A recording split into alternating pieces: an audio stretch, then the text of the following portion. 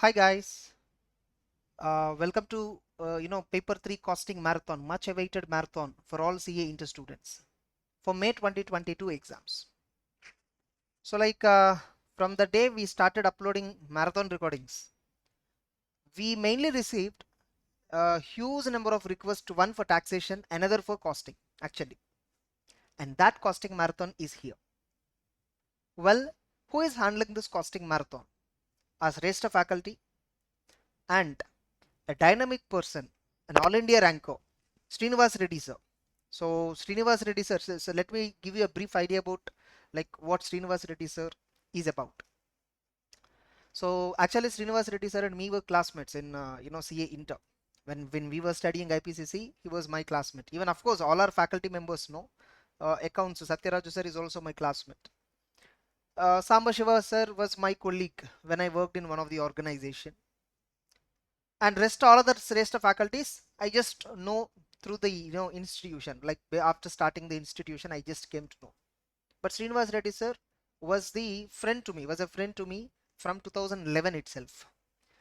One speciality with Srinivas Reddy sir is he is an all India ranker at all levels of CA and at all levels of CMA.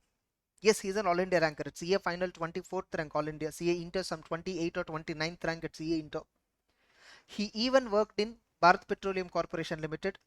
He was about to take up a very senior role. Later, he quit from the company and started practice at Vizag. Now he's handling so many good clients. Okay, with respect to practice, as a very one of the successful chartered accountant in my fraternity, especially in my friend circle, whoever I came across. So Srinivas Reddy sir, idea and his command on costing is something that you can't imagine. Like, let me make it more simple. See, costing is not about table 1 minus table 3, table 2 minus table 4. It's not costing. You need to understand, the principles of the costing and why we are doing costing. Especially, you take any chapter, how Srinivas sir is going to deal, like the number of hours video you're going to watch his classes, right? You understand, and I'm challenging, you will see the costing in a complete different dimension.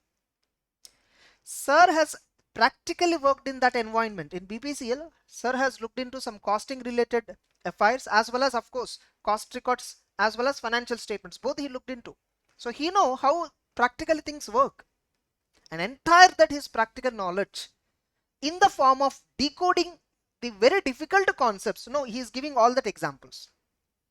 I will, you believe me, you are going to really witness very good conceptual clarity in all the concepts of costing. And by the way, this marathon is split into two parts. Now you are watching part 1 of the marathon. Suppose if at all by accident you clicked part 2. In that part 2 also there is an intro from me. Okay, come back to this. Anyhow, okay. So part 1 of the marathon, this will be approximately for 10 to 11 hours.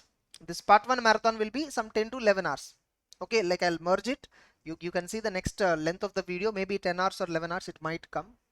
Part 2 will be remaining some 5 hours approximately. Part 2 of the marathon will be another some 4 or 5 hours.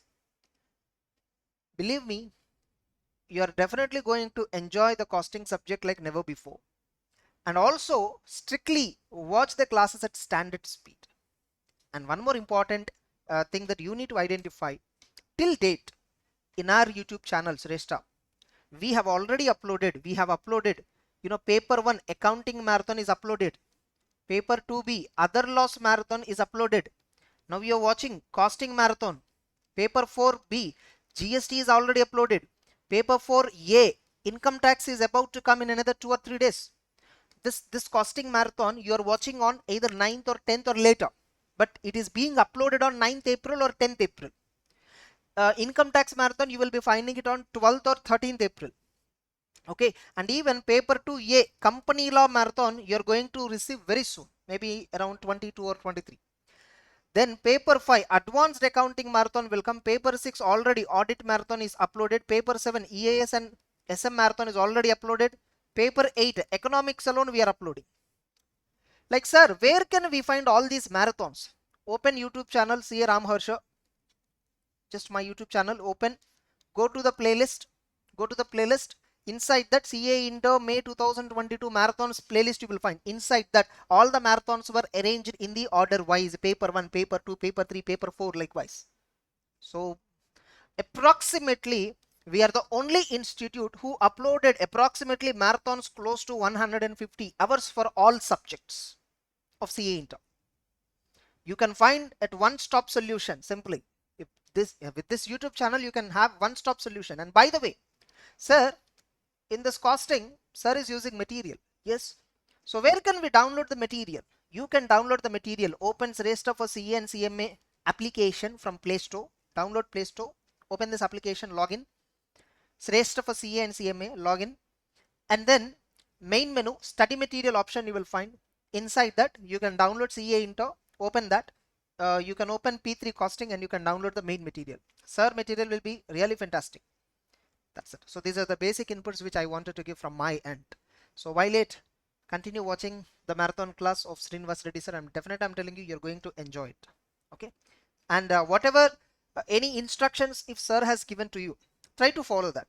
If at all possible for you, try to implement them. That's it. See, he's really a genius person, no doubt about it, and moreover a hard worker. He really works a lot. Okay, that is what the reason for his success in a sustained pattern, like continuously in every level. He is very successful. That's it. Carry on. Have a nice time. Bye bye. And continue watching Srinivas Reddy's lecture. Very good morning, students.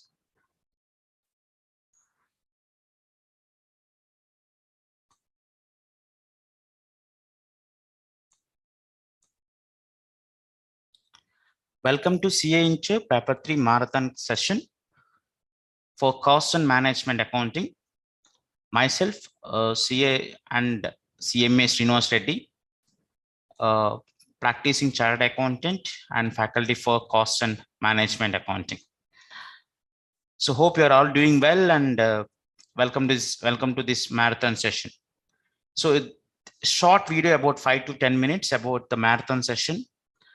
What are the topics we are going to cover in terms of marathon session? So these are all things I'm going to discuss in this for the first 5 to 10 minutes. Okay. Now, this is all about myself. A 5-time All India rank holder in CA and CMA, state 3rd rank in intermediate examinations, and 98 marks in terms of accountancy in CIPCC, 86 marks in cost and management accounting. So I worked with Bharat Petroleum Corporation Limited, which is a Fortune 500 company.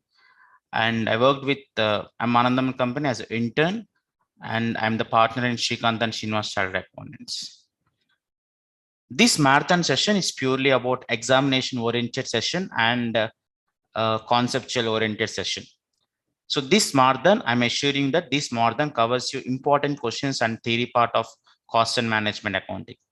So for this, what you need to do is that you need to I've prepared a marathon material covering the questions, Shrestha costing material, and solutions. You also need to keep ICI study material and ICI referencer for quick revision for theory part. So for few chapters, the theory part I'm covering from ICI referencer for quick revision. And at the end, I'll be discussing the exam preparation strategy for this paper 3, cost and management accounting. Now, in terms of the topics, I'll be taking you to the marathon material. So this is a marathon material which I have prepared, and I have given the brief glimpse of what are the topics we are going to cover in this marathon. So we have 15 chapters in paper 3, cost and management accounting. So this sequence is not as per ICA. This sequence was prepared by myself. I'll be discussing all the chapters based on this sequence only. Now, this sequence is more of examination oriented, so please understand that also.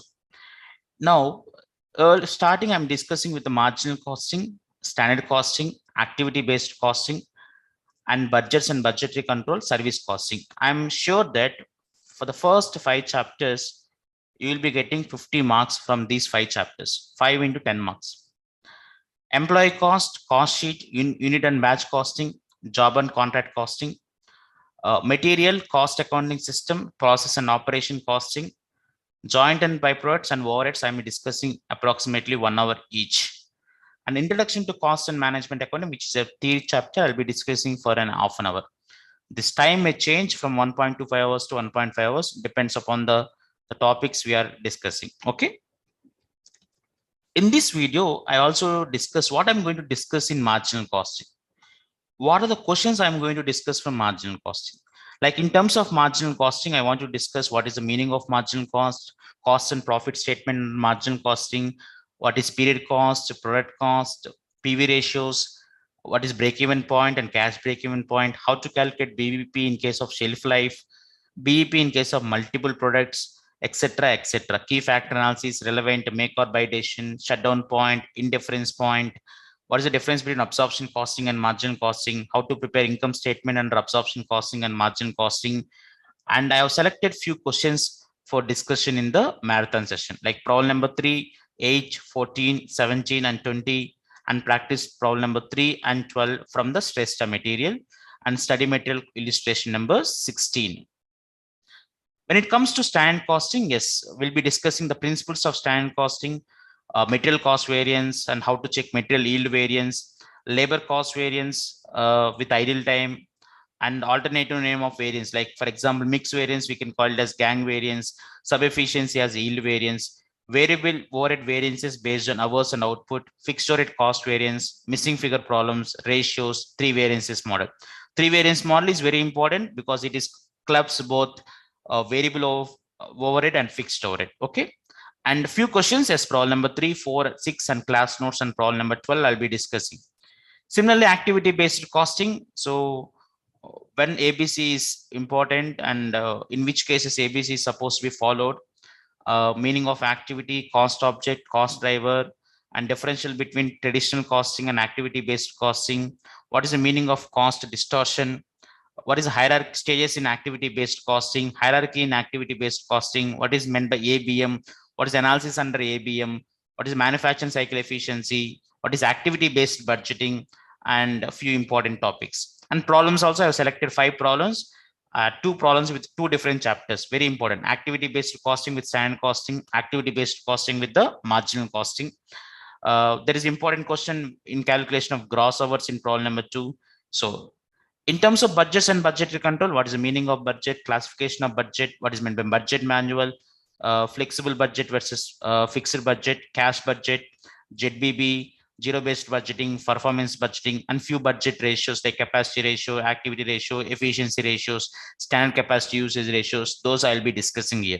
And question number 8, 12, 15, and 16. Service costing as introduction to service costing, different service cost units, transport sector, hospital sector. Those questions also I will be discussing. So these 5 chapters is very important. I am assuring that each chapter will be getting 10 marks in the examination. Employee cost, yes. What is direct employee, indirect employee? What is the treatment of idle time, overtime, remuneration methods, wholesale bonus methods, wholesale premium plan, Rowan premium plan, labor turnover. What is the causes of labor turnover? What is the difference between job evaluation and merit rating? What is how to calculate profit foregone in case of employee turnover? And few problems. Problem number 2, 5, 12, 13, 14, and 28. Cost sheet, I'll be discussing the total theory from our quick revision material, and I'll be discussing illustration number 3 in study material. Unit batch costing, what is the treatment of spoiled and defective work? What is batch costing? What is EBQ, economic batch quantity? What is the difference between job and batch costing with problem number 4 and 5? Job and contract costing, yes. What is job cost code? Treatment of spoiled and defective work. Most of the time we feel that only questions are important, but there are some important theory part like spoiled and defective work treatment.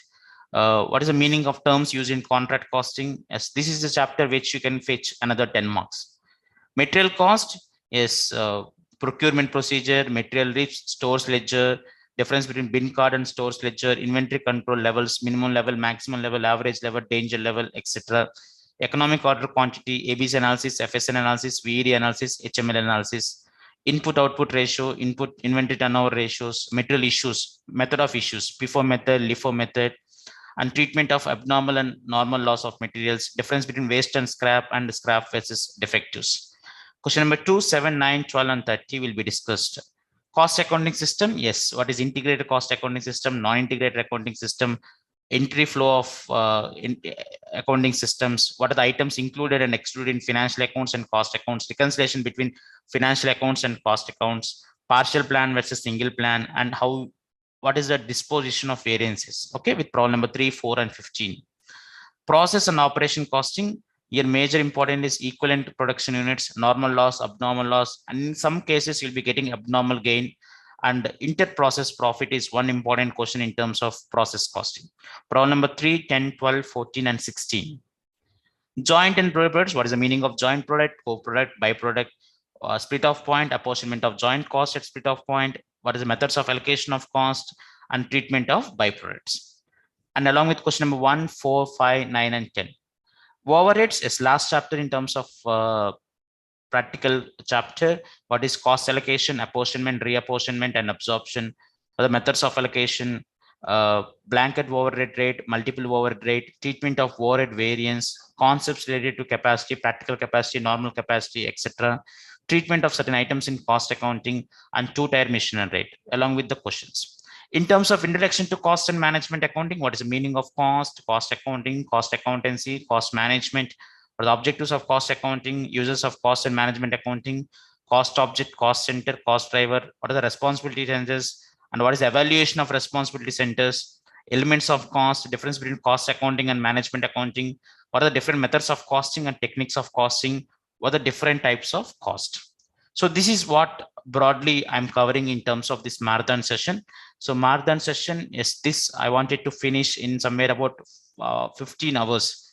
So maximum topics I wanted to cover in terms of costing.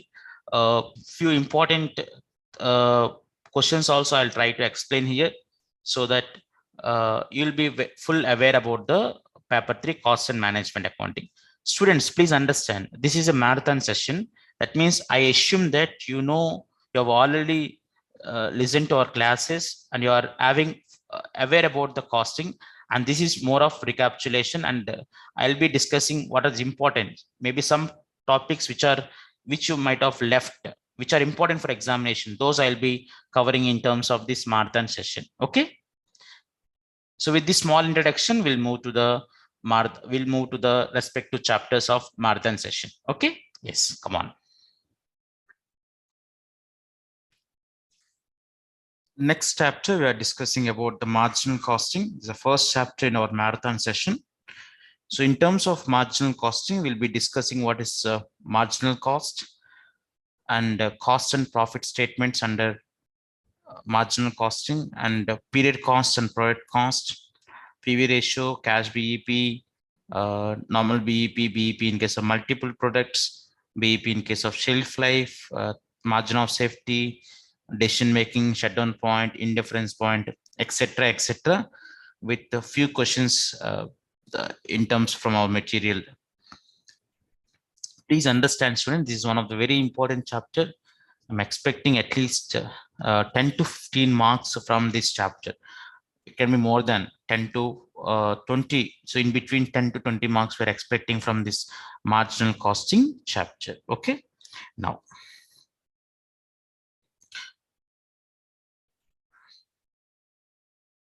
so I'll explain all the concepts one by one, so that later on we'll go with the questions. Okay.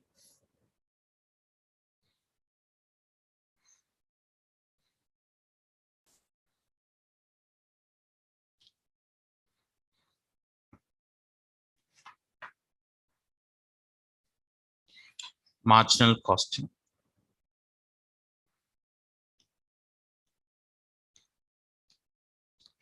Now, what is the meaning of marginal cost? Marginal cost is the cost of incremental cost of producing one more unit extra.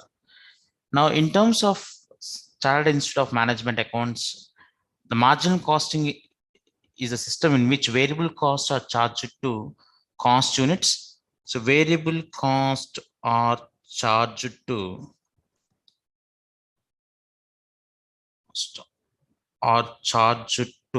cost units, and fixed costs are charged to are charged against full against the aggregate contribution. Now, if you want to understand properly about the marginal costing, you need to understand two important topics called product cost and period cost.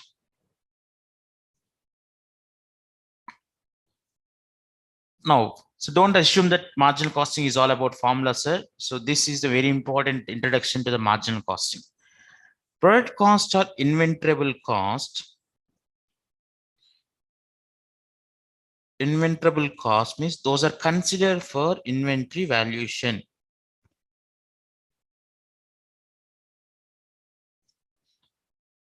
That means those costs are considered for inventory valuation. That means, so what are period cost? Period cost are cost incurred irrespective of production. That means these costs are incurred based on period. Based on period means what? Based on time. Now in terms of absorption costing and marginal costing, see carefully. Both are techniques of costing. Absorption costing and marginal costing. In any type of costing, we need to do the inventory valuation. Now, when it comes to inventory valuation, under marginal costing, please understand that only variable manufacturing cost are considered for inventory valuation. That means we'll be having variable non-manufacturing cost, fixed manufacturing cost, fixed non-manufacturing cost.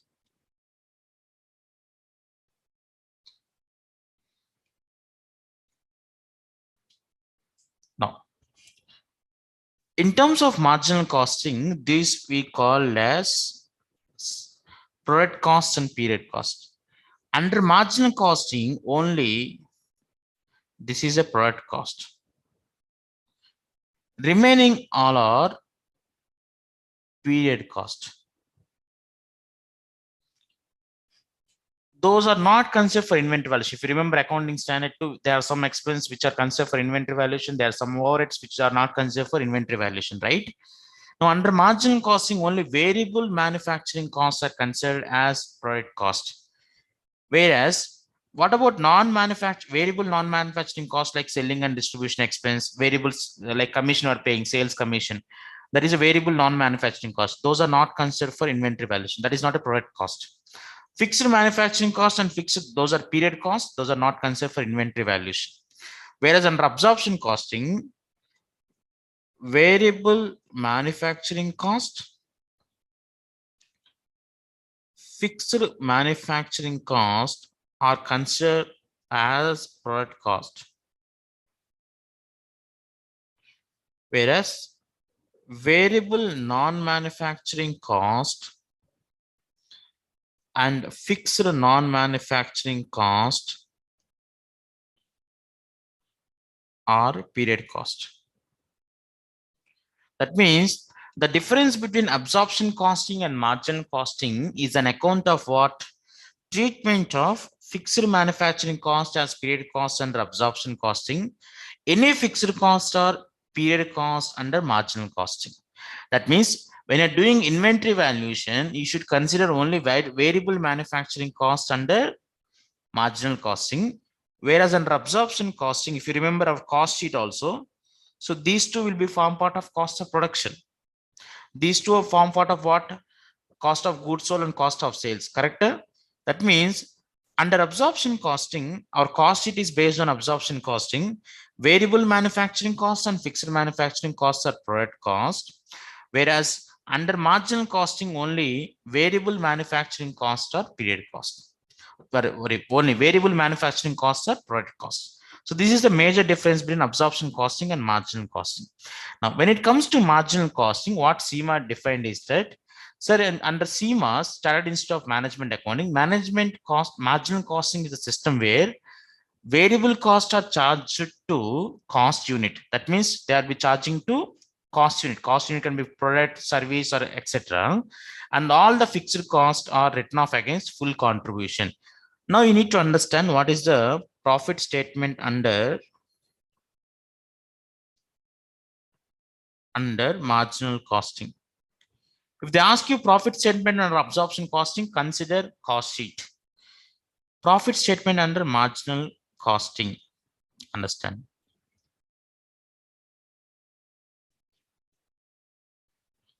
Now, first one is revenue or income less what will be reduced less variable cost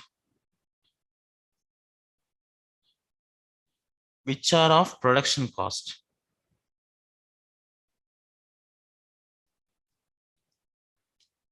Then you will be getting a contribution.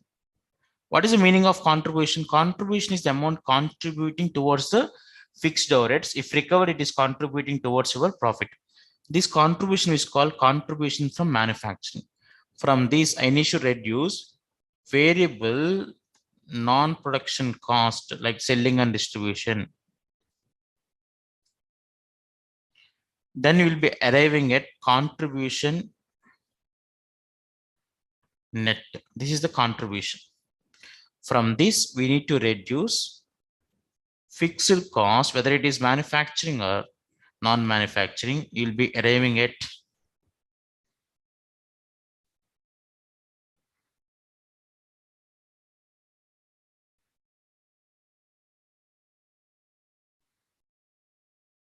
one minute.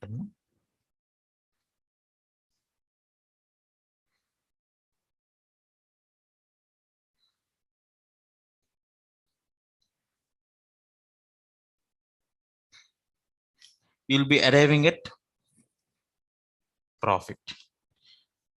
Now, from this, what you can understand is that, sir, contribution is the amount which is recovered, which is recovering towards fixed cost. If recovered, the balance would be profit or loss. Now, in terms of this, you need to understand the important things here. Sir, here contribution is equal to sales minus variable cost, or contribution is equal to fixed cost plus profit or loss. If it is a loss, it is a minus amount. Now, here we will be calculating PV ratio. PV ratio is what amount? Profit volume ratio.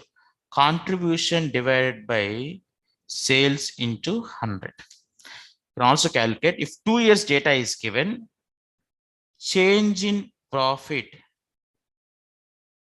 divided by change in sales, because in 2 years fixed cost remains same, right? Change in sales into 100, or change in contribution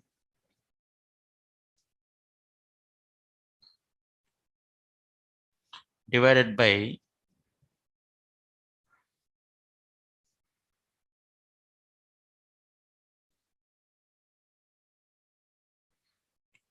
change in contribution divided by change in sales into 100. So this is the profit volume ratio. Here we need to understand a concept called CVP analysis, cost volume profit analysis. In terms of this cost volume analysis, if you see, this is units, this is cost and revenue, Now this is the fixed cost because it is common throughout the up to certain level of activity. This is variable cost. This is total cost. This is total revenue issue. At some point of time, total revenue and total cost is same. That point is called BEP point. The angle which is formed at BEP point is called angle of incidence. More is the angle of incidence, more is the amount of, less is the break-even point, more is the amount of profit. Okay. Now, let us come to PV ratio we discussed. Now, break-even point is that break-even point at BEP, profit is equal to 0. That means when the profit is 0, when contribution is equal to fixed cost, correct? Because contribution minus fixed cost is 0, then contribution is equal to fixed cost. At which level am I? At BEP, contribution is equal to fixed cost. How to calculate BEP, sir? BEP units. If you want to calculate BEP units, it is fixed cost divided by contribution per unit. If you want to calculate BEP in value, whenever there's a contribution, I should multiply with sales sum. So then into selling price. So I'll be arriving at the fixed cost divided by PV ratio. If you want full detail session, you need to listen to our regular classes, right? So fixed cost divided by PV ratio. Now, that means total sales is equal to, sir, once my break even is reached, anything more than break even sales is called margin of safety sales.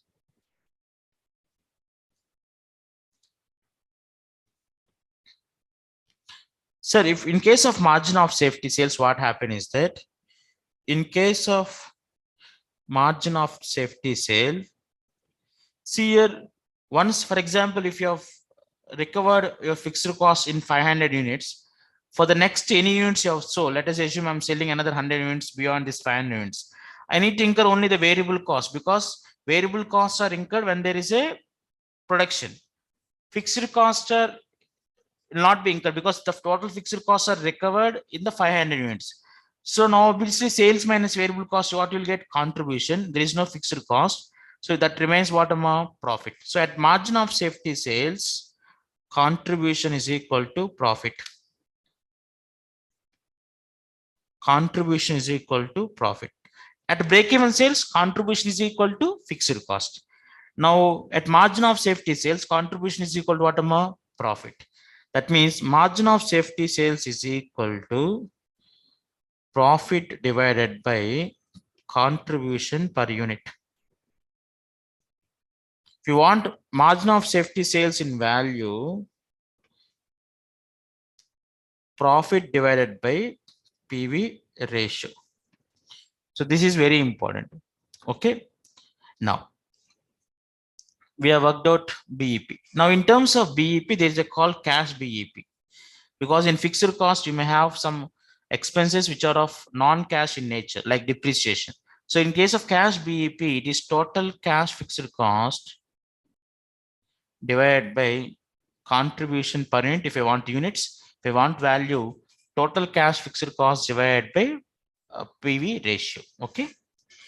Now, in case of BEP in case of shelf life, very important. If you remember question number 3, I think 1 minute.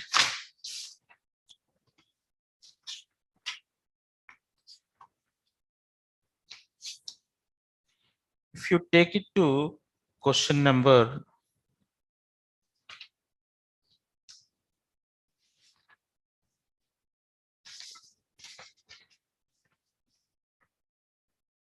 I think this question is not there. I'll take it to the material. Normally, in case of BEP, if it is a more than one period, so what we'll do, we'll use either FIFO issue or LIFO issue. But in case of shelf life, you should use only FIFO 1. I'll take it to the material. 1 minute. Because it's a very important question. I wanted to stretch on it.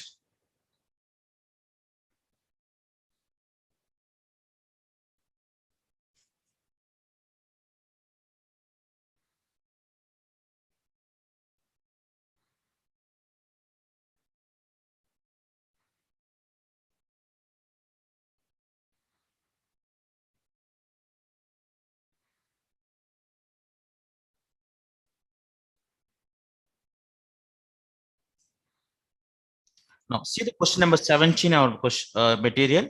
A dairy product company manufacturing baby food with a shelf life of 1 year furnishes the following information. Shelf life. In January 2015, the company has an opening stock of 20,000 packets, whose variable cost is 180 per packet. In 2015, the production was 1,20,000 packets, and expected production is 1,50,000 packets. Expected sales for 2016 is 1,60,000 packets.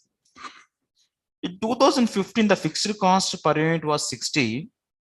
It is expected to increase 10% in 2016.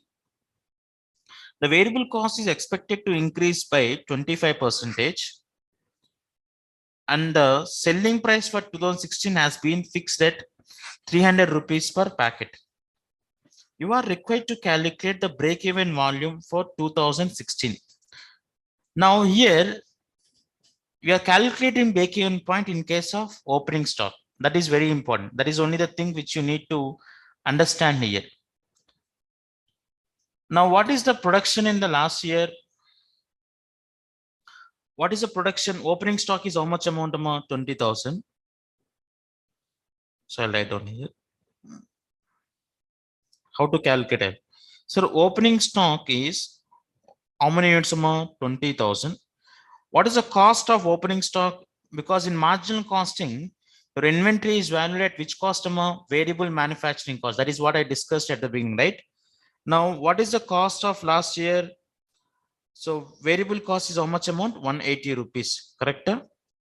Now, current year, you are selling at 300 rupees. Now, what is the current year production? Production was 1,20,000 packets.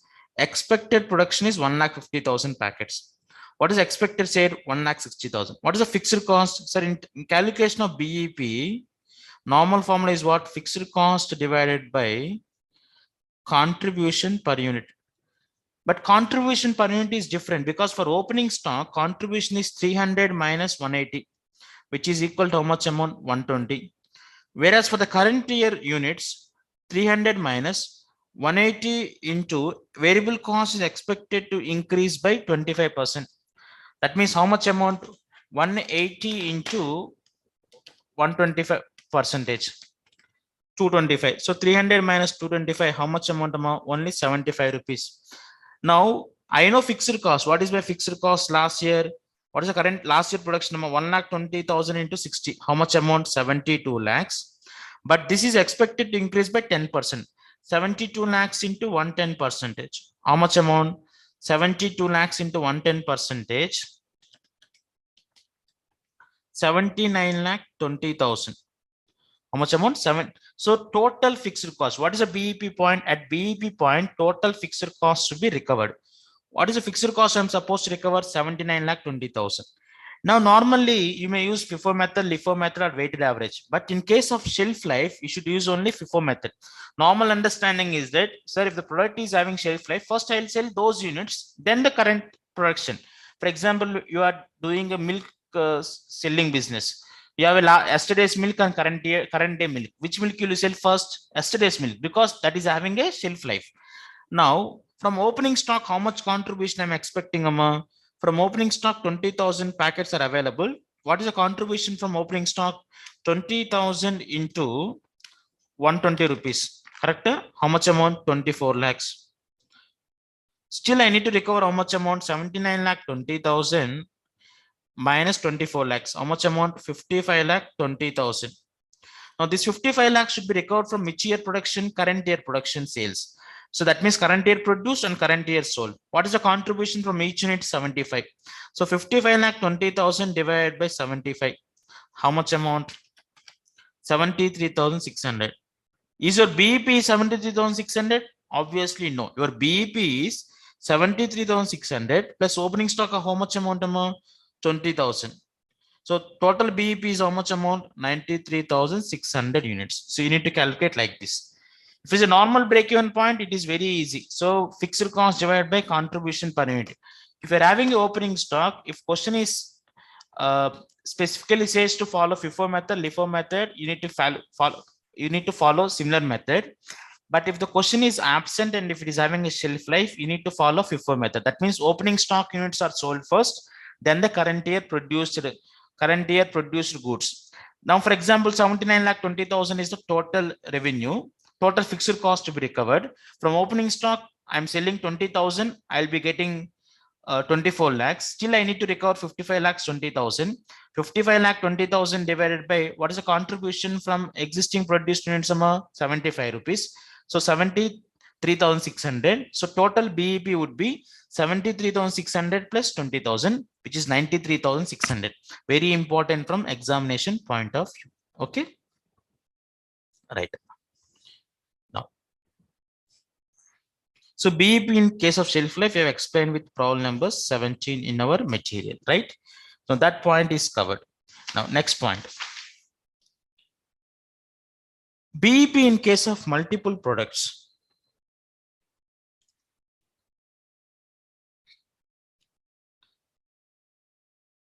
When sales mix are given in quantity, when sales mix are given in terms of value. In terms of quantity, simply find contribution divided by fixed cost divided by average contribution per unit. That means if the sales mix ratio is somewhere about 2:3:4, you should multiply with the contribution, the respect unit, then you get the total contribution. So that fixed cost divided by contribution, you'll get the BEP units. That BEP unit should be in the ratio of 2:3:4. When it given is in terms of value, fixed cost divided by multiple PV ratio. So you need to multiply the sales value mix with the respect to PV ratio. Then fixed cost you should divide by the respect to PV ratio. Then once you get the BEP sales value, that should be in the ratio of 2:3:4. So normally in IPCC or CA inter level, they'll be asking based on quantity. So your sales mix into respect to contribution per unit, you'll get average contribution. So fixed cost divided by average contribution per unit. Okay. Now in terms of margin of safety, when the margin of safety is more, that means the fixed costs are less. So BEP is recovered earlier. So you'll get more, it indicates more amount of profit. Okay. Now, how will you calculate margin of safety? Means profit divided by contribution per unit, you'll get margin of safety quantity. If it is a profit divided by PV ratio, you'll get the margin of safety sales value. And finally, always remember total sales is equal to break-even sales plus margin of safety sales. Okay. Now, in the examination, if they ask you, if they give you only margin of safety sales, calculate profit. If they ask you, simply find out the contribution at margin of safety sales. That would be the total profit of the organization, because at break-even sales, profit is 0. At margin of safety sales, your contribution is the profit. So that is what one way of understanding this concept. Okay. Now, margin of safety sales, we have worked out profit divided by PV ratio. So you can work out, if they ask you, profit is equal to margin of safety sales into PV ratio, because the contribution at margin of safety sales is only the profit. That is a simple formula. Okay. One more thing is the sales required to earn desired profit. Sales required to earn desired profit. Simple. Normally sales formula is what? Sales formula is what? Contribution divided by PV ratio. Correct? Yes or no? Contribution is equal to what? Sales into PV ratio. So sales is equal to contribution divided by PV ratio. Now instead of contribution, I'll be writing as fixed cost plus desired profit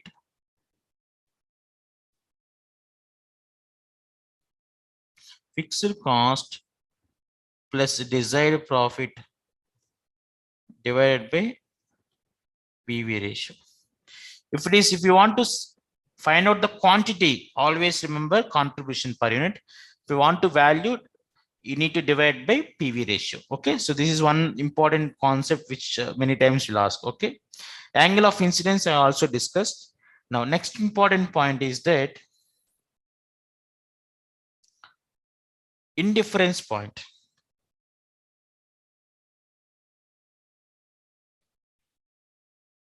What is indifference point? Indifference point, the level at which profits are same or the level at which costs are same for two methods. For example, you wanted to conduct a party. You know, chosen two hotels. In case of hotel A, variable cost, that means food cost is 300 per plate. In case of B, variable cost, that is food cost is 400. Rent of A is somewhere about 50,000. B is somewhere about 40,000. Now, if they ask you what is indifference point, so tell me at which quantity both remains the same. That is, we call as what indifference point. Now, for example, if I calculate it for 100 participants, I'm doing roughly. What is my total customer? 100 into 300, how much amount? 30,000 plus rent, how much amount? 50,000. What is the cost? 80,000. In this case, 100 into 40, how much amount? 40,000 plus fixed cost is 40,000. How much amount? 80,000. Tell me at 100 percentage, the profit of both the levels remains what amount? Same. The calculation of this 100 participants is only indifference point. That means at indifference point, costs are same. Obviously, when the costs are same, profit also remains the same because sales is constant, right? The level at which profits are same or cost is same, the total cost is same, is called what? Indifference point. Now, how will you calculate indifference point, sir? Indifference point is equal to difference in total cost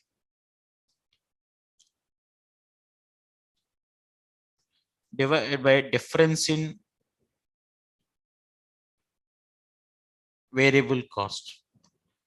Difference in total cost, 50,000 minus 40,000, how much amount? 10,000 divided by difference in variable cost, 400 minus 300, how much amount? 100. How many participant? 100 participant.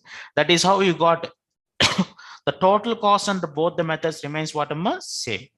Now, if your participants are less than 100, which I am supposed to choose? This is a decision making. If my participants are more than 100, what do we choose it?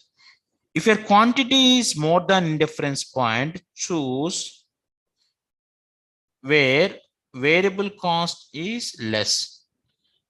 If your quantity is less than indifference point, choose where fixed cost is less. That means if I get 80 participants, if I expect 80 participants, now what is my cost in this case? 80 into 300, which is 24,000 plus 50,000. How much amount? 74,000. In case of B, 80 into 400, 32,000 plus 40,000. How much amount? 72,000. Tell me, what did I say? If your quantity is less than indifference point, choose where your quantity is, choose where fixed cost is less. Correct? Now tell me where the fixed cost is less. Under B, it is fixed cost is less. That is the reason cost is how much amount? 72,000. Now, if my quantity is 120, what is my cost here? 120 into 300, 36,000 plus 50,000. How much amount? 86,000. Whereas here 120 into 400, how much amount? 48,000 plus 40,000. How much amount? 88,000. Tell me, if the quantity is more than indifference point, choose where variable cost is less. Where variable cost is less, option A, because your cost is only 86,000. So simple. How to calculate indifference points? A difference in total cost divided by difference in variable cost. Now, in case of decision making, if the quantity is less than indifference point, choose where fixed cost is less. In case of quantity is more than indifference point, choose where variable cost is less. That is the indifference point. Now, next one, shutdown point. Now, shutdown point is where you need to close your operations. Now, obviously, in case of shutdown, there are some savings in the fixed cost because your variable cost will not incur, but there will be some savings in fixed cost. When the firm has to close down, when a firm has to shutdown is that if your contribution is insufficient to meet the available fixed cost. Now, for example, assume that at 100 units, sales is 100 rupees per unit. 100 into 100, how much amount? 10,000. Variable cost is 80 rupees. So 8,000. What is our contribution? What is the contribution? 2,000. Your fixed cost is somewhere about 6,000. Now tell me what is our loss? Our loss is 4,000. Tell me if you're getting a loss, normally you'll understand that you need to close the business. But what if I continue? For example, if I if I shut down the business, I can save only 3,000 rupees as fixed cost. That means my total fixed cost I'm bifurcating into avoidable fixed cost and unavoidable fixed cost. What is avoidable fixed cost? Sir, if the firm has shut down, these costs can be avoided.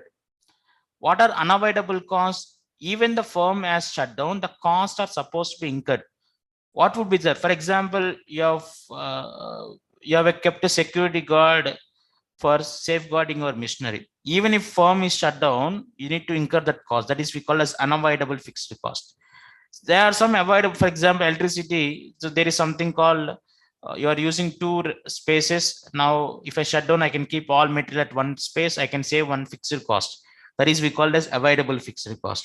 When the firm is supposed shutdown point is equal to avoidable fixed cost divided by contribution per unit. Now, in case of this avoidable 6,000, if the business is continued, you are incurring a fixed cost of 6,000. The business is shut down, you are incurring a fixed cost of 2,000. Let us assume. Now, tell me what is avoidable? 4,000 you can avoidable. What is the contribution per unit? 20 rupees. 200 units. Okay. Now, for example, up to 200 units, you need not close down the business. If the volume is less than 200 units, you can close down the business. If the volume is more than 200, no need to close down the business. Not work out. Now, at 100 units, what is our loss amount? 4,000. If the units are 200 units, I'll take 220. Now, what would be sales? Sales is 220 into 100. How much amount? 22,000. Less variable cost. 220 into 80. How much amount? 220 into 80. 17,600. Now, what is your contribution? 4,400. Fixed cost, how much amount? 6,000. So, what is our loss? 1,600. Now, tell me, 4,000 loss is better or 1,600 loss is better? 1,600 loss is better. That means if your quantity is, if you are decided, if you can sell more than shutdown point, continue the business. If you cannot sell the shutdown point units, you need to close down the business. That means if your expected sales is less than 200, please shut down. You can save some amount in terms of fixed cost. If your sales volume is more than 200, please continue the business. That is the decision making in terms of what a shutdown point. Okay. Now, differential cost. Now, what is the meaning of differential cost? Differential cost is the change in the cost which results from adoption of an alternative course of action. That means, as of now, I'm decided to produce and sell 100 units. Now, I wanted to move from alternative course. That is, I wanted to produce and sell 150 units. The extra cost of producing 50 units is called what? Differential cost. Or you are already producing 150 units. Now you decide to produce 100 units. Now this is also differential cost. If the differential cost is increasing, that is we call as incremental cost. If the differential amount is decreasing, that is called decremental cost. Both are form part of differential cost. But if the cost is increasing, that is called incremental cost. If the cost is decreasing, we call as what? Decremental cost. Now, in terms of different, this is a concept called shutdown point. So many decisions will be taken in terms of shutdown point. Now, next point is key factor analysis or limiting factor.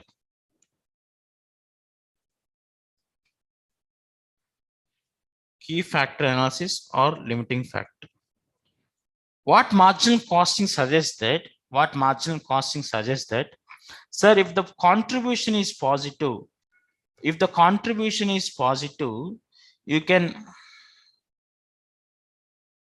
the contribution is positive, you can produce and sell as much as you can sell. But there is some constraint in terms of resources.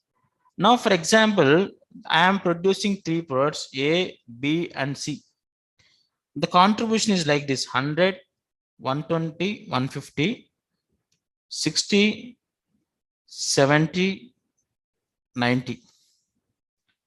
Now, what is my contribution? 40, 50, and 60. Normally, if I want to give suggestion under marginal costing,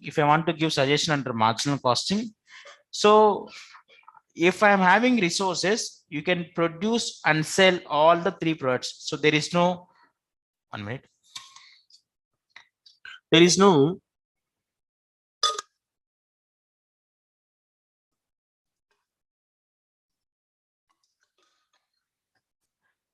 restriction, because every product is giving positive contribution. Please go and sell. But now, for example, for all these 3 products, I need mission hours. I'm having only 1 mission, and to that, in a day, I can use only 100 mission hours.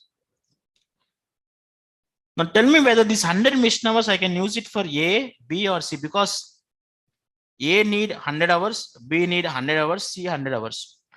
If there is no resource constraint, I can produce A and sell A, produce B and sell B, produce C and sell C. There is no restriction, there is nothing like that. But whenever there is a limiting factor, or whenever there is a limits my production, I need to consider my decision making here. Now, in such a case, the decision is not based on contribution per unit. The decision is based on contribution per limiting factor. Now tell me, for example, each unit of A will take 2 hours. In case of B, it will take 4 hours. In case of C, it will take 5 hours. Now tell me, if 100 hours if I use it for A, now tell me how many units I can produce and sell. Each unit 2 hours means I can use 50 units of A. I'll get a contribution of 40. 50 into 40, how much amount? 2000. This is a contribution. In case of B, 100 divided by 4, that means I can produce and sell only 25 units. I'm getting a contribution of 50. 25 into 50, 1250. In case of C, 100 hours I can use it for producing C only. 100 divided by 20 units. Each unit I'm getting 60 rupees. How much amount? 1200. Now tell me, even the contribution per C is high per unit, but that is not fetching me big amount of profit. That is the reason whenever there is a limiting factor, by decision should be based on contribution per unit, but not contribution per, sorry, the decision should be based on contribution per limiting factor, but not based on contribution per unit.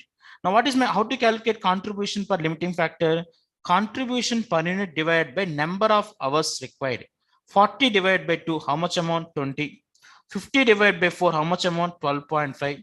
60 divided by 5, how much amount? 12. Now, if I give ranking 1, 2, and 3, that means first, to the extent possible of demand, first I should produce and sell A. If A demand is completed, for example, I can sell A only 30 units, whereas I have a capacity to produce and sell 50 units, but my demand is only 30. So what I will do, I will produce and sell only 30. That means out of 100 mission hours, 30 I will use it for A. So 30 into 2 hours, 60 hours is gone. What is balance? 40. Now next alternative ranking, I should give it for what? B. That means, so remaining 40 hours, I'll use it for B and sell it off. The second ranking is based on C, I'll use it for C. That means whenever there is a limiting factor, your decision should be based on contribution per limiting factor. Maybe it can be an hours, it can be labor hours or mission hours, etc. Now, if I go by that ranking only, I can maximize my total contribution. So this is the important topic in terms of key factor analysis. So examples of key factor analysis: shortage of raw material, shortage of labor, shortage of plant capacity, so sometimes demand unavailability, and the cash unavailability. So all these things will take a decision making for key factor analysis. Okay. Now, the next point is difference between absorption costing and marginal costing. I already discussed at the beginning. Now, what is the major difference between absorption costing and marginal costing is the treatment of fixed factory overheads. Under marginal costing, this is a period cost, so not considered for inventory valuation. Under absorption costing, this is product cost and consider for inventory valuation. So difference of profit between absorption costing and marginal costing is also because of the treatment of fixed factory overheads. Now tell me, fixed factory overheads is what amount? Period cost under marginal costing, whereas it is a product cost under absorption costing. So period costs are not considered for inventory valuation, only the product costs are considered for inventory valuation. So this is the topics in terms of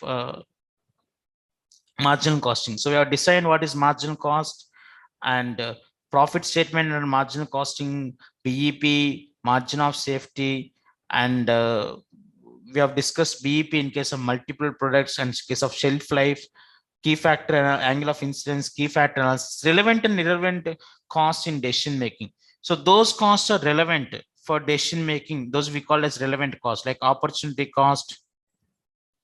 Okay. Now replacement cost, etc. Irrelevant costs in decision making is that there are some costs which are irrelevant for decision making, like your sunk cost, which are already incurred. So those are irrelevant for decision making. So relevant costs and irrelevant costs in decision making. So this is one important topic even in CA final: relevant cost and irrelevant cost. So to be termed as relevant cost, it should have characteristics of future cost, and it differs under different conditions. Now, for example, I'll explain few costs, like historical cost is irrelevant for decision because these are all incurred in the past. Sunk cost is irrelevant for decision making. Committed cost, that means already incurred, already decided to incur, so that will not get deferred in the future. So that is irrelevant cost. Opportunity cost, yes, now I'm doing job, I can go for practice, or now I'm doing practice, I want to go for job. So your cost get changed. So opportunity cost is relevant cost for decision making.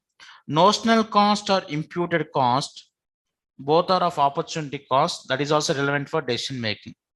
Shutdown cost is what a relevant cost, because we're going to take a decision making. If the shutdown happens, there are some costs which can be avoided, like avoidable fixed costs. So those we call as what a relevant cost. Okay.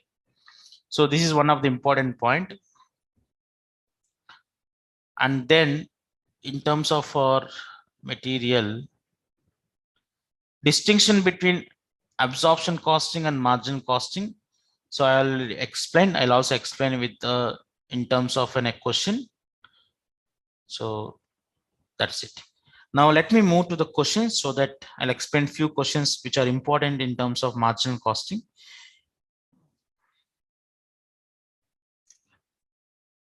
Now come to the question number 3. PQR Limited has furnished the following data for 2 years. Sales for 2015 8 lakhs, 2016 information is not given. Sales is missing. PV ratio in 2015 is 50%, whereas PV ratio in 2016 is 37.5%. Margin of safety sales as a percentage of total sales 40%, and in terms of 2016 is 21.875%. There has been a substantial savings in the fixed cost in the year 2016 due to restructuring process. The company could maintain its sales quantity level in 2015 and 2016 by reducing the selling price. Now see here, whatever the units you have produced in 2015, it is still remaining 2016. That means whatever the variable cost incurred in 2015, the same variable cost you have incurred in 2016. The reason is that sales quantity level is same. You have reduced only selling price. That means variable cost remains same, correct? That means whatever is the variable cost in 2015, the same variable cost in 2016. Now sales is 8 lakhs. Contribution is 50%, correct? Now, if the contribution is 50% means, so what is the contribution number? Sales into PV ratio, you'll get contribution 4 lakhs.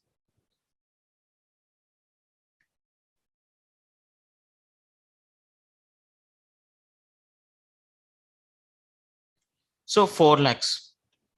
Now, what is the variable cost here? 4 lakhs. Now, see here, and PV ratio into margin of safety sales, what you're going to get a profit ratio. So 50 into 40%. So profit would be how much amount? 20%. Yeah, 37.5% into 21.875%. You'll be getting 8.208%. Now you'll be getting profit here. Now, you know that the PV ratio in 2016, how much amount? 37.5%. Variable cost remains 4 lakhs. Then you can arrive, if it is 37.5, this would be how much amount? 62.5%. So 100% would be the sales. So how much amount you'll be getting? You are getting 6,40,000. So you're getting how much amount? 2,40,000. You know profit figure. So sales into profit figure, you'll get the profit. So the balance would be what amount? Fixed cost. So sales for 2016, fixed cost for 2016, break-even sales. Break-even sales is what? Fixed cost divided by PV ratio.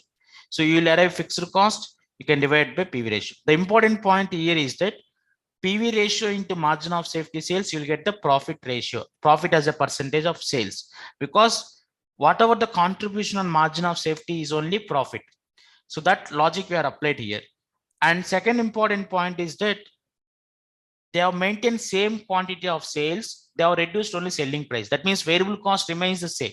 So there would be no change in the variable cost. So that variable cost remains same. So based on that, we have worked out sales number, fixed cost, and BEP. So this is a one important topic question in terms of question number 3. Problem number 8, you are given the following data. Sales is given for 2 years, profit is given. So how will you work out PV ratio? Change in profit divided by change in sales. You will get the PV ratio. Break-even point. So for 1 year, you know sales, you know PV ratio. Sales into PV ratio, how much you'll get a contribution. Contribution minus profit is nothing but then fixed cost, because contribution is equal to fixed cost plus profit. So your fixed cost is equal to contribution minus profit. Profit when sales are 1,80,000. 1,80,000 into PV ratio less fixed cost, because fixed cost is same under both the years. Sales required to earn a profit of 12,000. What is the formula for sales required to earn a profit? Fixed cost plus desired profit divided by PV ratio. Margin of safety in 2016, two ways. Margin of safety sales you can work out in two ways. Now, for example, you know what is our fixed cost in 2016? You know PV ratio. Fixed cost divided by PV ratio, you'll get what break-even sales. From the total sales, if you reduce break-even sales, you'll be arriving the margin of safety sales. That is a one way. Second one is profit divided by PV ratio, you'll get the margin of safety sales. Either way, you can work out. Okay.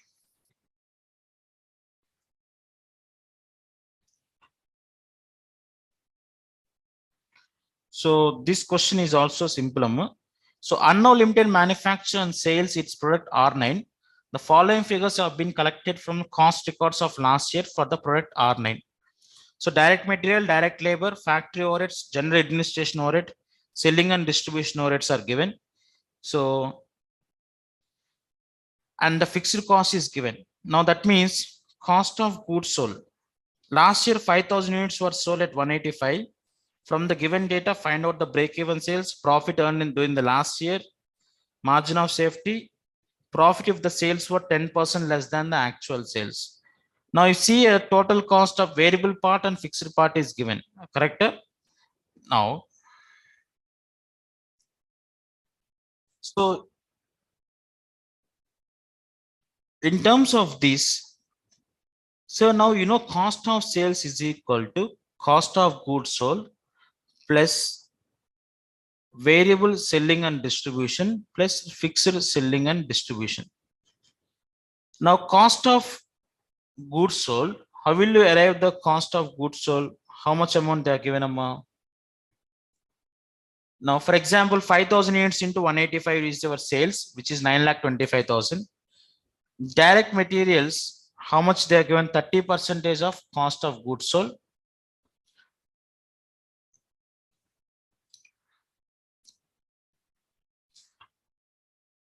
Now, cost of goods sold is equal to direct material plus direct labor plus variable factory overheads plus fixed factory overheads plus variable admin overheads plus fixed admin overheads.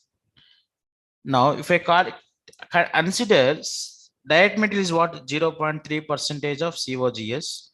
Direct labor is how much amount? 0.15 of COGS. Variable factory overheads is 0.1 of COGS. Fixed factory overheads how much amount? 2,30,000. Variable admin overheads is 0.02 of COGS plus 71,000. Now COGS is equal to 3,10,000 plus what are all these COGS if I add 0.45, 0.55, 0.57 COGS. So one COGS minus 0.5700 COGS would be 0.43 COGS is equal to 3,10,000. So COGS would be 7 lakhs amount. Correct? Now consider this 7 lakhs amount into this formula. Cost of sales is equal to COGS of 7 lakhs plus what is the variable selling and distribution overheads is given 0.04 of cost of sales. Fixed is how much amount? 68,000. So cost of sales is equal to 7 lakhs plus 0.04 of COS plus 68,000. So you'll get 0.96 cost of sales is equal to 7,68,000. So cost of sales would be how much amount? 8 lakhs. Now you can work out simply by using that one. So now you can know what is a material part, labor part, because if the cost of goods sold, you should work out based on 7 lakhs into 30%. Now, if it is a cost of sales, 8 lakhs into 4%. So your total cost of sales would be 8 lakhs. Now, what is our sales value of 5,000 into 185? 5,000 into 185 means how much amount? 9,25,000. 9,25,000 minus cost of sales, how much amount? 8 lakhs. Your profit would be 1,25,000. Now, your fixed part, you know, variable part, you know, sales minus variable part will get the contribution. From contribution, find out the PV ratio. Break-even sales is equal to fixed cost divided by PV ratio. Profit earned during the year 1,25,000. Margin of safety, two ways, profit divided by PV ratio. Profit if the sales were 10% less than actual sales. If the sales are reduced, then only your variable cost will get changed, but not the fixed cost. That is a point I want to explain in this question. Okay, right.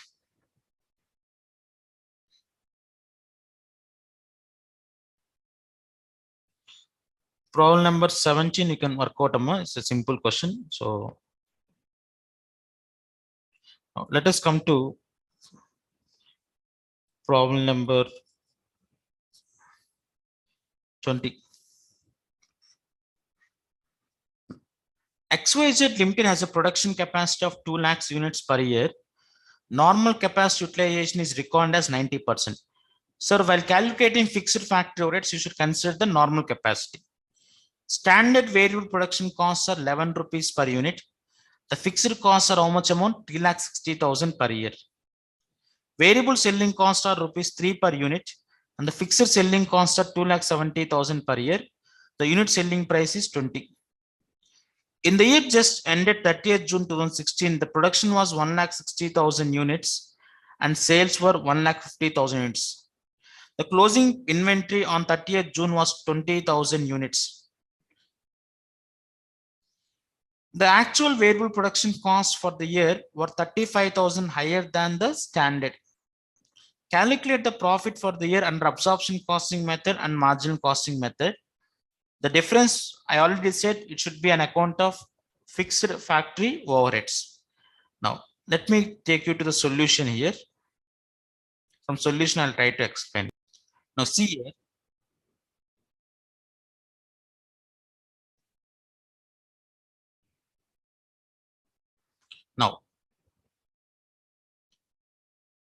Now, what is your sales amount? 1,50,000 into, and the sales, if you see the selling price is 20 rupees, right?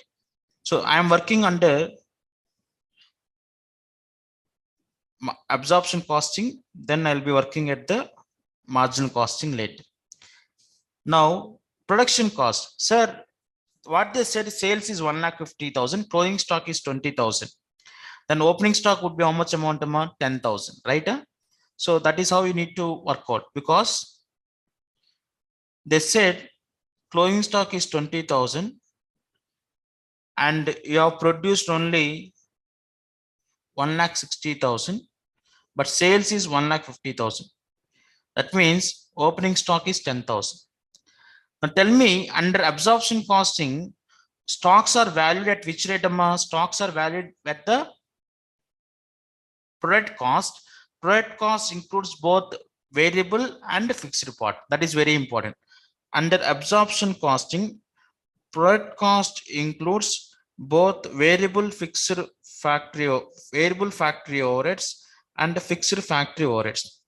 10,000, if you see, what is the variable production cost last year? 11, because opening stock valuation is from the last year production cost, right?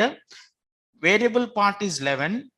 And if I see the fixed part, the fixed cost last year, how much amount? 3,60,000. Normal capacity is 2 lakhs into 90%. How much amount? 1,80,000.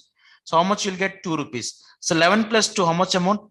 13 rupees into 10,000, 1,30,000.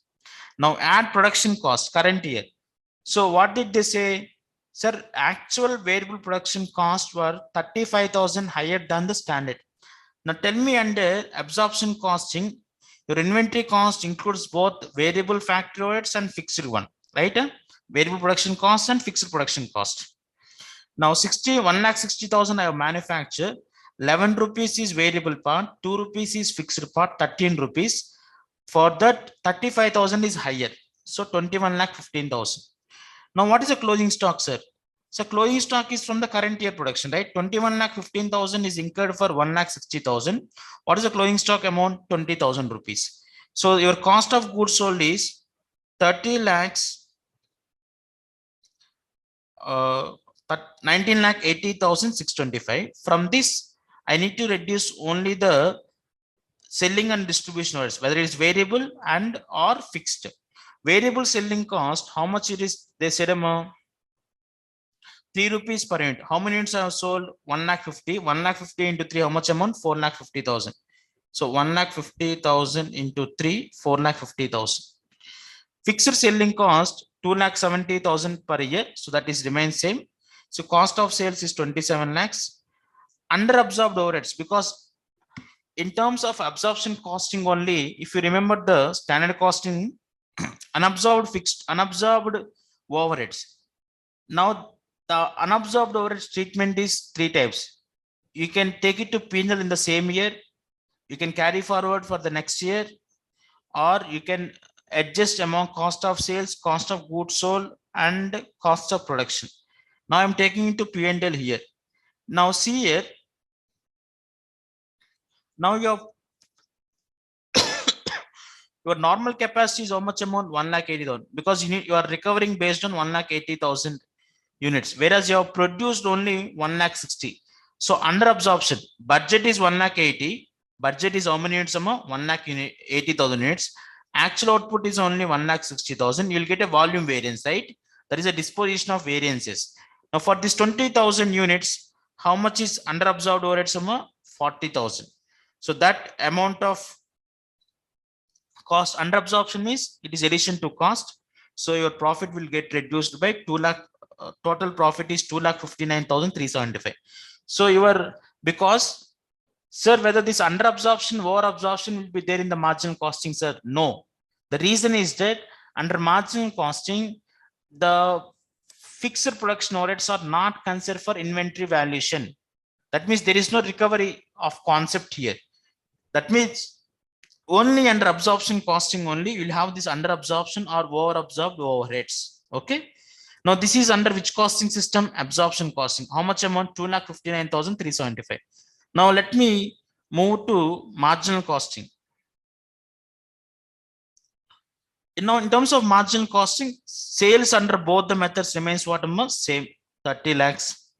Opening stock, because under marginal costing your inventory is valued at only the product cost. The product cost under marginal costing is only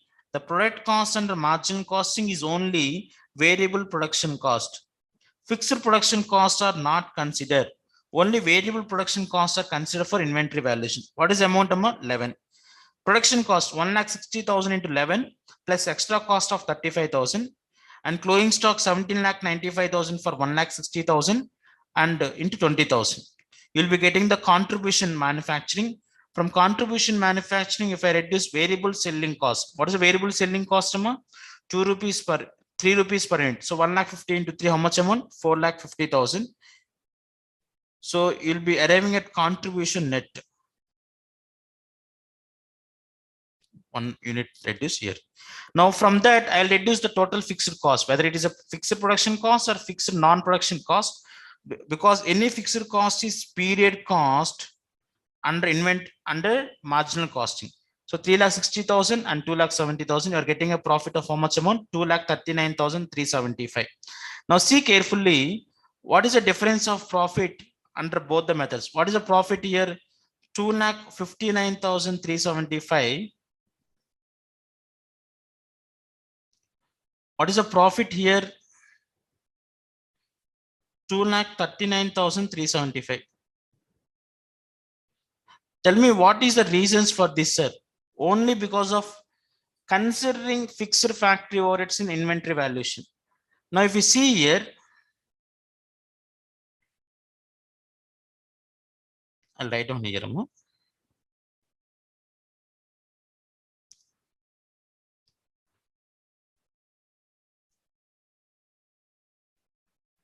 What is the inventory opening stock value under absorption costing? 1,30,000.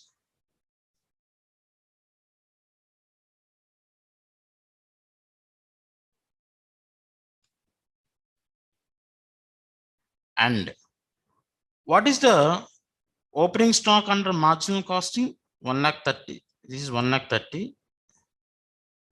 Marginal cost is 1,10,000.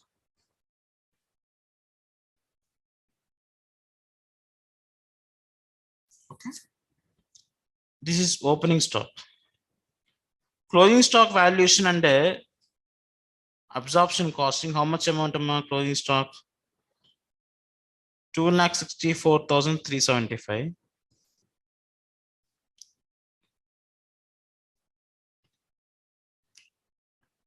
Under marginal costing,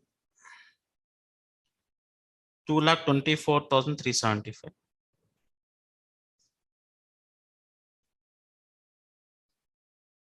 If you see here, the marginal cost, the inventory valuation under absorption costing is more, because when you include more amount of cost in inventory valuation, that means inventory is more valued. Now, if I see, I have one example earlier somewhere about when I'm doing articles, I have a client where we are doing audit. He asked me to include interest cost under inventory valuation because he wanted to raise the inventory, which is not correct. Now, under absorption costing, when the fixed production costs are included, your inventory valuation is higher, even in terms of opening stock and closing stock. Now, see here, the difference of these two, what is the difference in opening stock amount? 20,000. What is the difference in closing stock? 40,000. Now, see here, when it comes to absorption costing, if you take as a base 2,59,375, see here, the profit is higher because closing stock is more in term. Closing stock is higher, which is 40,000. Opening stock, how much amount? 20,000. Now, in 2,59,000, you have included 40,000, 20,000. Because of inclusion of 40,000, your profit is increased. So reduce 40,000, add 20,000. You'll get 2,39,375. Or you can do in similar way. So 2,39,375. So your inventory got undervaluation in terms of closing stock, because more is the closing stock, more is the profit. Because opening stock will reduce the profit, closing stock will increase the profit. Under marginal costing, your inventory is valued at lower cost by 40,000. Now you need to include to get the absorption cost. It's a reconciliation between absorption costing and marginal costing. So if you see here, so 2,59,000, add difference in opening stock, less difference in closing stock, you'll arrive at the profit at marginal costing. Or if you're deriving profit as per absorption costing, 2,59,375, you reduce the difference in stock, you'll arrive at the profit at marginal costing. I can also say another way of working is that what is your closing stock, opening stock difference of inventory? 10,000 units. For 10,000 units, 2 rupees of fixed production cost is included in inventory valuation under absorption costing, not included under marginal costing. So 10,000 into how much amount? 20,000. So 20,000 profit is higher in absorption costing. 20,000 profit is lesser or lower in terms of marginal costing. That 20,000 is only the difference of profit under marginal costing and absorption costing. Understood? So while calculating profit under absorption costing and marginal costing, in terms of absorption costing, please include in opening stock and closing stock the fixed production cost, and also give the effect of under absorption or over absorption under absorption costing. Whereas under marginal costing, so don't include fixed production cost. Your inventory is valid only at the variable production cost, and you will not have any effect of absorption, under absorption or over absorption. Okay, so this is how you need to work out the profit as per absorption costing and profit as per marginal costing. Now, practice problem number 3.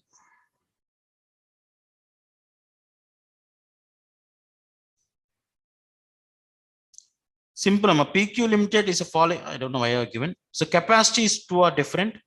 Production overhead 1 and production overhead 2.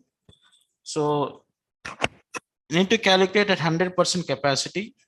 The selling price reduced by direct material and labor is 8 rupees per unit. That means your contribution, what would be its break-even point? So you calculate at 100% the production overhead of 1 and production overhead of 2.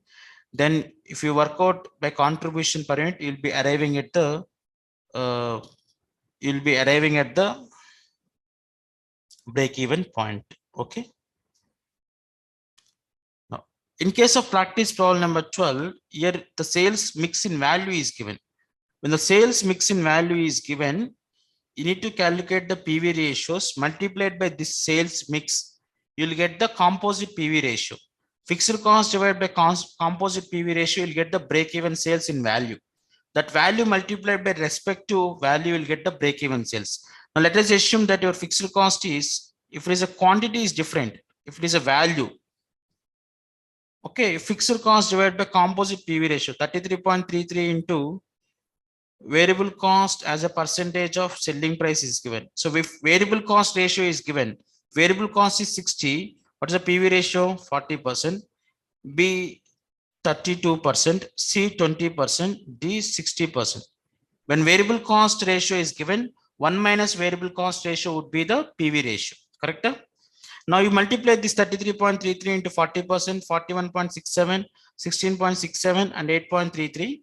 So you'll get composite PV ratio, fixed cost divided by PV ratio, you'll get the break-even sales.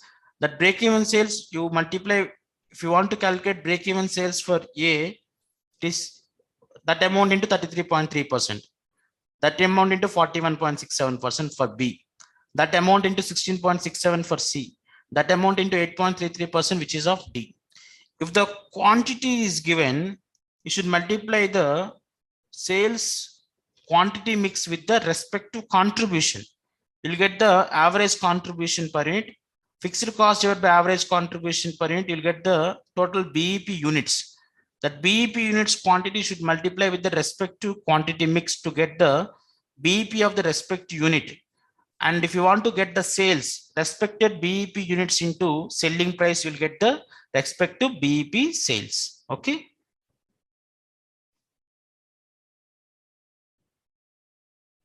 Now,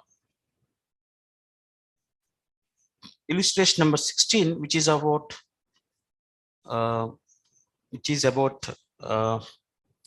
decision making, right? X Limited supplies spare parts to an aircraft company Y Limited. The production capacity of X Limited facilitates production of any one spare part for a particular period of time. The following are the costs and other information for production of the different spare parts of A and B. Part A per unit, part B. LI usage 1.6 kgs, part B 1.6 kgs. Mission time for mission P is required to produce part A for 0.6 hours, part B 0.25 hours. Mission time, mission Q 0.5 hours and 0.55 hours. Target price is 145 and part B target price is 115. Total hours available, mission P 4000, mission Q 4500 hours. Alloy available 13,000 kgs at 12.5 per kg. Variable overheads for mission hours, mission P 80 rupees, mission Q 100 rupees. Identify the spare part which will optimize the contribution at the offered price. That is the first point, correct? Now,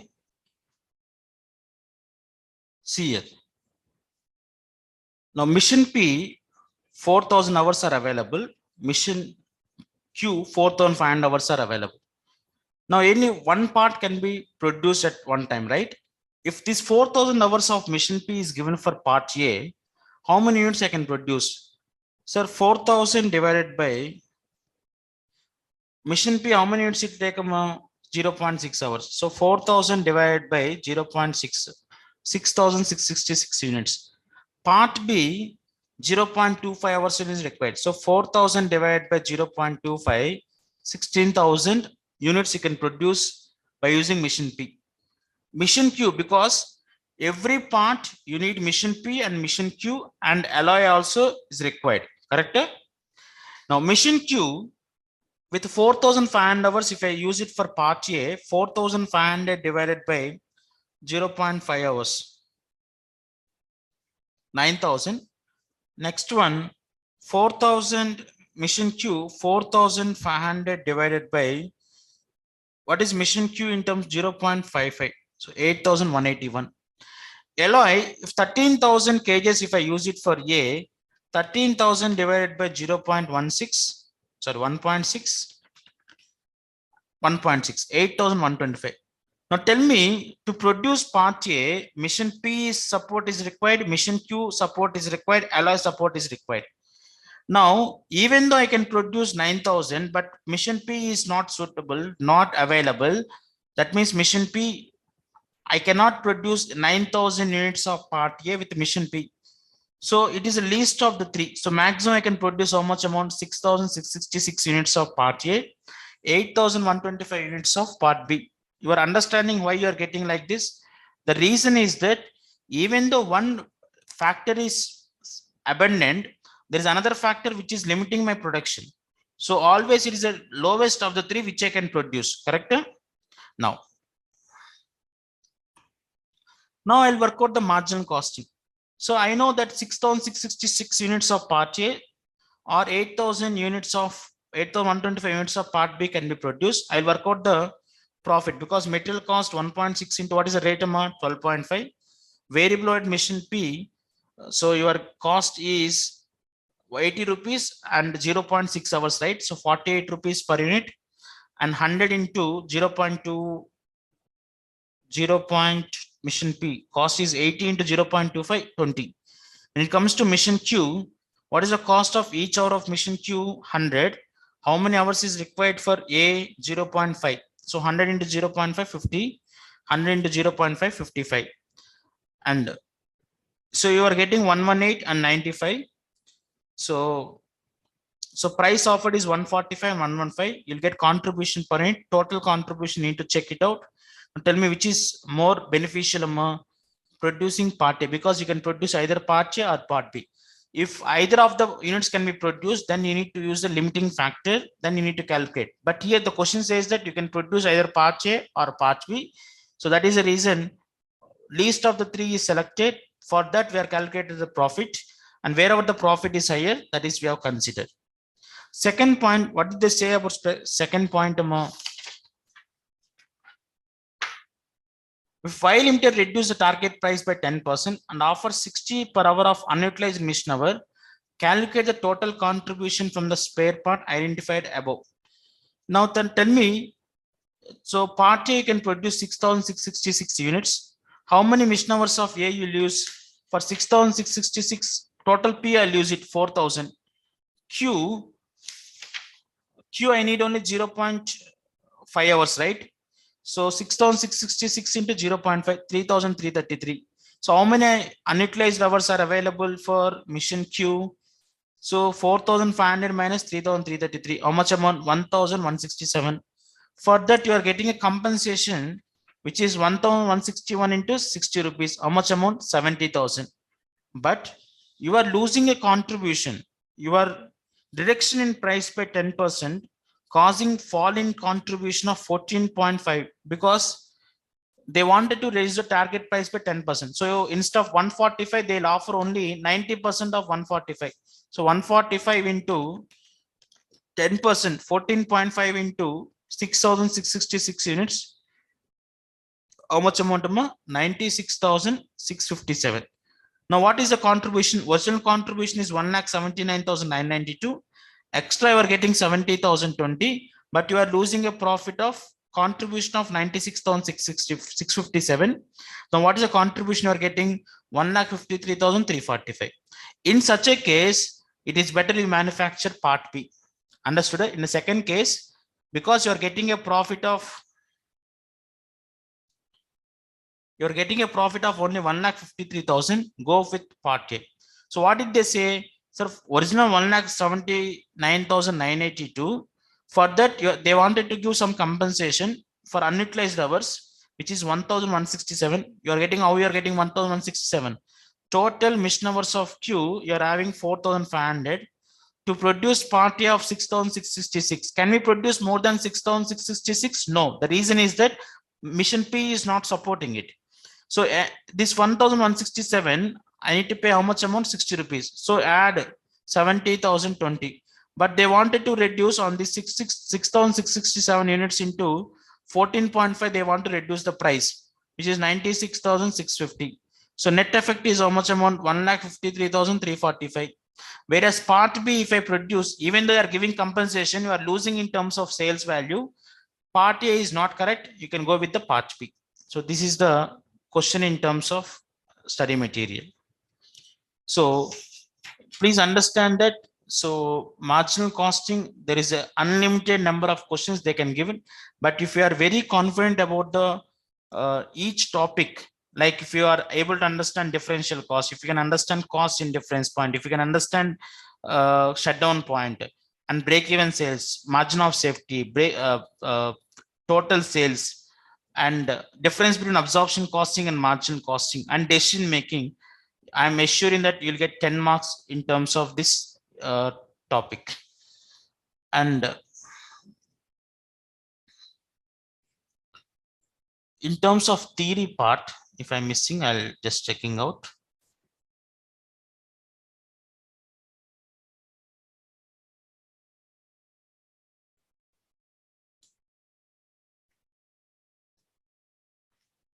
So the total overview is about, let me share our material here.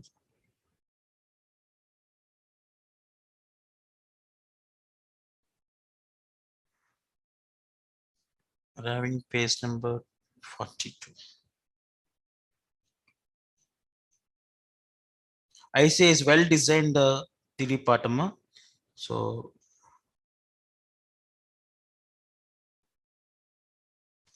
marginal costing is meaning of marginal cost and marginal costing, characteristics of marginal costing, CVP analysis and short-term decision making.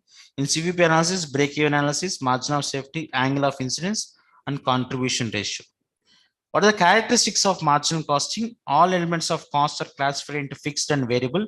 Even in the semi-variable cost, they'll be bifurcating into variable part and fixed part. The marginal variable cost are treated as cost of product because those are of only direct material, direct labor, and variable factors are considered as product cost. Under marginal costing, value of finished goods and work in progress is also comprised of only marginal cost because we will not consider any fixed part, whether it is productive or non-productive, will not consider for inventory valuation. Logic is there in CA final, so you'll have because standard costing and variance analysis you need to do under absorption costing, marginal costing. Yes, fixed costs are treated as period cost and charged to profit and loss account for the period they are incurred. Prices are determined with respect to marginal cost and contribution margin. Profitability of all departments and product is determined with reference to their contribution margin. Many times question asked if it is a PV ratio, it should be profit by sales into 100. But under marginal costing, it is contribution divided by sales into 100. Meaning of terms, computation of this also we have worked out. Advantage of marginal costing, short, because if you remember in CF final, the chapter name is decision making. We'll be using the marginal costing for decision making. Short-term profit planning, simplified pricing policy. You record all the overheads. It shows the realistic profit, how much to produce. Now in this question of P and Q understood. More control or expenditure helps in decision making. CVP analysis, yes. Profit PV ratio, we have discussed. Break-even chart, cash break-even point, multi-product break-even incidence. Various formulas. These all formulas we have discussed, correct? So profitability in case of limiting factor, it is a contribution divided by key factor. Okay. So in such a case, you will not take decision based on contribution per unit, but you will take a decision based on contribution per limiting factor. Okay. So this is all about marginal costing. Please go through our material. This is only a LMR part. So our marathon session. So you'll be, if you are required more, just you need to go through our regular material. Okay. Thank you. We'll meet in the next session. Next chapter. Come on, students. Earlier chapter we have discussed about marginal costing. Now we are moving into standard costing and variance analysis. I am expecting at least 10 marks from this chapter. I'm expecting 10 marks from the standard costing and variance analysis. So what are we going to learn in this chapter? Okay, 1 minute.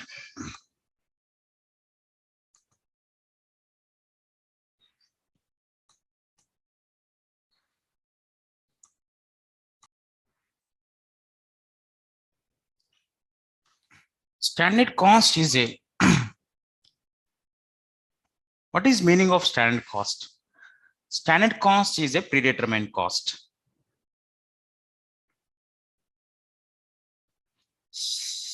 standard cost is a predetermined cost.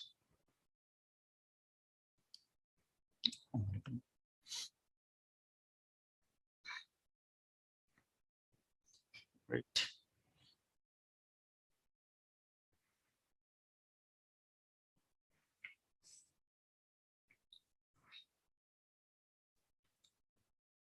Predetermined cost, which determines that what each product or service should cost under given circumstances. Now, in terms of our chapter, standard costing and variance analysis,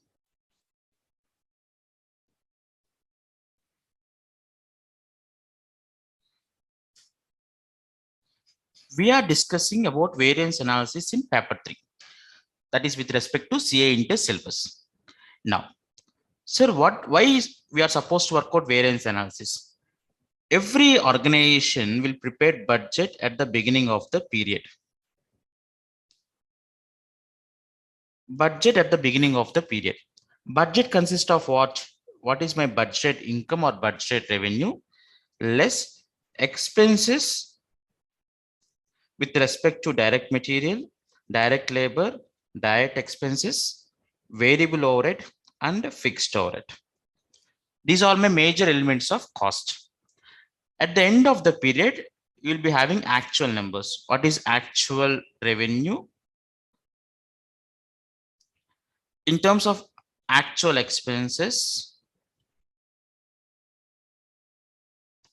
what is my direct material cost, direct labor cost, direct expenses, variable overhead, and fixed overhead? So we'll be arriving what is my actual profit. So you'll be having budget profit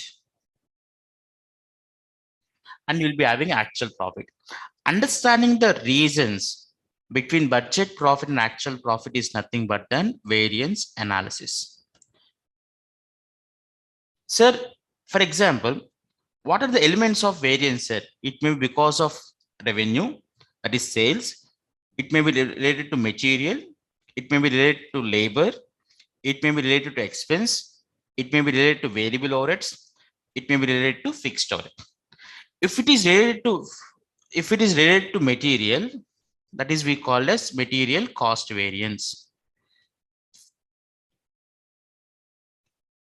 If it is related to labor cost variance, variable overhead cost variance, fixed overhead cost variance. So our CA inter, we are restricting ourselves to material cost variance, labor cost variance, variable overhead cost variance, and fixed overhead cost variance. Okay. Now, so total cost variance, see here. Total cost variance. This is what we're briefly learning in this total syllabus of this chapter. Total cost variance, material cost variance, labor cost variance, overhead cost variance. This time overhead cost variance includes both variable overhead and fixed overhead cost variance. Now in terms of material cost variance is subdivided into material usage variance or quantity variance. Second one is price variance. If in case of more than one raw material being consumed, I'm not purchased, one raw material being consumed, this usage variance is subdivided into yield variance and mix variance. So if there is no, if more than one material is not used, then you will be restricting yourself to usage variance and price variance under material cost variance. Now in terms of labor, you'll be having efficiency and rate variance. Efficiency, if more than one type of labor is being used, like skilled, semi-skilled, unskilled, you'll be having sub-efficiency variance. Sub-efficiency variance, or you can also call it as yield variance, mix variance, or gang variance in terms of labor. In the examination, if they ask you to calculate gang variance, means mix variance only. If they ask you sub-efficiency, or it both remains same. Now, in terms of rate variance, so rate variance is simple. So rate variance, we are restricting ourselves to labor rate variance.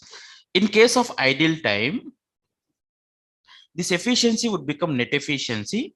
Idle time we need to calculate separately, which is actual hours productive minus actual hours paid into standard rate. So always idle time is adverse because idle time will not give profit to the organization.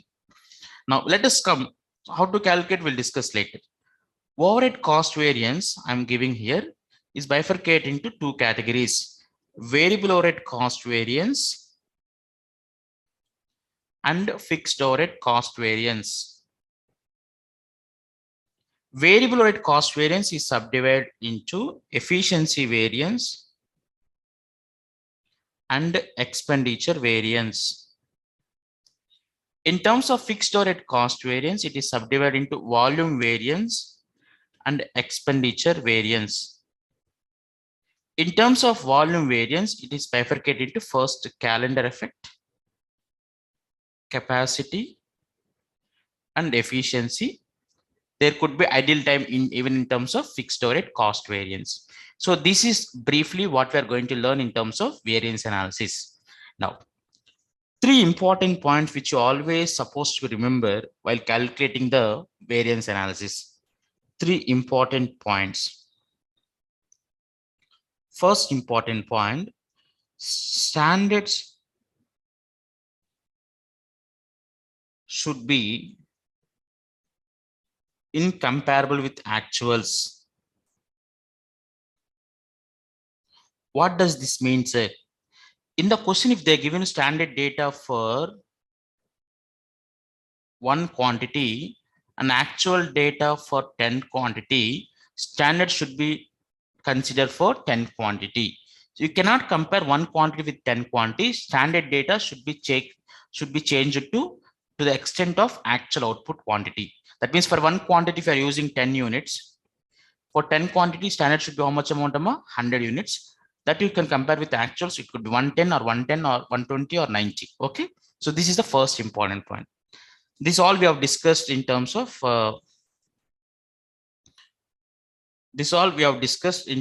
our classroom material. Okay. 1 minute.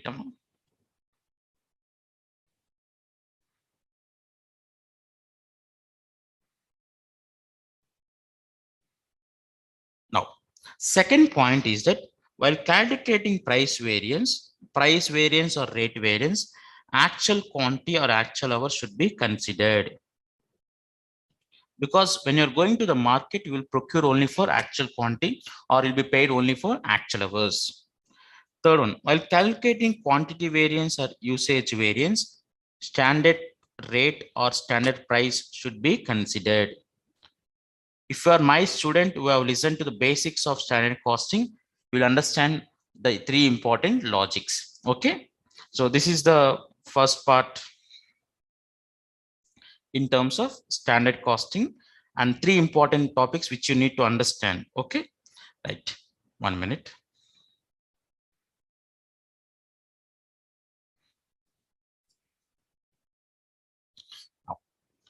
Now, this is what up to this one. Now, let me come to material cost variance. Material cost variance. So I'll discuss material cost variance, labor cost variance, and variable overhead cost variance at a stretch, and I'll go to the problems of those three respective variances. Then I'll discuss the fixed overhead cost variance separately.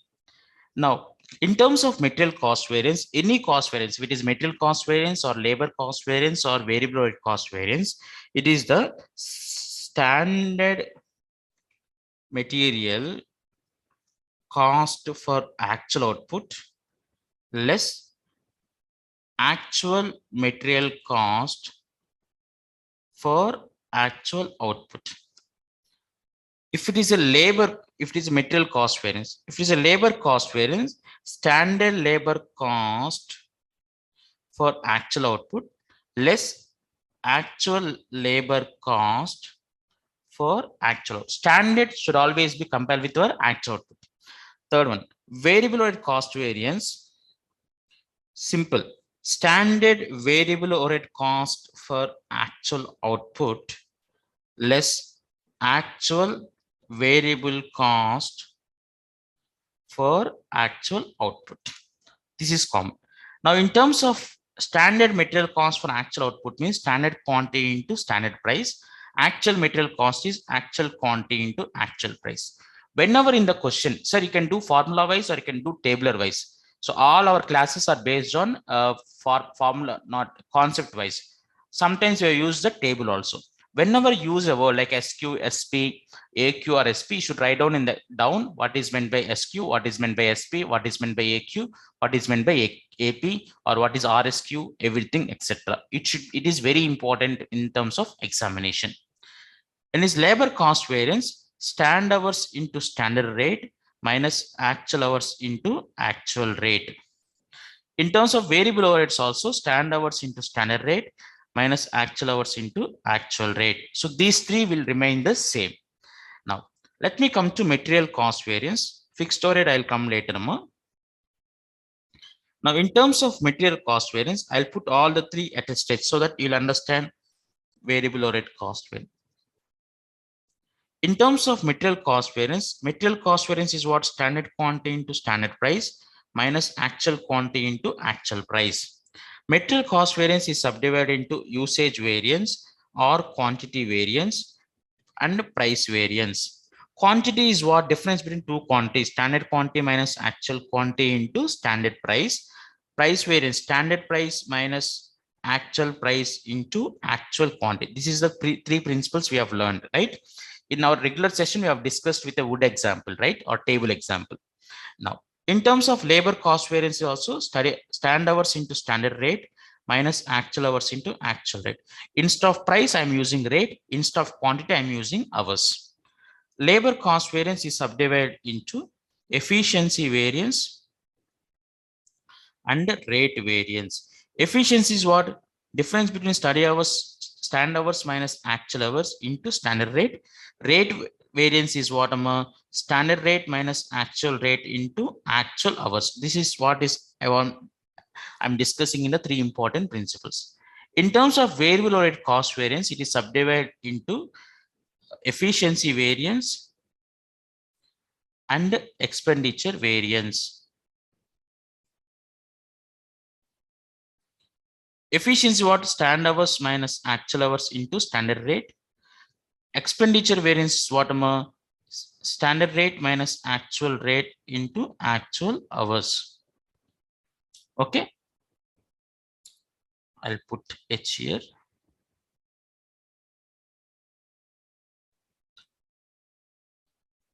So three important principles, that is what I'm discussing. In terms of usage variance, standard price, efficiency variance, standard rate, efficiency variance, standard rate. In terms of price variance, difference between two prices multiplied by actual quantity, actual hours, and actual hours. Okay. Now, this variable overhead cost variance is completed. Now, in terms of material cost variance, if more than one raw material is being used, this usage variance is subdivided into yield variance and mix variance. If there is only more than one type of raw material, being consumed, what is important is consumed, not purchased. Okay. Yield variance, why yield variance will come into picture is that when the input output relationship is not maintained, you'll be getting the yield variance. Why mix variance? Now, when you calculate yield variance, you will move from standard quantity to actual quantity. Whether actual quantity is being consumed in standard mix or actual mix, that is calculated in terms of mix variance. Okay. Now, how you are calculating, sir? See here.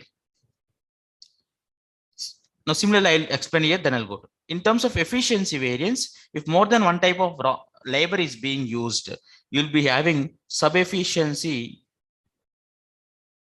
or yield variance. And second one is mix variance or gang variance. Whatever the logic of this yield and mix remains the same even in terms of labor. Here we are using raw material. Here we are using more than one type of labor. Now, how will you calculate yield variance and mix variance? Two ways. One is, now what we are supposed to do is that first one is standard quantity into standard price. We need to calculate revised standard quantity into standard price. Third one, actual quantity into standard price, actual quantity into actual price. Important point is revised standard quantity. What is revised standard quantity? Revised quantity, actual quantity in standard mix. That means if my actual quantity, let us assume I'm using three types of raw material, 1, 2, 3. The ratio of 1, 2, 3 is 30%, 40%, 50, 30. Sorry, I'll put like this: 20%, 30%, and 50%. 20, 30, and 50. So the standard quantity is standard quantity in this ratio, 2:3:5. What is revised standard quantity? Actual quantity. If actual quantity is somewhere about 1000 units. So revised standard quantity means this actual quantity I should mix in 2:3:5. Then you will arrive the revised standard quantity. Now see here, for example, we'll discuss in the question also. So the difference between standard quantity and revised standard quantity is yield variance. So 1 and 2. 2 and 3 mix variance. Sir, here I am mixing actual quantity in standard mix 2:3:5. Whereas actual quantity mix would be different. Then only we'll be arriving the mix variance. Okay.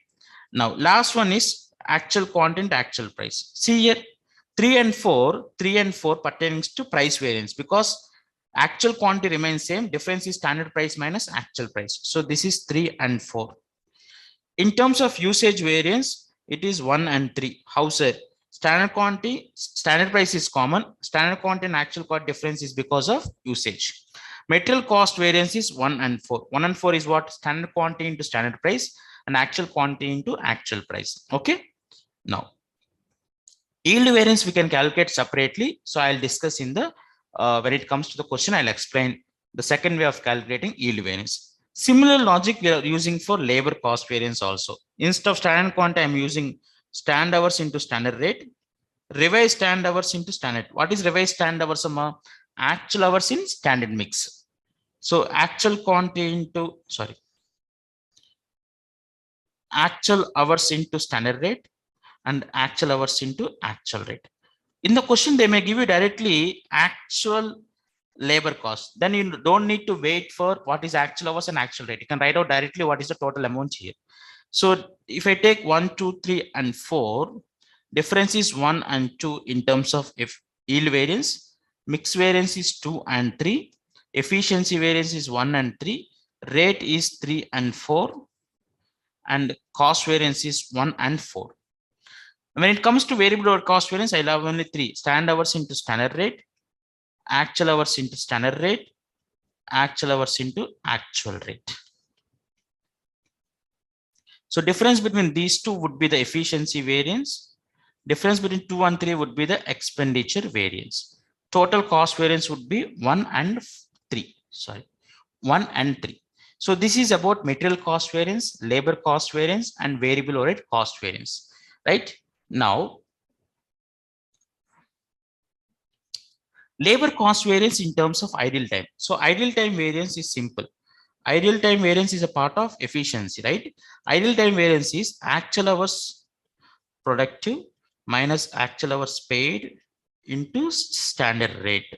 This is always adverse. How will you take whether it is adverse variance or favorable variance? So because of this effect, if my profit increases, that is favorable. Because of this effect, if my profit get reduced, that is adverse. Now, for example, standard quantity of material cost is 1000 rupees, sir, but I have spent 1200. That means whether I spend more or less, more. When I spend more, my profit what gets decreased. When profit got decreased, this is adverse variance. Now, instead of 1000, I spent only 800. Because of this actual profit, actual profit get increased. Then it is a favorable variance. This is how we need to consider whether it is a favorable variance or unfavorable variance. Unfavorable variance, we also try to call it as adverse variance. So this is about material, labor, and variable overhead cost variance. Now, let me take you to the questions of these three. Okay. So one more point, before I go to solution, let me tell you that point also. Material purchase price variance, So this is important point, students, because nobody will touch on this. Purchase price variance is not part of material cost variance, but this is calculated between what is my standard price minus actual price into actual quantity purchased.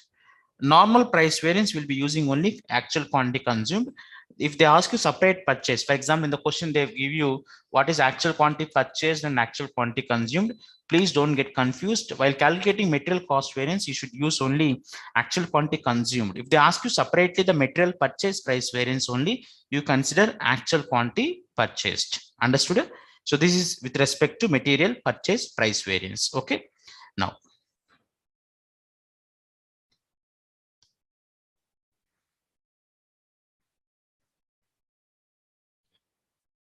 if you check it to our materials, so in terms of question number 1 and question number 2 is about just understanding. Question number 3 is about important point about the loss, normal loss. If you see the question number 3, standard cost of chemical mixture is as follows. 40% of material A at 20 rupees, 60% material at B 30 rupees per kg. A standard loss of 10% of input is expected in production. This is very important. If they are given 10% of input or 10% of output. Now, how to calculate this? See here. New share. I want to.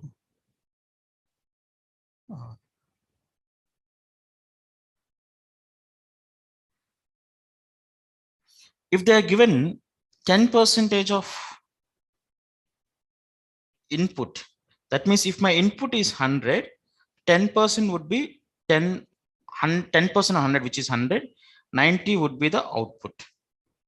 If they give you 10% of output, that means if I assume 100 to be output, 10% of 100 means 10 rupees would be the loss. So input would be how much amount? 110. So these two important points to be considered here. Okay. Next one.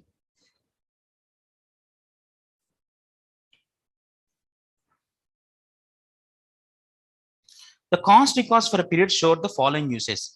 90 kgs of material A at cost of 18 rupees per kg, 110 kgs of material B at a cost of 34 rupees per kg. The quantity produced was 182 kgs of good product. That means your actual output is how much amount? 182 kgs. Now see here. Let me take the solution also.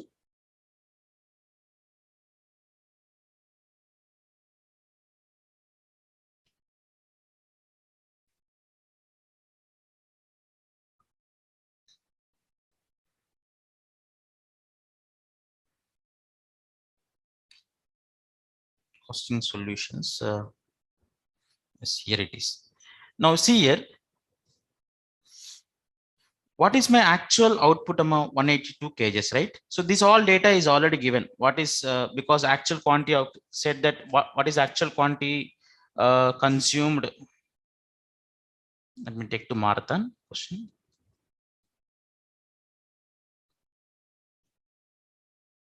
So actual quantity is 90 kgs of material A, 90 kgs of material, 110 kgs of material B. So actual price is given 18 and 34, and actual quantity into standard price is also given. How will you calculate revised standard quantity? Revised standard quantity means actual quantity in standard mix, right? Now, what is my actual quantity? Actual quantity is 200. What is the standard mix given?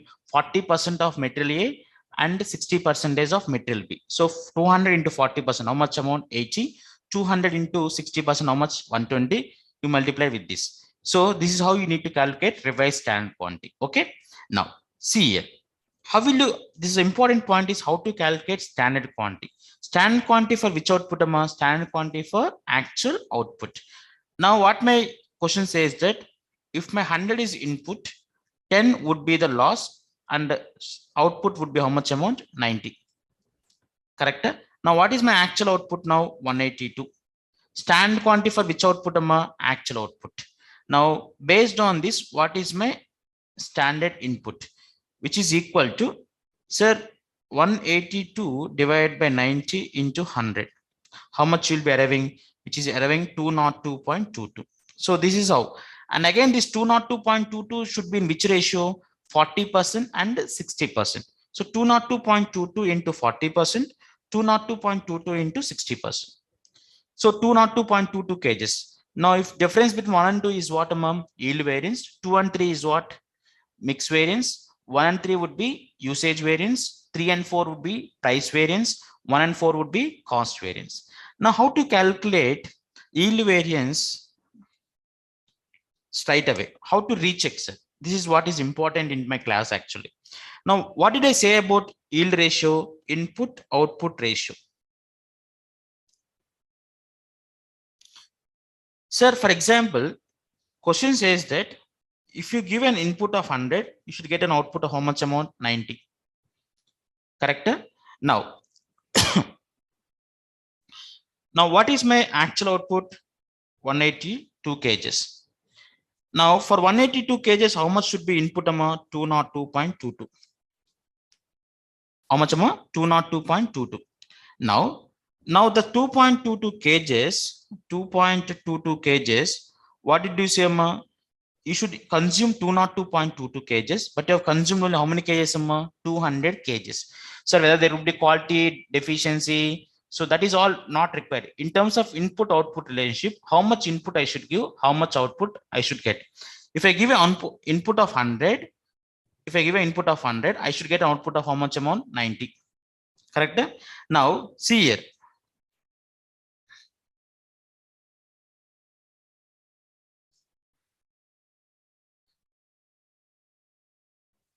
Now, see here.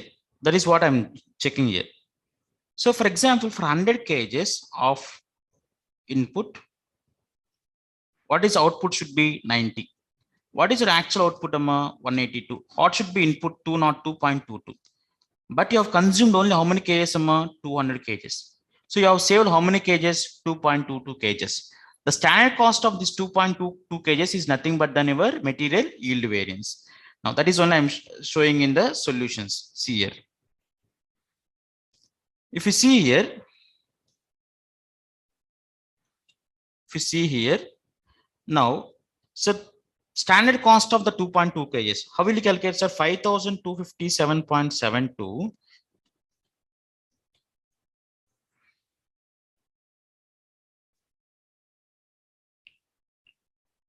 5,257.72 divided by 202.22 into how many kgs, 2.22 kgs.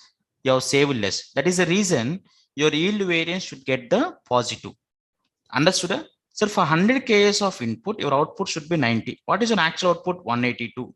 How much you should consume? 202.22 kgs. But how much you have actually consumed? Only 200 kgs. That means you have saved the cost of 2.22 kgs. Tell me, this yield variance and mix variance is part of which variance? Usage variance. Under usage variance, which price I'm supposed to consider? Standard price. The cost of the 2.22 kgs is nothing but then material yield variance. Now,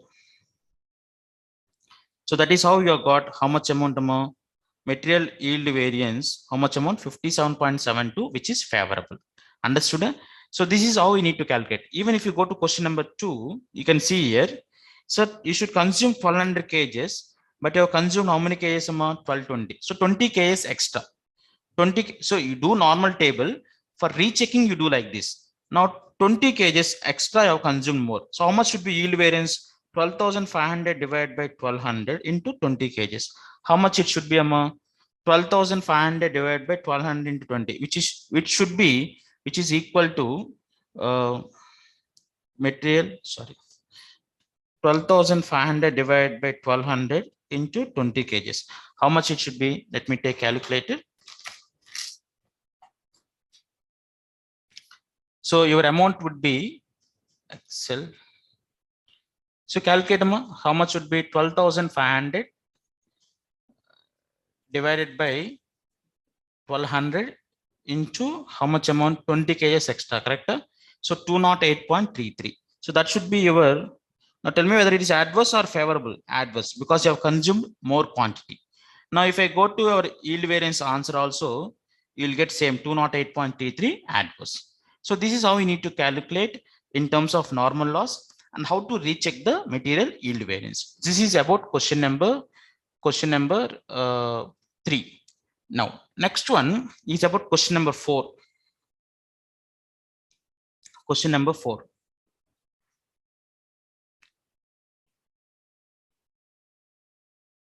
In terms of question number 4, see here, this is a missing figure question which they ask you for 10 marks. Here, the company produces product X using raw materials A and B. The standard mix of A and B is 1:1, and the standard loss is 10% of input. In the examination, please check whether it is 10% of input or 10% of output. You are required to compute the missing figures indicated by question mark. Now, standard price is given. So first, what we need to do is that you should write down the total table. Okay. Now, with respect to this, important point is that assuming actual input to be X. Now, for example, I'll do this question.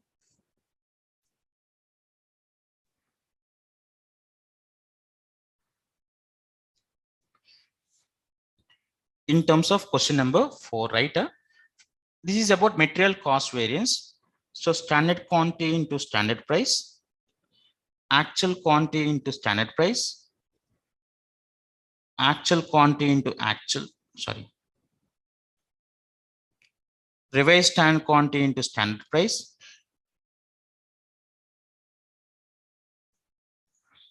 actual quantity into standard price, and actual quantity into actual price. Okay, now how many types of raw material are there? A and B. First, you write down what is the information given. Standard price is given, right? 24 and 30, 24 and 30, 24 and 30. Actual price, they are not given. Actual input of B is given, which is 70, correct? Now, actual price of A is given, which is 30. Now, what the information they are given? They are given yield variance to be, which one? Material yield variance.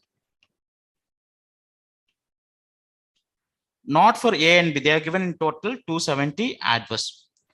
Now, what the other information they are given? If you check the question, material cost variance of A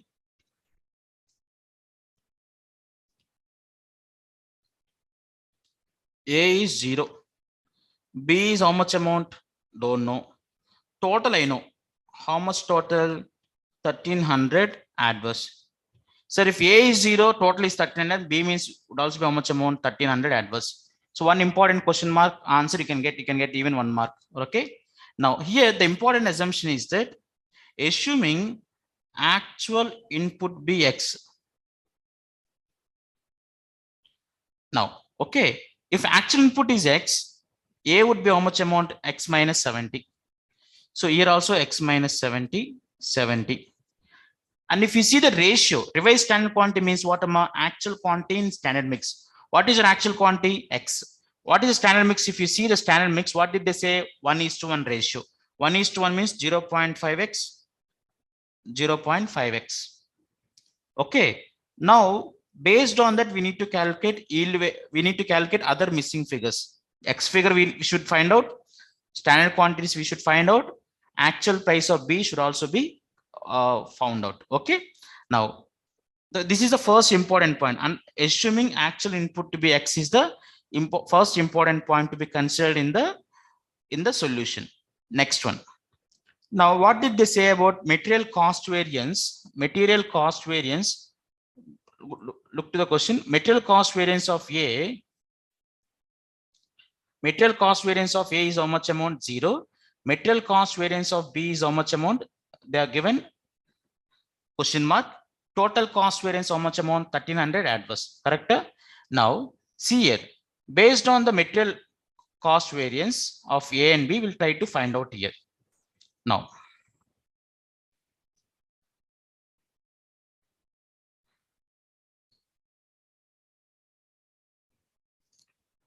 material cost variance of A is 0. What is material cost variance of A?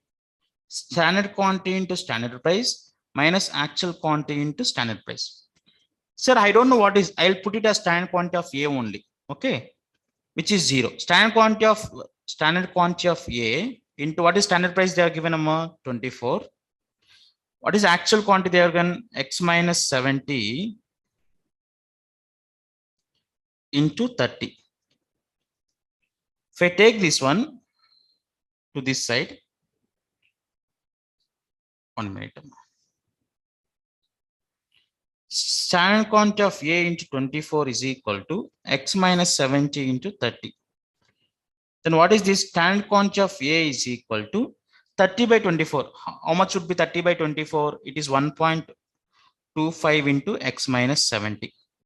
That means if standard quantity of A is how much amount? 1.25 into x minus 70. A is to B ratio is what amount? 1:1. If A is 1.25 into x minus 70, B would also be how much amount? 1.25 into x minus 70. Now, based on these two, I know total yield variance. What is my total yield variance? 270 adverse.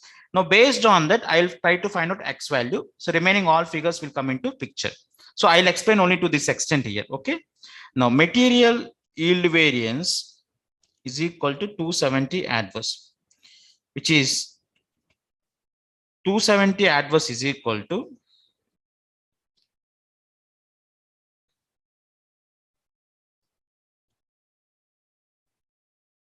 so these two I should add, I should reduce it from these two, right? So 1.25 into x minus 70 into 24, correct? Plus 1.25 into x minus 70 into 34 minus 0.5x into 24 plus 0.5x into 30 is equal to minus 270.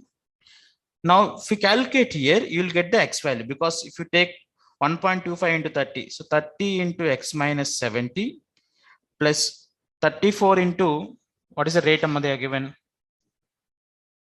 It is also 30, right? 24 and 30, correct? So 30 into 1.25 into x minus 70.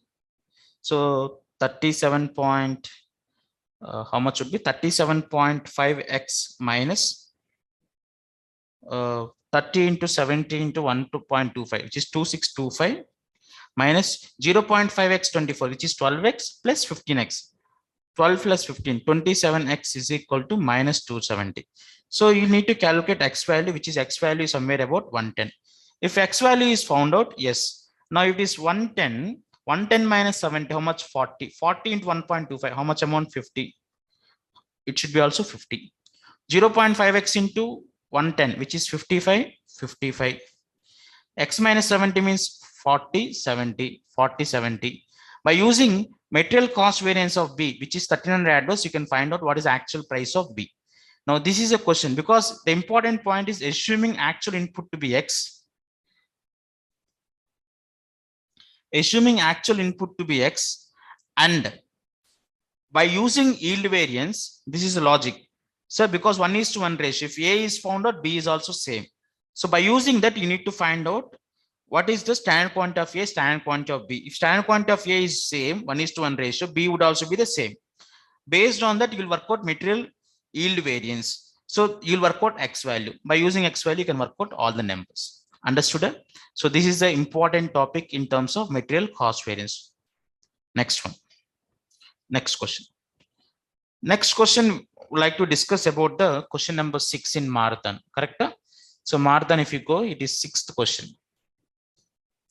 The important point is that, so this is also missing figure numbers. The following information related to the labor element of X Limited. Number of workers in standard gang, 4 members, semi-skilled 3, unskilled 2. Total is 9. Ratio is what? 4:3:2. Standard rate per hour is 6, 3 and 1. Number of workers in actual gang is question mark, but total is 9. Mix is different. Actual rate per hour is 7, 2 and 2. In a 40-hour week, the gang produced 270 stand hours. This is only important point which I want to highlight here. So normally what we need is that stand hours for actual output. Correct? Or, sir, what did they say? They produced 270 stand hours means they produce an output which can be produced in 270 stand hours. That means both are same. That means 270 stand hours means stand hours for actual output only. That is the reason. Even in terms of fixed overhead, if the in terms of absorbed fixed overheads, actual output into standard recovery rate. If actual output is not given, stand hours for actual output into standard rate. So that means the gang produced 270 stand hours means the gang produced 270 standard labor hours. Actual number of semi-skilled workers is 2 times the actual number of unskilled workers. If you can find out one, then you'll get semi-skilled. So skilled would be 9 minus semi-skilled minus unskilled. Okay. The rate variance is given. Rate variance means what? Price variance. Standard rate minus actual rate into actual hours is 160 favorable. So if you work out for semi-skilled, so if semi-skilled workers, if you are able to arrive, then you can arrive unskilled workers, because semi-skilled is 4, then unskilled will be 2. The balance would be what? Skilled labors. Okay, because the actual number of semi-skilled workers is 2 times the actual number of unskilled workers. Now what you need to work out, find the following number of workers in each category. Gang variance. What is gang variance? Same mix variance. Sub-efficiency means yield variance. Labor rate variance or price variance. Okay, want to check? So if you see here, new share, I'll put.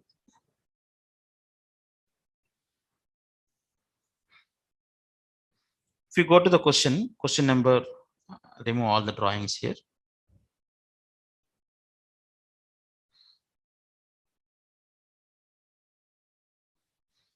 If you go to the question number, same question number 6 in our solution material, please take your solution material.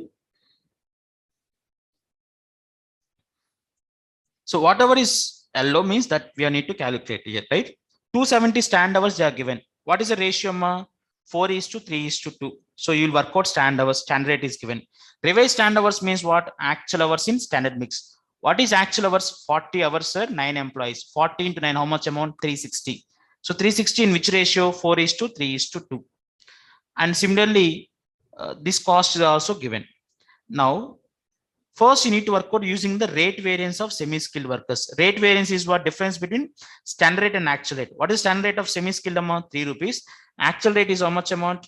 2 rupees into, I don't know actual hours, but I know variance is 160. So what is the actual hours of semi-skilled? 160.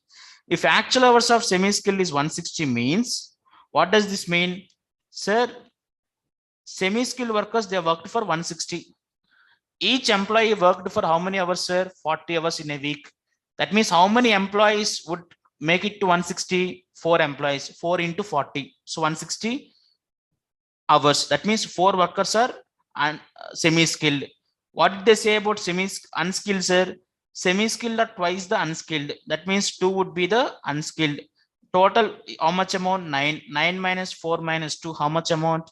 Remaining 3 would be the skilled workers. Correct? So based on this information, so you know how many hours now? 3 skilled means 3 into 40, 120 hours. 4 semi-skilled means 4 into 40, 160. Here also 80. The same actual hours you'll take it to here and you'll calculate here. So important point is that the gang produced 270 stand hours means stand hours for actual output. Second one is by using the rate variance, we calculate one type of employee. The same will be applicable both for labor. Sorry.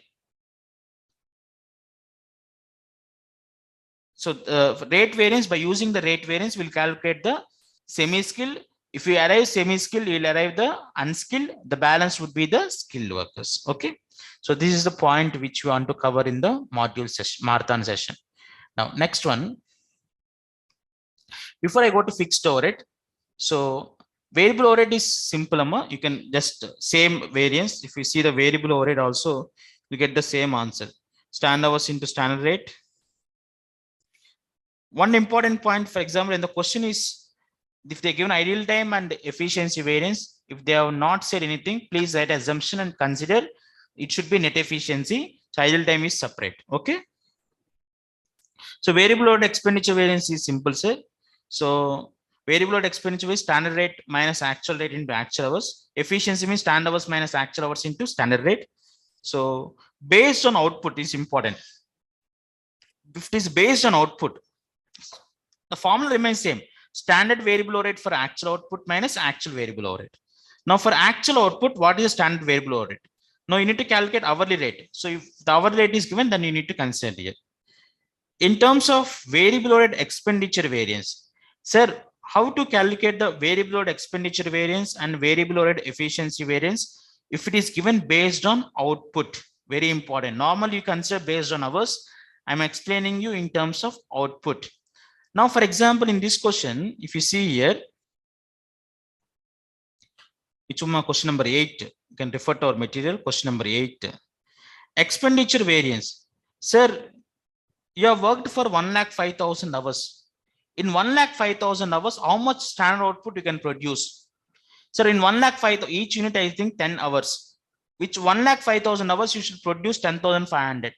So for 10,500, how much cost should be incurred? How much is the actual cost? So for 10,500 into 150 minus 16 lakhs. When it comes to efficiency, sir, I should have, with the given time available, I should have produced 10,500. I produced 9,000, and efficiency variance means standard rate. What is the efficiency variance? So in terms of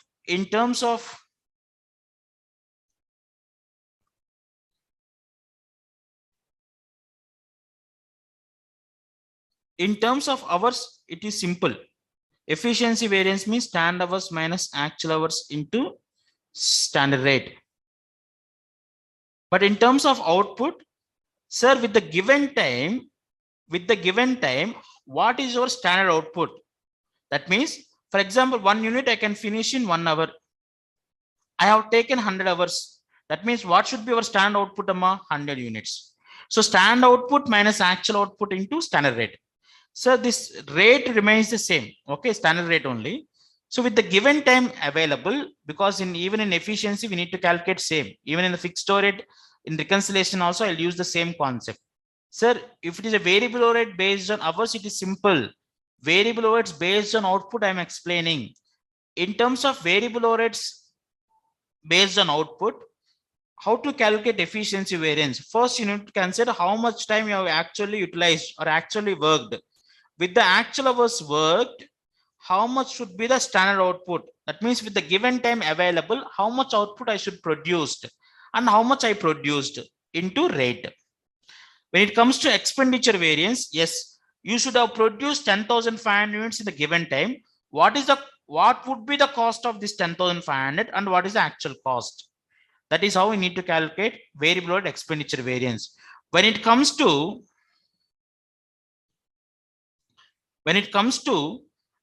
cost variance, it is simple. So for 9,000, what is actual output? 9,000 units. What is absorption rate? 150. What is actual overheads incurred? 2,50,000. So this I'll put it in a note so that you'll use it. So variable overhead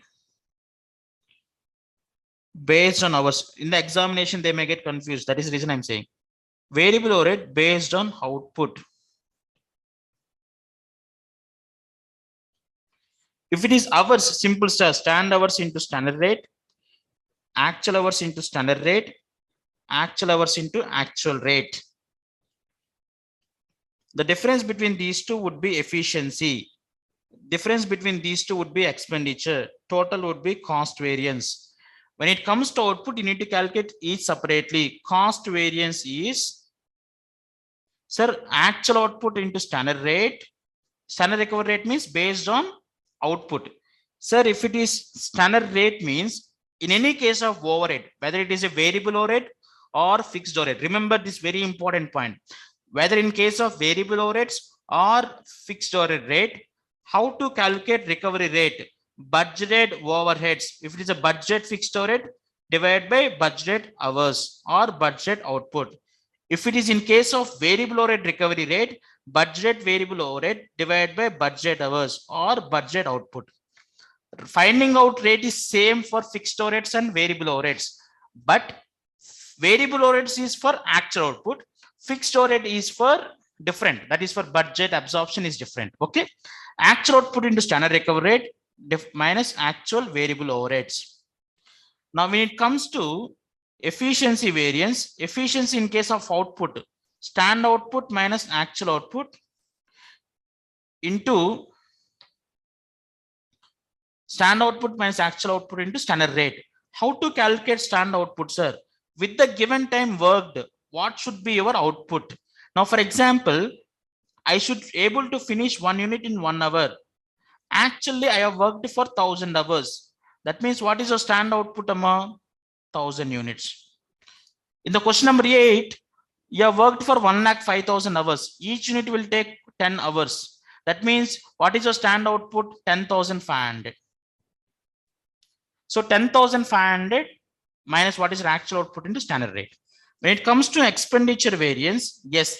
Now for this 10,500 units, which is stand output, what is the cost of this stand output and what is the actual cost? That means, so for this 10,500, you should have spent this amount. How much you actually spent?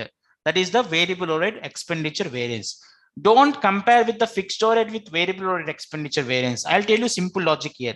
Fixed overhead expenditure, for example, in a classroom, I wanted to start a class. In a classroom, I can accommodate 50 students. I have decided to pay rent of 20,000 rupees per month. Whether I get 50 students or 10 students or 20 students, my fixed overhead remains what same. Whereas, for example, each student I wanted to distribute a material which is costing 100 rupees. If the number of admissions are only 10, I should pay only 10 into 100. If my number of admissions is 20, I should pay only 20 into 100. That is the reason while calculating variable overhead cost variance, you are considering based on actual output, whereas fixed overheads, it is altogether different. Clear? So this is about material cost variance, labor cost variance, and variable overhead cost variance. Now I'll move to very important topic of fixed overhead cost variance, which they can give you for 10 marks. Okay. I think most of you feel that fixed overhead cost variance is difficult. Students, up to now, you are clear, right? Now, let me take you to the one question to explain you fixed overhead cost variance. Check it to our Marginal material or even the classroom material, classroom notes. This question can itself be 5 marks, but I have given as a class notes. Remember this important topic here. A company has a normal capacity of 100 machines. So normally fixed overheads are recorded based on the normal capacity. So normal capacity is 100 machines working 8 hours per day of how many days in a month? 25 days in a month. The budget fixed overheads of a month are 1,50,000. Budget fixed overheads given straight away. The standard time required to manufacture 1 unit of product is how many hours? 4 hours.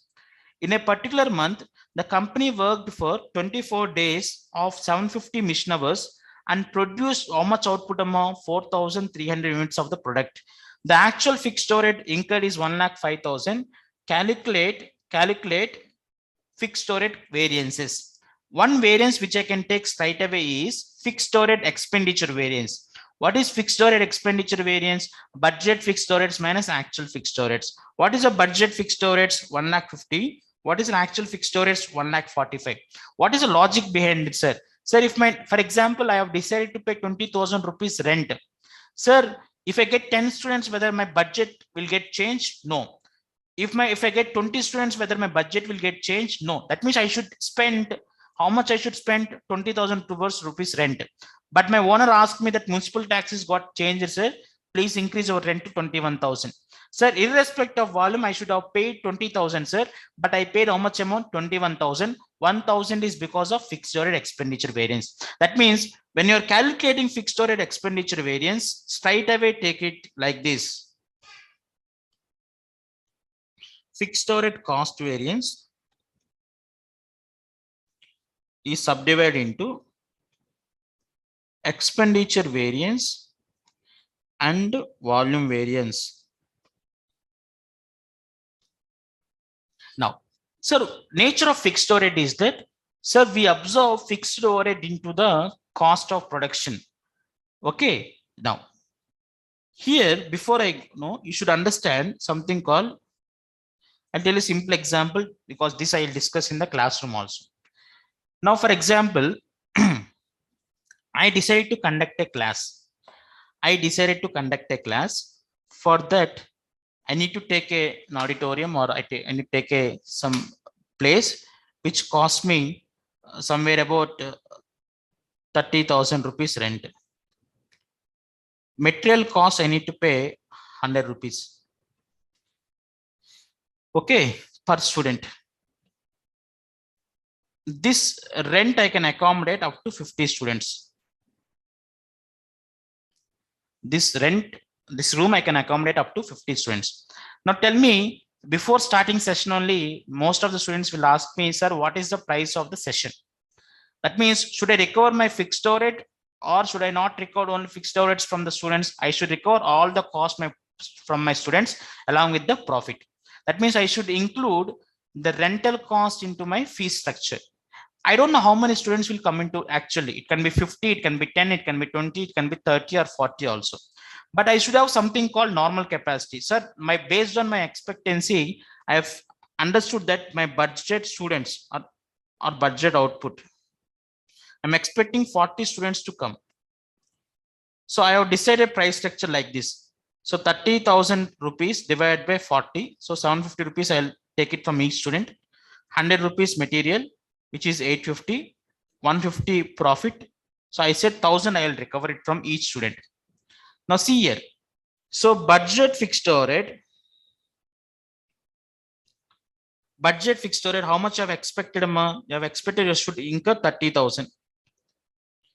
Now from each student, you are decided to recover something that is we call as standard recovery rate or standard absorption rate. How will you got standard recovery rate? Budget fixed overhead divided by budget output, correct? What is my output in this case? My output is number of students only. My budget fixed overhead is 30,000, sir. Budget output is how much amount? 40 student. So 750 rupees is the recovery rate. Now tell me, I got 50 students. I got how many students? 50 students. Now tell me whether I'll recover 750 from all the students or I recover 750 from only for 40 students and I'll tell to remaining 10 students, okay, dear students, you don't pay. I've already recovered from my first come first students. So you pay only material cost and profit. Obviously, no. I should recover it from all the students. Okay. Now tell me how much you have recovered from 50 students. Let me put charge.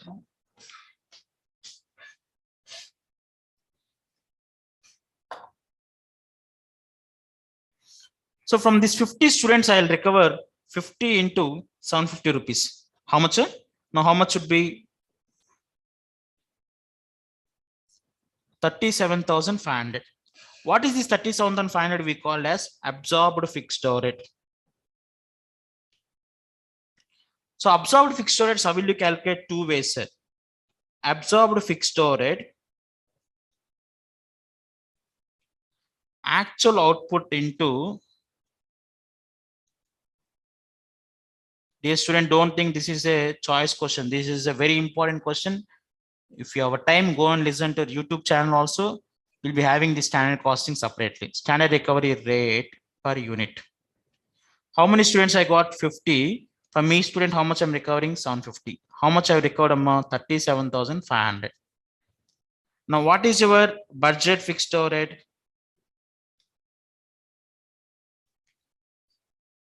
What is a budget fixed overhead? 30,000.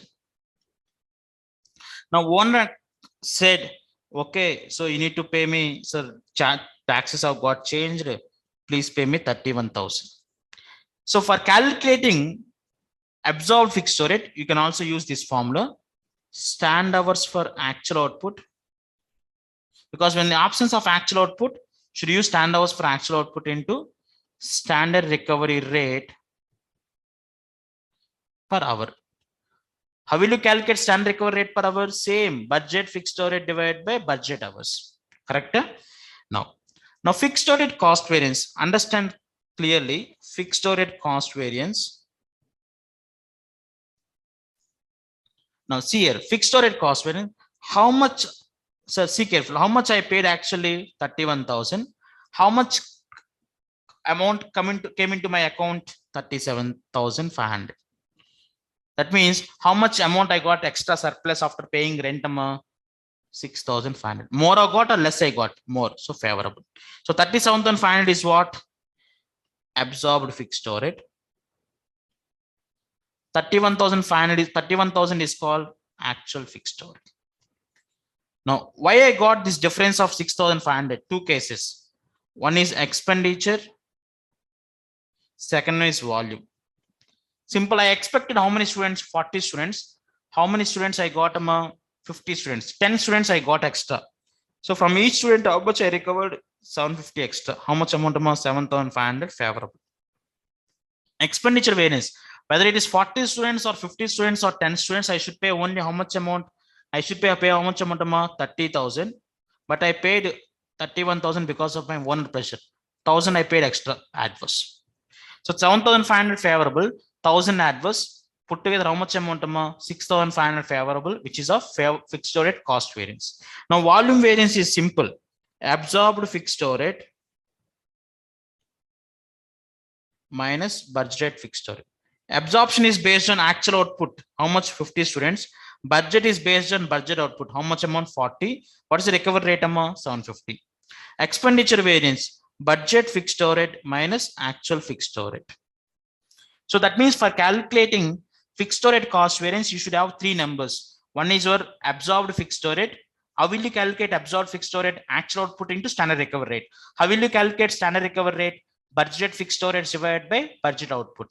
How will you calculate standard recovery rate per hour? Budget fixed overhead divided by budget hours. Even for variable overhead, standard recovery rate you need to calculate based on the budget only. So variable overhead recovery rate, budget variable overhead divided by budget output.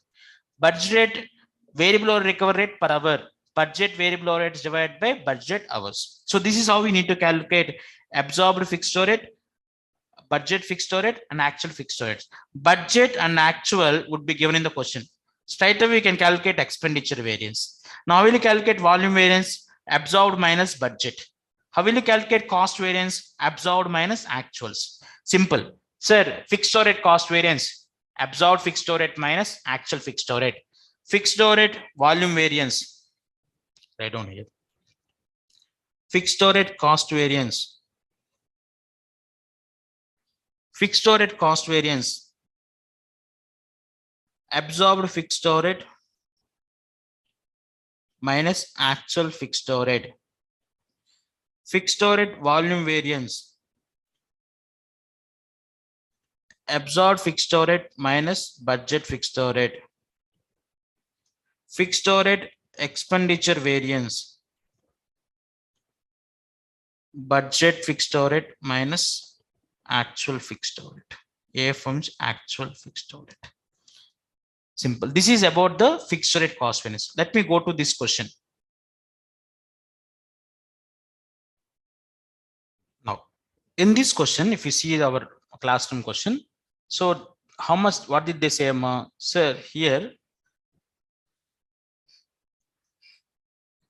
they are given budget fixed overhead should be, how much the budget fixed overheads they are given? 1,50,000. What is actual fixed overheads given? 1,45,000. So straight away calculate expenditure variance should be 5,000 favorable. Okay, so no doubt in this, correct? Now find out the standard recovery rate first. Standard recovery rate per unit or per hour? Per unit means budget fixed overhead divided by budget output. What is the budget fixed overhead? 1,50,000 divided by what is the budget output they said? Now see carefully. What is the total budget hours available? 25 days, 100 missions, 8 hours. So which is approximately 20,000 hours, correct? Whereas they worked for actual hours are, what is actual hours? 24 into 750. So which is approximately 24 into 750. I think it is 18,000, correct?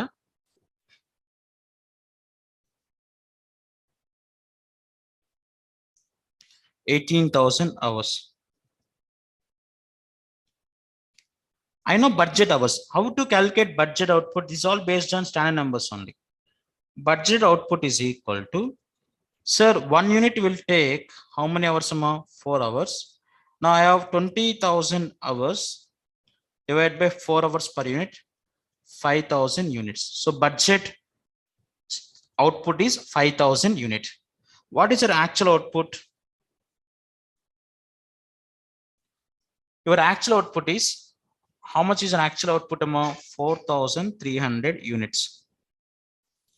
Okay, you have decided to record for 5,000 units, but you have recorded only 4,300. So you'll get volume variance adverse. That is pakka sure, correct? Now come to recovery rate. 1,50,000 per hour is how much amount?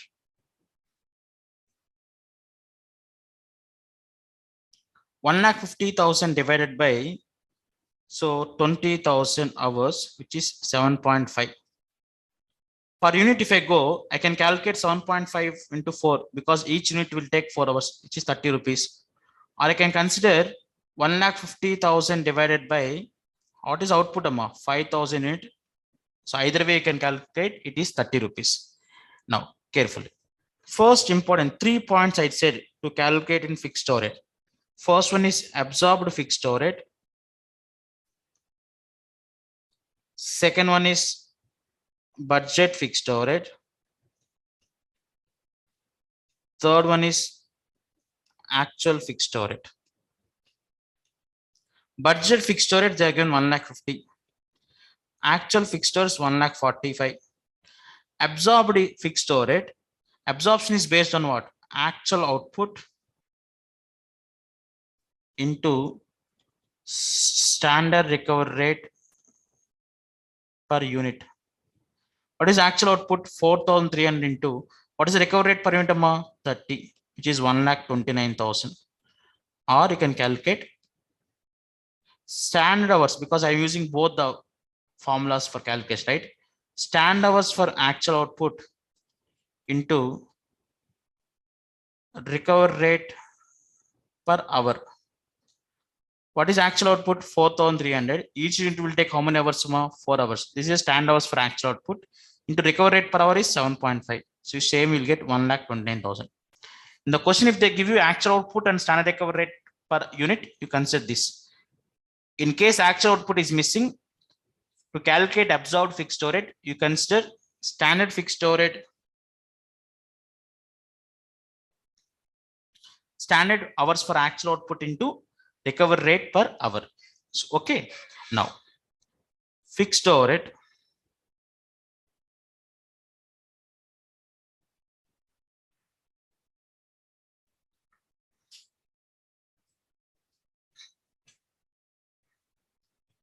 fixed overhead cost variance,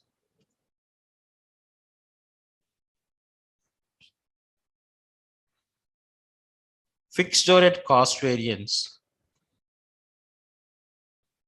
absorbed minus actual,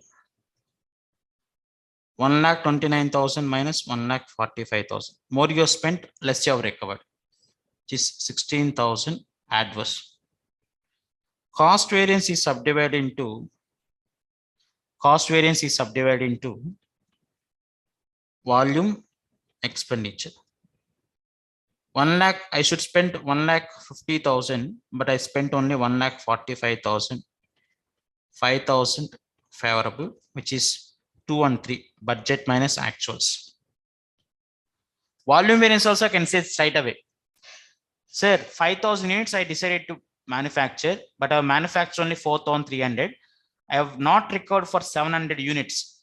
Each unit, what is the recovery rate? 30. 700 into 30, how much amount? 21,000. Or you can calculate absorbed fixed overhead minus budget fixed overhead. So 1,29,000 minus 1,50,000, 21,000. Simple, no? I already said that, sir, you should have a logic. You can do this all, or you can calculate directly. I decided to manufacture 5,000, sir.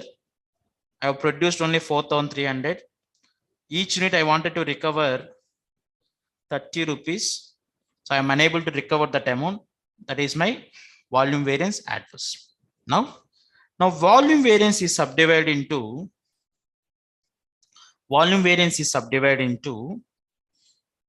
calendar variance, capacity variance, efficiency variance. Please understand carefully. So for this, don't use any formulas, do this reconciliation. First, you go with budget hours. What is my budget hours? 20,000. Sir, I decided to work for 25 days in a month, but I have worked only 24 days in a month. 1 day straight away loss. Now tell me each unit, how many mission hours is your normal capacity? 100 missions and 8 hours per day. So that means 1 day loss means 800 hours lost. Correct? So this is because of which effect? Calendar effect. So 19,200 is the budget hours available for actual days, actual working days. Simple. So 24 days into 800, 19,200. But you have worked only how many hours? 18,000. This is actual hours. Difference of these two is because of capacity. Sir, you have decided to work 800 hours per day, but you have worked only 750 hours per day. 50 hours lost for each day. For how many days? 24 days. Because 1 day lost here, 24 days only have worked, which is 1200.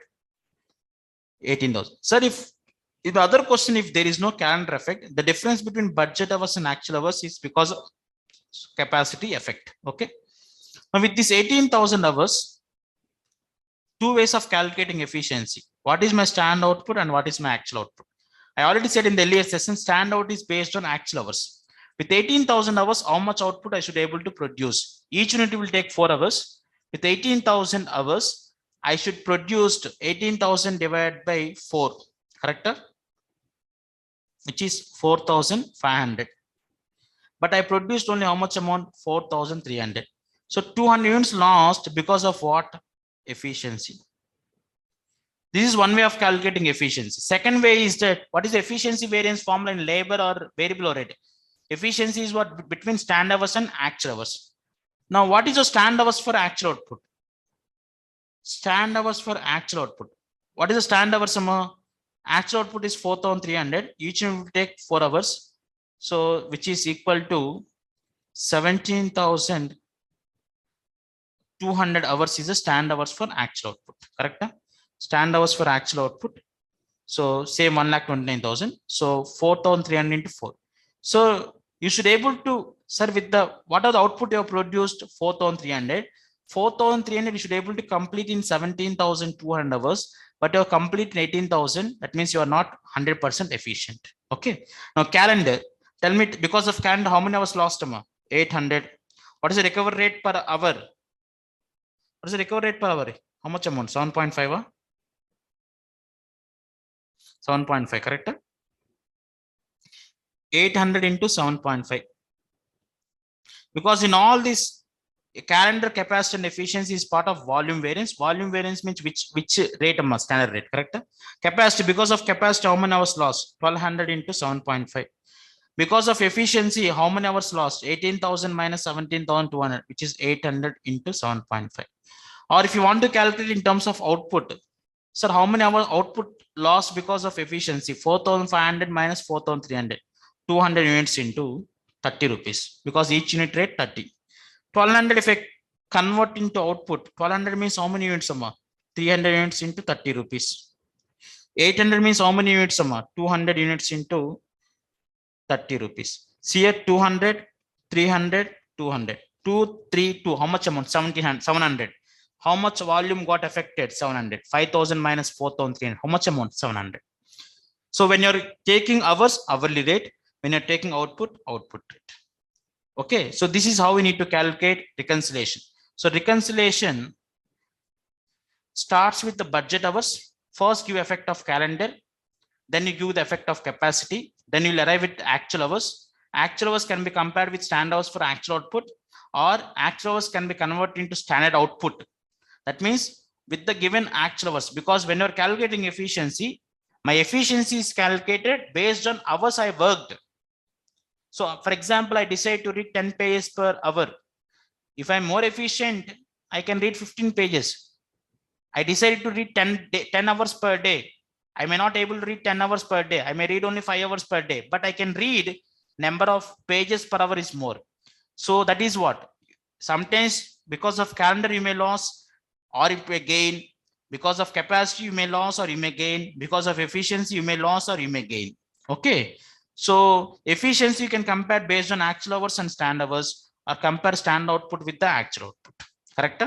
Yes. So based on the respective output, you should calculate if it is output, output rate, if it is a rate, hourly rate. Okay, if it is hours, hourly rate. So that means fixed rate cost variance is absorbed fixed rate minus actual fixed rate. Fixed rate cost variance is subdivided into volume variance and expenditure variance. Volume variance again subdivided into calendar, capacity, efficiency. Ideal time means same, actual hours productive minus actual hours paid.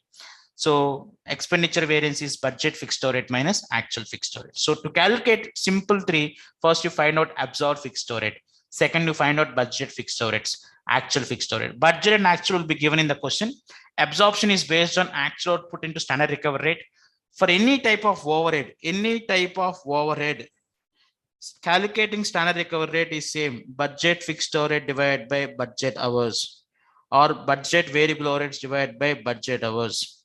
You don't need to check how to calculate standard recovery rate, whether it is a variable overhead or fixed overhead. Rate is same, but variable overhead is based on actual output. Fixed overheads are different because when the output also got changed, fixed overheads remains the same. That is a concept. Okay. Now, next question in marathon.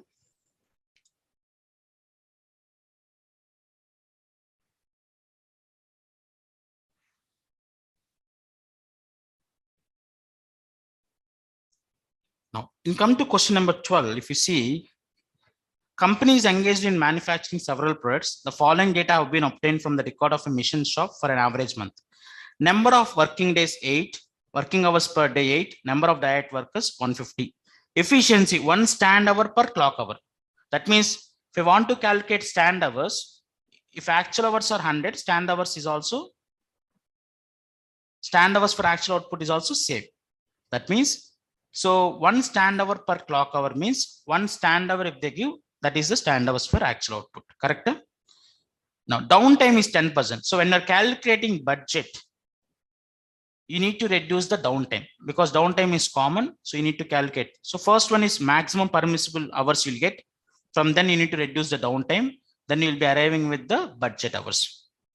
Variable overheads is given, fixed overheads is given. So here, how to calculate standard recovery rate, sir? For fixed overhead, budget fixed overhead divided by budget output or budget hours. Same here. What is your stand hours here? 24 into 8 into 150. Variable also same. Budget variable overheads divided by stand hours. So budget hours. Budget hours means after maximum permissible hours, reduce the downtime. Actual variable hours are given, actual fixed overheads are given. So tell me in fixed overhead, you can calculate actual fixed overheads are known, budget fixed overheads are known. You can calculate fixed overhead expenditure variance right away. Net operate hours worked 20,500. Stand hours produced 22,550. So actual hours worked is 20,500. Stand hours produced is 22,550. Special holiday. Whenever there is a holiday, you'll get effect of calendar. After giving calendar, any difference between those hours and actual hours would be capacity variance. Compare your actual hours with stand hours to calculate efficiency. Now efficiency variance is simple. 22,550 minus 20,500 into standard rate. Here they ask you to calculate efficiency ratio, activity ratio, calendar ratio, standard capacity ratio, fixed overheads and variable overhead expenditure and efficiency variance. Now these ratios are very important. So many students verify the formulas. So simple, sir. If I want to calculate efficiency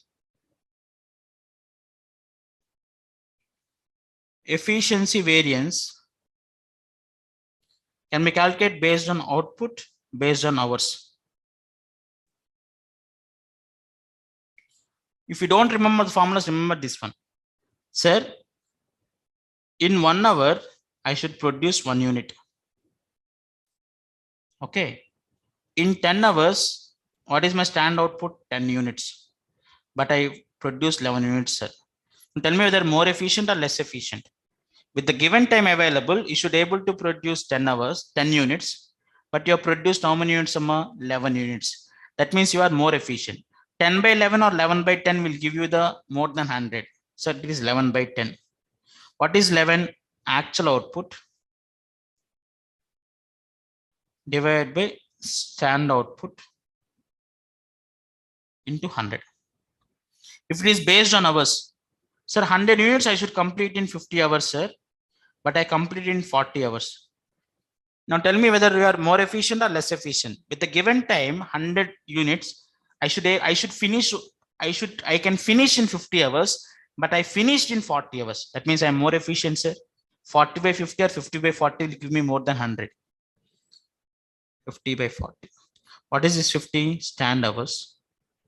What is this 40? Actual hours into 100. So if it is based on output, actual output divided by stand output into 100. If it is based on hours, stand hours divided by actual hours into 100. If you do not remember the formulas, just imagine numbers. Sir, I should finish in 50 hours means I have finished in 40 hours. That means I'm more efficient, no, sir? 50 by 40, sir. What is 50, sir? Stand hours. What is 40, sir? Actual hours. With the given time, I should finish 10 units, sir, but I finished 11 units, sir. I'm more efficient, sir. 11 units, what am I? Actual output. 10 units, what am I? Stand output. Okay, this is efficiency variance. Calendar variance. So actual working days divided by budget working days into 100. Capacity variance, same reconciliation, correct? Actual hours worked divided by budget hours into 100. Important of these ratios. Efficiency calendar, activity ratio. Activity is efficiency ratio into capacity ratio. Efficiency means what, in terms of hours? Stand hours divided by actual hours. Capacity, actual hours divided by budget hours. Actual hours get cancelled. Stand hours divided by budget hours into 100. There is one more ratio which they've asked you, is that standard capacity usage ratio. Standard capacity usage ratio is budget hours divided by maximum permissible hours. Please write down that formula also.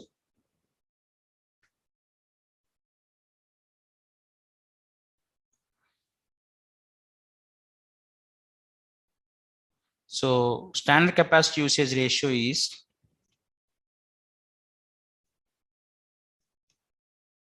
same ratios you will discuss in budgets and budget order. Budget hours divided by maximum possible hours into 100. Like in this, in case of downtime, 10% means obviously your ratio should be 90%. Correct? So this is the important topics in terms of ratios. Now, before I conclude this chapter, let me tell you one important point is three variances model. Sir, see here in three variance model, if you see in our in our material, it may be given in question number 15 and 14 and 13 also, right? So what they will give you is that, now tell me in terms of fixed overheads, what you'll have: volume variance and expenditure variance. In terms of variable overheads, what are the major components of variable overhead variance? Come on, students. Efficiency variance and expenditure variance. These two I'll club together under overhead expenditure variance. So under three variance model, they'll give you volume variance, efficiency variance, expenditure variance. This one they are bifurcated. This would be the total overhead variance. Total overhead variance. So volume variance, efficiency variance, and expenditure variance. Volume variance means pertaining to what? Fixed overhead volume variance. What is the formula of fixed overhead volume variance? Tell me, absorbed fixed overhead minus budgeted fixed overhead. Efficiency variance.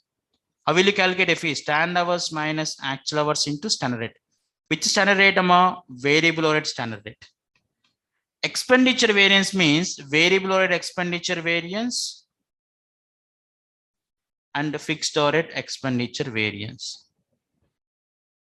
What is fixed overhead expenditure variance? Budget minus actual.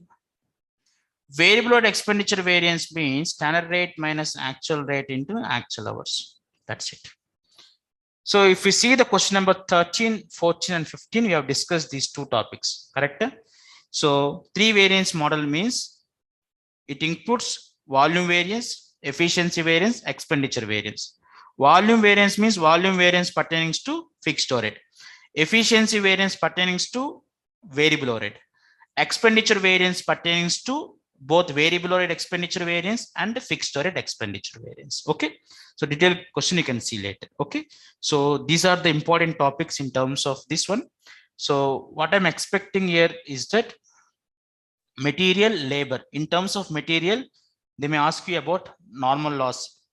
If they want to confuse, they may give you material purchase price variance.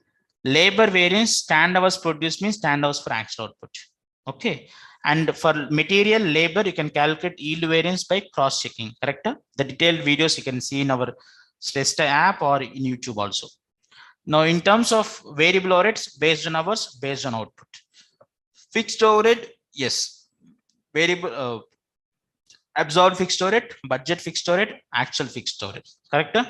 Now, variable overhead. Now, in terms of absorbed fixed overhead, how to calculate absorbed fixed overhead? Actual output into standard recovery rate per unit. If it is hours, stand hours for actual output into standard recovery rate per hour. So a budget is already given, actuals will be given, you can calculate it. And volume variance is subdivided into what? Volume variance is subdivided into, tell me, first one is calendar, capacity, and efficiency. So how will you calculate that? Sir, I have given it reconciliation, start with budget hours, give effect of calendar, then you'll have a capacity, then with the actual hours, compare with the stand hours for actual output, or you can compare actual hours with standard output and actual output. If it is hours, hourly rate. If it is unit, unit rate. Three variance model I have discussed about. Variable or volume variance means pertaining to fixed overhead. Efficiency variance means pertaining to variable overhead. Expenditure variance means it pertains both to variable overheads and fixed overhead. Two questions we have discussed in our classroom also. Please understand that. Okay. So, and one more important point is that, sir, there are types of standards given in the given in terms of study material. There are 4 types of standards for our understanding. I'm telling ideal. 1 minute.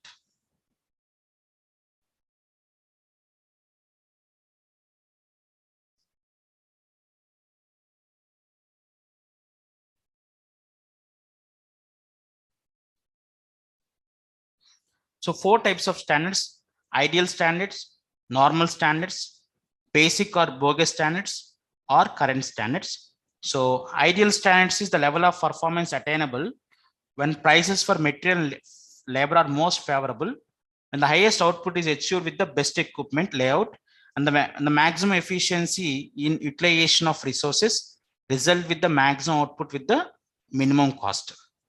So that is ideal. So normally we go with the normal standards, that is the standards which can be attained. Basic standards means which are there for a long period of time. Then we have current standards. The current standards reflects the management anticipation of actual cost, which will be the actual cost for the current period. So these are the 4 types of standards. So we have discussed what is standard cost and standard cost. Here we are having, we are discussing 4 types of cost variance. Why variance analysis means difference between budget profit and actual profit. Under this, material, labor, variable overhead, and fixed overhead. Now, in terms of material, so in a regular class, we have discussed in detail why price, what is usage, what is yield, mix, etc. So In terms of material cost variance, subdivided into usage or quantity, and price variance. Usage or price are subdivided into yield and mix. In terms of labor, in case of idle time, in case of not having idle time is simple. Actual hours productive minus actual hours paid into standard rate. Now variable overheads based on hours and based on output you have worked out. Fixed overhead with a simple example. We have discussed the fixed overhead, absorbed fixed overhead, and budget fixed overhead and actual fixed overhead. And we have discussed three variance model, which is 100% sufficient for your examination. And please also complete the and ratios you have worked out: efficiency ratio, calendar ratio, activity ratio, standard capacity usage ratio. Please complete those also. Okay, so you can reflect missing figures also you have worked out. So this is more sufficient for please do our material and do study material. So this is the basic information I can give it for standard costing and variance analysis. Okay, so please take care.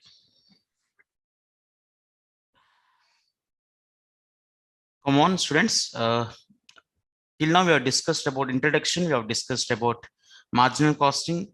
We have discussed about standard costing and variance analysis. The next topic we are discussing about activity-based costing. So the expectancy from the activity-based costing is minimum 10 marks from the examination. The important point in this chapter is that normally it used to be there in the CA final in old syllabus. Now what they did is that they have moved the basics from CA final to CA inter. The advanced topics of activity-based costing they have incorporated in the CA final. Okay, so this chapter is very important, like your marginal costing, standard costing, activity-based costing, budgets and budgetary control. These chapters remain common even in our CA final, right? Now,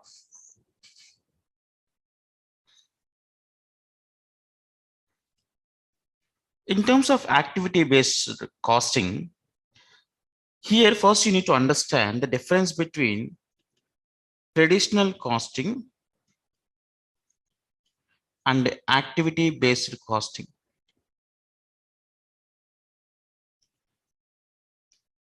Now the difference between traditional costing and activity-based costing is related to overheads, because in any costing system, direct cost can be traced to cost object directly. But whereas in terms of overheads, if you listen to overheads chapter, there will be having multiple two-tier mission rate, blanket overhead recovery rate, and mission hour rate, etc., etc., etc. Now, the shortfalls in traditional costing is replaced with activity-based costing. Now, what happens in terms of traditional costing? First, overheads are worked out. The overheads are allocating to cost centers. Which cost centers are? Production cost centers and second service cost centers. Now that is we call as primary distribution of overheads. Now the service cost centers amount is again reapportioned to production cost centers. That's reappropriation of the overheads. That is a secondary distribution of overheads. Then by using a mission hour rate or labor rate, we are assigning to cost object, that is for the product. Now, whereas in terms of activity-based costing, now tell me, in terms of traditional costing, the maximum rate is based on volume based. Now, for example, 3 people went to hotel. 1 people took juice, which is costing 100. Second person took biryani, which is costed 500. Third person took, let us assume, which amount somewhere about 300.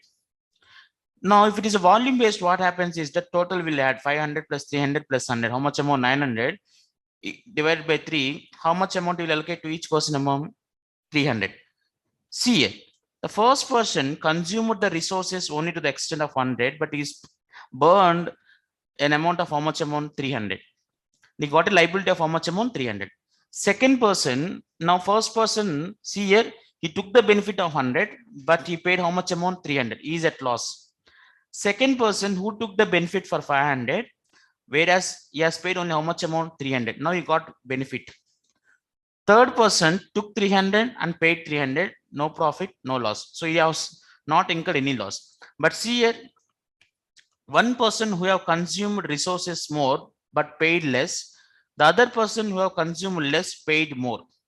Now this concept is called cost distortion. To eliminate this cost distortion, activity-based costing has come into picture. Now activity-based costing is resource consumption based. Resource consumption based. That means it is not based on volume based. In terms of resource consumption based, what happens that overheads remains the same. Now the overheads are assigning to activities. From activity, by using activity cost drivers, will be allocating to watermark cost object. Ultimately, the overheads amount should be recovered by watermark product only. That is a cost object. What is meant by cost object, for which you want to find separate measurement of cost, is called watermark cost object. Now, instead of cost centers, if you remember, primary cost centers, secondary cost centers, service cost centers, that is a cost centers. If you remember overheads chapter, what we do under primary distribution of overheads and secondary distribution of overheads, this concept. Whereas in terms of activity-based costing, instead of cost centers, it is replaced by watermark activity. From activities, it is assigned to what? Cost object. Now, what is meant by activity? Activity is an event that incurs cost. Now, I do a lot of activities in my business. So, for example, I am only speaking about overheads. That means, first you should listen to these three important points. What is the first important point, sir? Sir, the total direct cost under both the methods remain same, because this chapter is only speaking about overheads. Whatever is before overheads, that is a direct cost. Under any method of costing, that is under traditional costing and activity based costing, the total direct cost under both the methods is what? Same. Second important point, the total overheads under both the methods is same. That means, sir, now your overheads is how much amount? 900. If it is a volume based, you will be charging 300, 300, 300. If it is a activity based, resource consumption based, from first person I will charge only 100, second person I will charge 500, third person I will charge how much amount? 300. So ultimately, the overheads here 900, the overheads here 900, both remain same. Only the individual allocation will get different when compared to activity based costing and traditional costing.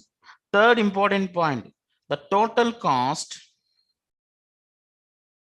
and profit under both the methods is same.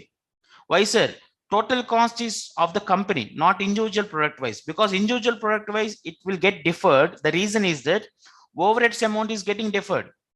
Now, what I'm speaking is that if there are three products A, B, C and total, now under this total method, whether it is a traditional costing and activity based costing, both remain same. But individual cost will get deferred because overheads allocation under traditional costing, overheads allocation under activity based costing is different, right? Now come to an activity. What is meant by activity, sir? Activity is an event that incurs cost. Now, how many activities will be there in the business, sir? N number of activities, because you incur a lot of cost. For each cost, you will be incurring in a concept called what amount? Activities. Now, what happens is that now, for example, let us assume, I'll take a simple example so that you'll understand the difference between traditional costing and activity based costing. Now, let us assume there are three types of activity. First one, ordering. Ordering is an activity, right? Where I go on order my items from different vendors, right? Or purchase ordering. Delivery is one activity because it incurs cost. Third one, shelf stocking. Now, for this, there is an amount incurred cost. What is that amount? Let us assume 64,000, because this example I took from ICI material itself. 1,40,000. how much amount? 80,000. Now total, how much amount? 64,000 plus 1,40,000 plus 80,000, 2,20,000 plus 2,84,000. Now, let us assume that, so this is we call as activities. This is we call as activity cost pool. How will you get this activity cost pool? By using activity resource cost driver and activity cost driver. That means in terms of activity based costing, the overheads are first allocated to activities by using resource cost driver. What is meant by cost driver? Yesterday we discussed that the which drives the cost, because cost driver affects the change in the cost of an activity. Okay, now let us assume ordering is one activity. What would be the cost driver? So number of purchase orders. If my number of purchase orders get increased, what happens is that my purchase ordering cost increases. Okay, now what is my cost driver in such a case? Number of purchase orders is my cost driver.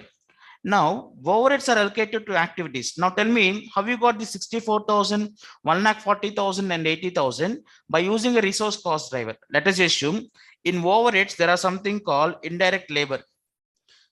Indirect labor, let us assume I'm incurring a cost of 2 lakhs. Now, how this indirect labor is being used by each activity, ordering and delivery and self-stocking.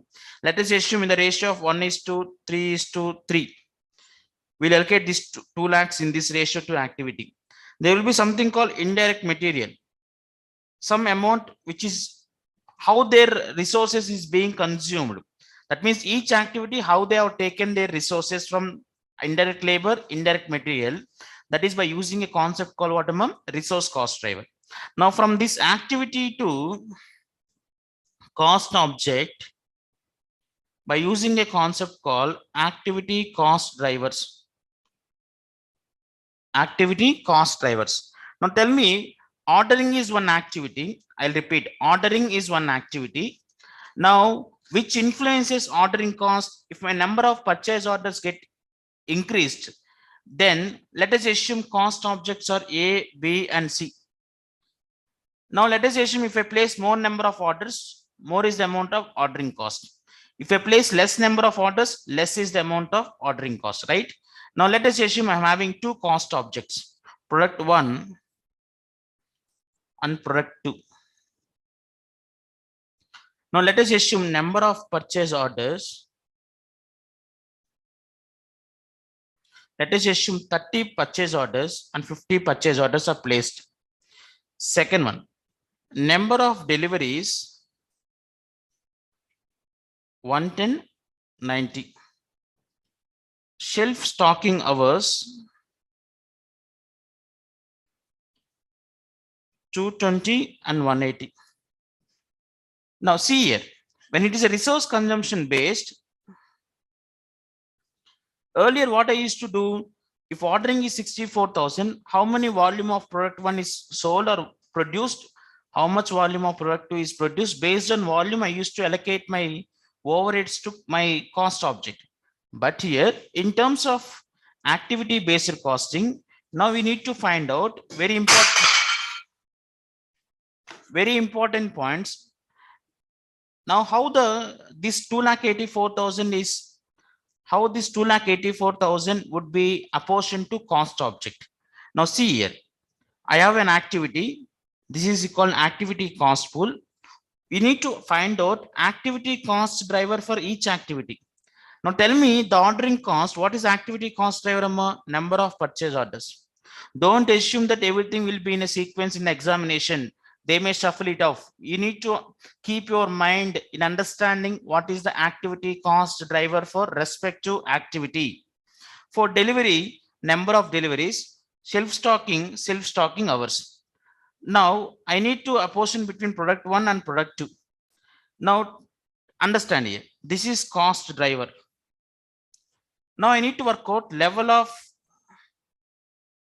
estimated cost, estimated activity, which is sum of these two, 30 plus 50, 80, 110 plus 90, 200, 220 plus 180, how much amount? 400. Now I'll work out cost driver rate. I will look at the cost driver rate. What is the activity cost pool divided by estimated level of activity? 64,000 divided by 80. How much amount? 64,000 divided by 80. How much amount? 800 rupees. That means for every purchase ordering, it is costing how much amount? 800. Number of deliveries, 1,40,000 divided by 200, 700. Third one, 80,000 divided by 400. How much amount? 200. Now, I have worked out the cost driver rate. Now, by using the cost driver rate, I'll be assigning to cost object. Now, what are my cost object? My cost objects are product 1 and product 2. Now, see here, first one, ordering. How much I'll allocate? See here, sir, 800 is the cost driver rate. And what is the consumption? Sir, how many purchase orders are being used for product 1? 30, sir. 30 into 800, how much amount? 24,000. 50 into 800, how much amount? 40,000. Sir, product 2, which is a cost object, have consumed more amount of purchase orders. More amount of overhead should be allocated to product 2 than to product 1. Next one, in case of delivery, what is the cost of each delivery? 700 rupees. What is the cost of each delivery? 700. Now, how many deliveries are placed for product 1? 110 deliveries are placed for product 1. Now, 110 into 700. How much? 110 into 77,000. 90 into 700. How much amount? 63,000. So 77,000 plus 63,000. How much amount? 1,40,000. Right? Now, third one. What is the third one? Self-stocking. What is the amount? Cost driver rate? 200. How many self-stocking hours are there? 220. 220 into 200. How much amount? 44,000. Next one. 180 into 200. 36,000. Now, if it is a volume based, what I would have done is that total 2,84,000 divided by 2 units. So I'll take it 1,42,000 each, 1,42,000 each, which is not correct because each product has not consumed resources in a unique way. The consumption is different for each product. That is the reason we are going with what, we are going with what? We are going with resource consumption based. Okay. Now what is the total cost assigned to product number 1? 24,000, which is overheads. 77,000 plus 44,000. How much amount? 1,45,000. In case of 2, 40,000 plus 63,000 plus 36,000. How much amount? 1,39,000. So put together how much amount? 2,84,000. But product 2 have consumed less amount of resources. So less amount is allocated to product 2 and then product 1. Understood? So that means in terms of activity based costing, what are the 5 stages of activity based costing? First one, find out the activities that take place in the organization. That take place in the organization. How many activities, sir? Any activity which incurs cost is an what? Is an activity. So you need to identify how many activities are having in terms of organization. Second important point is that you need to find out what did we work out. Second point, cost pool. So find out the activity cost pool. Activity cost pool, or it can also be called as cost buckets, because these are the activities where the cost is being loaded, right? For each activity. By using what? By using resource cost drivers. Because in terms of CA Inter, the cost activity cost pool they would have given in the examination. Okay, directly. Resource cost driver. Third one, you need to find out what is third one, cost driver for each activity. Find out the cost driver for each activity.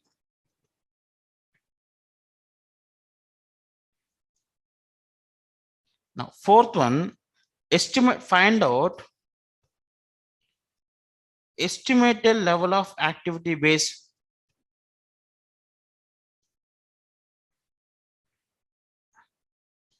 What is estimate level of activity base means? This one, product 130, product 250. So what is the total estimate level of activity base? 80. So this we need to work it out. Now, next one, what did we work out? We worked out what is the cost driver rate, that is activity cost driver rate. Find out the activity cost driver rate.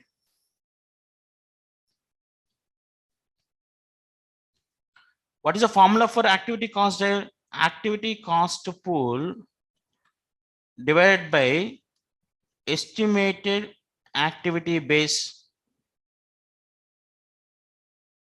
Now, once you worked out cost driver rate, assign the cost driver rate to cost object. That means this concept. So now we know that each overheads or each activity.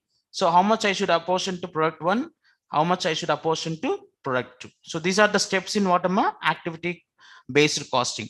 So the format is also simple, which you can apply for every type of question. First, you should write down activity. Next one, you should write out activity cost pool. Third one, you should be able to find out activity cost driver. Fourth one, you should find out estimated activity base.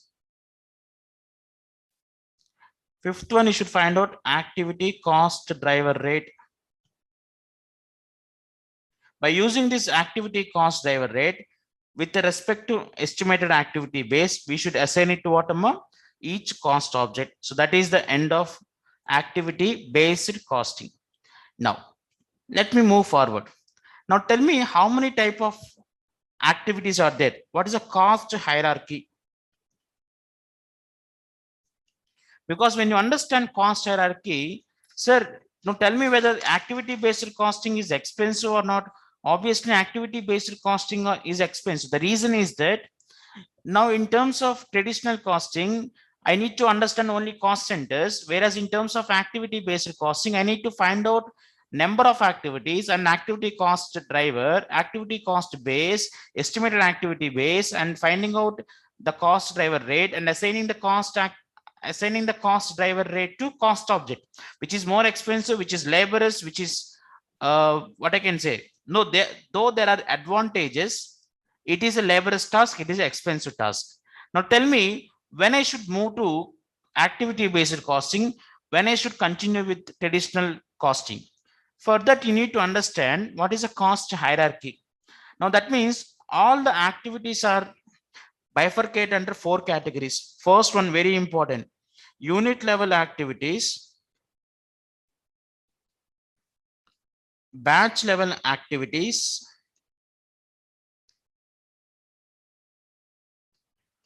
product level activities, fourth one, facility level activities. Facility level activities. Now,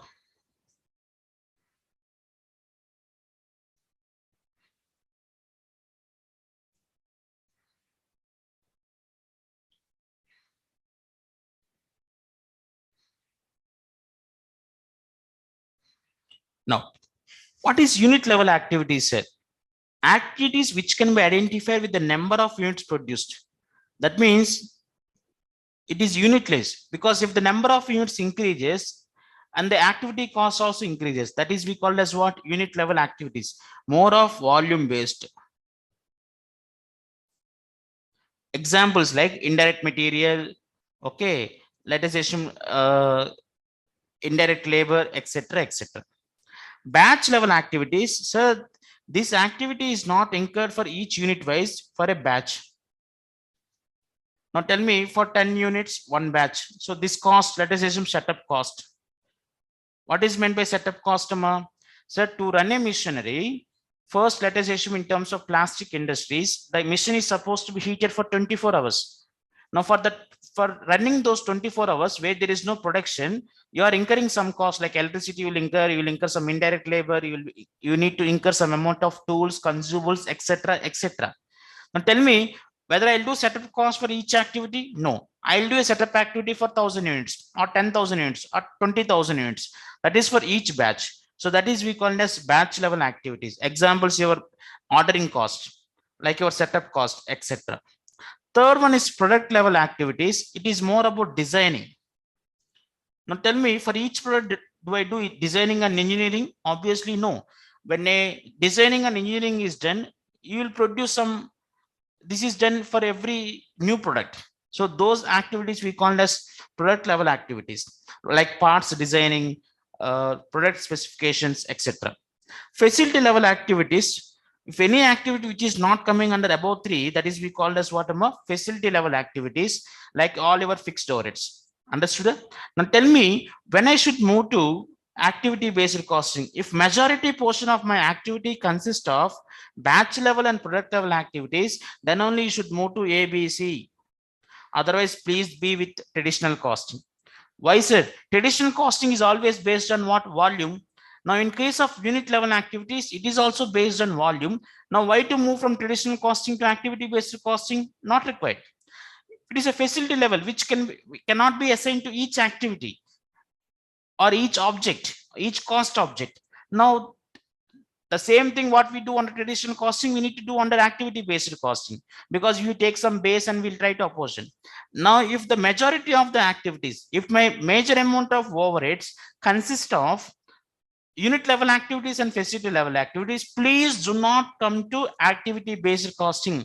Please continue in traditional costing. Now tell me, sir, when I should move to activity based costing?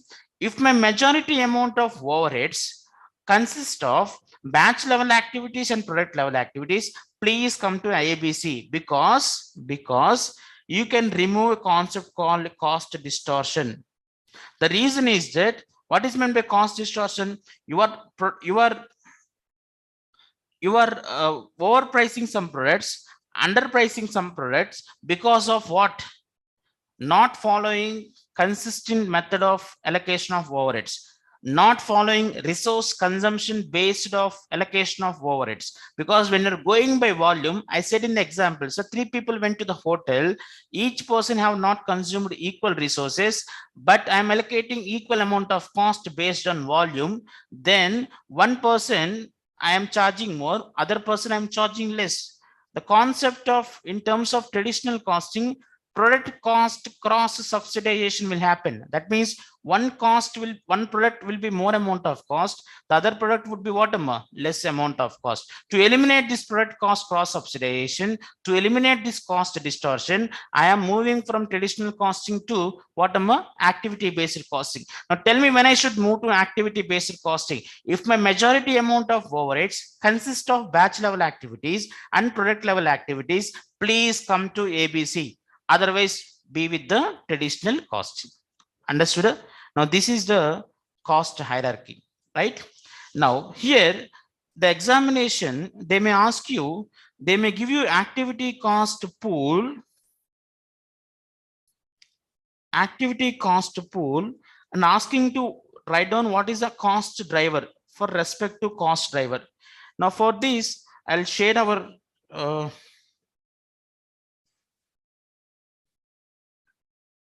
so this is important, right?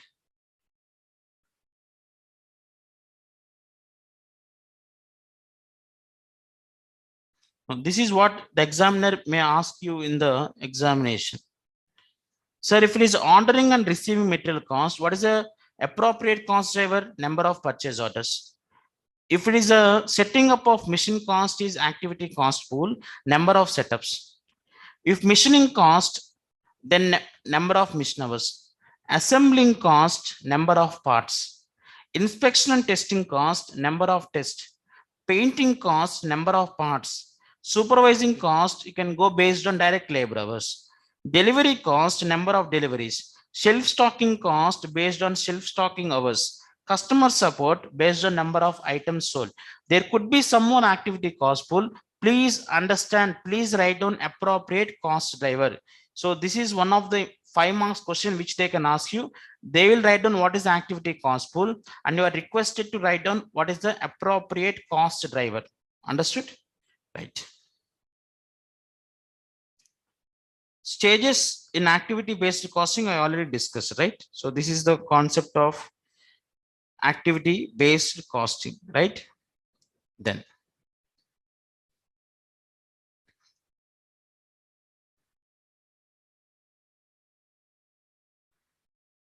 now, before I go to the questions, let me complete the important topic.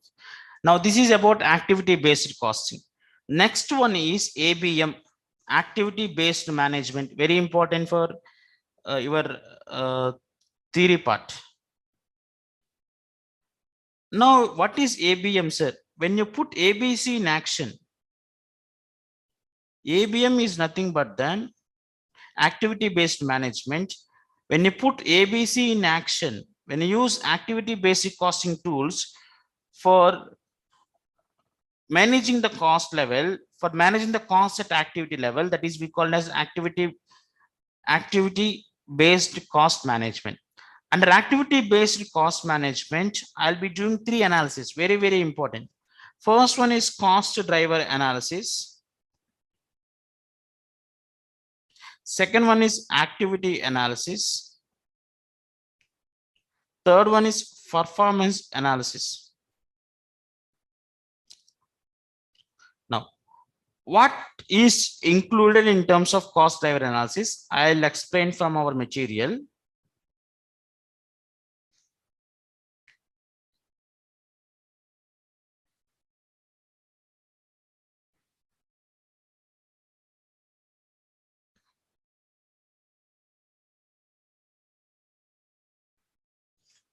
Now, see here. The factors that cause activities to be performed need to be identified in order to manage activity cost. Cost driver analysis identifies 3 causal factors.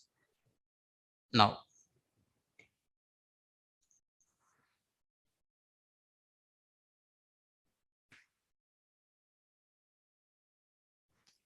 tell me, sir, in terms of cost driver analysis, what is my respective cost driver? For example, each cost driver is costing me, let us assume that 15 rupees. Let us assume activity cost driver rate of purchase ordering is 15. Can we reduce this 15 to 12? Can we reduce this 15 to 10? So if I do that analysis, that is we called what a cost driver analysis. Second one is activity analysis. Sir, whether what is meant by activity? Activity is an event that incurs cost. Sir, if I can remove that activity or if I can reduce the activity, obviously my cost will get say reduced. Now, in terms of activity analysis, what I do is that I will classify all activities into 2 categories. One is value added activity. Second one is non-value added activity. What is value added activity, sir? Sir, an activity is a value added if it meets all the 3 requirement conditions. What is the first one? First one is that customer is willing to pay for the activity. Let us assume you are a chartered accountant. Now your staff laptop got repaired. Now, based on enthusiasm, you are doing some work on, you are trying to repair it. But whether it is a value added activity for you, because your staff will not make payment to you, that is not a thing. The same laptop, if I go and give it to a service person, he will do the repair and he was getting charged. So for him, it is what value added activities. If I do simple logic, sir, if I am watching Facebook, if I am browsing YouTube for unnecessary activities, unnecessary thing, that is not a value added activity for me. If the same Facebook employee or YouTube employee is browsing the respective website, yes, he was getting paid. So that is a value added activity for him. So what I used to say to all my students is that you list out what are the activities you are doing in a day-to-day business. In a day, what are the activities you are doing? Obviously, there are some activities which are of no use. You are just simply wasting the time.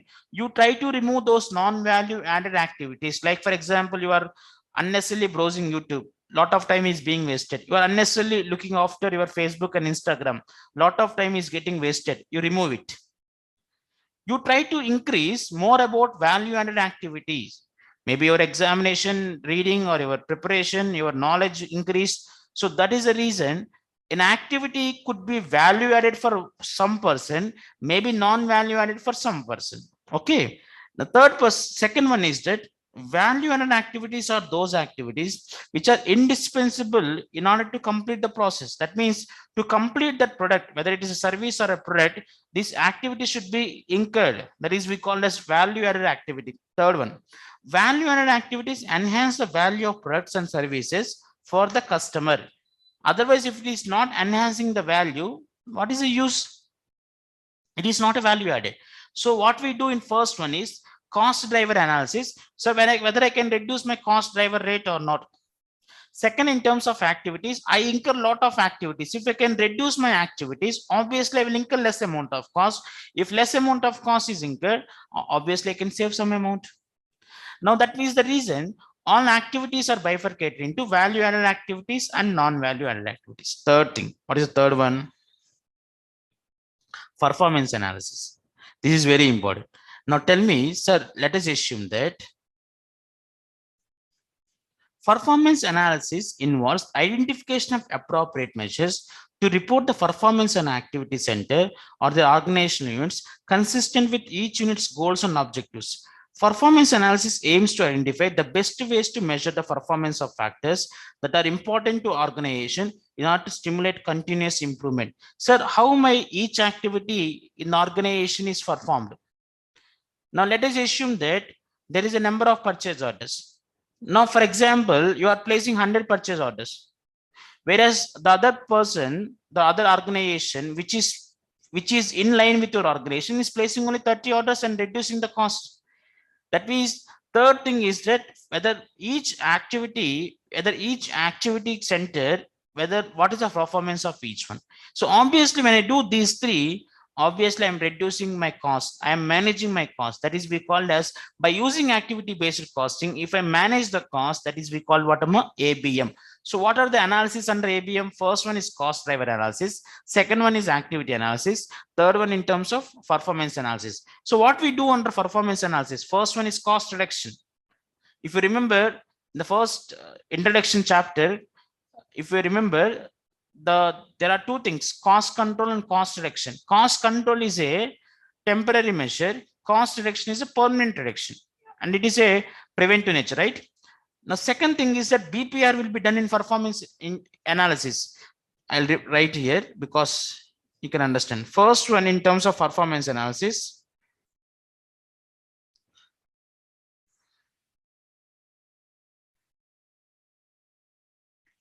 so first I'll do with first one, I'll do cost reduction.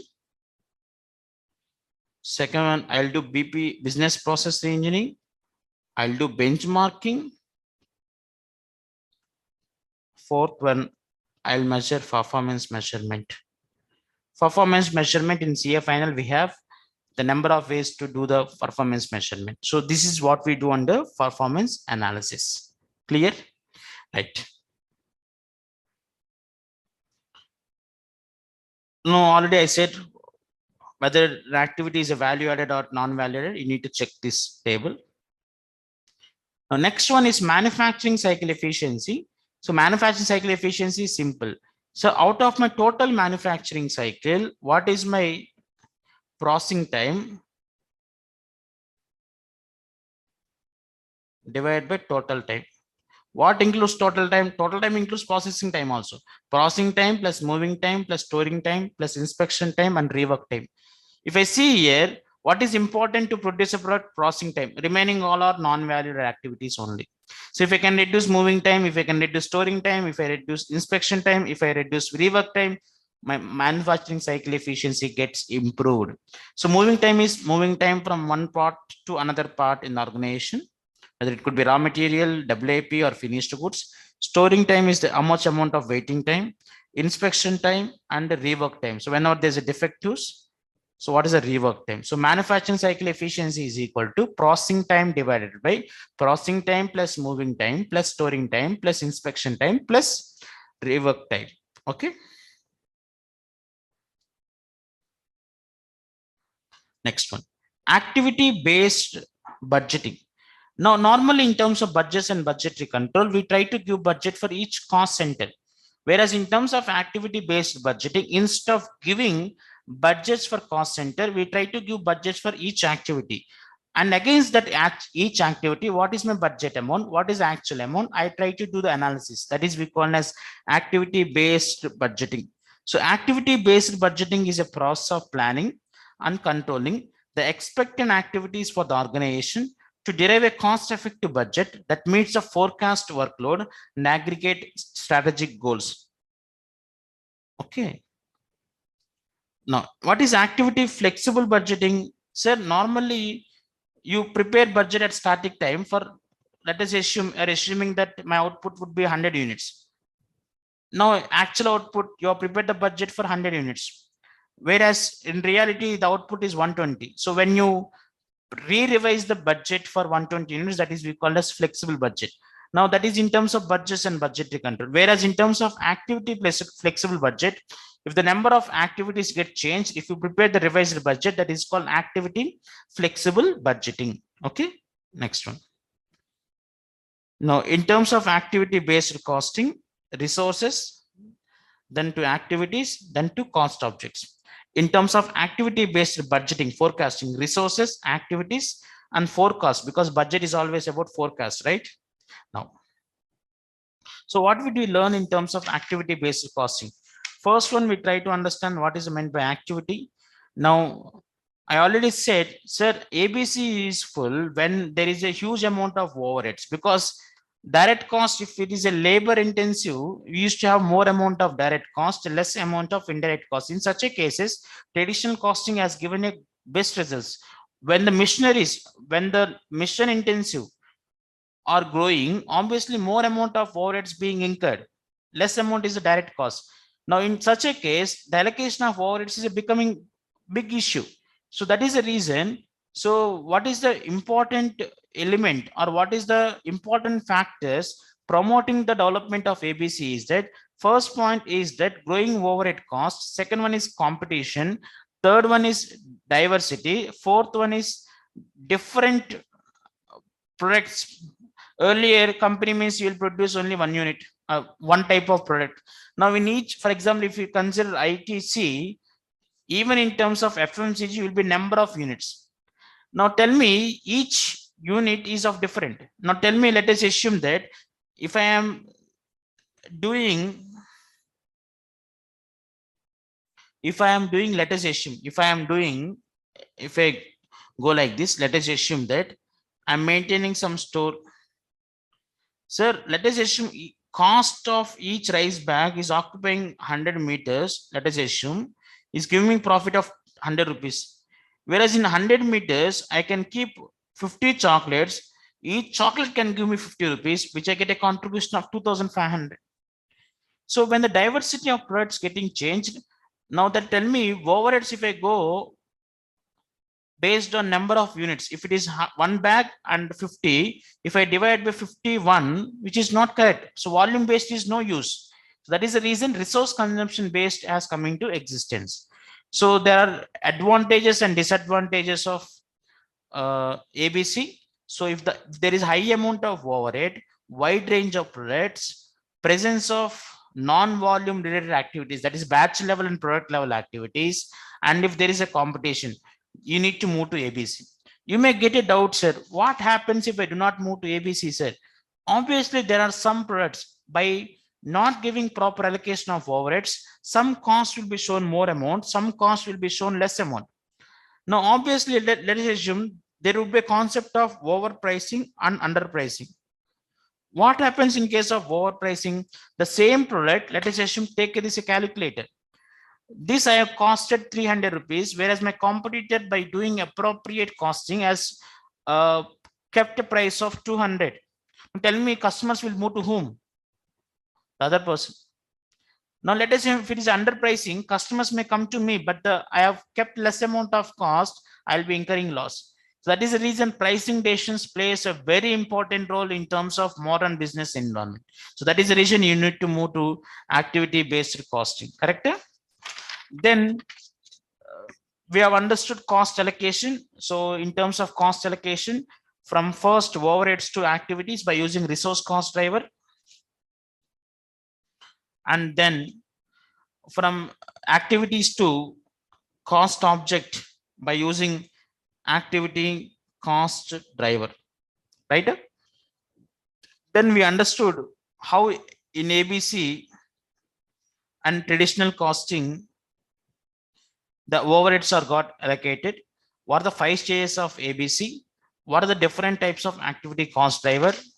And we understood what is activity based budgeting and activity based management. So ABC in action is activity based management, cost management, and activity based cost management. We have discussed cost driver analysis, activity analysis, and performance analysis. Under activity analysis, value added activities and non value added activities. Understood? Yes.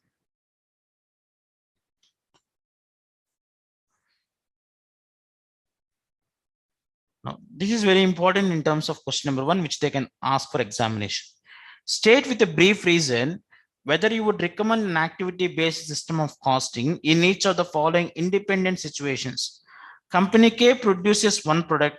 The overhead consists of depreciation. If it is one product, the total amount of overhead will be allocated to only one product. The cost object is one.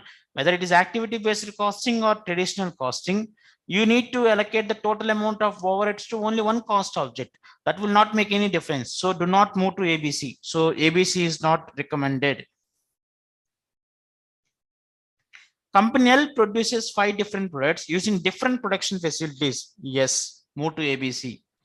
A consultancy firm consisting of lawyers, accountant, computer engineer provides management consultancy services to clients. So different services, different service providers, please move to ABC. Company S produces 2 different labor intensive methods. Contribution per unit in both the product is very high. The BEP is very low. All the work is carried on efficiently to meet the target cost. When you are moving with target costing, because target costing is there in CA final, because you will try to keep the cost of this product should not exceed this amount, that you are working on this target costing. Second important point, BEP is low. When the BEP is low means overheads is less. So overheads is less means no need to move to ABC, because when the overheads are high amount, then only we need to move to ABC. Okay, so this is not required. Now, what are the questions we have expected to discuss in terms of activity based costing? So if in terms of activity based costing, suitability of ABC with the theory number 1 we have discussed. So let me move to our marathon. So what did we discuss?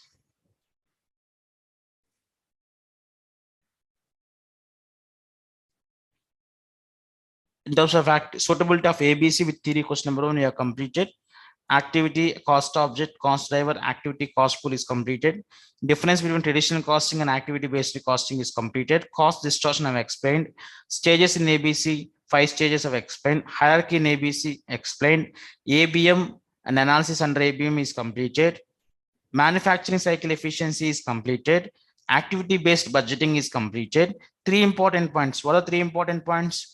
The total direct cost under both the methods is same. The total overheads under both the methods is same. Total profit under both the methods is same. What makes a difference is that individual product wise cost gets deferred. That is only the concept under activity based costing. Then we are decided to discuss problem number 1, problem number 2, problem number 3, problem number 5, and problem number 6. Okay. Now let us move to problem number 1.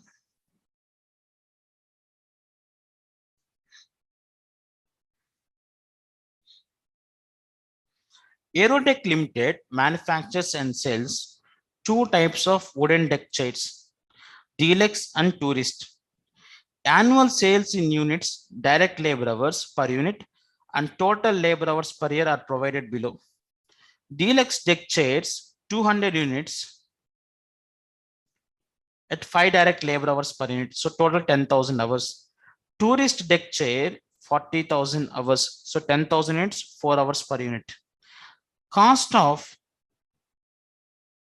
direct cost of materials and labor for 1 unit of each product are given below. Direct materials 25 rupees, tourist 17. Direct labor 12 rupees per direct labor hour, 60 and 48. So how many hours? 60 divided by 12 means 5 hours, which is this one. 48 divided by 12. 48 divided by 12 rupees, which is 4 hours. Then they are given the manufacturing overhead cost totals 8 lakhs per each year. This you need to consider, sir. Very important. 8 lakhs. If I add all activity cost pool of overheads, it should be 8 lakhs. The first point you need to check in the examination. If my total manufacturing overhead cost is 8 lakhs, the sum of all activity cost pools should also be 8 lakhs. See here, this 8 lakhs and this 8 lakhs.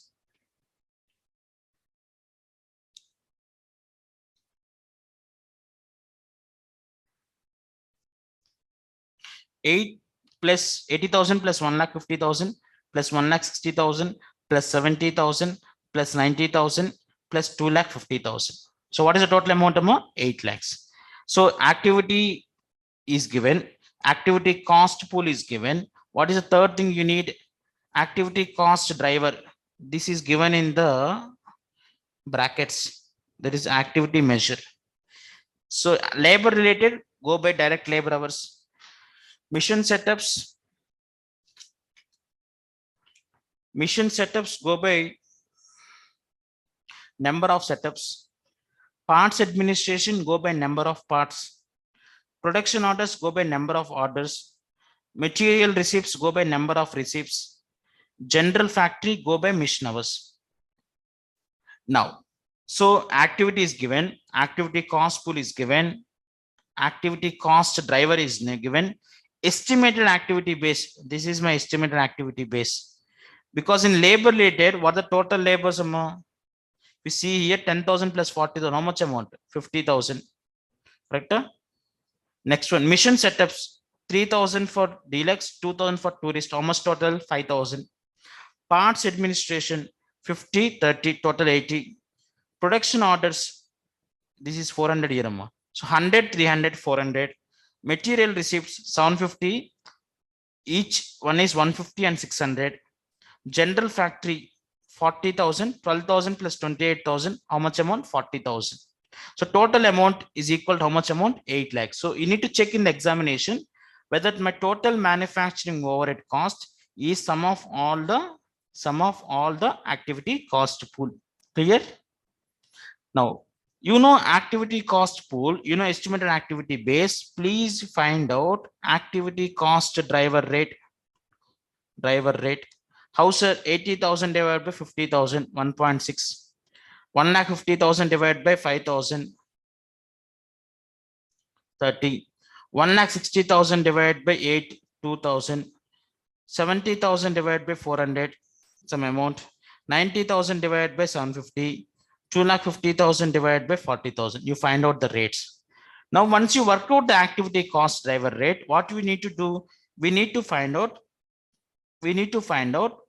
cost of each object. What is my cost of each object?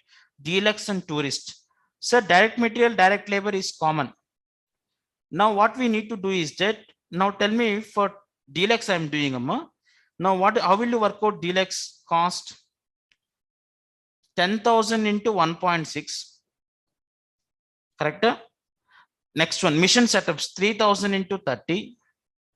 So respect to estimated base into activity cost driver, you will get the total amount of overheads. That amount divided by how many units you have produced. How many units in terms of deluxe deck chair? 2,000. Tourist deck chair, how much amount? 10,000. So for that, you need to add direct material, direct labor, which is prime cost. Overheads you will allocate for total. You will go with the per unit rate. If you add these three, you will get what amount? Total cost object cost of the cost object. That is deluxe chair, tourist chair. What did they ask you in the question? Required classify each of aerodeck activities as unit level, batch level, product level, and facility level activities. Now labor related, which is unit level because it is based on number of labor hours. Mission setups, batch level. Parts administration, product level. Production orders, batch level. Material receipts, you will not receive for each item, right? It is a batch level. General factory means facility level activities. Assume that company applies overhead cost to products on the basis of direct labor hours. Direct labor hours means compute the predetermined overhead rate that would be used. How will you work out predetermined overhead? Please remember our standard costing. Budgeted overhead divided by budgeted hours. What is my budget overheads? 8 lakhs. What is the total budget hours amount? 50,000. So 8 lakhs divided by 50,000. How much amount? 16 rupees, correct? 8 lakhs divided by 50,000. How much amount? 16 rupees. Now, in case of volume, what it says is that determine the unit product cost of each product using the predetermined overhead rate computed in point number 2 above. That means in terms of traditional costing, you are not worried about your activities, right? Now I know direct material cost 25. I know direct labor cost is 60. Overheads, what is the predetermined rate of 16 rupees? How many hours I'm using for deluxe? 5 hours. 5 into 16, how much amount? 80 rupees. That means the cost of the cost object would be 25 plus 60 plus 80. That's it. Under traditional costing. Under tourist costing, 1748 is common. Now tell me how many hours? 4 labor hours. 4 into what is the predetermined rate? 16. 16 into 4, how much amount? 64 rupees. So this is the under traditional costing. Assume that company uses activity-based costing to compute overhead rates. Compute the activity rate. Activity rate means activity cost driver rate. Activity cost pool divided by estimated activity base. Correct? Now, by using that rates, find out the cost of overhead that would be assigned into each unit of product. Now tell me, so for example, in terms of labor, 80,000 divided by 50,000, how much amount? 1.6. How much you allocate to deluxe? 10,000 into 1.6, 16,000. How much you allocate it to tourist? 40,000 into 1.6, 64,000. Total will be equal to how much amount? 80,000. Similarly, you will do for remaining all the 5 activities. Now, you will get the total amount of overheads that would be assigned. The total amount of overheads divided by number of units. How many number of units in terms of deluxe summer? 2,000 units. So you will get per unit. So that per unit rate, you need to add it to direct material and direct labor plus overhead amount. You will be getting the cost unit. Okay. So determine the unit product cost of each product. Compare this cost to the cost computed in point number 2 above.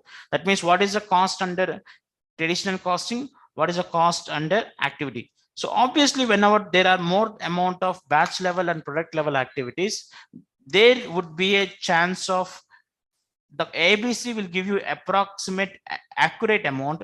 Traditional costing may not give you accurate amount. Okay. So let us check that answer also. Now see here.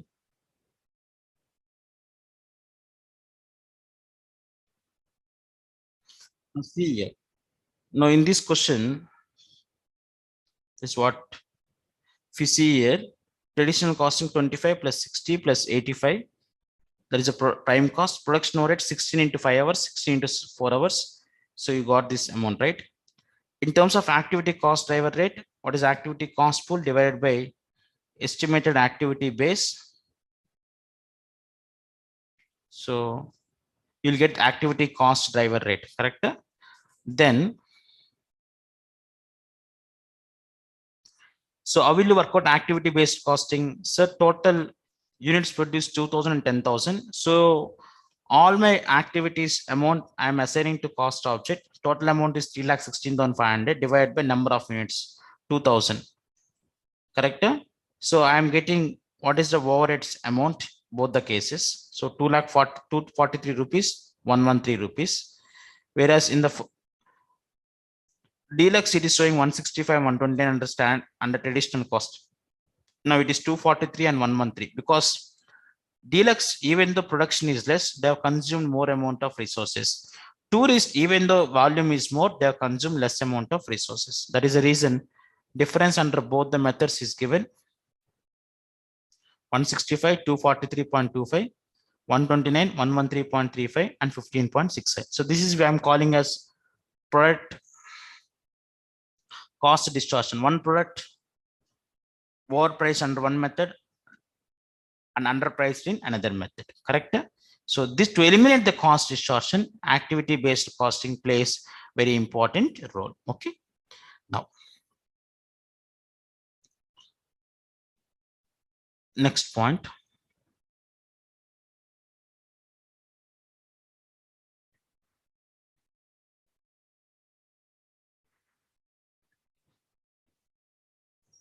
Next point I have decided to discuss. Next point in activity based costing. What is the next point? Gross, our second question. See here, the important point I want to highlight in this question is that there are four types of overheads. Okay, in fully mechanized factory means overheads would be more. They can move to activity based costing. Here, gross production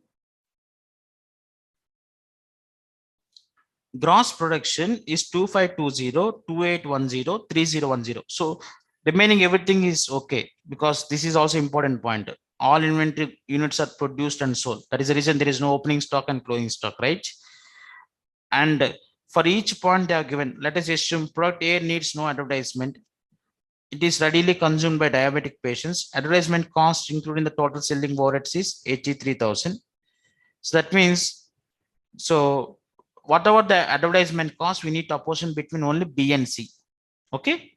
Now, okay. Now here in terms of 2,520 defective units, how much amount? 20. So how many units, or I can say how many units I'm getting for each production run? 2,500, 2,800, 3,000. Now they said how many production runs. Okay. So you can work out how many production runs they have worked out.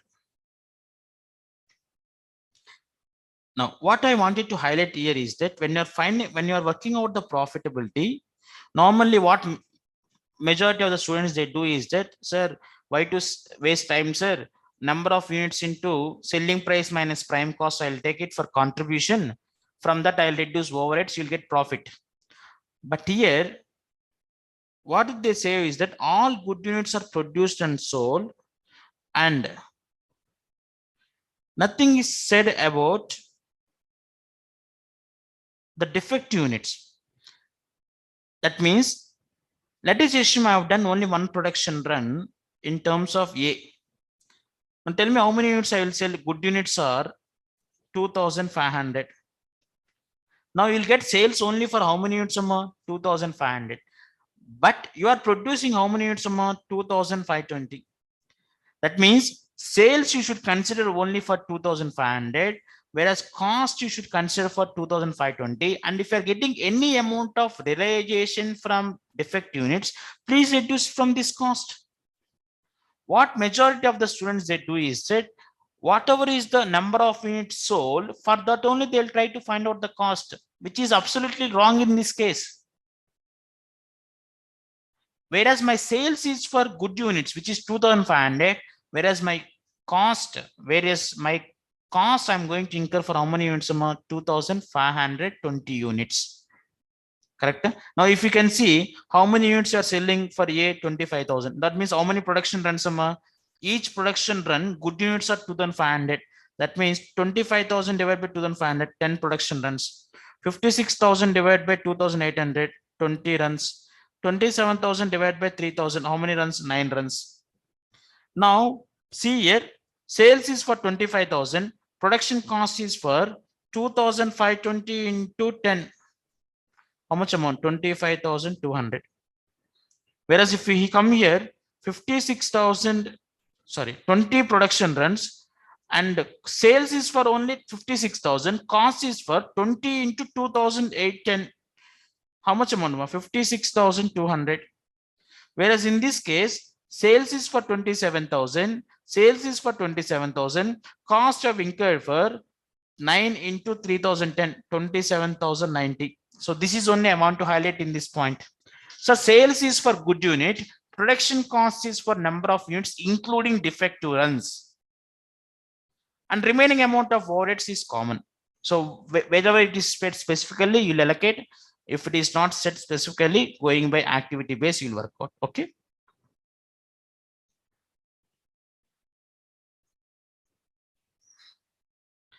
If we see here, product B needs specially packed before being sold so that it meets competition. 54,000 was the amount spent for the month in specially packing B, and this has been included in the total selling overhead cost.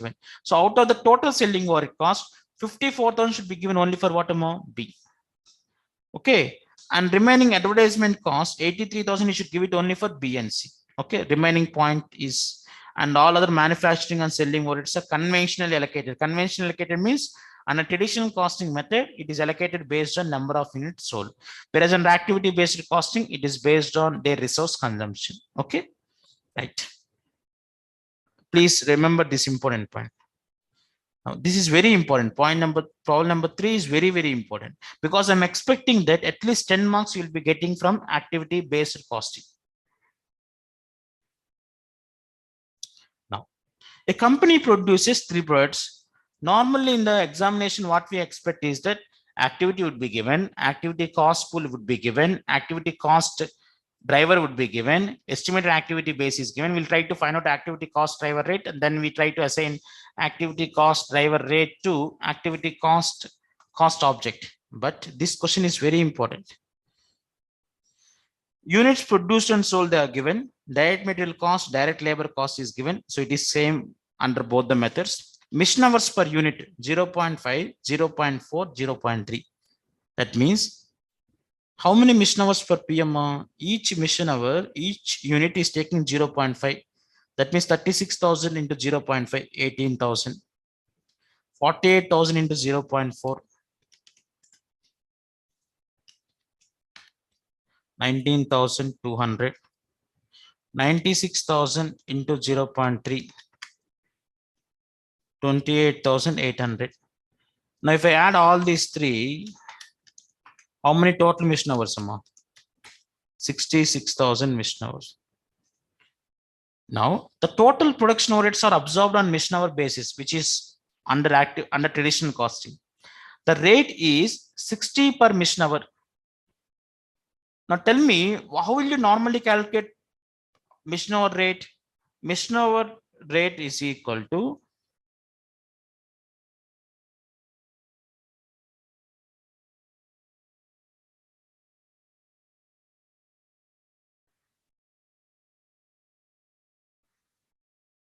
one minute.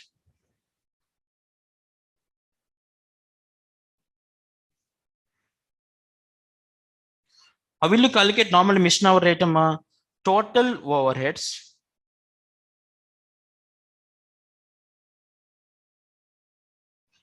So total overheads divided by number of mission hours is equal to mission hour rate. Here I don't know total overheads. I know mission hours. I worked out some mission hours should be somewhere about 66,000. So 66,600 into, is it correct? 18,000, 48,000 into 0.4. 96,000 into 0.3.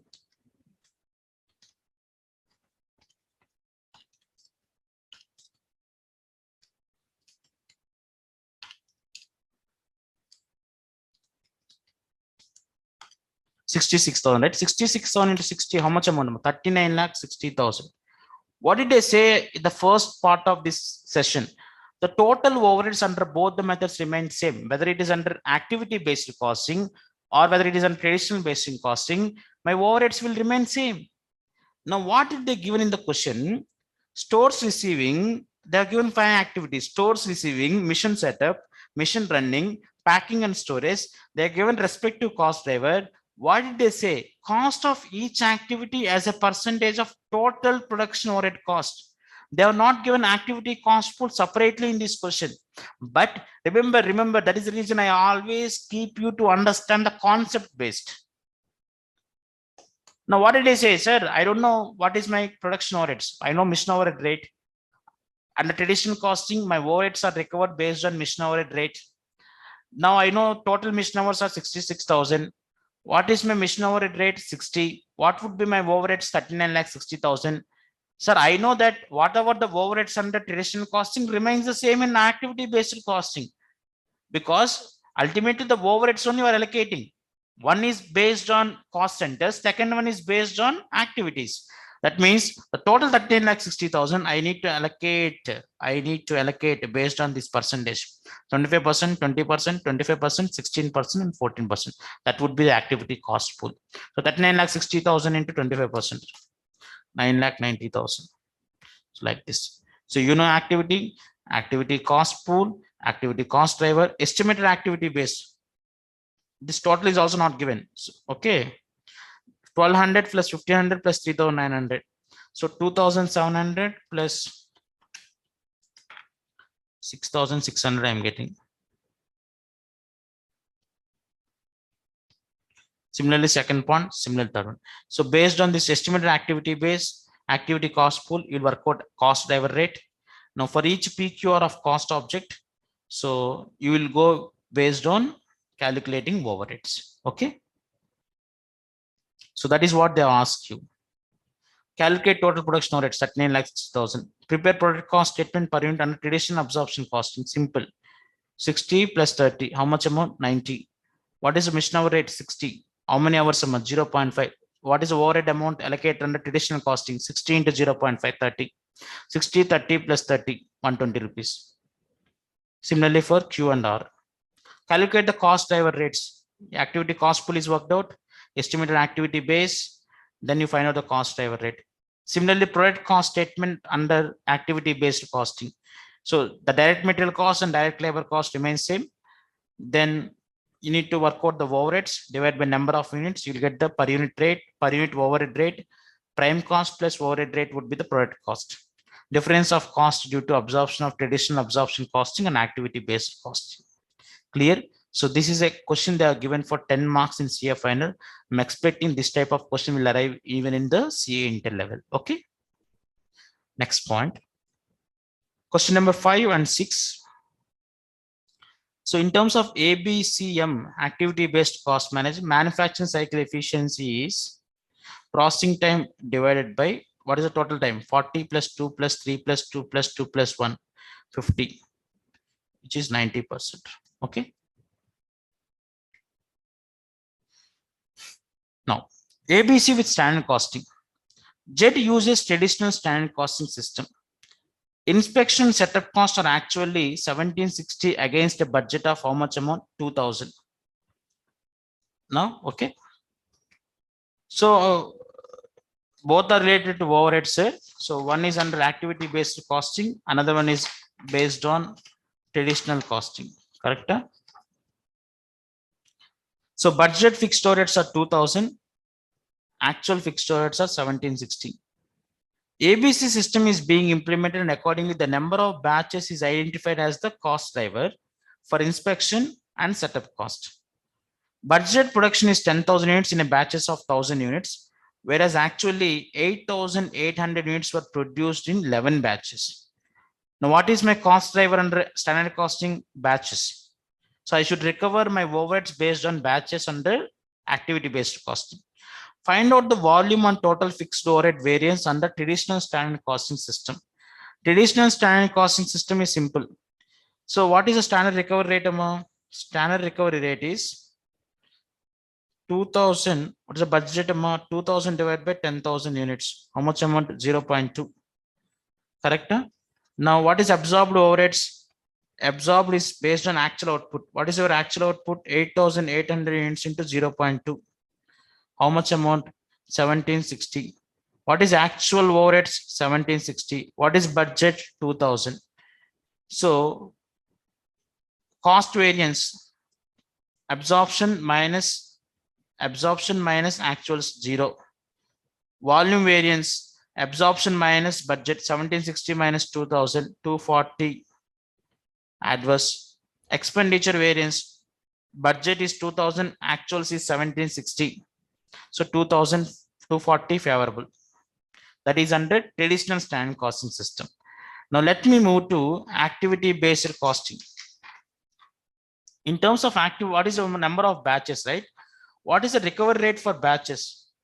Now tell me, what is the budget amount? 2000, and 2000 divided by how many batches amount? 10 batches. So how much you'll recover for each batch? 200 rupees. Now absorption is based on actual batches. What is absorbed? 11 into 200, how much amount? 2200. Absorbed fixed overhead. What is actual fixed overhead? 1760. Budget. What is the budget? What is the budget over sum? 2000. Now simple. Absorption minus actuals is fixed overhead cost variance. Absorption minus budget is volume variance. Budget minus actuals would be expenditure variance. Okay, so this is a question which they can ask you for 5 marks. And one more important question. ABC with marginal costing. A manufacturing company produces ball pens that are printed with logos of various companies. Each pen is priced at 5 rupees. Costs are as follows. Unit variable cost is 2.5. Number of setups 225 and cost driver is 40. Engineering hours is 10 and 250. Now if you see what is my setup cost and engineering cost is my overheads, correct? Now 225 into 40, correct? 225 into 40 plus 10 into 250 plus total fixed cost 48,000, total fixed cost under ABC. So sir, total fixed cost would be same, but under ABC you will try to allocate based on activities. If not possible, you'll keep under unallocated.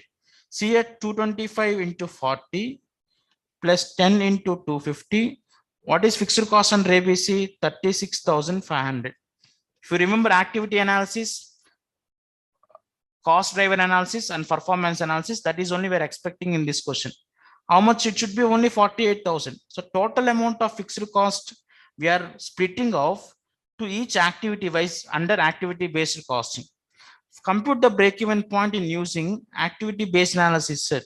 Sir, activity based analysis, total amount is what? 48,000 divided by what is the contribution per unit of 5 minus 2.5, 2.5 rupees. 48,000 divided by 2.5 would be 19,200 units. That is under activity based analysis.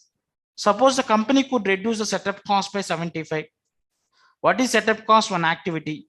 So cost driver rate I am reducing by 75 rupees. What is existing cost amount? 225 will become how much amount? Reduced by 75. That means new will be 150. And could reduce the number of engineering hours needed to 215. What is existing number of engineering hours? 250. It will be reduced to 215. That means the revised cost would be 150 into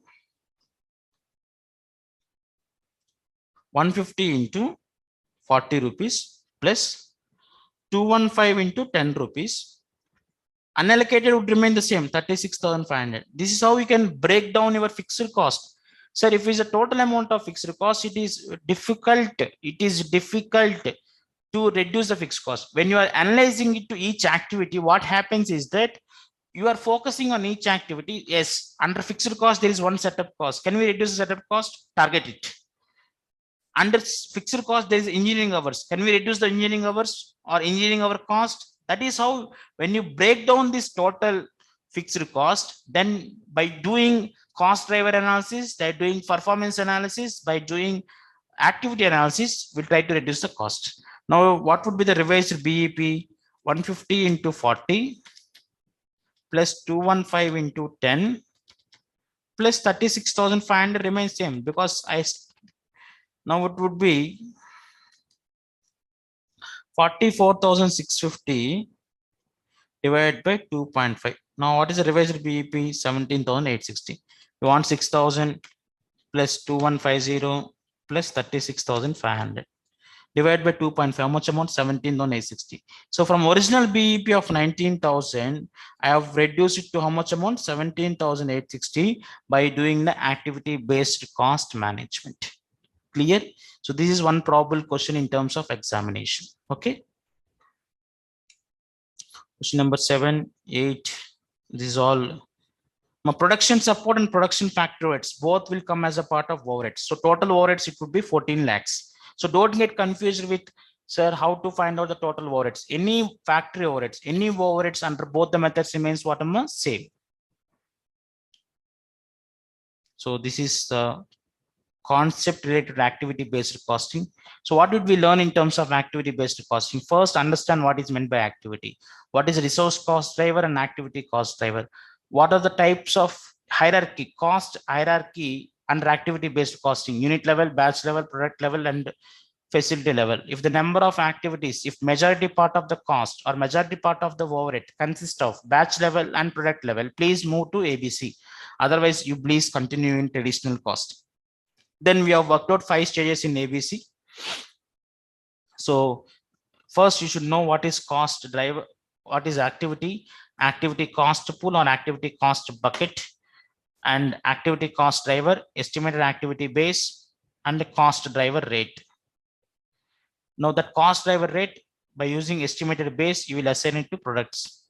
That is cost object. Now, if they ask you to work out product cost, means prime cost plus overhead cost.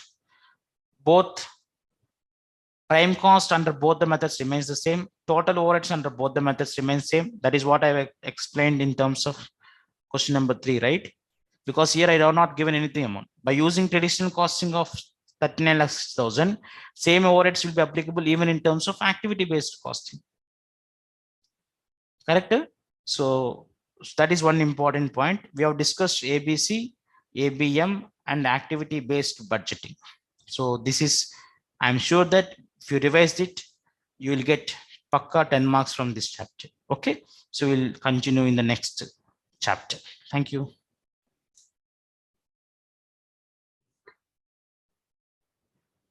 Very good morning, students. Next topic of our marathon is about budgets and budgetary control.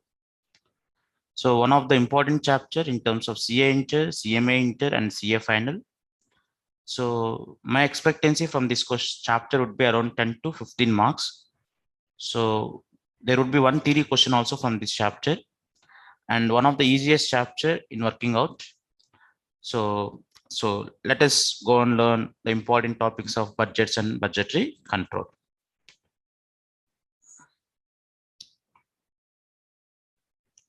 Now, in terms of budgets and budgetary control, the main concepts. So what are the essentials of budget? So these all are we are going to learn in this topic.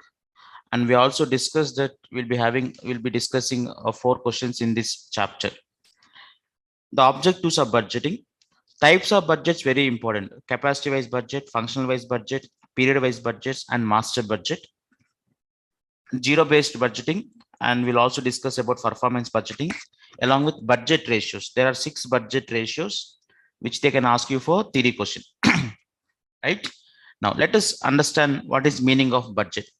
Budget is a quantitative expression of a plan for a definite period of time. So to be termed as a budget, it should satisfy the following condition. Now, what are the characteristics of budget, sir? I'll go back again. So I want to cover here. Now, first one, it is concerned for a definite future period. So budget is always prepared for the future. Budget is not prepared for the past. Budget in a simple term is a plan of actions. Okay. Now, for example, even in day-to-day life, we follow this budget. Many times we call as budget. That means, let us assume that if you are running a house, if you are a head of the house, so obviously you need to understand what is the amount of income you are getting, either way of salary or business income, etc. What are the expenses you are supposed to incur in this period? So you'll understand whether there is a surplus or deficit, right? Now similarly, for profit organization or even the non-profit organization, they should have a plan of what they are going to receive and what they are going to spend it off. Okay, now the budget is always for future period, and it is a written document. And always remember, budgets that we should not estimate, like let us assume that, let us assume that uh, okay, all the board of directors have came for meeting, and they are expected that okay, this would be my sales, this would be my expenditure, so I'm giving allocation of budget to this department.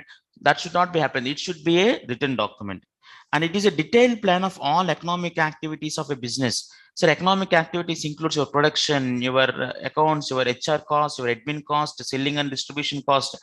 We discussed an activity based costing. What is an activity? An activity is an event that incurs cost. How many activities? A number of activities in organization. That means the budget should cover all the economic activities of a business. Budget is a mean to achieve business. It is not an end itself. Very important.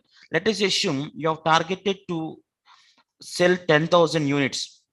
Now let us assume if the demand is more, and if you are getting 12,000 units sale, you should not reject it. You should not say that okay, I have not planned in my budget, so let me not sell. No, budget is a means to achieve business, but it is not an end. That you need to understand.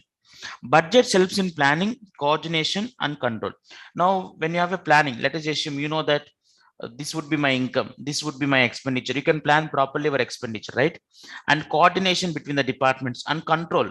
How this control can be done, sir? Even by using cost centers. If you listen to our class in terms of cost centers, what we do is that for every cost center we'll allocate the budget. So obviously, when the budgets are achieved, that means the expenditures are in your control and the income is in your control. Whatever is a budget profit, that you can achieve it off.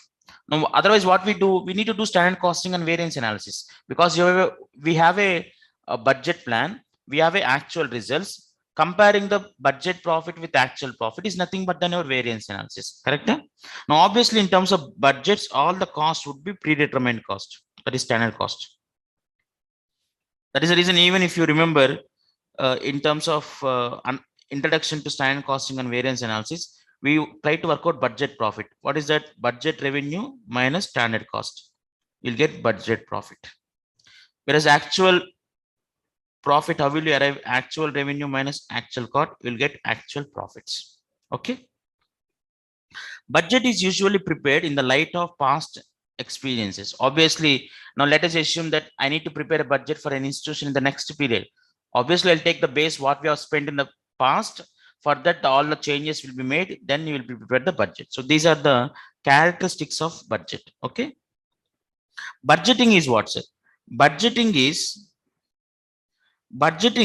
coordinating the combined intelligence of entire organization into plan of action based on past performance. Budgetary control is that the establishment of budget. This is first one. Second one, relating the responsibilities of executives. So you need to prepare budget and need to give the responsibilities, and continuous comparison of the actual with the budget results. Obviously, when you're doing control means, always remember, control means you'll give predetermined cost. You'll compare with the actuals. We have listened in terms of cost control under chapter number 1, if you remember. Then you will find out the difference and you will investigate the variances. So this is only the concept of budgetary control. Okay. Now, what are the objectives of budgeting, sir? Objectives is planning, directing and coordinating and controlling. This we have discussed, right? What are the advantages of budgetary control system, sir? There are many advantages of budgetary control system. First one, you'll have a control on expenditure. How will you have control on expenditure, sir? Simple understanding. So let us assume you have given a budget of 10,000 rupees for a cost center. This cost center budget amount is given in SAP. Let us assume you're following SAP system, because we used to control the cost in BPCL like this. Now the budget is allocated to the extent of 10,000. So when you're posting any journal entry, you will be debiting the cost center. you will be debiting ledger along with cost center. You need to give cost center. Now, if the cost center budget is 10,000, if you are trying to post amount more than 10,000, the entry will not be posted. If the entry is not posted, so the amount will not be created to the vendor. That means if there is no credit balance in vendor, you will not make any payment. So this is how you need to control the cost by using the budgetary control system. Efficiency, yes, we'll try to understand. You are doing a evaluation. What is your standard cost and what is your actual cost? Obviously, you understand who is efficient and who is not efficient. Finding out the deviations, that is your variances. Effective utilization of resources. Now, for example, by using zero-based budgeting, you can effectively utilize your resources. Revision of plans. Sir, budget is prepared at the beginning. Now, let us assume that you are running a mining, you are working with a mining company. Diesel is the major cost. Now, at the beginning of the year, the diesel cost is somewhere about 80, 90. Now, today, the diesel cost is somewhere about 120, 130. So, obviously, there is a revision of plans. Implementation of standard costing system, because when you're speaking about control system itself, that is a standard costing system. Cost consciousness, this is very important. Sir, I have a sorry. So for me, for my department, the budget allocated is only 10,000. So I always think that I should not spend more than 10,000. Okay, the cost consciousness will come when you have a budget. Otherwise, what happens if there is no budget? They go on spending the amounts. You'll not have a control on how much spent and how much to be spent also. And credit rating is also one of the advantages of budgetary control system. Now, this is very important. Classifications of budget. Now, all the budgets are classified into 4 categories. First one is capacity wise. Second one is function wise. Third one is master budget. Fourth one is period wise budget. Among this, this is very important. Capacity wise budgets. In the examination, they may ask you what is the difference between fixed budget or flexible budget. Fixed budget is also called as static budget, is also called as a rigid budget. So fixed budget and flexible budget. Now first let me move to fixed budget and flexible budget, which is under capacity wise, right? Now fixed budget means it does not change with the actual volume of activity achieved. I'll tell you in simple. Let us assume you are running a business. So you thought that your sales would be 10,000 units in the current period. Now you will prepare the budget. For 10,000 units, what is my direct material cost, direct labor cost, overheads, etc. You will understand what is my budget profit. If your actual sales is 12,000 units, or in some case 8,000 units, can I compare 10,000 units with 12,000? Can I compare 10,000 units with 8,000 units? Obviously no. That means when you're comparing 10,000 units of budget with 12,000, you will be getting all favorable variances, correct? When you're comparing, you'll be getting all adverse variance, because for 12,000 units, your cost is more. For 10,000 units, your cost is less. When you're comparing 10,000 units with 8,000,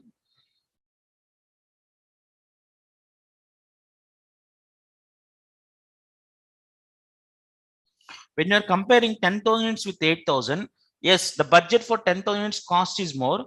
For 8,000, cost would be less. You may get favorable variance, but that is not the thing.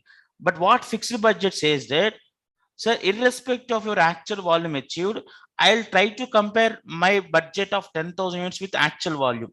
I will not make any changes with 10,000 units. That is we call as fixed budget or static budget or rigid budget. Now, second one, it operates on one level of activity. That means I said for 10,000 units means it always gives you how much to spend on 10,000 units and how much you have actually spent. Your actual volume is deferred. If your actual volume is same 10,000 units, there is no issue. Fixed budget is helpful. But whereas the fixed budget, their budget for 10,000 units, they will not change. They always works on the same operating activity. Here, all costs are fixed, variable and semi-variable are related to one level of activity. So variance analysis does not give useful information. Obviously, sir, when my budget is for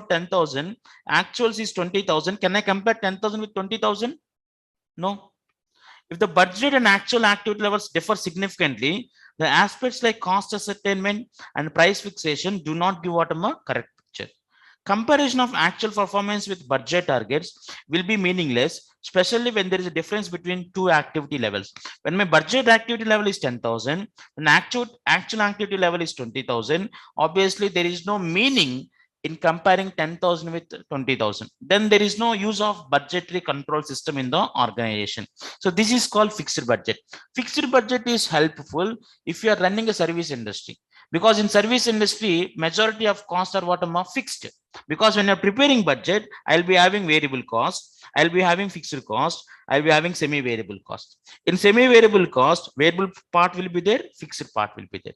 When your majority of the costs are fixed, now whether it is for 10,000 units or 20,000 units or 15,000 units, fixed cost remains what same. So in such a cases only fixed budget is useful.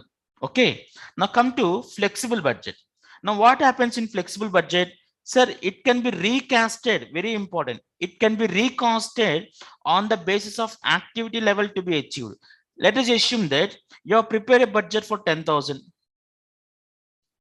So under that material cost, I'll share it.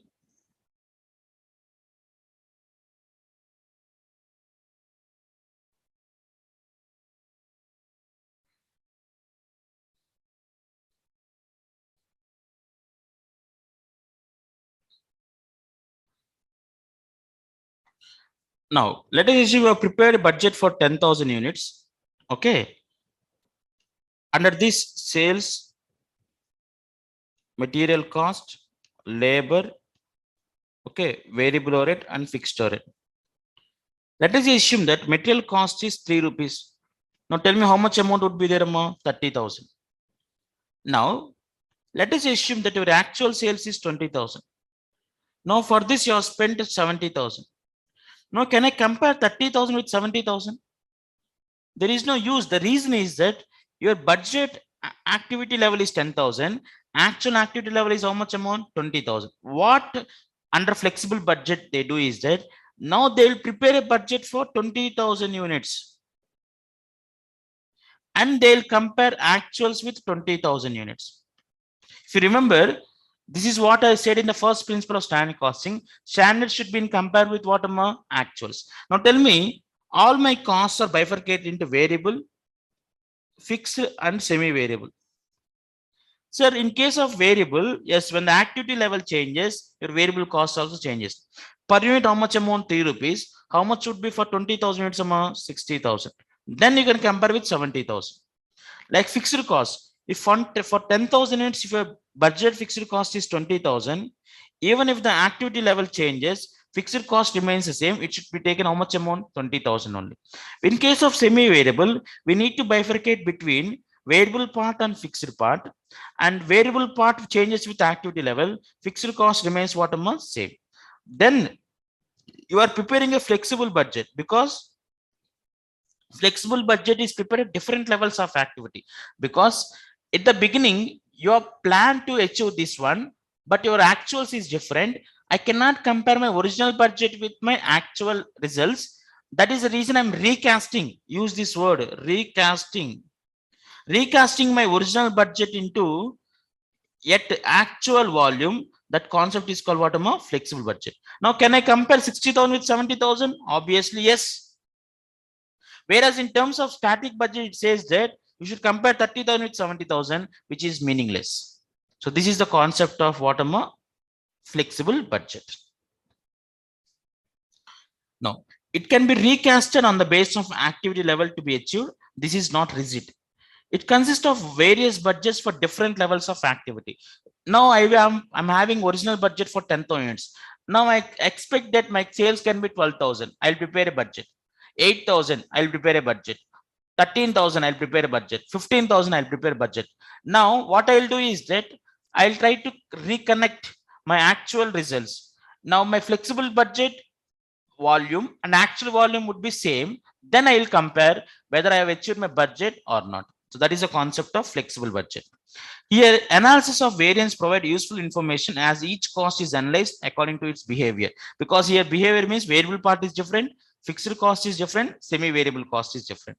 Flexible budgeting at different levels of activity facilitates the ascertainment of cost, fixation of selling price, and tendering of whatever quotations. It provides meaningful basis of comparison of the actual performance with whatever budget targets. So this is one of the important topics, difference between fixed budget and flexible budget. Now, what would be discussed among budget on the basis of capacity is bifurcated into 1 minute. Budget based on capacity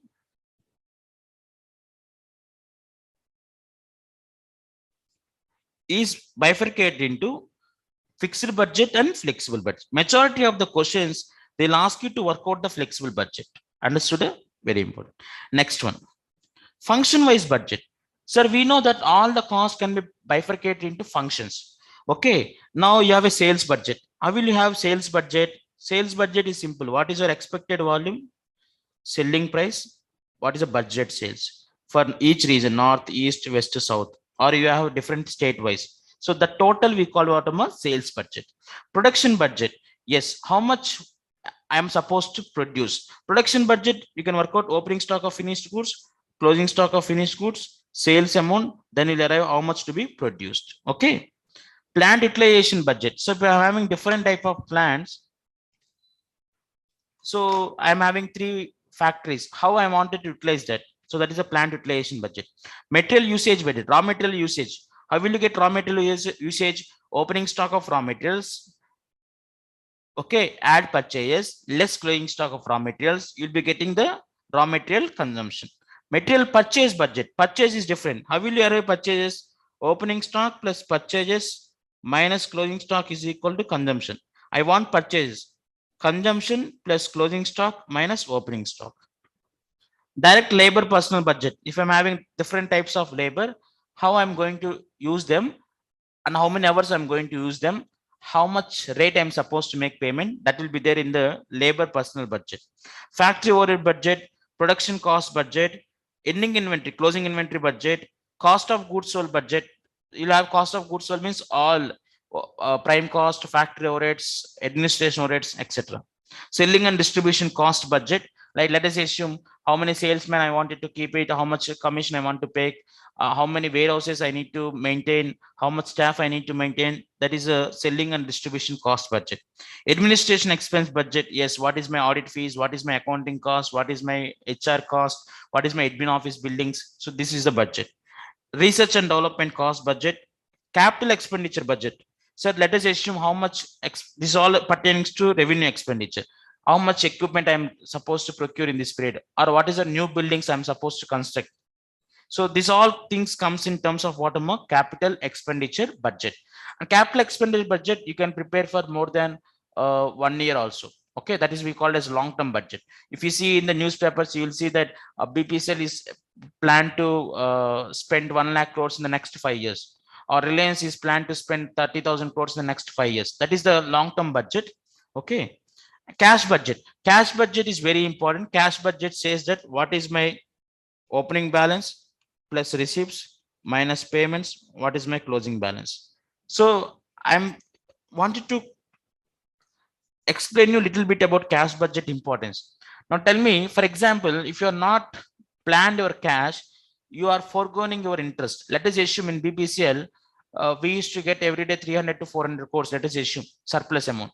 If I do not plan properly, the same 300 to 400 crores, if I can invest in 1 day, I'll be getting somewhere about 50 to 1 lakh rupees as interest. That means taking a proper decision will impact your cash budget. So if you can plan properly, yes, I'm going to get receipts tomorrow, surplus. The surplus amount I need to invest in my mutual funds. I need to inform to the bank earlier, saying that, yes, I'm having extra amount. I'm going to invest this amount in this period. So that is the reason, that is the importance of what a cash budget.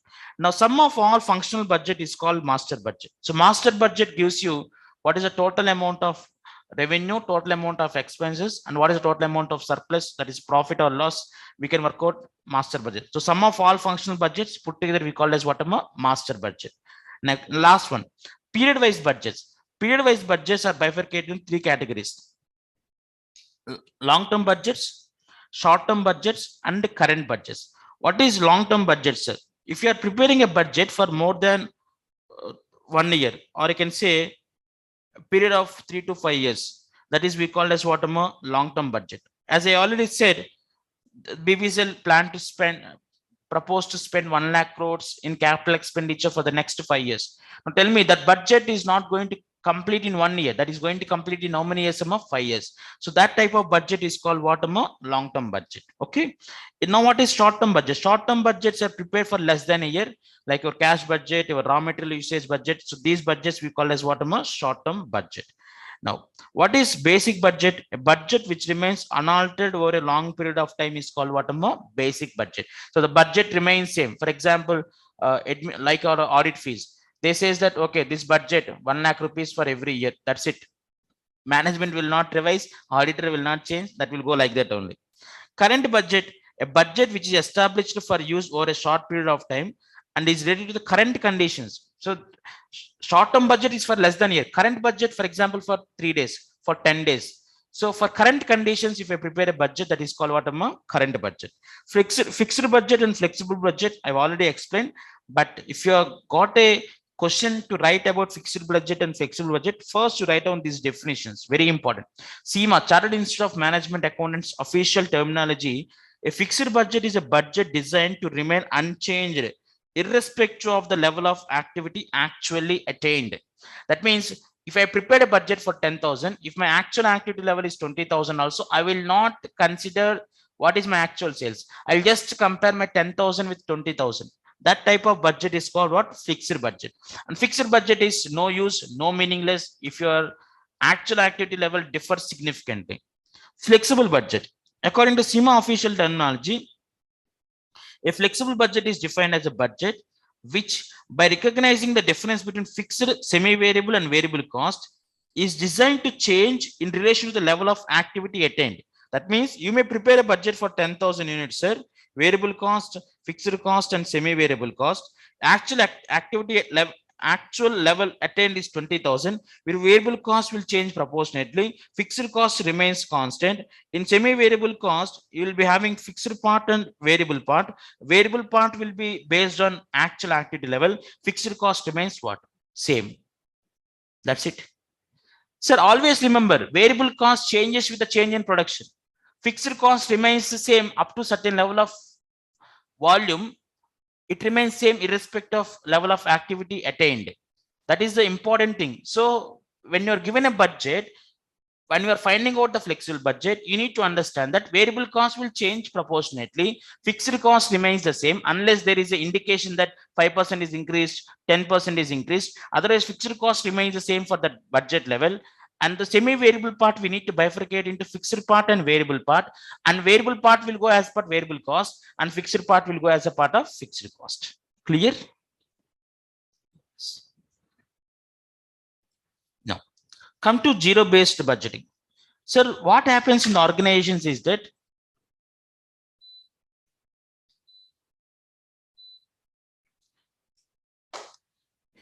normally the tendency in the organization, if you see even in the public sectors or many sectors, you have allotted a budget to spend somewhere about 1 lakh rupees for meetings and seminars. Now, before that, I already said that normally budgets are prepared based on past expectations, right? Now, what normally organizations, the cost center heads or revenue center heads or profit center heads, what they do is that they know that, okay, like how we ask our father and mother, right? Now, if I want exactly 100 rupees, if I ask 100 rupees, my father may give me 100 rupees exactly. But if I know that whatever the amount I ask, if he gives only 50%, what I'll try to do, I'll try to ask 200 rupees so that he can give at least how much amount? 100 rupees. The majority of the people, what they do is that they try to inflate the budget. When you're keeping for board approval, they try to inflate the budget and asking them to give more amount of budget. Now what they say, okay, last year I spent 1,50,000, please increase 10%, sir, 1,65,000. Now what is the basis of this 1,50,000? Nobody knows. What is the basis of this 1,50,000? Whether you spent properly or not. So what normally many organizations they do is that, so okay, If I don't spend in the current period, I may not get budget in the next period. So they try to spend unless even the amount is not required, they try to spend the amount. Now, obviously, what I'm going to lose as an organization, I'm losing my money. Now, to remove that effect in traditional costing, zero-based budgeting has come into picture. What ZBB says that, now what did you spend about this 1,50,000? You tell me what is the components of this 1,50,000. Based on that, I'll give it. Don't say that give me 1,65,000. You write down how we are going to spend this 1,55,000 or 1,65,000. Out of this 1,65,000, if I think that is not required, I'll remove it. If the amount is required, I'll give the budget. Zero based, no base. Normally, all budgets is based on previous expenditure. They base and they'll try to give it for the next period. Normally, let us assume that you are staying in hostel. Your father is giving 4,000. You may say that expense have increased. Now your father give me 10% extra. What your father thinks that, okay, I'm giving normally 4,000.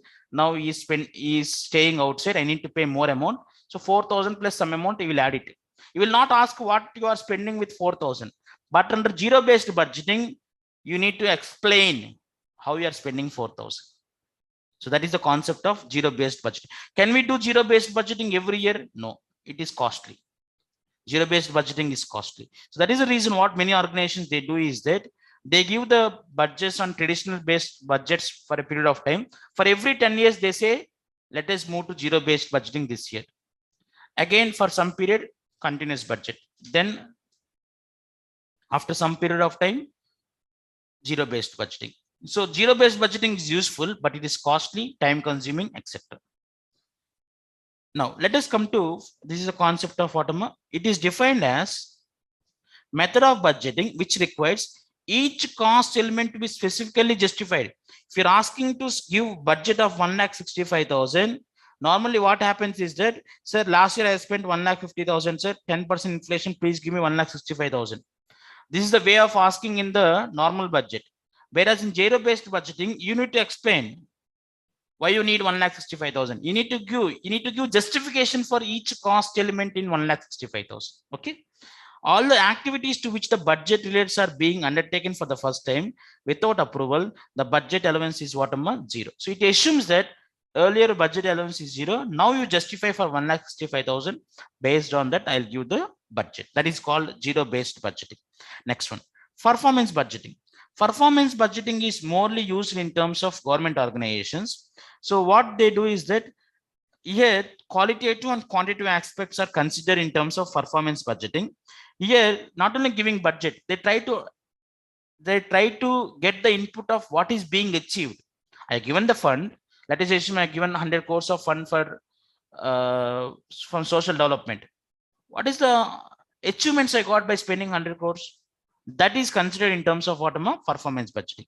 So establishing a meaningful functional program and activity classification of government operation, bring the system of accounting and financial management in accordance with the classification, evolving suitable norms, add sticks, work units of performance and unit costs wherever possible under each program activity for their reporting and evaluation. So this is the concept of what?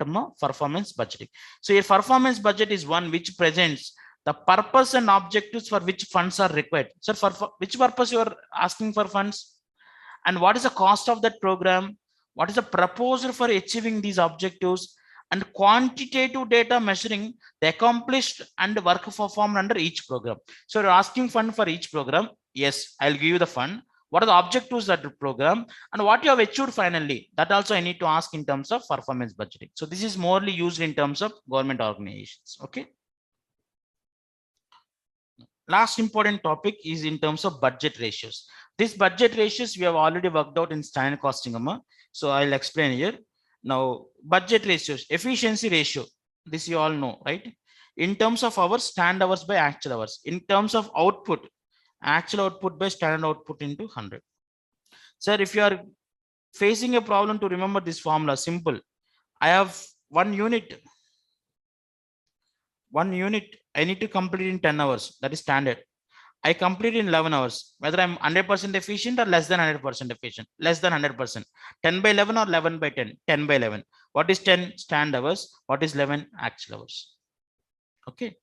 Next one, activity ratio. Activity ratio, if you remember, activity ratio is equal to efficiency ratio into capacity ratio, right? Efficiency ratio, what? Stand hours divided by actual hours. Capacity ratio is actual hours divided by budget hours. Actual hours and actual hours get cancelled. Stand hours divided by budget hours is activity ratio. Calendar ratio. If you remember our fixed rate cost variance, first we'll give effect of calendar, right? So how many days is available? How many days is worked? So available working days divided by budget working days. This is budget, this is actuals. Standard capacity usage ratio also we have worked out in one question in standard costing. Budget hours divided by maximum possible hours in the budget period. If you remember 10% downtime question, so this is the concept you have used there. Actual capacity usage ratio, actual capacity usage ratio, actual hours divided by maximum possible hours during the period. Actual usage of budget capacity ratio. So this is normally capacity ratio formula. So if they didn't ask you actual capacity usage ratio, if they ask you only capacity ratio, means actual hours divided by budget hours. If they ask you actual capacity usage ratio, actual hours work divided by maximum possible hours during a period into 100. So how many ratios we have worked out? 6 ratios. Tell me with me. First one, efficiency ratio in terms of hours, stand hours divided by actual hours into 100. If it is in terms of output, actual output divided by stand output into 100. Activity ratio, activity ratio is equal to C into E. What is C? Capacity ratio. What is E? Efficiency ratio. Stand hours divided by budget hours into 100. Calendar ratio, available working days divided by budget working days into 100.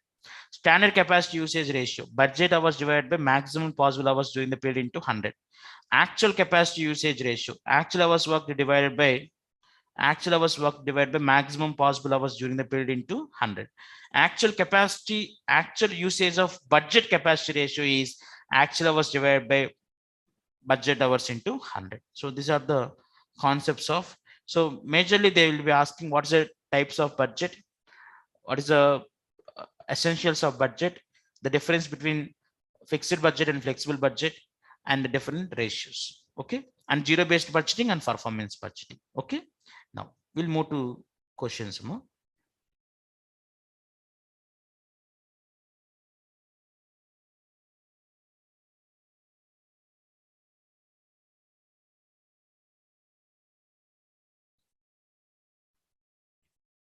Hope you have understood what are we discussed, right?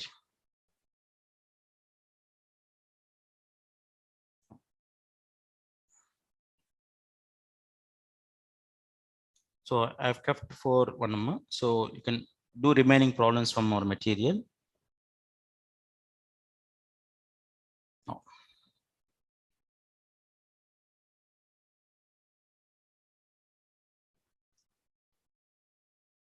a budget profit statement of a company working at 75% capacity is provided to you below. 9,000 units at 32 2,88,000. Direct materials, direct wages, production overhead fixed, production overhead variable. Gross profit 1,02,000. Administration, selling and distribution cost, fixed and variable cost. So variable cost means varies with sales volume.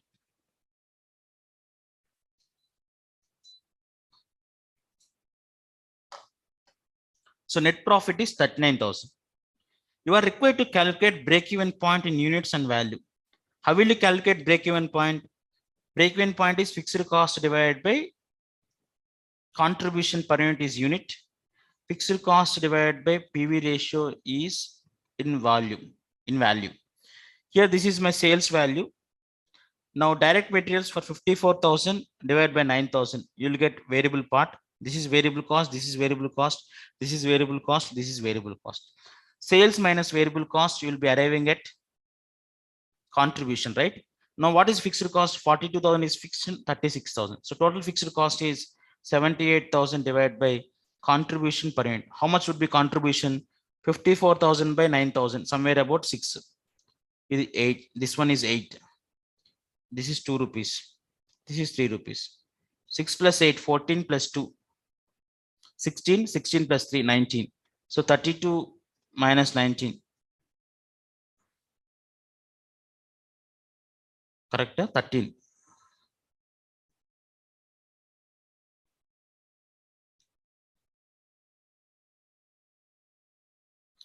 So 13 rupees. So 78,000 divided by 13. This is somewhere about 6,000 units. In terms of value, 6,000 is selling price. How much amount? 32.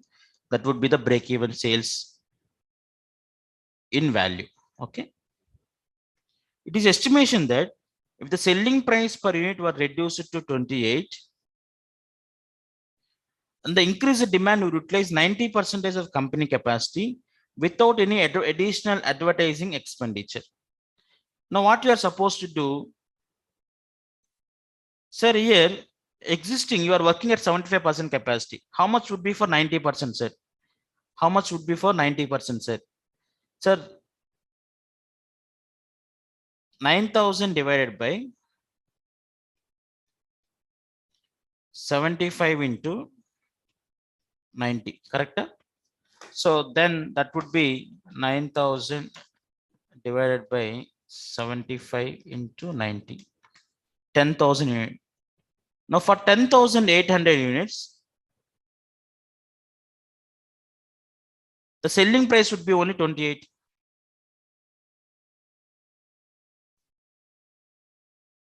Selling price would be only 28. And the variable cost remains same. How much is variable cost earlier? 19. So you'll get a contribution per unit 9 rupees. So 10,800 into 9 would be the contribution less. And the fixed cost remains the same. How much would be the fixed cost? 27,000 plus 42,000, which is 69,000, right? So that will be get the profit. Okay. Second point, to attract sufficient demand to utilize full capacity. Full capacity means how much amount? 9,000 divided by 95 into 100, which is 12,000. Okay. Okay. Now, would require 15% reduction in the current selling price. What is my current selling price? 32. 32 into 85%. 15% reduction means 85%. So you need to sell at 27.2 rupees. Variable cost remains the same. And 5,000 special advertisement come in. Existing fixed cost is how much amount? 42,000 plus 20, 42,000 plus 36,000. Sorry. 42,000 plus 36,000. How much amount? 78,000. So 78,000. For that extra cost, you need to spend 5,000 rupees. So that you'll get the profit. Third point, an independent market research study shows that by spending 15,000 on special advertisement campaign, the company could operate at full capacity and maintain the selling price at 32 per unit. So in third case, 32 will remain same. You will sell 12,000 units. Variable cost is same 19, and fixed cost is same 42,000 plus 36,000. Special advertisement cost of how much amount? 15,000. You need to find out the profit under point B number 1, B number 2, and C. Now you need to tell which is proposal should be adopted, which is existing profit or B1 or B2 or C. So that you need to recommend existing one, B1, B2, and C. So this is how you need to work out this problem number 4. So problem 8. I'll share you the solution also.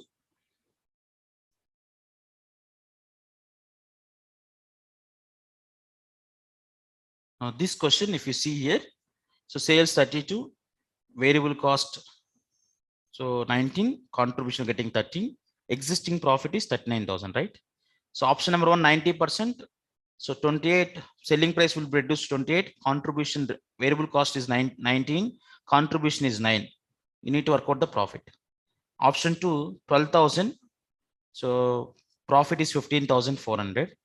Third case, independent research activity says that extra 15,000 you need to spend additional campaign. You're getting a profit of 63,000.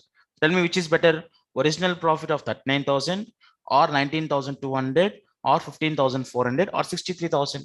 Most majority of the students, what they always compare is these three. No, you should also compare with opening. So that you need to recommend it off. Okay. No, this is a part. Next one.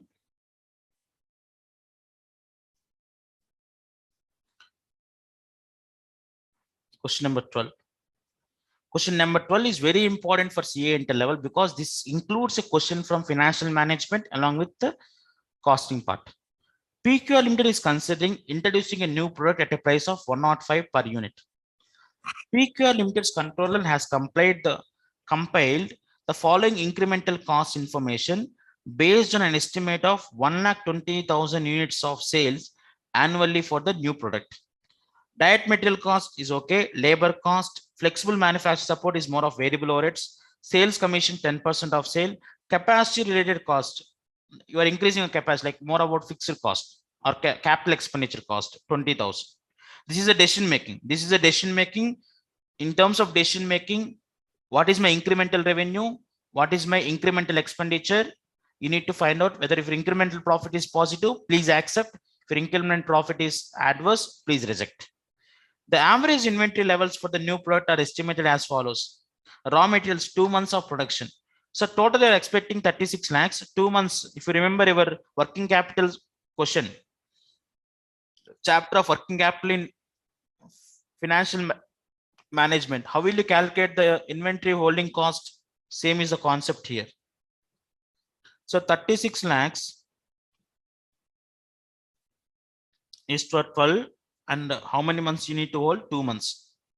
Work in progress, 100% complete for material, 50% complete for labor and flexible manufacturing. So for WIP include raw material, direct labor, flexible manufacturing. And finished goods includes raw material, direct labor, flexible manufacturing support. This is 100%. WIP raw material 100%, and remaining two are how much amount? 50%. So you need to calculate what is the inventory holding of raw materials, inventory holding of WIP, inventory holding of finished goods. Finished goods include raw material, labor cost, and flexible manufacturing support to 100%.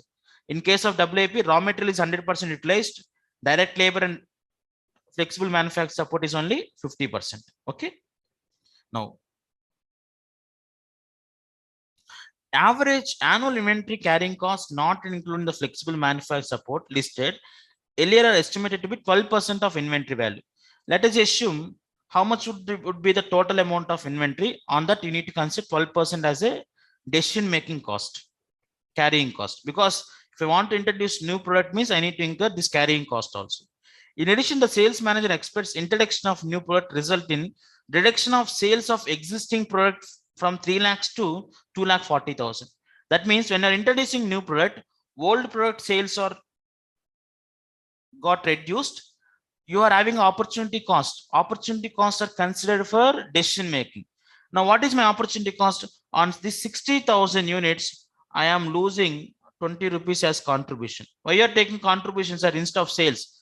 Sir, to make the sales, you need to incur variable cost.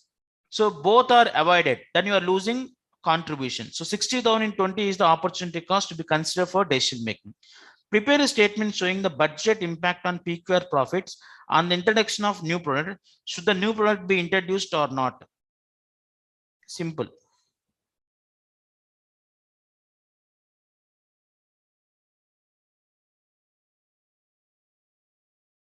We see the question.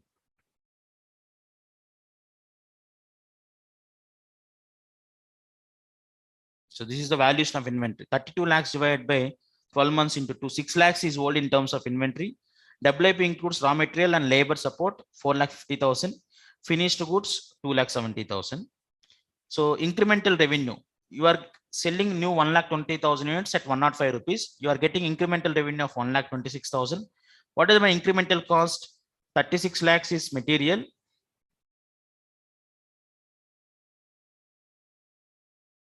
Now one number went. So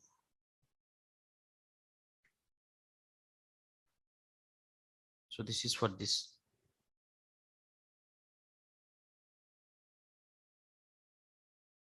So material 36 lakhs, labor 24, flexible manufacturing support 12 lakhs, sales commission 12 lakh 60,000, capacity rate cost 20 lakhs, inventory carrying cost. So how much is the total inventory? If you see here, total 22 lakh 50,000, sir.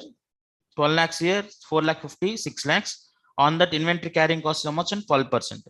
So carrying cost 2,70,000. Opportunity cost. What is opportunity cost? On 60,000 units, you are losing contribution, you are losing 12 lakhs. So what is my total incremental cost? 1 crore 19 lakhs 30,000. Balance, you are getting a profit. If you are getting incremental profit is positive, please accept. Because you have considered explicit cost, you have considered implicit cost and imputed and notional and opportunity cost. So all costs are considered, and if it is giving a positive, please go ahead. Okay. Right.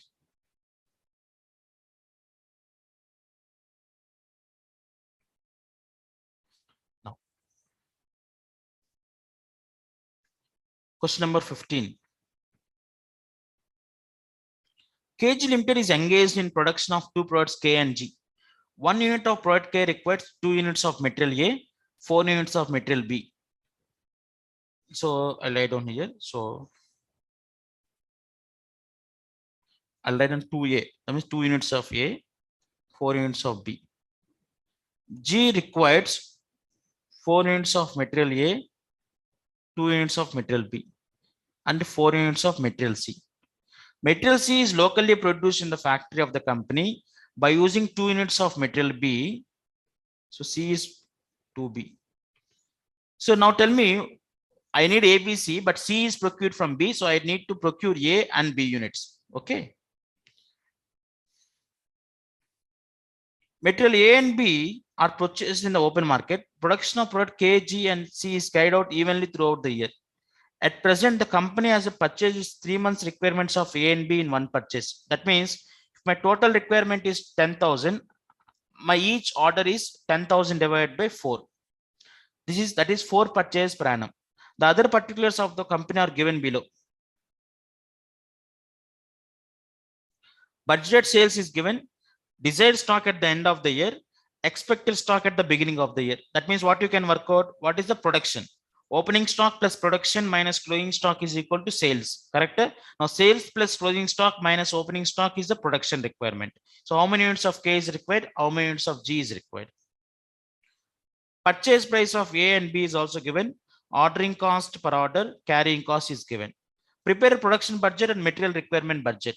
Okay. Production budget, I will prepare sales plus closing stock minus opening stock. Based on that production, how much raw material requirement, that is A, B, C is required, you need to work out. Calculate the number of material purchase to be made if the company wants to purchase materials in optimum quantity. Optimum quantity means, please remember, economic order quantity. Now we are procuring in 4 orders. EOQ, square root of 2 into A into O divided by C. So that you need to work out. And what is the material purchase to be procured? What is optimum quantity? EOQ is optimum quantity. You need to find out EOQ. That's it. Now question number 16 is a combination of budgets and standard costing. So here they are given sales for the next 6 months. Finished goods inventory at the end of each month is expected to be 20% of budget sales quantity for the following month. Now, for example, if you want Jan, what is your sales? 10,000. This is 10,000, 12,000, 14,000. Now, what is the closing stock? Add closing stock.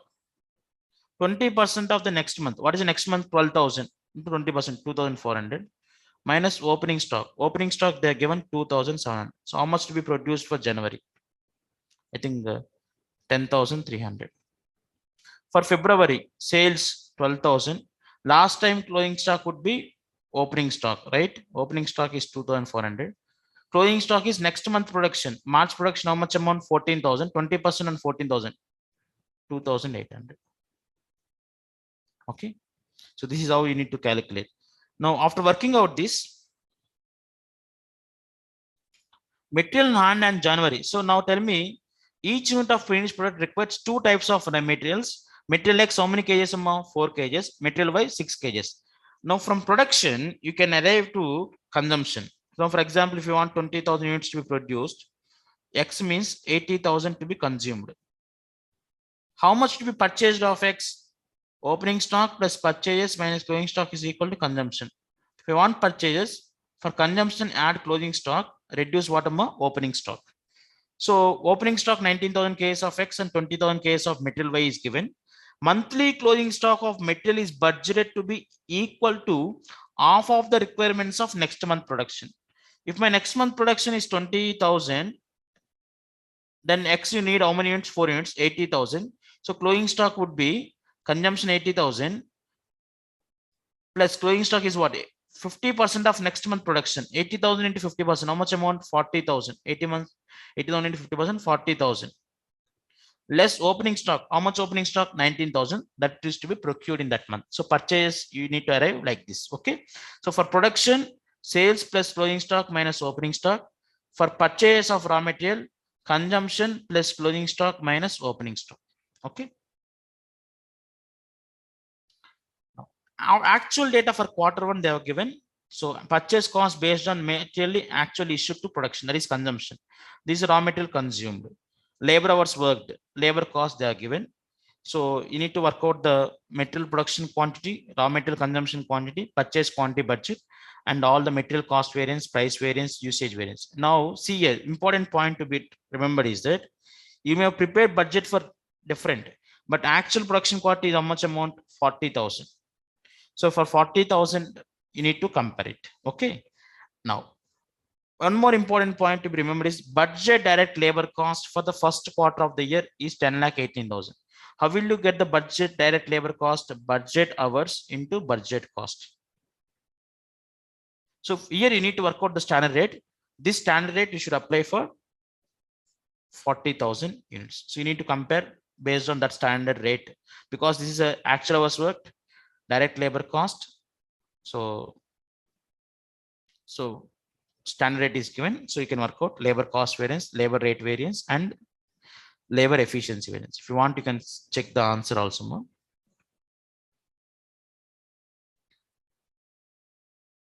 So this is the Jan, February, March, April production budget, raw material consumption budget.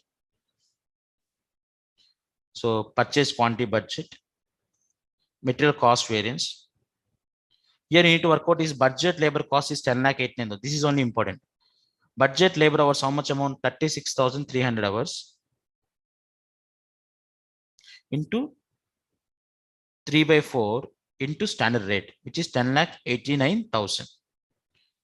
So standard rate is 40. So this you need to apply. Have you got this 36,300 into 3/4 into S/R? So 36,300 into, how we got this 36,300 means first 3 months production, 9,700, 12,400 and 14,200. Each unit will take 0.75 hours, that is 3/4. 0.75 hours means 3/4 hours into standard rate is equal to 10,89,000. The standard rate of 40 to be considered to find out the labor cost variance. So this is very important point in this question. Okay. Please revise, you'll understand it. Okay. So one more important question, even though I have not given in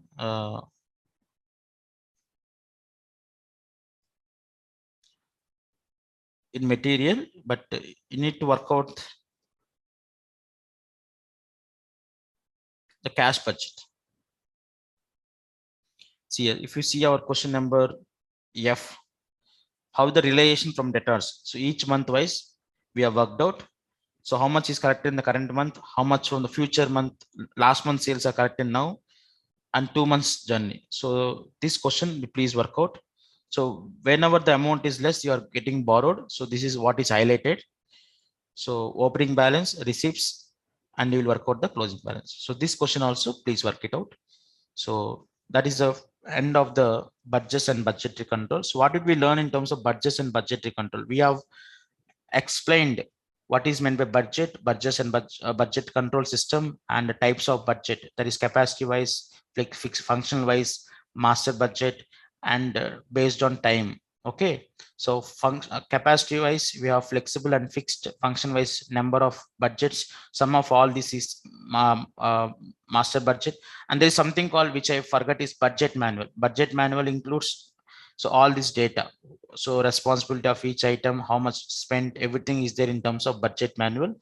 So that is there in our, even our material. So if possible, I'll share this also. 1 minute.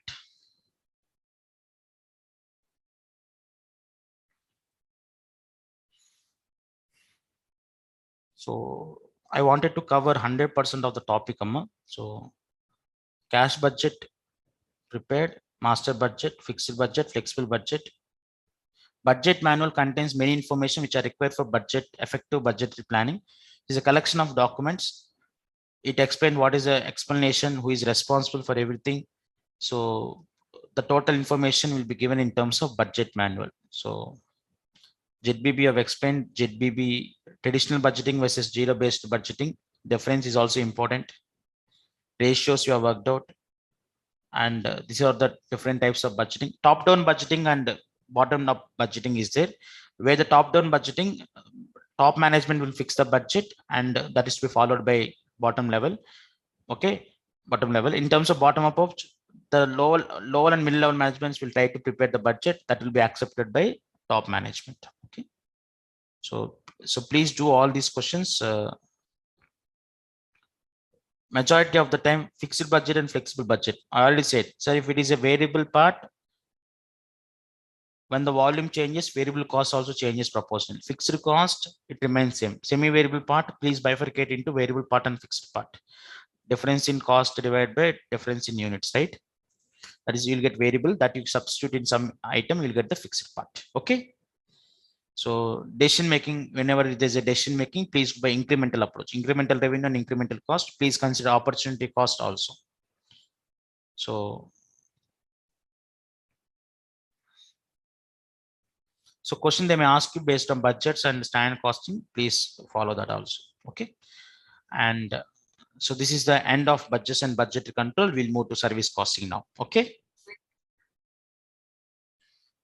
Come on, students, we have discussed budgets and budgetary control. Now we are moving to service costing.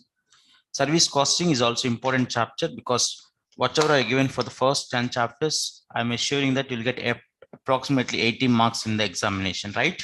Service costing is also called as operating costing. So normally what we discussed up to now is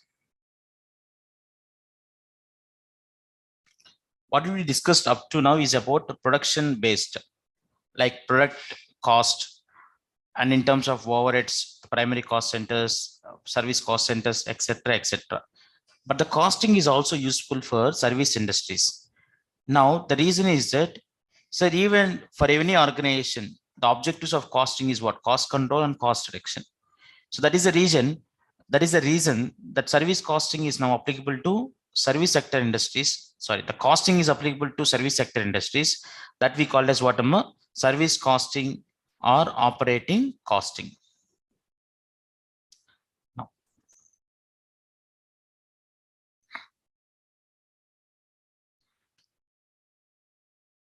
what are we learning in this topic?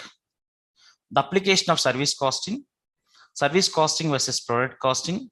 How will you ascertain the service cost unit? How will you use to have a production cost unit?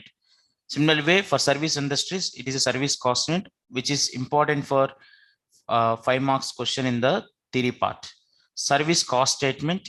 And in this chapter for CA interlevel, we are learning for transport, hotel and lodges, hospitals, IT and ITES services, toll roads, education institutions, insurance, financial institutions, and others. Okay. So out of that, I'll pick up a few questions from different services and we'll try to explain it. Okay. Now, where I can apply service costing, sir, internally within the organization, like your canteen in the organization, you can apply service costing. Or you may having a guest house in the organization, which is given for rent, that you can apply service costing. External users, if you are running an IT company, if you are running insurance company, if you are running a banking company, there you can apply the service costing. Service costing versus product costing. Yes. So products are tangible, services are intangible. So there will be no inventory in terms of service costing. Use of composite cost units for cost measurement and to express the volume of outputs. Unlike in product manufacturing, employee cost constitute a major cost element. Let us assume if we take an audit office, what is a major cost? Is our printing is major cost? Our salary cost itself, because we are applying our knowledge. So we are paid. So majority of the service industries, 80 to 90% is about employee cost. Remaining is for administration and other expenses. Okay. So Administration overheads usually be very significant, have a significant portion in total cost of service. Unlike in manufacturing sector, service sector heavily depends on support services, and traceability of cost to service may not be economically feasible. So that is the difference between service costing versus product costing. The important point is service cost unit. Now, for example, ultimately cost unit what for which you wanted to express the cost of a product, right? Now, in terms of service cost unit, so for different types of industries, different unit costs are there. So this is very important for 5 marks question. So please revise this part before examination also. For transport services, the service cost unit is that passenger kilometer,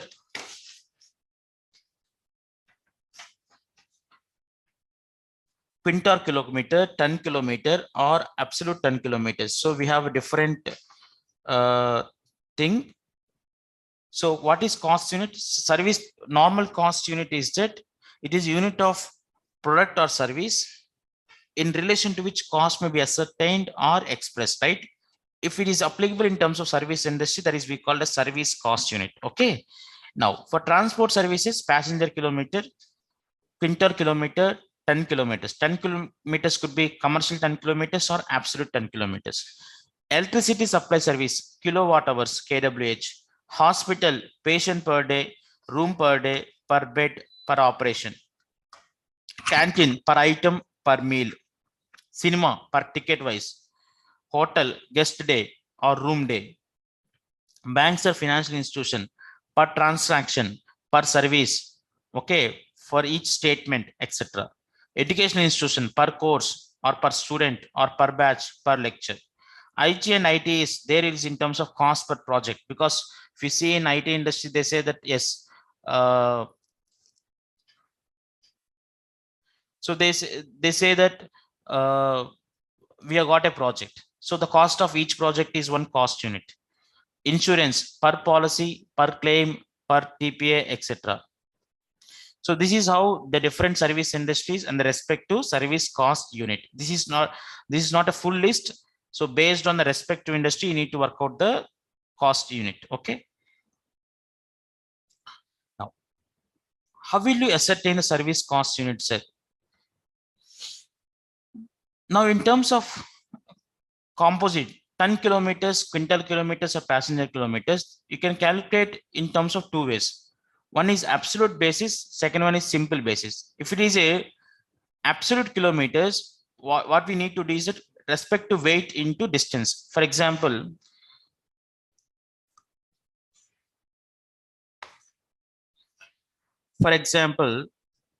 I'm moving from A to B and B to A. What is the distance? 10 kilometers, 10 kilometers. Assume that you are loading 100 quintals, you are coming with 0. If it is a absolute kilometers, weight carried 10 into 100 plus 100 into 0. So your absolute kilometers is 1000. In terms of commercial 10 kilometers, which is simple average, weight 100 plus 0 by 2. How many roots? 2 roots. 100 plus 0 divided by 2 into what is the distance traveled? 10 plus 10. So 50 into 20. How much amount? 1000. So sometimes it may be same, sometimes it is different. Okay. If you're carrying here 2 kilometers, that is a different. Okay. That is one is absolute 10 kilometers. Second one is commercial 10 kilometers. Now, important concept in terms of examination is that equivalent cost unit. Now, in majority of hotels and so you'll be finding out, you need to work out the equivalent cost unit. Even it is there in our material also, right? Now, let us assume that I am running an hotel. There are two types of hotels, two types of rooms, deluxe, luxury rooms. Now, for example, you have incurred what is the total cost of hotel? Let us assume 1 lakh. You wanted to find out what is the cost of each room. Deluxe, you are charging 1000, luxury, you are charging 2000. I'm having one deluxe room, one luxury room. Can I divide 1 lakh divided by 2? Absolutely wrong. Equivalent cost means equal in value. Sir, one luxury room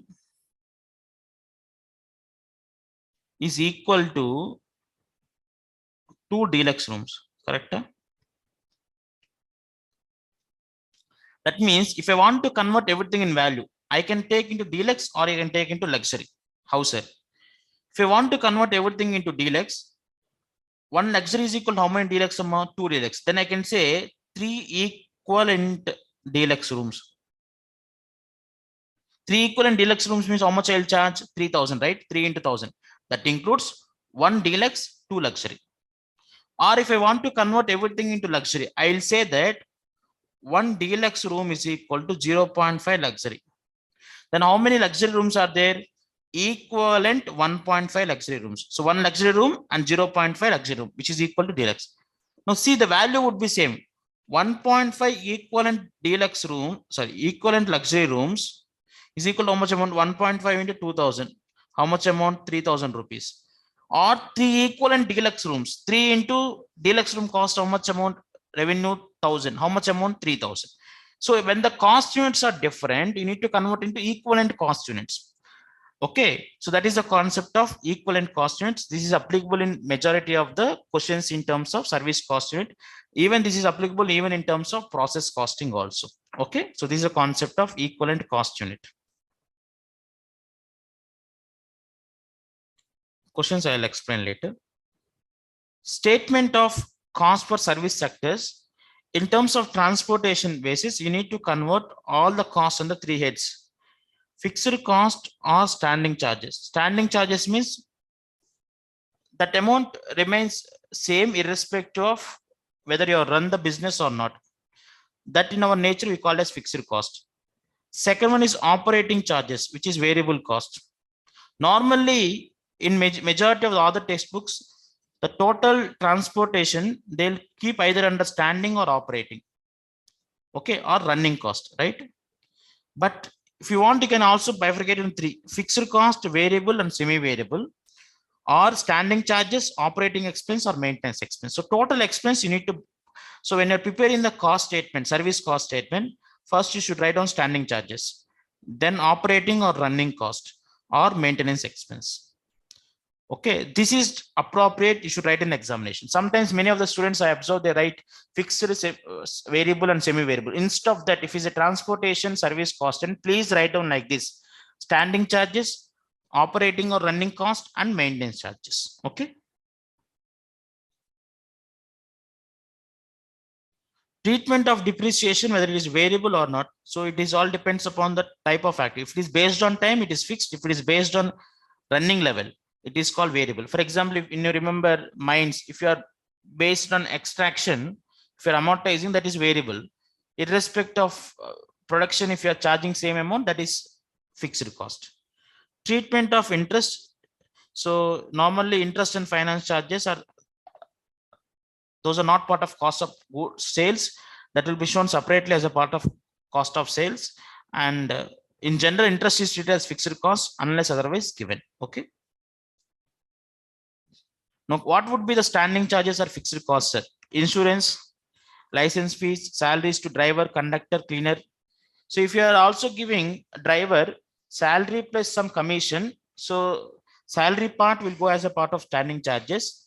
And whereas if you're paying commission, that will go as a part of running cost, right? Garage cost, including garage rent, depreciation, taxes, and administration expenses. Variable cost or running cost: petrol, diesel, lubricants, wages to driver, conductor, cleaners if it is related to operations, depreciation, any other variable cost. Semi-variable or maintenance, repairs and maintenance, tires and spares, etc. Okay. So this is the service cost statement. So you'll find out standing charges, running charges, and maintenance charges. Next one, questions I'll explain. Costing of hotel and lodges. Yes. So here we have different types of suite rooms will be there.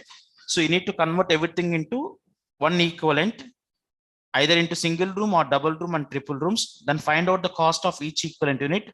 Then you need to work out the cost for each room. Okay. So see here, what did they do? They convert everything into single suite room suite days. So total cost divided by 1,04,000.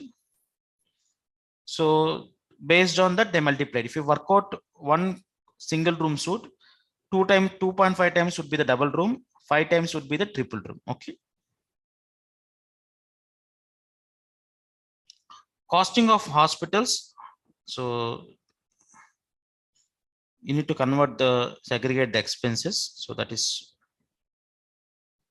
now in terms of IT and ITES. So very important, information technology and information technology enabled services. Here the concept of project will come into picture. So in terms of project, what cost will be incurred? One is direct manpower, which is software engineer, project leaders, project managers, lead manager, and their head, etc. And support manpower like all your accounts and all these things.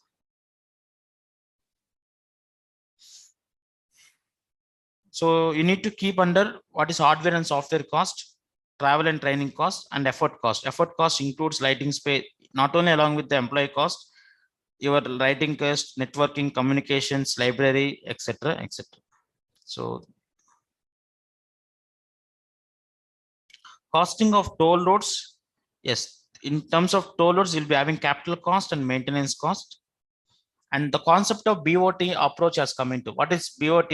Private players will build, they operate, at the end they transfer their ownership to government. Privatization, there's a highway which is to be done from Visakhapatnam to Jewada.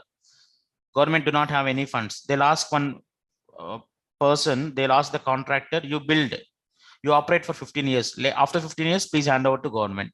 Okay. That is a BOT approach. Then you'll get the toll rate. Okay. Education institutions, yes, we have education institution will have one-time fees like admission fees and deposit fees. Recurring fees you'll get in terms of tuition fees, amenities fees, sports fees, etc. Expenditures, you know, what are the expenditure? Operational cost and operation costing, salary of teaching, non-teaching, laboratory, computer maintenance, building maintenance, repairs, administration, finance charges, etc. So research and development cost is second cost. Third one is cost of publication of research and other materials. So one question they have given in terms of school also. This question we have explained in the exam in our day-to-day class also, right? In insurance sector, the income from insurance companies, premium on policy, they'll get commission on reinsurance, fund administration fee, and return on investment of funds. If you remember insurance companies chapter, you can understand what is the income of insurance companies, expenditure of insurance companies, method of costing an insurance company. You can apply ABC. So find out the customer profitability properly. Okay.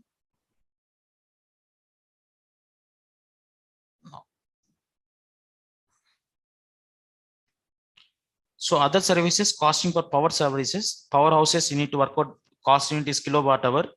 They will be having standing charges or fixed cost and variable cost and semi-variable cost. Same concept like transportation. So here the important point is that, so this is about question based. The important point is the difference between service cost unit and production cost unit, and different types of industry, different service cost unit. Correct? Now we'll move to questions. The important point to be observed here is that you need to put under proper headings of respective cost and finding out the service cost unit. Accumulate the total cost, find out the respective cost unit, and find out the cost. So that is the important part in terms of service cost units. Okay.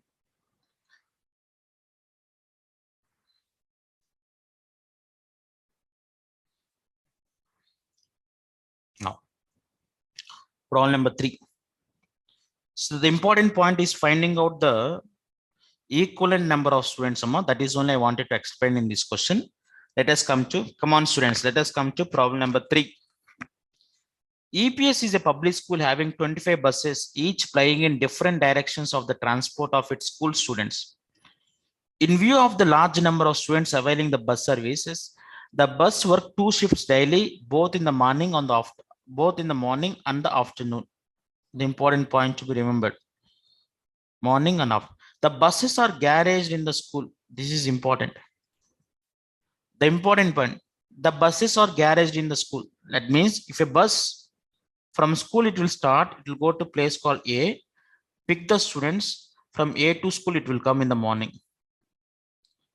Evening, again from school, it will go to A to drop the students. From after dropping, it will come back to school.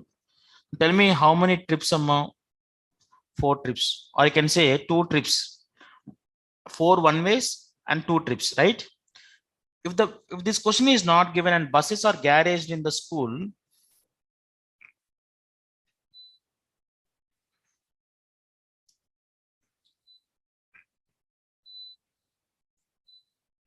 if buses are not garaged in the school, what happens is that first it will stay in the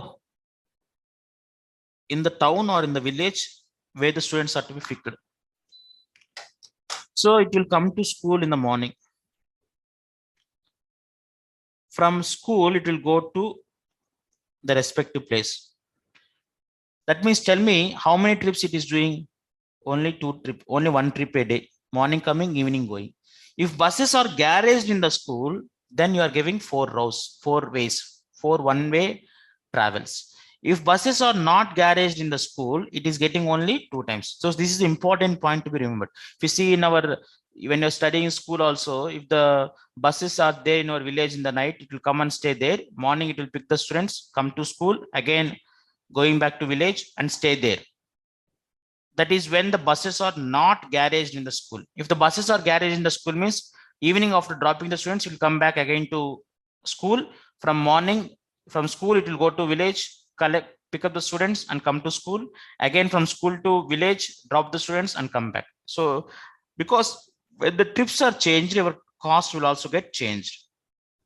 The workload of the students has been so arranged that in the morning, first pick up the senior students and second trip playing an hour later picks up junior students. So it how the bus is going from school, let us assume a place called X, one way coming back. This is for what? Senior students. Again going, again picking up for junior students. So 2 trips in the morning, evening also 2 trips. So totally it is moving 8 one-way trips. Okay.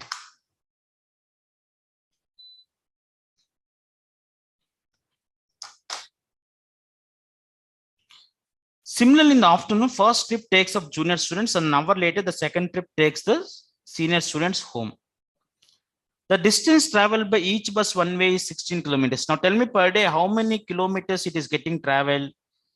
If you see here, starting from school to village, 16, from village to school, 16 for senior students. For junior students, again, this is 32, again 32. Dropping junior students 32, dropping senior students 32. Now tell me how many kilometers per day? 32 into 4, 128. When the buses are garaged in the school. If the buses are not garaged in the school, then you will be having only 64 kilometers. How, sir? From the village, it will come to school by picking up the senior students. Okay. See, not 64, now I'll tell you. So from village, it is coming to school, picking up 116 kilometers, going back to village to pick up the junior students 16 kilometers, again coming back 16 kilometers, again dropping 16 kilometers. Correct? See here. Let us assume a village called X. So morning from X to school, senior students 16 kilometers. From school to village to pick up junior students 16 kilometers. Remember, this is the important of this garage. That is what I'm explaining. Now, from village to school, 16 kilometers for junior students. Now it rests in the school. Evening from school to village to pick up to drop junior students 16 kilometers. Coming from village to school 16 kilometers. From school to village, for dropping off the senior student, 16. So tell me 96 kilometers. If buses are garaged, 138 or 128, 32 into 4, 128.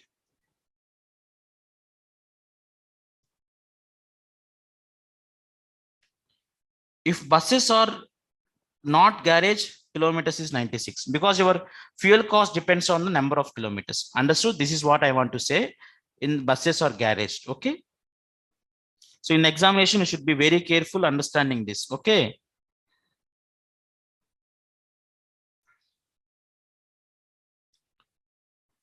Now the school works 24 days in a month and remains closed vacation in May and June.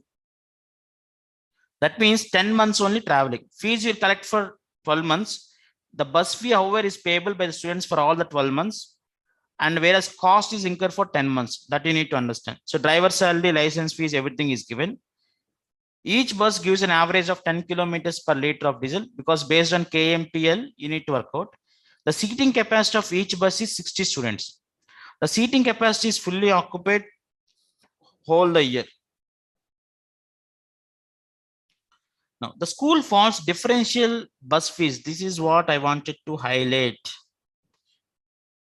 Sir, every student I cannot fix same fees, because some students are coming from different places. How, sir? Students are pricked and dropped within the range of 4 kilometers, 8 kilometers, and 16 kilometers. Bus fees, 25% I'm only collecting from it. The full fee is 100. I'll collect only 25 from the student who is coming from 4 kilometers. 50 rupees I'll collect from the student who is coming from 8 kilometers. Full fees of 100 I'll collect. Now, how many students of availing this bus facility? Remember this, very important. Total, how many students are there? 120, because senior students are 60, junior students are 60. Now that means 120 into 15%. How much amount? 18. 120 into 30%. 36. 120 into 55%. 66. So these are the number of students. Now tell me, I need to convert everything under one type of equivalent units now. I can take based on 4 kilometers or 8 kilometers or 16 kilometers. Okay. Now tell me, if I convert everything into 4 kilometer students, one 4 kilometer student, one 8 kilometer student fees is 2 times the 4 kilometer students. One 16 kilometer student is 4 times the 4 kilometer students. That means if I want to convert everything into 4 kilometer students, 18 remains 1, because the fees is same. 36, 2 times of 4 kilometers. 66 students who are coming from 16 kilometers, I'll be converting into 4 times the fees of 4 kilometer students. Then you'll get equivalent units. The total cost divided by this equivalent units. Then you'll get the cost of 4 kilometer student. Double would be the 8 kilometer student cost. 4 times would be the 16 kilometer student cost. So this is important. So this I'll show you the solution also.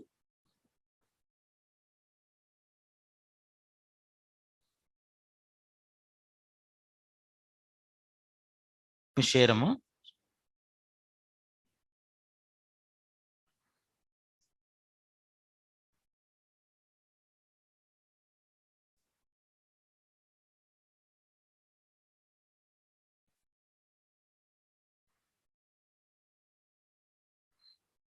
So this is question number 3, right? See here, question number 3.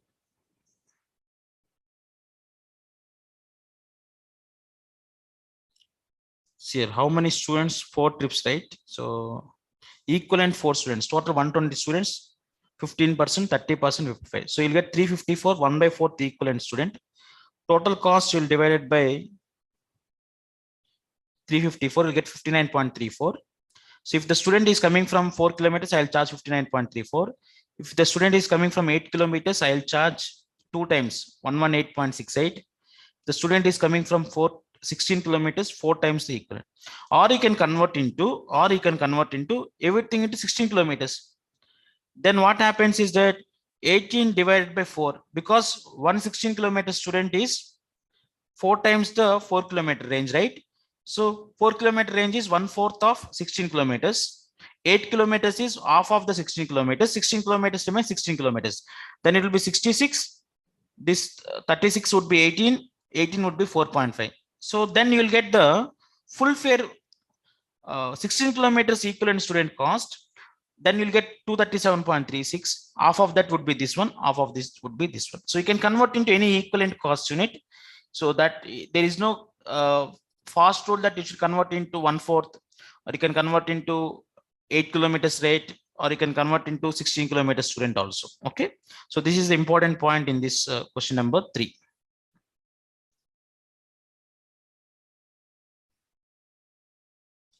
Next question. In order to develop tourism, ABCL airline has been given permit to operate 3 flights in a week between X and Y cities, both sides. The airline operates a single aircraft of 160 seats capacity. The normal occupancy is estimated to be 60% throughout the year, 52 weeks. Even though I have a capacity 160, normal occupancy is only 60%. The one-way fare is 7,200. One-way fare going one way. The cost of operation flight means one flight. Flight meaning is moving from one place to another place. Food cost 96,000 per flight at a one way. Food served on board on non-chargeable basis 125. Commission, this is important. 5% of fare applicable for all bookings. I don't know what is sales on 5% on the one fare fare. 7,200 into that amount. Aircraft lease 3,50,000. Landing charges 72,000 per flight. Calculate net operating income per flight. The airline expects that its occupancy will increase to 108 passengers per flight. The fare is reduced to 6,720. Advise whether this proposal should be implemented or cost. If the number of passengers increased, variable cost will increase, fixed cost remains the same. So if the profit changes, if the profit increases, we'll accept the proposal. Otherwise, we'll continue with the existing one. So question number 5, right? See here, 96 passengers, you are getting 6,91,200. Fuel cost, food cost, commission, fixed aircraft lease and landing charges, you are getting 1,26,640. If revised operating, if 108 passengers are there, commission will also change, food cost is also changes. And aircraft lease and landing charge remain same, you're getting a profit of 1,57,972. So commission changes because your revenue changes. Food cost changes because of changes in the number of passengers. So profit increases, you can accept it. Okay. Next one.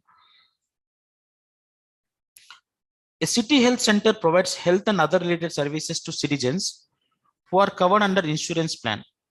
The health center receives a payment from the insurance company each time any patient attends the cost center from consultation as under. Here I am getting income from insurance company. I am also getting income from patients. From insurance company, if no treatment, 60 rupees I will get. Minor treatment, 250 rupees I will get. Major treatment, I'll get 500. In addition, the adult patients will have to make a co-payment, which is equivalent to the amount of payment for the respective category of treatment made by the insurance company. So for example, if it is a no treatment, I'll get 60 from insurance company, I'll get 60 from patient. If it is a minor treatment, I'll get 250 from insurance company, 250 from patient. If it is a major treatment, 500 from insurance company, 500 from patient. However, the children and senior citizens are not required to make any such co-payment. Remember, if it's a children, I'll get only from insurance, not from patient. Children, senior citizen. The health center will remain open for 6 days in a week for 52 weeks in a year. Each physician treated 20 patients per day, although the maximum number of patients that could have been treated by a physician or any working day is 24. Normally, I have a capacity to each physician can treat 24 patients, but normally the average treatment is 20 patients. Okay. The health center receives a fixed amount of 2,25,280 per annum for promotion of health products from the manufacturer. So this 2,25,280 will reduce it from the cost. The annual expenditure of the health center is estimated as follows. Materials and consumables 100% variable, 22,30,000. Staff salaries per annum per employee fixed. Physician 4,50,000, assistants 1,50,000, administration 90,000, establishment and other operating costs 16 lakhs. The non-financial information is as under. How many physicians are employed? 6, assistants 7, administration staff 2. Patient mix is important because here from adults, if the adult patient, you'll get amount from insurance from patient. Depends upon 3 treatments: no treatment, minor treatment, major treatment. If it's children and senior citizen, I'll receive amount only from insurance company, not from patient in case of any type of treatment. Okay. Mix of patient appointments. Sir, out of, let us assume 100 patients comes, out of 100 patients, 50 would be adult, 40 would be children, 10 would be senior citizen. Out of these 50 adults, 70% is no treatment, 20% is minor treatment, 10% is major treatment, because the revenue is arrived only based on this. Calculate the net income of the health center for the next year. Determine the percentage of maximum capacity required to be utilized next year in order to break even. Now,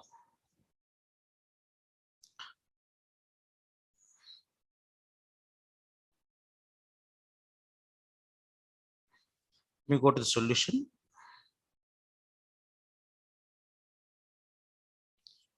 Diesel. See here. Number of physicians are there, how 6, because ultimately patients will come based on treatment of physicians only. Okay. Nurses and based on that, you will not get any patients. So 6 physicians are there.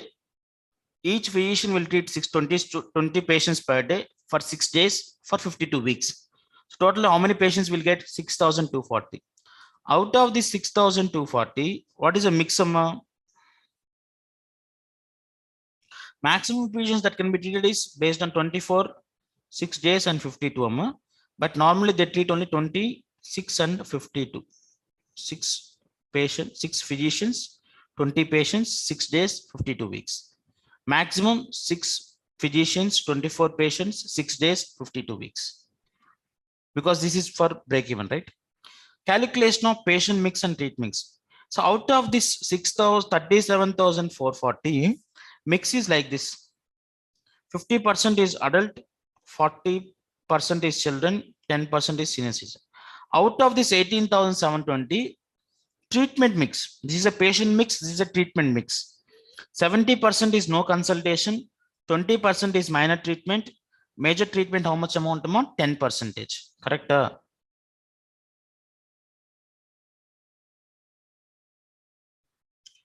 Similarly, children and senior citizen. So you'll get total number like this. Now, how will you calculate income, sir?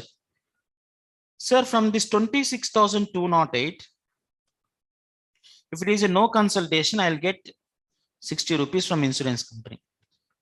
250 rupees from, correct? 250 rupees, I'll get it from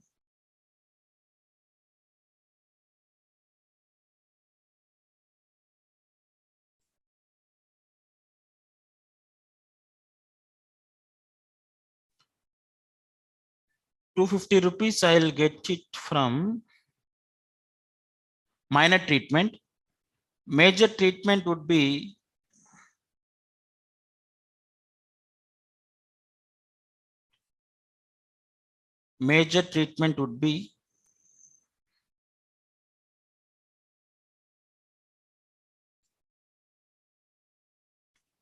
so 250 from minor treatment, 500 from major treatment, right? You'll get 53,16,000 from insurance company. What about from adults? Sir, the reason is that from children and senior citizen, I'll not get any amount. From adults, if it is 13,104, no consultation, 60 rupees. 3744, 250 rupees. 1872, 500 rupees. 26 lakhs, I'll get it from 26 lakh 58,240. I'll get it from patients. 53,16,000, I'll get it from what? I'll get it from insurance company. So total income is like this. So total income, another income 2,25,000 added. So all the expenses. So break-even point is that contribution from patients. So income minus variable cost divided by number of patients. Okay. So 34,580 is patients. What is the percentage of break even as a percent of maximum capacity? 34,588 divided by 44,928, which is maximum patients. So you need to operate at 76.977% of total capacity for break even part. So this is the important point in this question.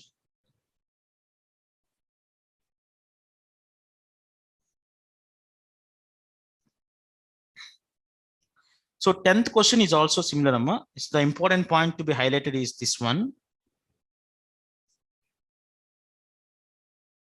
Rent to be charged. Okay.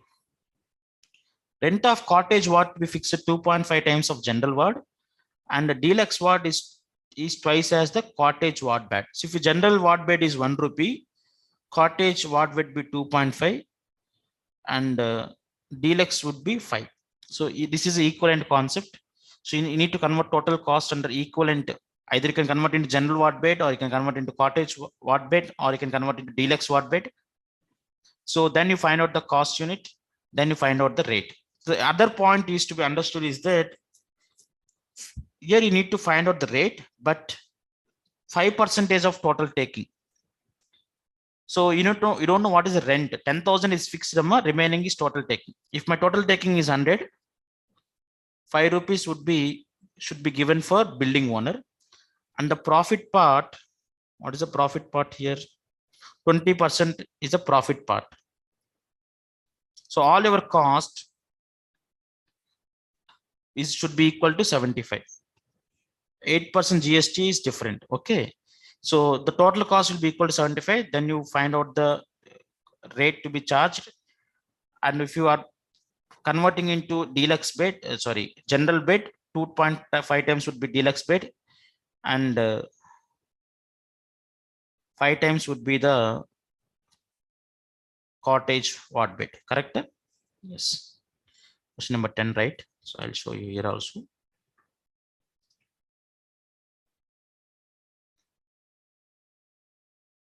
So here, so gross rent less you need to reduce. Total amount you are getting 23,49,000 excluding variable rent. So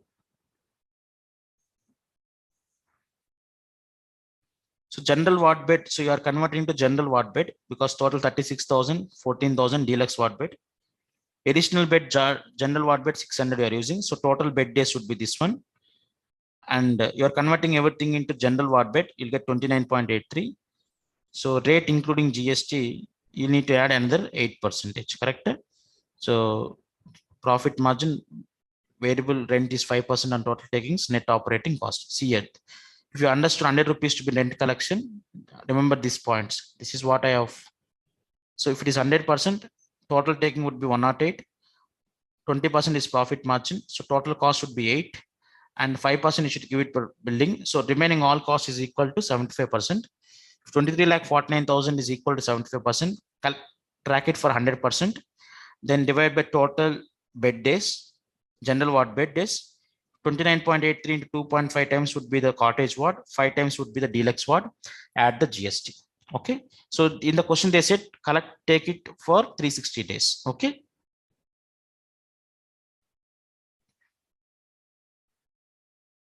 Next one. So hotel is also sports center. So 100 single rooms, 20 double rooms, sports center, swimming hall. The hotel has a shopping center at basement and specialty restaurant at the top roof. Information is given. So per restaurant 1 lakh sales, 30% fixed cost. Contribution is 30%, fixed cost is 10 lakhs. Sports center swimming pool is likely to be used by 50 non-residents daily. Average contribution per non-resident is estimated to be 50. Fixed cost is 5 lakhs. Average contribution per month from shopping center is 50,000. Fixed cost is 6 lakhs. So you need to convert the total rent, single and double rooms. So based on rate, so that there is a margin of safety of 20% higher of rooms. The rent of double room should be kept to 120% of single rooms. It's not 2 times. If single room is 1.2 rooms, 1.2 equivalent single rooms is equal to 1 double room.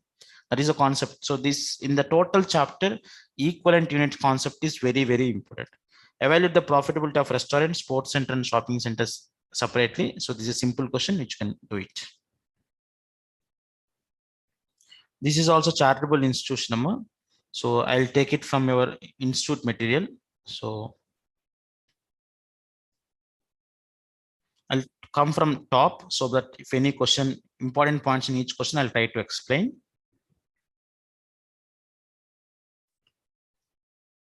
Because here, each question, if I want to do, it will take a lot of time. The important points I'll explain because it is not of theory, more about practice. So this charitable CC unit, rent per month, supervisors, nurses, ward boys, doctors paid, other expenses they are given, which are variable and which are fixed. So it is estimated that 150 days in a year, 35 beds are occupied. For 85 days, only 25 beds are occupied. The hospital hired 750 beds at a charge of 100 per bed per day to accommodate the flow of patients. However, this does not exceed more than 5 extra beds over and above the normal capacity of 35 beds on any day. So here you need to calculate number of patient days. 35 beds into 150 days, 25 beds into 80 days, extra beds 750, total how much amount? 8,000 bed days. So income you'll work out, all variable costs will work out, reduce fixed cost, contribution per patient per day. So you're getting sales minus variable cost. So 1,299. Break-even point would be fixed cost divided by contribution, 3,471 patient days. So one question in transportation also you can work out, Amma. So one Agra to Delhi, there is a question. So here you need to. And one more important point is that this one. This also I explained, right? So assuming 75% earlier question, 70 GST, because 5% is for rent, 20% is margin. You'll work out the single room. 2.5 times would be the double room, 5 times would be the triple room. Okay.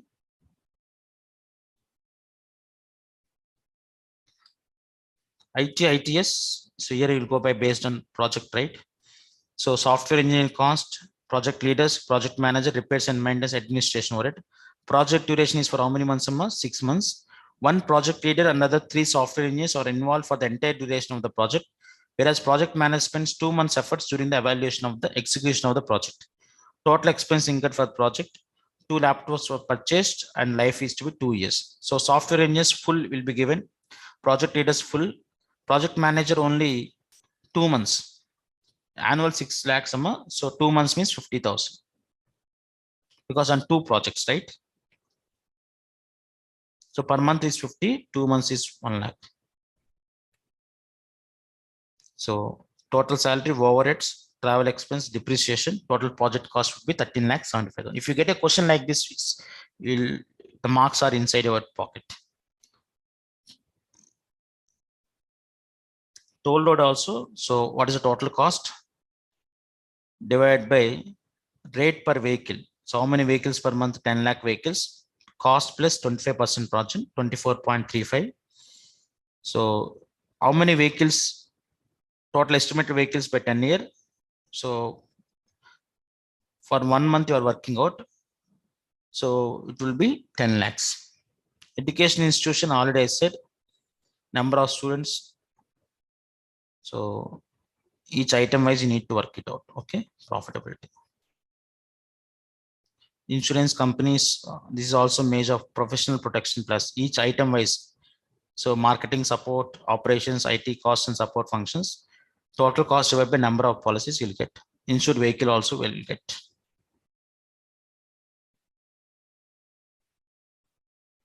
So this is the important topic in terms of service cost unit.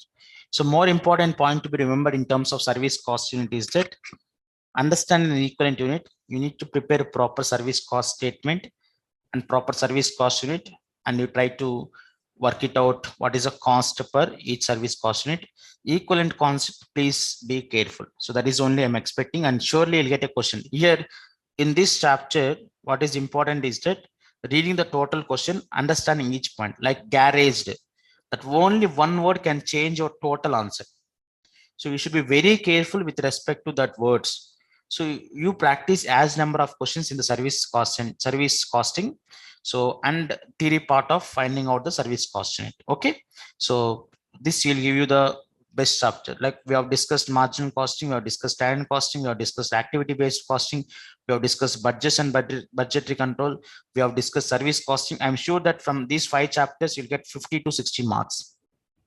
So that is the importance of the chapters I take. Normally, when I do it for CA final also, first the complicated and tough topics will be dealt so that you have time to revise.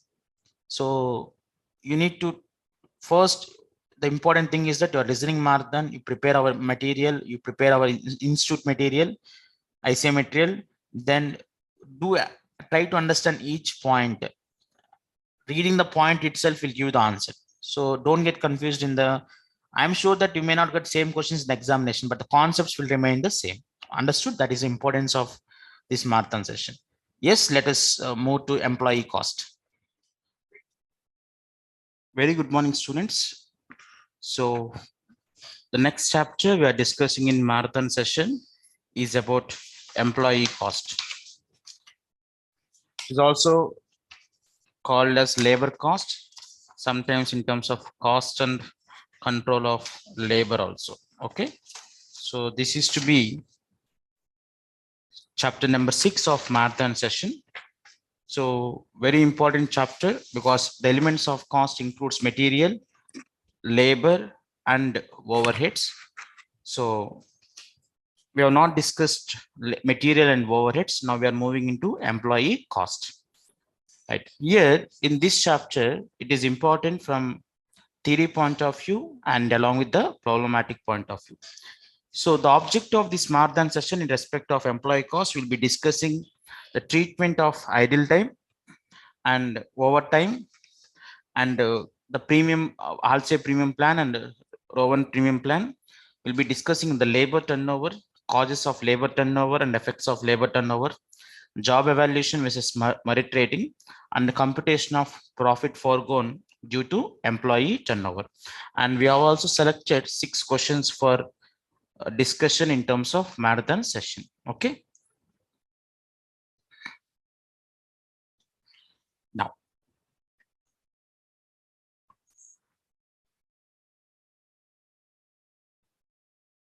so when it comes to employee cost, students, please be very careful with the material chapter, labor chapter, because a lot of concepts they're asking in terms of theory point of view also. So I'll not be discussing total theory. I'll be discussing what is required, what is important only. Now, first important point is that direct labor costs and indirect labor costs. So direct employees, those are engaged in the production process, and the amount is identifiable and allocable to cost unit, and there is a relationship between volume and the cost. Indirect employee costs, those are not directly engaged in the production process, so apportioned on some appropriate basis, some machine hours, some labor hours, etc., may not vary with the volume of production. Now, what includes employee costs? Employee costs includes your wages and salary, your allowances and incentives, and payment for overtime, contribution to provident fund and other welfare funds, maybe insurance, etc., other benefits with food cost or leave travel concession, etc., etc. Now, why you need to control labor cost? Now, obviously, when you control labor cost, your cost per unit of output will be less. When the cost is less, obviously you will be having competition among the market. Now, methods of timekeeping, they'll be asking in terms of theory part. Now you have manual methods and mechanical automated methods. Now, in terms of manual methods, attendance register. So whatever you are writing directly, and token metal disk method, because a metal disk will be given. You need to keep at the entrance of every time you need to enter. Automated method, punch card and biometric. Now, even if you see some of the new softwares, even with our lens, they can able to capture our, earlier used to be thumb, now it is with the retina, and also they are capturing the biometric systems. Okay. Now, what is the need of bookkeeping set? Now, obviously, the need is that to compute the cost of job activity, to measure efficiency, to analyze the variance in respect of time with respect to standard time. That means, unless you don't know what is the exact time worked on the job, you don't know what is the standard time allowed and what is the time they have worked out. So obviously, when you know what is actual time worked, you can compare with your standard, then you can get the variance. That is objectives of timekeeping, time bookkeeping. Payroll procedures. What is the procedure of payroll? Now, normally, the timekeeping department will give the attendance to the payroll department. HR department will give the employee details. Now, payroll department, they'll be sending to cost accounting department the salary sheet. The cost accounting department will dispatch the salaries after deduction of contributions, and they'll be making payment to employees, and statutory dues will be paid to the respective statutory bodies. Now, the important point is in terms of idle time, because I'm not covering each and every aspect. What is important only I'm covering in the marathon session. Because idle time, there are two types of idle time. What is idle time? Sir, idle time is that for which no production is carried out, but the worker remains idle but are paid. If you remember on standard costing and variance analysis also, idle time is what? Idle time is adverse variance or favorable variance. Idle time is always adverse variance because your productive time is always less than the paid time. Now, idle time is of two cases. One is normal idle time. Second one is abnormal idle time. What is normal idle time? What is abnormal idle time? Normal idle time, the time which cannot be avoided or reduced in the normal course of business. Now, let us assume I'm working for 8 hours. Sir, I need to go to at least washrooms, right? At least I need to have small amount of break. So obviously we are not missions, right? So those idle time is normally called as normal idle time. Now, what are the causes, sir? These are important for examination point of view. Please understand. The time lost between factory gate and the place of work, because factory is somewhere gate and you are supposed to come to workplace. If you see in the public sectors, the out gate is somewhere and workplace is somewhere, so you need to travel from that place to this place, right, by walk or some cycles or etc. So that is the normal idle time. Interval between one job and another, you have completed one job and waiting for another job, so that is the normal idle time. Setting up of time for the mission. Sir, for example, yesterday I said about in plastic industry, 24 hours is required to feed that mission. Now the 24 hours labor is engaged, right? Direct labor, those will become what idle time. Normal rest time, break for lunch, etc. So these are all causes of what normal idle time.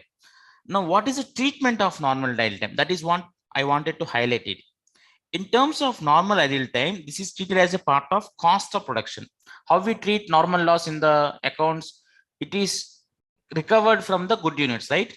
Similarly, the normal idle time is treated as a part of cost of production. In case of direct workers, an allowance for normal idle time is considered while setting up of standard hours or standard rate. Now, for example, you have decided to pay 10 rupees. You know, 10% is a normal idle time. Then in such a case, you'll pay the rate of at 11 rupees itself. Okay. In case of indirect workers, normal idle time is considered for computation of overhead. Obviously, even if you remember cost accounting system, direct wages cost will go to WIP, indirect wages cost will go to factory overheads, then factory overheads to WIP, right? So this is the part of, so if it is a direct workers, directly charged to product. In case of indirect workers, it will go as a part of factory overhead rate. What is abnormal idle time? Apart from normal idle time, there may be factors which gives to abnormal idle time. Lack of coordination. Sir, mission you have completed the job. You have not asked your manager, or manager is not asking you. You just slept. You just kept idle. So tell me whether that amount is idle time, whether it is normal idle time or abnormal idle time. Because of negligence, if idle time exists, that is a normal abnormal idle time. Power failure, breakdown of missions, non-availability of raw materials, strikes, lockdowns, poor supervision, fire, flood, etc. So if it is not normal idle time, if it is abnormal idle time will be taken to costing profit and loss account. This any abnormal idle time will not be taken as a part of cost of production. That means I cannot charge my customer. It should go as a part of costing profit and loss account. Now, the abnormal idle time is again classified into controllable abnormal idle time, uncontrollable abnormal idle time. What is controllable abnormal idle time? The time which could have been put to productive had the managed been more alert and efficient. For example, non-availability of raw materials. If management is more efficient, or had the management been more alert, they would have checked the raw materials. Obviously, there would not arise any abnormal idle time. So out of abnormal idle time, there is a controllable abnormal idle time. Second one is what? Abnormal, uncontrollable abnormal idle time. The time lost which management does not have any control, breakdown of missions, floods, etc. Okay. So what we are supposed to do is that we need to minimize the controllable abnormal idle time. Uncontrollable abnormal idle time is not in our hands. Okay. What is the treatment of abnormal idle time? Not included in the production cost. Always remember, any abnormal idle time, whether it is a controllable abnormal idle time or uncontrollable abnormal idle time, the cost of abnormal idle time will not be taken into cost of production, shown as a separate item in what? Costing, profit and loss account. For each category, controllable and uncontrollable idle time, the breakup of cost due to various factors should be separately shown. Management should aim at eliminating controllable idle time, because uncontrollable idle time, that is nothing in our hands. Like floods are coming, can we do anything control? Earthquakes are coming, can we control?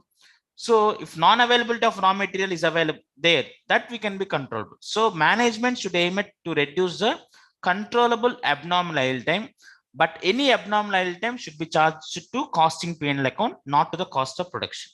You may get it out. What is this costing PL? That means it is not charged to customer. This is borne from the profit made by the organization. Next one, overtime. What is overtime, sir? Anything work done beyond normal working hours is what? Overtime. So overtime payment is normally you are supposed to pay. Let us assume your work 2 hours overtime. 2 hours overtime. You are supposed to pay normal wage rate for 2 hours and you need to pay overtime premium extra. There will be very strict conditions in terms of government organization. If you remember, when I worked with BPCL, if non-teaching staff works for overtime, they are supposed to be paid 2 times extra, not for offices. Okay.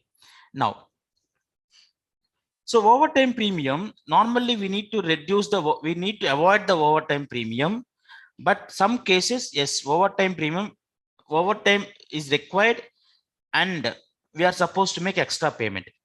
What are the causes of overtime? What is the treatment of overtime? This is also very important for examination point of view. If overtime is caused due to urgency of work, yeah, I think we have taken one question also for that.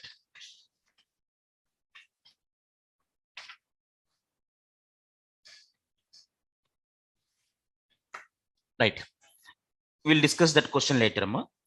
So if overtime is caused due to urgency of work, you charge it to job costly. So customer came and sir, please work, sir, I'll pay extra amount. You charge him directly, the extra overtime premium. To make up shortfall in production due to some unexpected development. Now, to make up shortfall in production due to some unexpected development, something happens, sir, we are unable to produce. In such a case, treated as overhead cost of the particular cost center, which works overtime. So that will be charged to that respective cost center. To make up shortfall in production due to some fault of other department, not the management. I say also they are giving wrong. It is a fault of other department. So you are working because the other department has made a mistake. You charge that overtime premium to the later department. To take advantage of an expanding market or of rising demand, overtime worked on account of abnormal conditions should be charged to what? Costing P&L. Sir, in terms of cost account, remember this word. If it is abnormal, take it to P&L account. Now tell me first one. If it is urgency of work, charge it to customer. If it is due to shortfall of some unexpected development, charge the cost center. If it is the fault of other department, charge other department. To take advantage of expected market, you charge it to profit and loss account. Okay. Now, This is about idle time and overtime. Both are very important. Now, system of wages payment and incentives. There are two types of system. One is time-based system. Second one is output-based system. Time-based means you are working for 8 hours, you are paid 8 hours. Output-based means piece rate. I don't know how much time you have worked out, but you have completed this number of units. I am paying for this number of units. So one is time-based. Second one is what? Piece rate system. Now, obviously, to motivate the employees, in addition to my time rate and piece rate, I am paying some bonus methods. In earlier syllabus of CIPC, there will be n number of bonus methods, but in terms of CA Inter, we are being restricted only to two methods. One is Halsey premium plan. Second one is Rowan premium plan. Halsey premium plan is simple. You are guaranteed for time rate. Wages is equal to time taken into time rate. So if you're working for 8 hours, 8 hours payment is guaranteed, but you will get a bonus half of the time saved into time rate. How will you get the time saved? Standard time minus actual time, or time allowed minus actual time worked. That means in terms of Halsey premium plan, if you want to calculate bonus, so this is guaranteed wage and this is bonus amount. How will you get the bonus amount? Bonus amount is half of the time saved amount into time rate. How will you calculate time rate, time saved? So time allowed minus time worked. So for product, how much time it is allowed and how much time you have completed, that is the time saved amount. If you are not saved any amount, see here, 50% I'll give it to you, 50% the management will burn.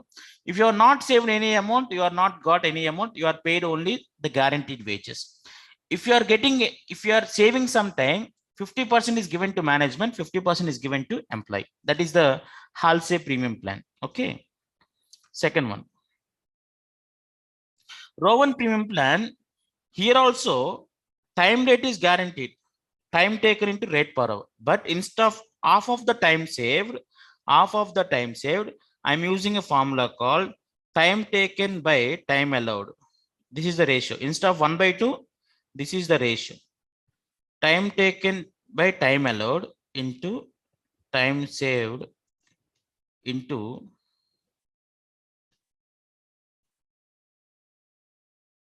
rate per hour. Understood? So what is Halsey premium plan? Half of the time saved.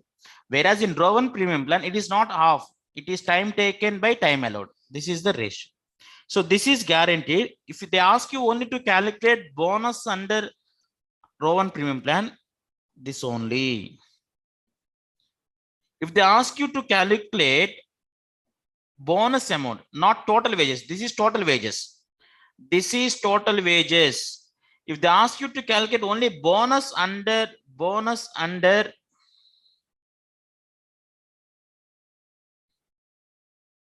if they ask you to calculate only bonus under Halsey premium plan, it is only 50% of time saved in time rate. So this you are supposed to be kept in mind properly. Okay.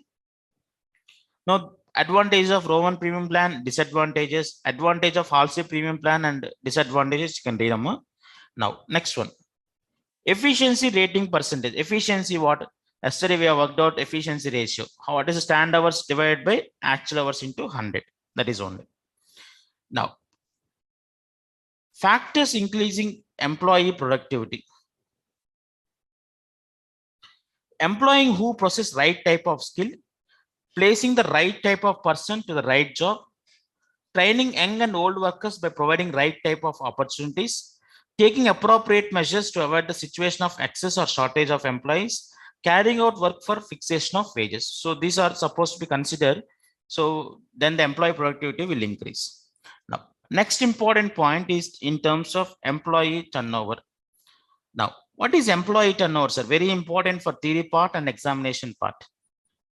Employee turnover, the rate of change in the composition of employee force during a specific period measured against a suitable index. Now, obviously, if your employee turnover ratio is more, it shows that attrition is more. Now, obviously, organizations try to minimize the employee turnover. Otherwise, it shows a bad signal to the many people. There are three methods to calculate employee turnover. First one is replacement method. Second one is separation method. Third one is flex method. Now, in terms of replacement method considers only number of employees replaced during the period. Replacement means worker is working in the organization. He left in that position. I have recruited new one. This is not a fresh recruitment. Replacement means one person is working. That person left the organization. In his place or her place, if a new employee recruited, that is we call as replacement. So replacement method is equal to number of employees replaced during the period divided by average number of employees during the period unknown. How will you get average number of employees? Opening employees plus closing employees divided by 2. That's it. So this is about replacement method. Next one, separation method. Separation method consider only number of employees separated. That means left. So separation method is equal to number of employees separated during the period divided by average number of employees during the period on roll into 100. Sir, which organization takes which ratio? It is their problem or it is their policy. So you can work out employee turnover under replacement method. You can work out employee turnover under separation method also. Third one is flex method. So flex method, this you need to consider number of separations plus number of accessions. Accessions means access to the organization. Who can access to the organization? Whether it is a replaced employee or new employee. So flex method or accession method is equal to number of separations plus number of accessions. Accessions includes both recruited and replaced. Okay. Right. Number of replacements plus number of new joiners divided by average number of employees during the period. Now, newly recruited employees are also responsible for changes in the composition or workforce. Some management accountants feel to take new recruitment for calculating employee turnover. The total number of workers joining, including replacement, is called what? Accessions. So accessions means new employees joining, including replacement. That is we call accessions, access to the organizations. Okay. Now, what are the causes of employee turnover? So this method is useful. So we'll do the problems also. What are the 1 minute?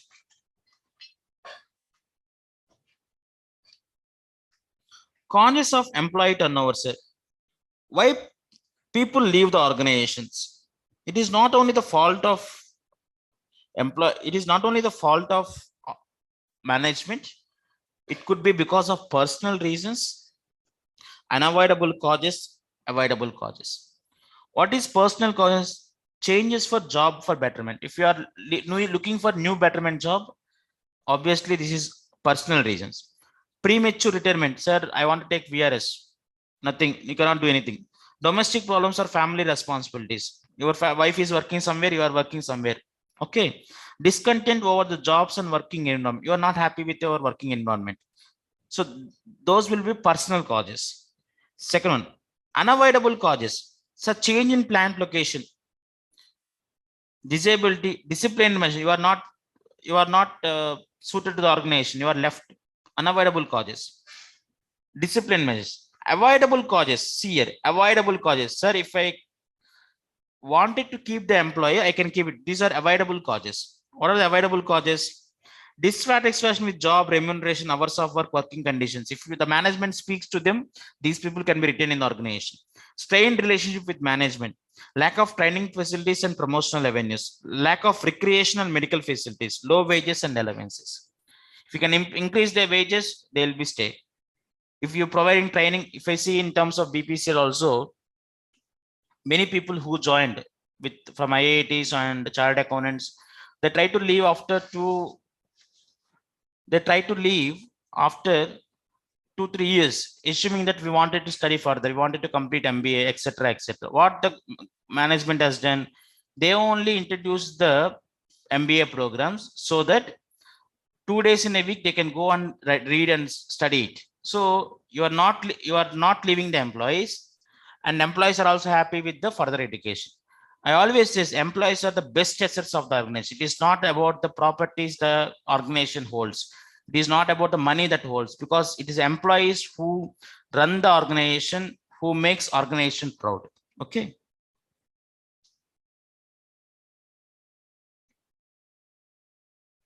Next one. Effects of employee turnover. What happens there? If number of employees are leaving, even flow of production is getting disturbed. Because, for example, in a job, in a work, manager resign. He only is very efficient and they can take over that. Obviously, when the people left for few days, the production gets whatever disturbed. Efficiency of new workers is low, because when you're new to the system, you may not be easily adaptable. Okay. Increase your cost of training. If new people come, I need to train more and more. And if he stays, it's okay. Even in terms of articles also, if a student comes for 6 months, he needs training. And after 1 year, if he says, sir, I want termination. New workers cause increased breakage of tools, and cost of recruitment is also costly, because you need to go, because if you see some of the Naukri and all these things, I don't know exact, that takes some amount of percentage. So obviously the cost of recruitment is also costly. So if you keep your employee, he will work. But if he left, you need to recruit, you need to give training, he may do some damages. So all these things will happen. Okay. Now, cost of employee turnover, two types of cost: preventive cost and replacement cost. If you incur preventive cost, you can minimize employee turnover. Second one is a replacement cost. Preventive cost, sir, you cost incurred to prevent employee turnover or keep its lowest as possible. You give the medical benefits, employees may stay. I remember in my PSU, one of my colleague used to say that I don't want to leave BPSL because it takes care of all my medical expenses. Cost on employees welfare like pension, etc. Cost on other benefits with an objective to retain employees. Obviously, when you incur this type of cost, preventive cost, so your employee turnover will be less. Okay. In terms of replacement cost which arise due to employee turnover, cost of recruitment. So this is when the employees left. I want to replace the new employees with old employees. In such a case, I need to pay recruitment cost is incurred. I need to give training and induction program. In BPCL, we used to have 15 days induction program, which is very honeymoon period. Okay, you can roam any place, you are paid your hotel, everything, etc., etc. Abnormal breakage and scrappage, because new people may not handle properly. Extra wages and overheads due to inefficiency of the new workers. So these are the cost of employee turnover. Okay. So what is important is treatment of idle time, normal idle time and abnormal idle time. Under abnormal idle time, controllable abnormal idle time, uncontrollable abnormal idle time. Then we have discussed about overtime in different causes and treatment. Then we have discussed the payment of wages, and the attendance system is kept. Then we have discussed lengthily in terms of employee turnover. What is meant by employee turnover? Methods of calculating employee turnover, that is replacement method, separation method, and flux method.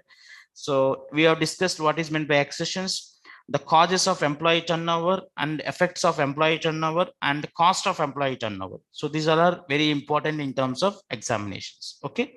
Now I'll move to the questions part here.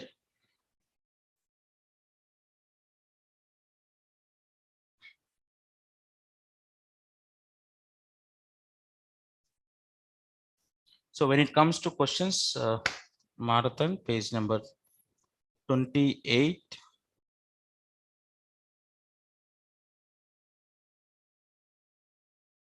I've selected a few beautiful questions for discussion on. The sales of LSR Limited in the previous year aggregated to 1,66,06,600 and the PV ratio was 20%. The actual hours worked was 4.45 lakhs. So actual hours worked is how much amount? 4,45,000 hours. The actual direct labor hours included 30,000 attributable to training of new recruits, of which 50% represented unproductive hours. That means out of 30,000, 50%, that means 15,000 hours are unproductive. So what is total productive hours amount? 4,30,000. So productive hours are 4,30,000. As a result of delays in filling vacancies caused by labor turnover, 1 lakh hours are potentially lost. Now, how many hours have I lost? 1 lakh due to result of delays in filling vacancies, 1 lakh hours lost. And because of new recruitment, what is the number of hours become idle time or unproductive? 15,000. So total, how many hours have I lost? 1 lakh 15,000. Correct? Very important.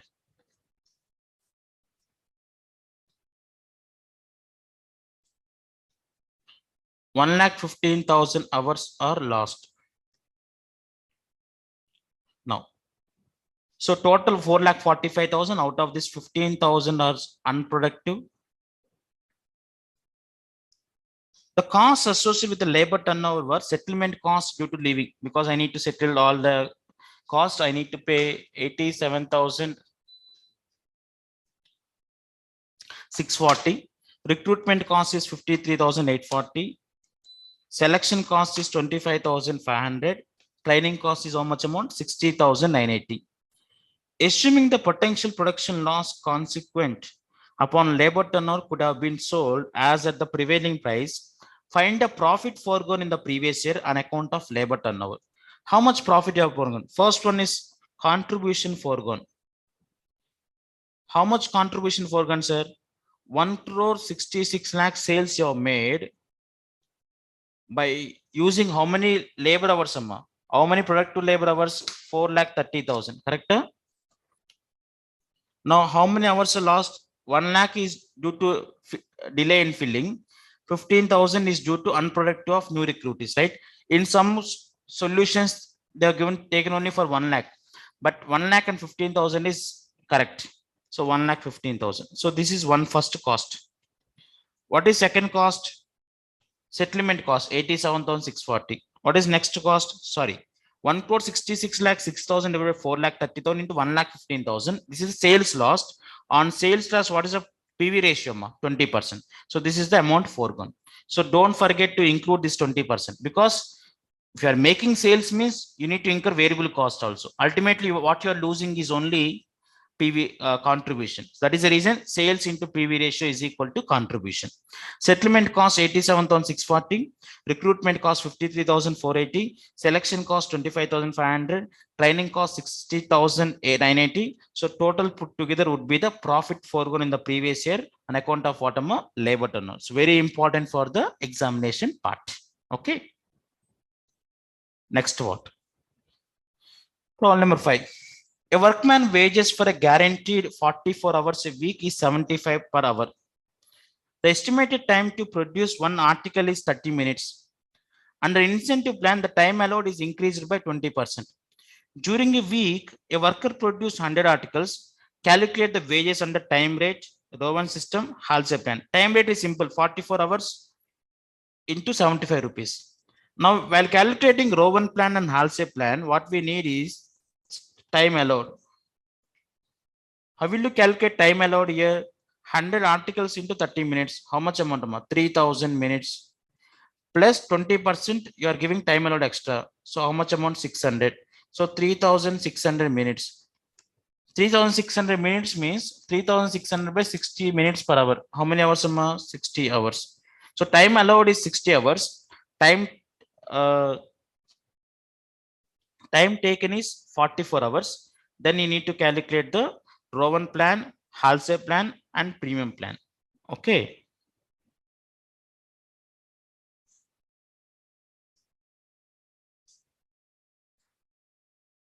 So if you go to question number 5 in solutions in our material, see here. So 60 hours is time taken is 44, time allowed is 60, time saved is 16. If it is a Rowan's Halsey premium plan, time taken into time rate 44 into 75 plus 1 by 2 into time saved. How much time saved? 16 into 75. If it is Rowan's premium plan, 44 into 75 guaranteed wage rate plus what is the bonus amount? Time taken divided by time allowed into time saved into rate per hour. So 41 rupees. So this is the earnings under sorry, it is missed, so you'll get 44 into 75. This you can take the calculation. It's not 41. So wholesale plan is 3,900. So this is the question with respect to question number 5. Now, next one. Problem number 12. From the following information, calculate labor turnover rate and labor flux rate. Number of workers on 1st January 7,600. Number of workers as on December 31st 8,400. So in the denominator and REDDY method, what you need is average. Average is what? 1/2 into 7,600 plus 8,400. So you're getting 8,000, correct? So 8,000. Which method? Labor turnover rate and labor flux rate. During the year, 80 workers left while 320 workers were discharged. So total discharge is 400 separations. 1,500 workers are recruited during the year. Of these, 300 workers are recruited because of exit, and the rest were recruited in accordance with the expansion plan. So out of 1,500, new joinings are 1,200. Number of replacements are 300. So what did they ask? Calculate labor turnover rate. So 12th question, we'll move it.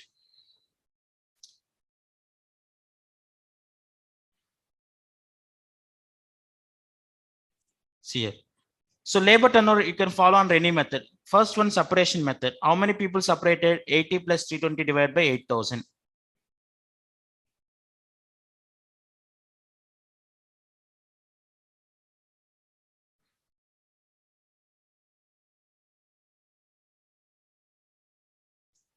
Second one, replacement method.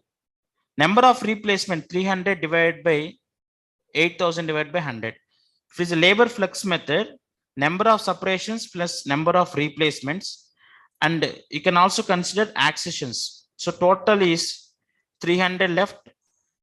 How much is left, Amma?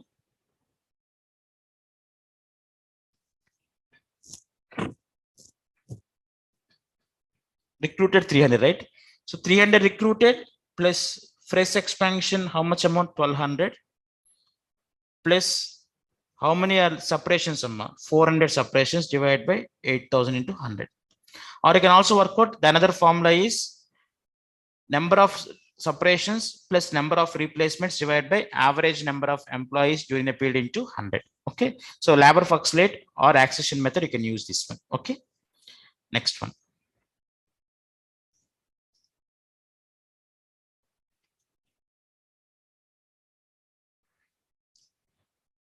Problem number 13. The cost accountant of Y Limited has computed labor turnover rates for the quarter ended 31st March current year as 10%, 5%, and 3% respectively under flux method, replacement method, and separation method. If the number of workers replaced during the quarter is 30, find out the number of workers recruited and joined. Second one, works left and discharged. You know replacement method. Replacement method, how much percentage? 5%. Number of replacements divided by average number of employees during the period, correct? Now 5 by 100, 5% means 5 by 100 is equal. Replacement, how much amount? 30 divided by average number of employees. So average number of employees during the period is equal to 3,000 divided by 5, correct? How much amount? 600. Now, if you go with left and discharge, that is separation method, how much 3% is equal to number of left and discharge divided by what is average? 600. So number of separations would be 600 into 3%. How much amount? 18. So left and discharge is 18. Number of works recruited and joined. So here you can work. See here. Number of recruited and joined. Number of separations plus number of accessions divided by average number of employees during the period. Number of separations, how much amount? 18. Number of accessions. Accessions includes replacement and new expansion. So that is recruited and joined. So 10% is equal to 18 plus number of accessions Divide by 600 into 100. How much you will get a number of recruited and joined 42 employees, correct? So this is with respect to question number 13.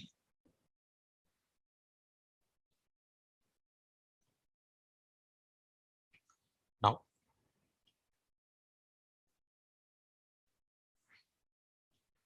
question number 14. This is also very important. Human Resource Department of A Limited computed labor turnover by replacement method at 3% for the quarter ended June 2015. Fresh recruitment were 40 workers were made. The number of workers at the beginning and at the end of the quarter was 990 and 1010 respectively. You are required to calculate the labor turnover rate by separation method and flex method. Very beautiful question here. Sir, here, see carefully. Opening, you have 990 employees. Replacement method. Replacement method, if you see, 3% is equal to number of replacements divided by average. How much you get? 1000. So number of replacements would be 30. Correct?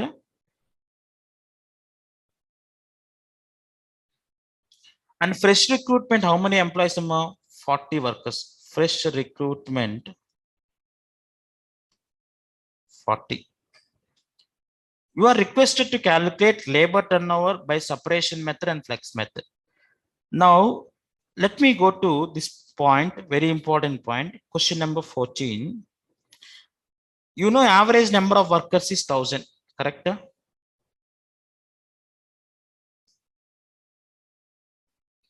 How many people got separated? That is only important point here. That is the reason this is examination question. 990 is opening. How much is the new recruitment? They said 40. And how many are separations? I don't know. X. Closing is how much amount? 1010. You may get it out. What about replacement, sir? This is where many of the students get confused. What about replacements? Sir, replacement means what? They are available at the beginning of the period, left during the period, and new people also got joined in that period. Replacement means what? The employee is available at the beginning of the period, and they've also left in his or her place. New people also got joined. That means if number of replacement is 30, 30 left and 30 also joined. So that is the reason I have not calculated in this calculation. This is what is very, very important in this question. This is the examination question, dear students. It should come strike into your mind. That is the reason I have taken these questions into our marathon session. Understood? So number of opening is 990, sir. Yes, you have added new recruitments who are not replaced. You should also add replacement and reduce replacement. That is the reason I have not considered both. And to arrive at closing balance, what would be the other reason? Separations. Those who left. Separations means those who left and they have not got replaced. Now let us assume 30 people got replaced. 990 plus 30, first minus 30 and again plus 30. Will it impact my separations? No. Understood? So that is the reason replacement you have not considered in terms of this calculation. Correct or not? Please respond. Correct or not? Yes. So if replacements, if you consider here, what about the replacement people left? So replacement means they have included in this part and those who are left and they got replaced also. So it will not affect in calculation the separations. Which will affect my separations? 40. So let us assume replacement is y. So 990 minus y plus y because those got replaced. Plus new people how much? 40. Separations I don't know is equal to 1010. This will get, both will get what amount? 0. So then x would be how much amount? So x would be, number of separations would be how much amount? 20. So what did they ask you to calculate? You are required to calculate turnover rate by separation method and flex method. How many separations? 20 divided by 1000, 2%. What about flex method? Number of separations plus acquisitions. Acquisitions include new recruitments, right? So 20 separations. How much is the replacement? 40. How much is the new recruitment? New recruitment is, so new replacements is 30, which I worked out at the beginning, because they said 3% is the replacement. So number of replacements 30. Number of recruitments is 40 divided by 1000. So how much you'll get? 9%. 9% per quarter. This is very important in the question.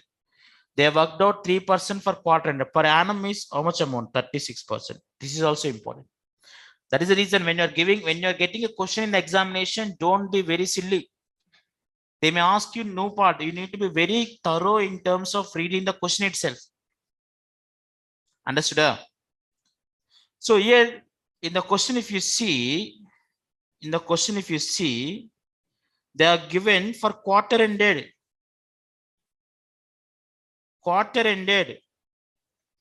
That is the reason, if whatever the calculation you have calculated, that you need to convert into annum. That is the reason 9% for quarter, per annum is 36%. Majority of the students, they left at this 9%. They will not tell what is the per annum labor turnover rate. Okay. And second important point is the replacement will not affect in calculating my separations when the opening and recruitments and separations and closing is given. Okay. So these are the two important points in this question. Now, come to last question in discussion, problem number 28. In a factory, the basic wage rate is 10 per hour. Overtime rates are as follows. Before and after normal working hours, so 175% of basic wage rate. Sundays and holidays, 225% of basic wage rate. During the previous year, the following hours were worked. Normal time 1 lakh hours.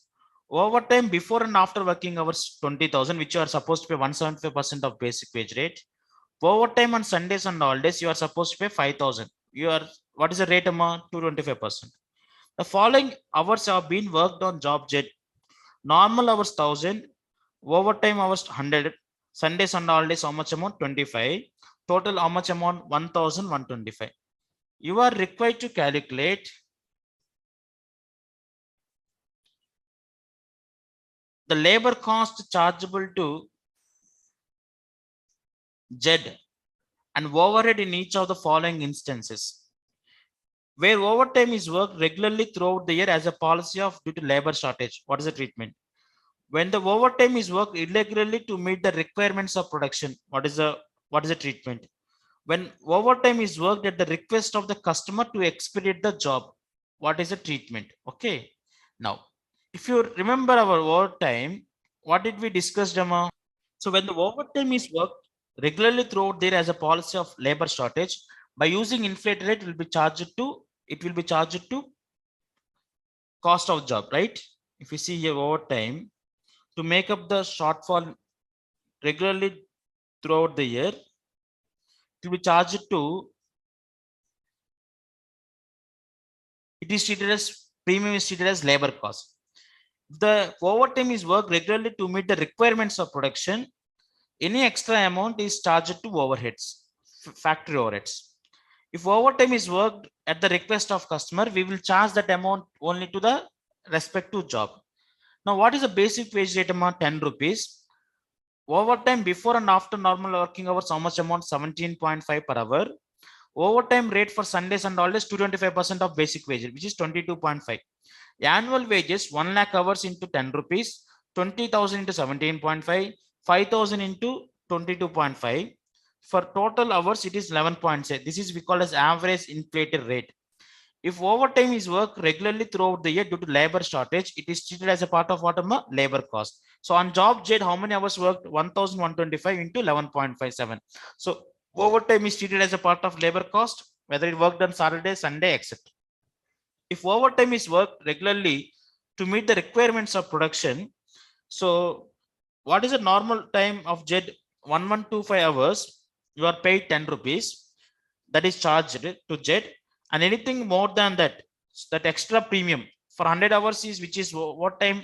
Before and after working hours, 100 into 7.5, and Sundays and all this 25 into 12.5, that would be chargeable to factory overheads. How much amount? 1062.5.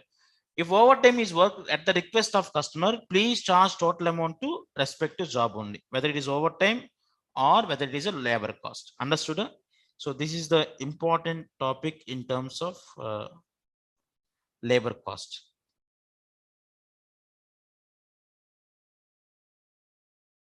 So we'll also try to discuss from the institute material few concepts. So employee cost in terms of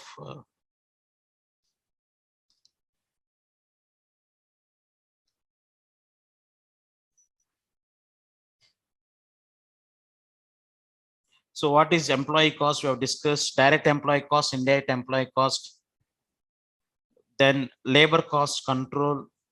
So what is the personal department they do, and what is the engineering and work Sunday department? What is timekeeping department they do? Payroll department what they do? Cost accounting department what they do?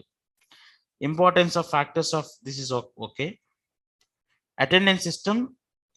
So manual methods and mechanical automated methods we have discussed.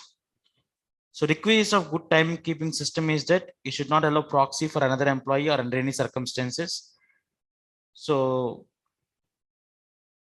even it is a piece rate, you should provide the disciplinary so that they should also give the timekeeping.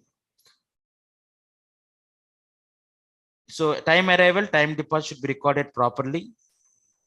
So should be mechanical to the extent possible.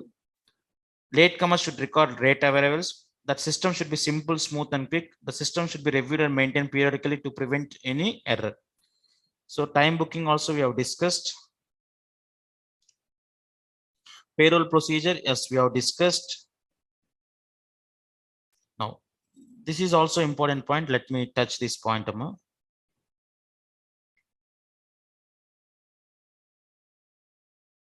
So what are the which are generally deducted from payroll? Provident fund of employee contribution will be deducted. ESA of employee contribution is deducted. TDS based on income tax rates is deducted. Professional tax of respect to state-wise will be deducted. Other deductions is you can voluntarily contribute to PF. In BPSL, we have a PF trust, we can contribute voluntary contribution. Contribution to any benevolent fund. So if you want to give it to any benevolent fund, that also will be reduced from other deductions. If you have any taken loan would be deductions, and advances also. So these all will be deducted. Ideal time, causes and treatment, normal ideal time, abnormal ideal time we have discussed. Very important for examination part of, okay. Overtime, yes, this is also last question we have discussed. So overtime premium. So in terms of statutory acts, government acts, overtime is very serious. You should be very careful. So overtime, if it is agreed to pay urgency of work, you charge the customer. Due to overtime may be called for to make up shortfall in production due to some unexpected demand. So should be treated as overhead cost of the particular department. So if it is due to necessary to make up shortfall in production due to some fault of management, that will charge it to respective department.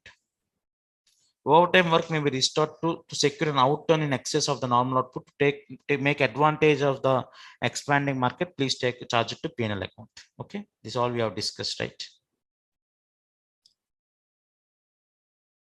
Because you need to work through institute materials also. So night shift absorption rate, efficiency rating procedures. So this all are we have discussed, right? So avoidable cost of labor turnover, very important for examination point of view. So this question only we have worked out, right? The amount is different here. It is 4,45,000 minus 15,000 hours. Product hours lost includes loss of potential product hours plus unproductive training hours. So based on the contribution foregone plus settlement cost, recruitment cost, selection cost, and training cost, that is would be the amount foregone. Okay, so this is all basically the employee cost, and I'm expecting at least 5 to minimum 5 marks, maximum 15 marks from this chapter. So please read thoroughly. So maybe in terms of Halsey premium plan and Roman premium plan, they may give you some missing questions also. So, and one question which I've discussed, replacement will not be calculated while calculating separations. That is very important, expecting to get into the examination paper also. It is also previous examination. So if you are having a time, please do the IPCC practice manual, because in terms of material cost, the syllabus is same. And if I can say, in terms of new syllabus only, the syllabus is reduced. Okay. So please take care. Next, we'll move to the next chapter. Employee cost is completed. Now we'll be moving to the cost sheet, then unit and batch costing. Yes, students, please understand that my intention of this marathon session is that to make sure that you are covered each and every topic, you will be having minimum knowledge on each and every topic. Otherwise, what happens in the examination, if a new thing comes, you should not put, at least you should get 50% of the marks. Okay. That is the reason, please cover each and every point. You consider 70% of the syllabus you need to do thoroughly. And getting 100 marks in costing is possible. I got 98 in accounts. So it is possible to get the marks. So write properly in the examination and in a proper stepwise, give the abbreviations. So you will be getting good amount of marks. Okay, right. Thank you.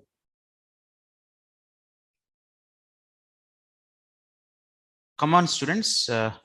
We have discussed up to now 6 chapters. 7th chapter, we are going to discuss about the cost sheet. Normally, in terms of IPCC, this used to be the first chapter, but cost sheet, to my expectation, we are getting 10 marks from this chapter. So one of the important question and the easiest chapter where we can fetch 10 marks. So I always tell students, for example, there are some chapters where you need to give a lot of time, but you'll get a reasonable amount of marks. But this chapter, learn 100%. So it is sure that from last many examinations, it is understood that we are fetching 10 marks from this cost sheet. Okay. Now we'll be discussing in detail what are the cost sheet, what are the format of cost sheet, what are the different treatment of different elements of cost, everything along with the illustration number 3 in study material. In terms of theory part, I'll be discussing from the quick revision material of ICAI. Okay. Right, students. So let me take it to our note.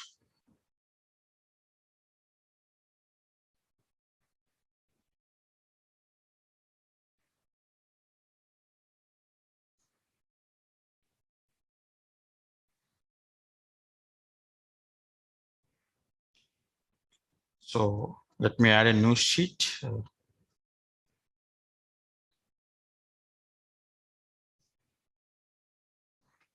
So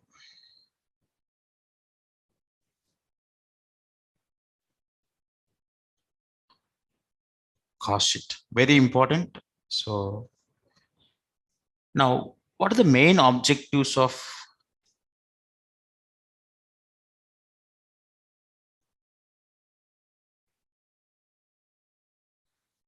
cost sheet?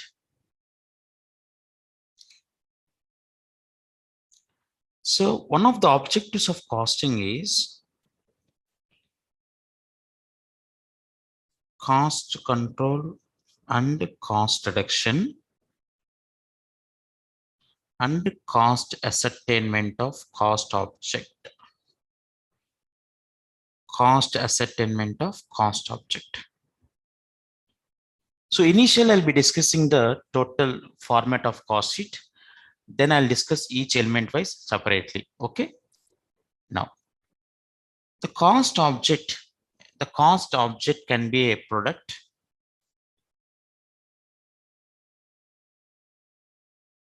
service, or cost center. So in terms of contract costing, cost object and cost center remains the same. The detailed explanation of cost center is available for demo. So with the example of a beautiful company, we have discussed the cost center example. Okay. Now, for cost ascertainment, we use a format called cost sheet. So what is meant by cost sheet, sir? Cost sheet or cost statement is a document which provides a detailed cost information. That's it. It provides detailed cost information. What information, sir? Here it will be given based on elements of cost, based on functional wise qualification. So everything will be discussed here. What are the advantages of cost sheet, sir? So that also I'll be discussing at the end of this part. Okay. Now, cost sheet.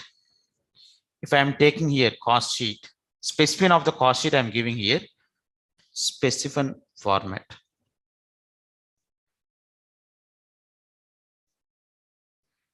Okay. Now, particulars, amount rupees. So if you remember in our regular classes, when we discussed about elements of cost, we have material, labor, and expenses. Indirect material, indirect labor plus indirect expense, we have put together called as what overheads. Now, in terms of cost sheet, first one is about direct material consumed.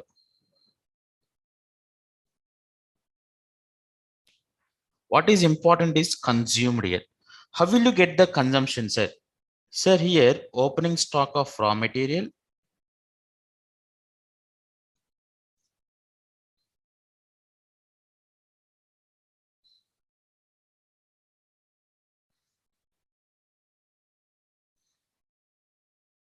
opening stock of raw material. For this, we need to add purchases less closing stock of raw material.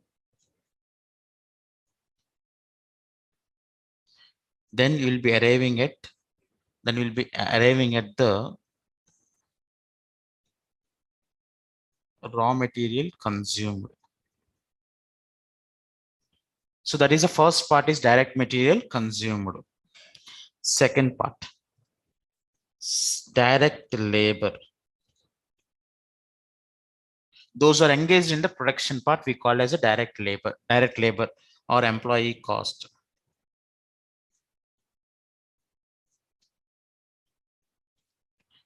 Third one, direct expenses. What are the direct expenses? Direct expenses are those expenses which are involved in production, which are other than material, other than labor. So direct expenses. So put together these three we called as prime cost, because this is a primary cost of production, producing a unit. Without direct material, without direct labor, without direct expense, no product can be produced. That is the reason we call it as prime cost. Now for the prime cost, see here, we are supposed to, so see here, this all incurred at the factory level. So we are working for a product. That means the product will be manufactured at the factory level. So first we need to work out at the factory, then we need to add with the administration, selling and distribution, then you'll be arriving at the final profit or loss. Okay, prime cost. Now for this, add factory or works overhead.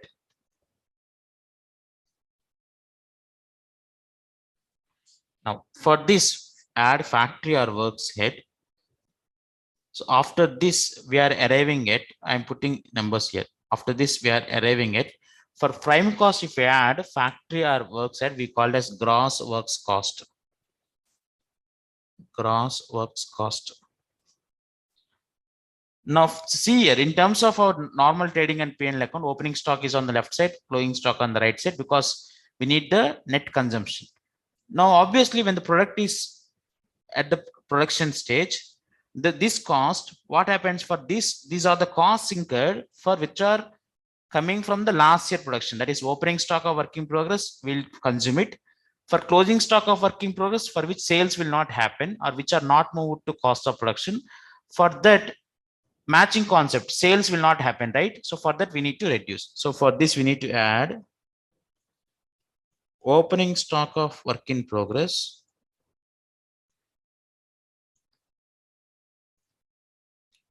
opening stock of work in progress,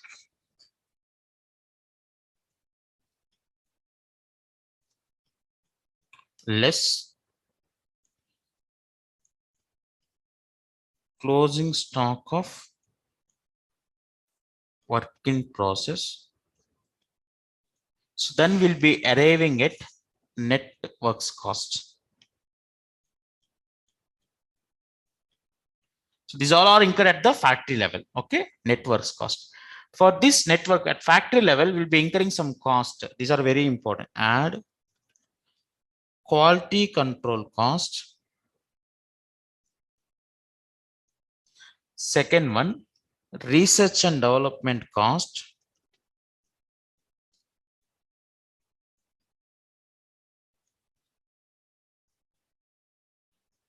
Third one, we have administration overheads related to production. This is very important.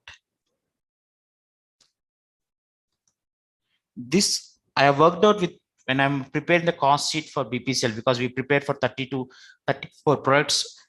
P&L is for a company, whereas we need to prepare cost sheet for each product wise. Now I'll be having some administration costs at my refinery that I cannot consider as administration overheads of the company, because that administration overheads is part of my cost of production. That is the reason, very important. Okay, for this, so this is very important. So if it is related to general, it is going as a part of cost of goods sold. If it is related to refinery level or factory level, that is a form part of factory cost, that is cost of production. This you need to highlight it. Okay, now for this, any recoveries, less credit for recoveries or scrap will be reduced. Now, for example, if you remember in terms of joint and byproducts, whatever the byproduct amount, if it is amount is small, we'll reduce it from cost of production. So those amounts are this. Okay. For that, we need to add primary packing. Very important. So primary packing is not of sales. So normally, for example, primary packing and secondary packing, you need to get a differentiation here. Primary packing is for conserving the product, and whereas secondary packing is about, like for example, is of marketing. For example, if you see any pizza or if you see any Subway or anything else, for bun the normal paper is kept, that is for primary packing.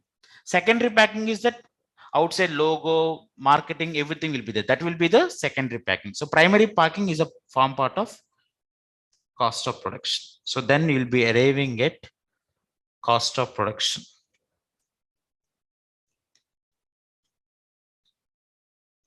For cost of production, we need to add, because this is a cost of production, because if you see the P&L account, sales, opening stock, purchases, closing stock, right? So this is the matching concept, right? Now for those items, because the items which are produced earlier may be sold in this current financial year or current year. For that, we might have incurred some selling cost, some production cost, or something like administration cost. Now, for those items which are produced but not sold in the current period, those are expenses. That matching concept will come in the next year. So we need to give effect of, for cost of production, add opening stock of finished goods,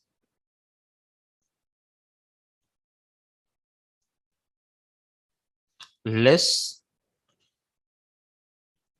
closing stock of finished goods.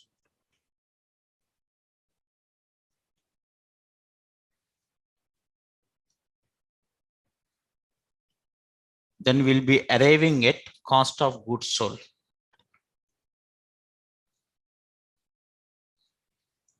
For cost of goods sold, yes, up to now products are sold, but now for selling this, I need to incur some administration costs which are related to general. We'll also incur selling and distribution overheads, right? Add admin overheads which are general add selling and distribution overheads. Selling cost and distribution. Selling is different, distribution is different. Then we'll be arriving at cost of sales. From cost of sales, if I reduce profit or loss, then arriving at sales amount. So this is about the cost sheet. Now, what I'll do is that I'll quickly make sure to understand each and every item in a detailed manner. Okay. Now, in terms of cost sheet, first one, prime cost. Prime cost includes what? Direct material, direct labor, direct expenses. For primary cost, we need to, for prime cost, we need to add factory overheads. That will be together we call as gross works cost. For that, we need to give effect of opening stock of work in progress and closing stock of work in progress. Then we'll be arriving at net works cost. And these three is important: quality control cost, research and development cost, overheads related to production, admin overheads related to production, trade for recoveries and scrap, and we need to add primary packing. Secondary packing comes out bottom as a part of selling cost. Okay.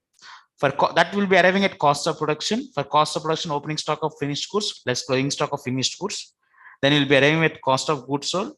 Then admin overheads, which are general, selling cost and distribution cost. Then you'll be arriving at cost of sales. From cost of sales, if you reduce profit or loss, you'll be arriving at the, you'll be getting the sales amount. Okay. Now,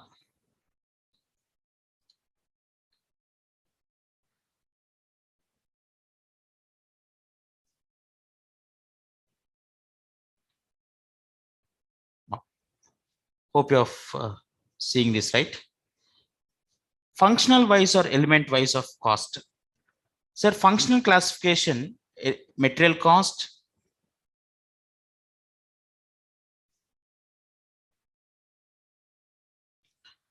labor cost and direct expense. These three we called as what? Prime cost. Production overheads, then production manufacturing overheads. So prime cost plus production overheads we call it as what? Cost of production. For that, we have administration overheads, selling overheads, and distribution overheads, and research and development cost, etc. This is a functional classification of elements of cost. What are the cost heads in cost sheet set? Prime cost, cost of production, cost of goods sold, and cost of sales. Now, prime cost includes what's a direct material cost, direct labor cost, direct expense cost. Now, if we come to direct material cost, cost of direct material consumed, not purchased, cost of direct material consumed. What includes cost of direct material consumed? Cost of material, freight inward, because these are the costs incurred to bring the materials into the factory. Insurance of raw material. Trade discounts, any trade discounts should be reduced. Duties and tax, if ITC is available, then it is not form part of cost. If there is no input tax credit, it will be form part of cost. For example, your procured item, GST is not available. That amount you need to add it to the cost of material consumed. Okay, right. Now, second one, direct employee cost. So direct employee cost, what is the meaning of direct employee cost? Payment to employees engaged in the production of goods and provision of services. It includes wages and salaries, allowances, payments for overtime, bonus and ex gratia, employee contribution to PF and ESA, gratuity contribution, other benefits. So whatever the amount we are paying to the people who have worked, who are engaged in production of goods and provision of services directly, those we call as direct employee cost. Next one, direct expense other than material and labor. What includes power and fuel, royalty paid. For example, you are printing a book for which you need to pay a royalty of 5 rupees for each book. That is a direct expense. Because these three expenses are incurred only when there is a production or a provision of service. Royalty paid, hire charges, fees for technical assistance. For example, for quality control checking, we need some technicians. So those, for that we are paying amount. That is a fees for technical assistance. Amortized cost of molds, patterns, and patents. So for example, if you see mold is for design, so the depreciation, the amortization of those molds, patterns and patents, that is a form part of direct expenses. Other expenses directly related to production of goods and services. Now see here, the point which you need to highlight is that this amortized cost of molds, patterns and patents, many people will put under factory overheads. That is not correct. You need to keep under direct expenses. Okay. Next. So when we add this direct material, direct labor, direct expense, we are arriving at prime cost. For prime cost, what we need to add them of factory overheads. What includes factory overheads? See here. Factory includes consumable stores and spares, which are required for mission running. Depreciation on the factory items, that is mission items. Lease rent of production assets. Repairs and maintenance of plant and machinery, factory building. Indirect employee costs with related to production activities. Like for example, you have kept a security guard for each mission wise. That is comes under indirect employee cost. Drawing and designing department cost, because those are involved directly in the factory level. So those who are sitting at the factory, okay, so those comes under factory overheads. Insurance of plant and machinery, factory building, stock, raw material and work in progress. Amortized cost of jigs, fixtures and tooling. Service department costs such as tool room, engineering, maintenance and polishing, because these are all happens at the factory level. So these all comes under prime cost. For prime cost, what we need to add them of factory overheads. We'll be arriving at gross factory cost. We need to give effect of opening stock of work in progress and closing stock of work in progress. You'll be arriving at the factory cost or works cost. For this, we need to add three important points. One is quality control cost, research and development cost, and administration over related to production. Now, for example, I am running for example, a canteen in the factory. So those are involved only in those are giving service only to the production people. So that comes as a part of administration overheads related to factory production. Less any amount of recoveries, miscellaneous income related to production will reduce here. Primary packing cost will add, then we will be arriving at the cost of production. So for prime cost, add factory overheads. You need to give effect of closing stock of work in progress and opening stock of work in progress. Then you need to add quality control costs, research and development cost, administration overheads related to production.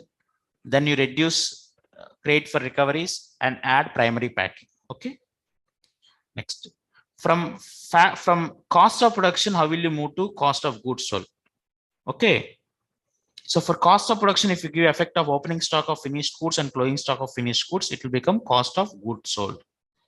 Okay. Now from cost of goods sold, how will you move to cost of sales? Cost of goods sold, then you need to add administrative overheads, which are general, and selling overheads and distribution overheads, and secondary packing is form part of cost of sales. So if you give effect, then it become cost of sales. So important point to be remembered here is that one is amortized cost of molds, patterns and patents, which is part of direct expense. Amortized cost of jigs, fixtures and tooling, which are part of machinery, that is comes under factory overheads. Okay. Now, what are the examples of administration overheads in general, which is a form part of cost of sales, right? Depreciation of maintenance of office, building, furniture of corporate offices. Salary of administration employees like accountants, then auditors, then HR people, those comes as a part of administrative. Rent rates and taxes of corporate buildings, insurance, lighting and office expense, indirect materials, printing and stationery, office supplies, legal charges, audit fees, meeting expense, etc. Selling overheads means sales and wages related with sales department, rent and depreciation with sales offices, advertisement, maintenance of website, online sales, market research. You are paying some amount for LinkedIn, some Facebook. Those are form part of selling overheads. Primary costing, packing cost, secondary packing material that enables to store, transport and make the product marketable.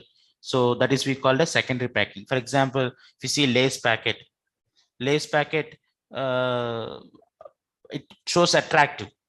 Okay, so those comes as a part of whatever secondary packing. Okay. Distribution overheads. So if it is a primary packing means that is required for shelf life. Secondary packing is for marketing. Okay. If even secondary packing is not available, if you can able to consume that product, that is we called as secondary packing. If you are unable to conserve that product, packing is required, that is we called as secondary packing. Distribution overheads, salaries and wages employed in engage of distribution of goods, transportation and insurance costs related with the distribution, depreciation of hire charges, maintenance and other operating costs related with distribution. For example, a repair comes or a warranty comes, and for warranty you need to travel from one place to another. So this all comes as a part of distribution. Okay. So cost sheet specimen format we already discussed. Treatment of various items in cost sheet, very important. Sir, any abnormal cost is not form part of cost of production. There, that will be taken directly to costing, profit and loss account. So this is not a form part of cost of production. Subsidy, grant or incentives, anything amount will be reduced from the respective cost object. Penalty, fines and damage and demurrages does not form part of cost because those are of abnormal nature. Interest and other finance cost will not be form part of cost of production. That will be taken separately as a part of cost of profit and loss account. Okay. What are the advantages of cost sheet set? This is also they can give it for 5 marks. Provides a total cost figure as well as cost per unit of production. Helps in cost comparison. For example, I am having 34 products. In BPCL, I am having 34 products. I can compare with my MS with HSG, that is petrol with diesel or sulfur. So which item I'm getting more amount of profit, or which item contributing loss. So when we see in terms of total company, you cannot understand each product wise profitability. So by seeing cost sheet, you can understand each product wise profitability. So facilitate preparation of cost estimate required for submitting tenders, because you need to estimate the cost. So it can be used, it can be done by using the cost sheet.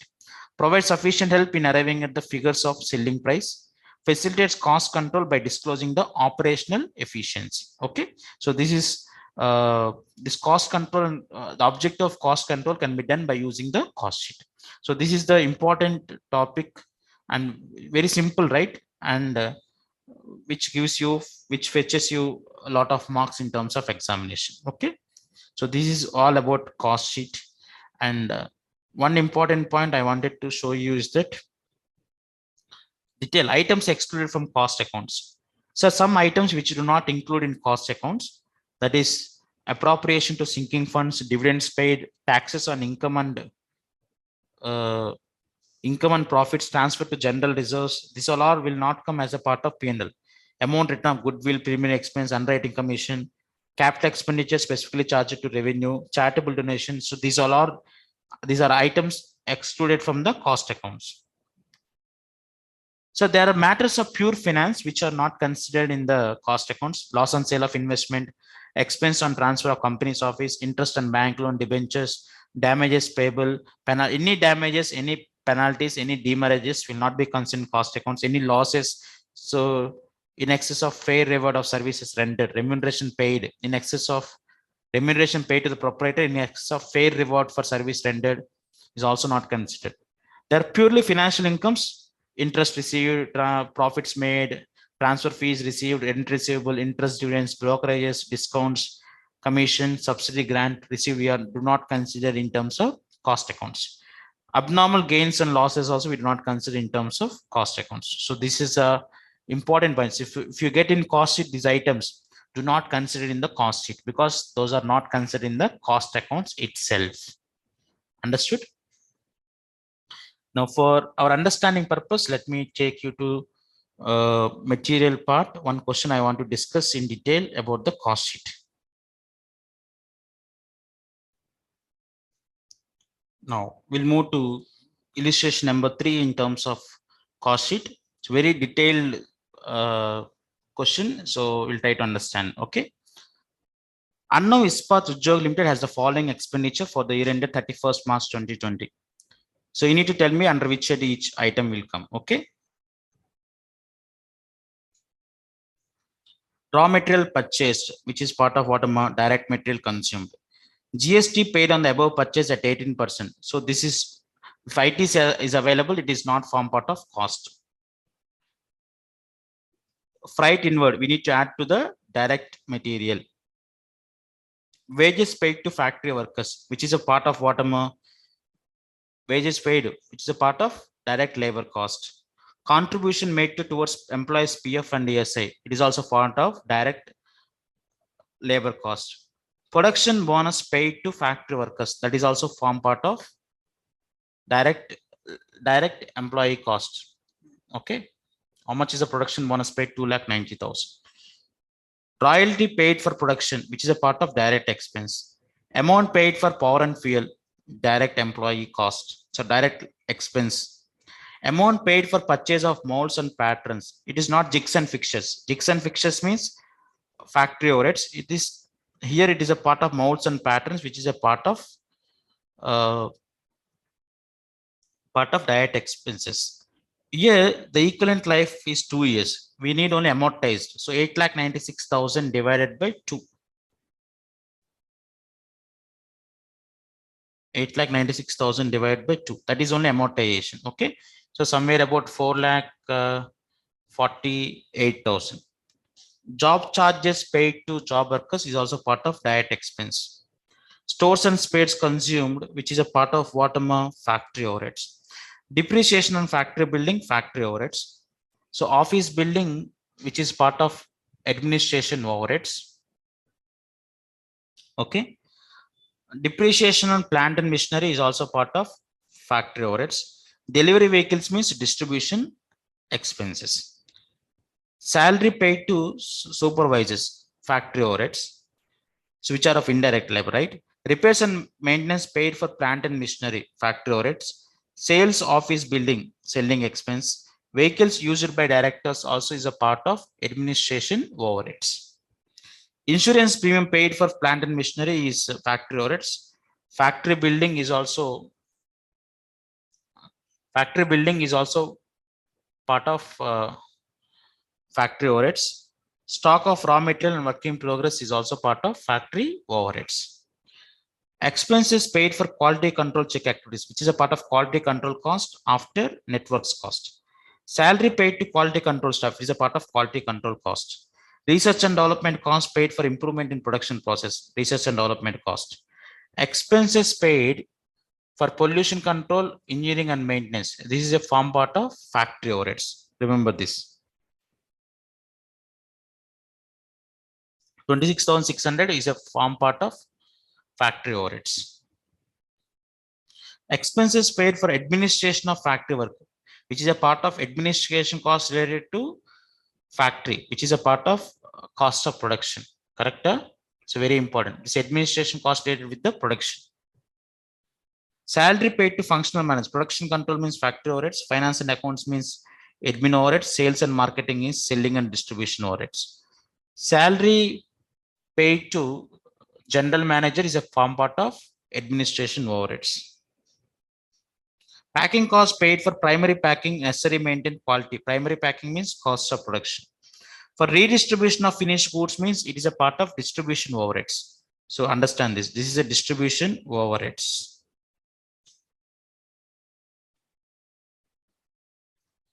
Interest and finance charges paid for usage of non-equity fund means will take as a part of cost of sales. Fee paid to auditors, administration. Fee paid to legal advisors, administration. Fee paid to independent administration overheads. Performance bonus paid to sales staff, selling overheads. Valuation of stock as of 1st April 2009. Raw materials we should consider from direct material cost. Opening stock of raw material, add purchases, less closing stock of raw material. Work in progress is a part of gross works cost. Finished goods in terms of cost of goods sold. Amount realized by selling scrap and waste generated during manufacturing process, which is 86,000, should be reduced from credit for recoveries, right? We need to reduce 86,000. So from the following data required to prepare prime cost, factory cost, cost of production, cost of goods sold, cost of sales, correct? So this you need to prepare. So this all we discussed. So opening stock of raw material, direct employee cost, direct expenses, prime cost, this all comes as a part of factory overheads. And then we have quality control costs, research and development costs, administration costs, realizable value on sale of scrap and waste. This is 86,000. We should reduce here. Add primary packing cost. Give effect of opening stock of work in progress, finished goods, closing stock of finished goods. Then give effect of administration overheads, selling overheads, and distribution overheads. Finally, here, if you see here, interest and finance charge paid for non-usage of equity fund. If it is a equity fund, will not be considered. Then cost of sales. If you see the notes also, GST paid on purchase of raw materials would not be formed part of cost of materials, as it is eligible for input tax. If it is not eligible for input tax credit, then we'll be considering as a part of raw material cost.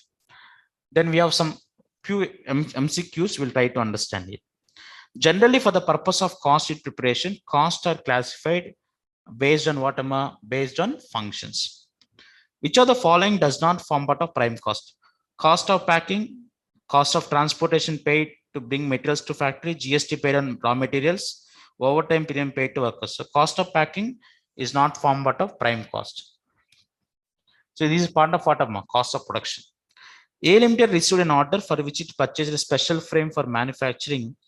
It is a part of what? Direct expense, especially for this. Salary paid to plant supervisor is a part of what? Factory overheads. Depreciation of director's laptop is treated as what? Administration overheads. A manufacturer set up a lab for testing of product for compliance with standards.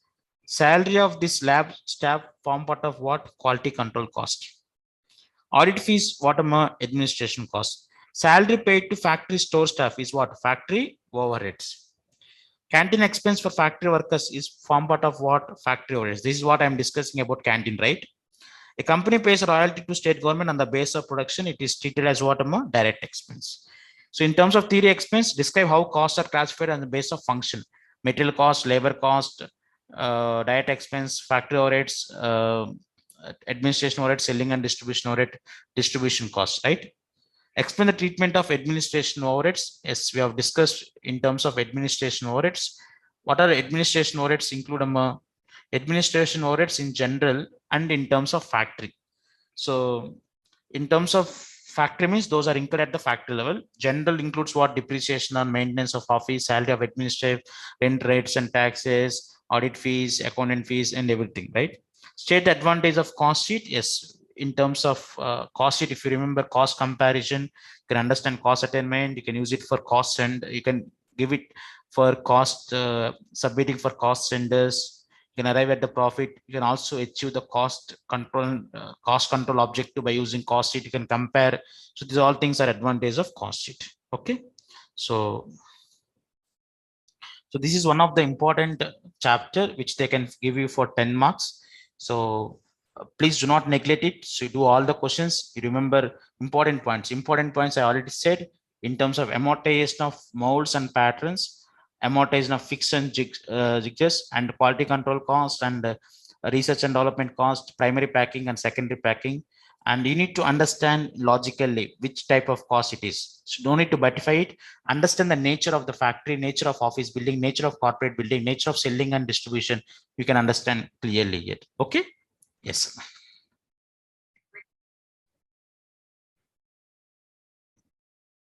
Very good morning, students. We are in the chapter number 8 in terms of unit and batch costing for marathon session. So hope you are enjoying the class and you are getting the proper inputs and proper knowledge from the marathon session. Okay, right. Unit and batch costing is a simple chapter, but I'm expecting at least 5 marks from this chapter in terms of unit and batch costing. So let me share our notes.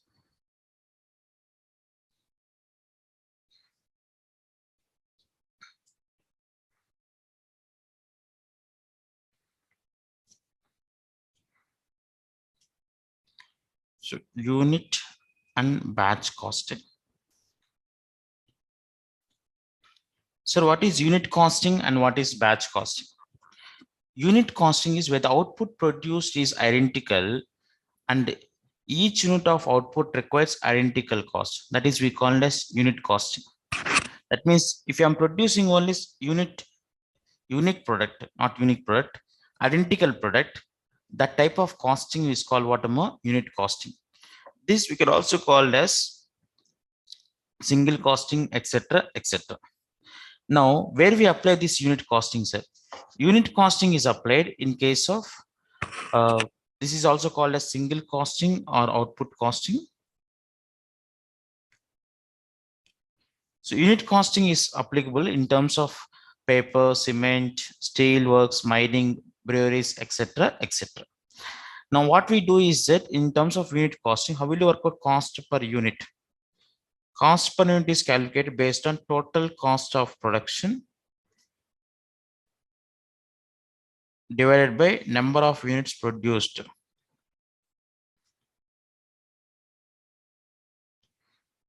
Now, how will you collect the cost collection in terms of unit costing? Here you need to collect three types of cost. One is important is collection of material cost, collection of employee cost or labor cost,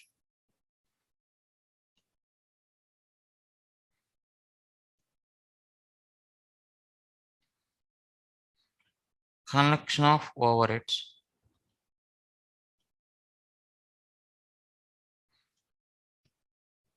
Collection of material cost, collection of employee cost, collection of overheads. Now, how will you collect the material cost here? It is collected from material requisition notes. Sir, the person who requires a document will issue material requisition notes. Based on material requisition notes, I'll collect how much amount of material cost incurred for this unit. The accumulated material cost is then posted into the cost accounting system. Maybe integrated or non-integrated system, right? In terms of employee cost, the direct employee cost is collected from job sheets. Might have learned in terms of labor.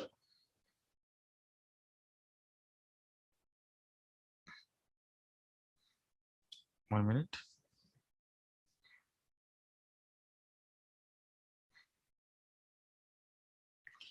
Now you need to collect the employee cost from the job sheets.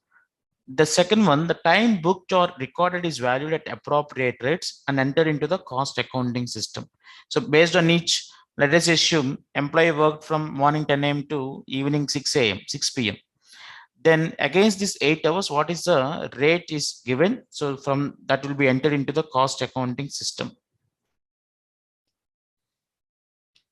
Now, indirect employee costs are that these are collected from the payroll books and posted against the standing order, or they'll be booked into overhead expense. So whereas in terms of direct cost, it will be taken as a part of prime cost. Indirect cost is considered, indirect labor cost is taken into the factory overheads. Next one, collection of overheads. Now, these are collected under suitable standing orders numbers and selling and distribution overheads against cost account numbers. The total expense so collected are appropriate to service production department on some suitable basis. Maybe based on, let us assume, like how we do in production, primary distribution of overheads and secondary distribution of overheads. Now again, after doing the service department cost, again is transferred to production department. So first you'll do primary distribution of overheads. So total amount will be distributed to production departments and second service departments, and service department cost is again reapportioned by appropriate methods to production departments. So based on this, cost is collected into cost centers based on some appropriate based on mission hours or based on laborers. You'll find out the mission hour rate and labor rate. So that amount will be given, that will be considered as a part of overheads amount. So this is how you need to collect material cost, employee cost, and overheads cost in terms of unit costing. Now, in terms of the treatment of spoiled and defect works, very important. Treatment of spoiled and defective work. If the loss is due to normal reasons, if the loss is due to abnormal reasons, because they may ask you for theory question this topic, abnormal reasons. If it is abnormal reasons, please written off against written off, because this is not as a part, will not go as a part of cost of production, written off against costing profit and loss account. The loss is due to normal reasons if the actual number of defectives is within the limit. Actual number of defectives is within the normal limit.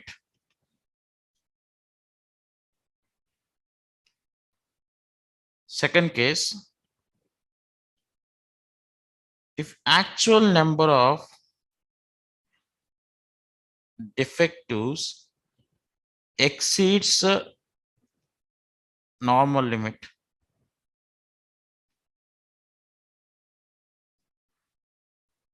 Now, cost of rectification in this case or loss. Cost of rectification or loss, because the defectives can be rectified or it can be sold at lower rate, you will be arriving loss, will be charged to entire output.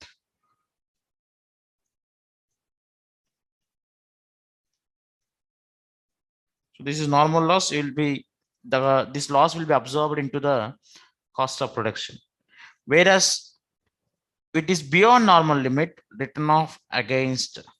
So anything abnormal will be considered written off against costing profit and loss account. So if it is not abnormal reasons, please take it to P&L. If it is a normal reasons within the limit, like 5% limit, then you charge it to entire output. If it is beyond the normal limit, if it is a beyond the normal limit, please charge against the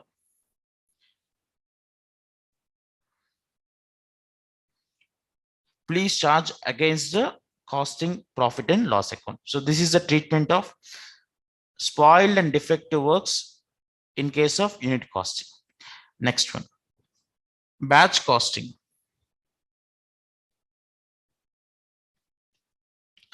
So where this is a type of specific order costing where articles are manufactured in predetermined lots known as batches. Like in terms of medicines, so the medicines are not produced individually, it is produced in terms of batches. Even if you see the prescription, it write the batch number. So that type of costing is called what? Batch costing, like pen, refills, etc., etc. Batch consists of such a number of units which are processed simultaneously. So these are processed simultaneously. Under this method of manufacturing, the inputs are accumulated in the assembly line till it reaches the minimum batch size. Soon after a batch, the size is received, all inputs in a batch is processed for further operation. So you need to keep optimum batch. So up to that, it will be kept in assembly line. So beyond that, after the batch size is received, all inputs in a batch is processed for further operation. So first, you'll keep up to level. If this is over, it will move to next process. Then next items will come into this process. Okay. The costing procedure in batch costing, say material cost, labor cost, and overheads cost. Material cost is based on material requisition notes. Labor cost is based on your job tickets and job sheets. Overheads is absorbed. Here, remember three important points. First one is allocation, where cost is known to each, where the costs are ascertained, when the cost can be traced to each cost unit, then you need to do cost allocation. If allocation is not possible, do an apportionment on some absorption, some appropriate base. And again, the service department cost is reapportioned. Once the allocation, apportionment, and reapportionment is done, then you'll go with the absorption by using mission hour rate or some other rate. Okay. Now, the important question in terms of batch costing is that, so the cost accumulation is same, material from MRNs, labor from job cost sheets, overheads based on some absorption. Now, Economic batch quantity.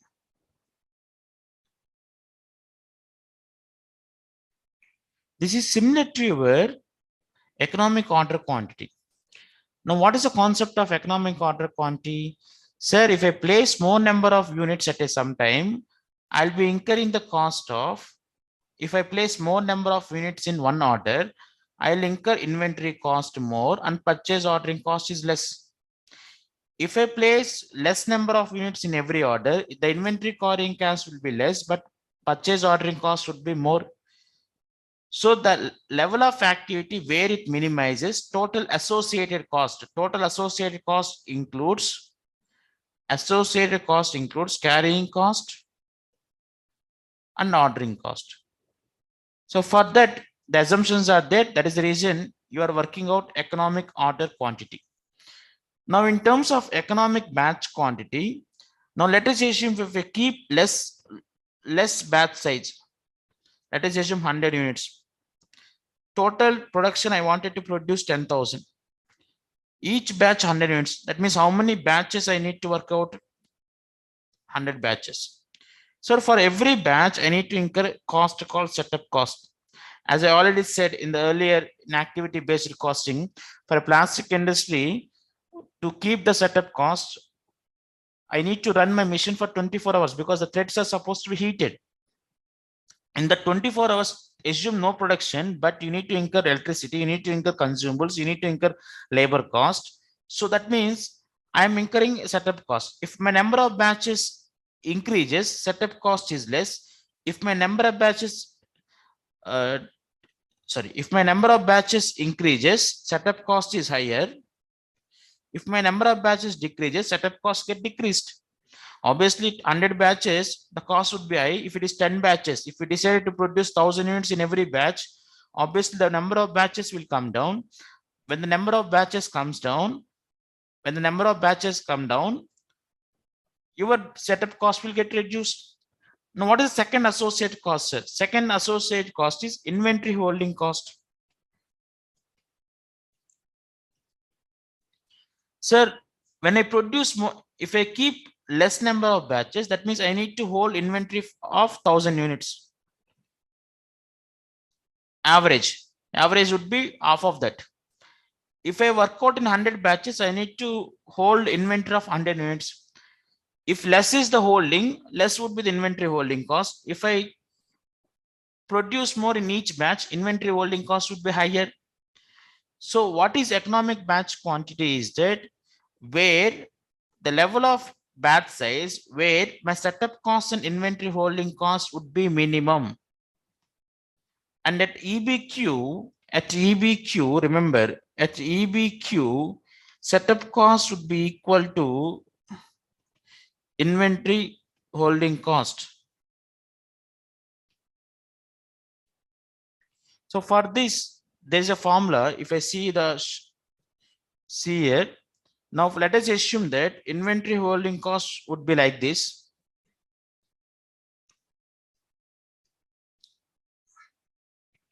Inventory holding cost like this. Setup cost, if my number of units increases, setup cost will reduce. Now obviously we will have total cost because total cost includes both, right? So inventory setup cost get decreases if my batch size increases. Obviously your inventory cost will increase. So the level of activity where both remains, where the cost is less, that cost is called what, that level of activity size, that level of batch size is called what? Economic batch quantity.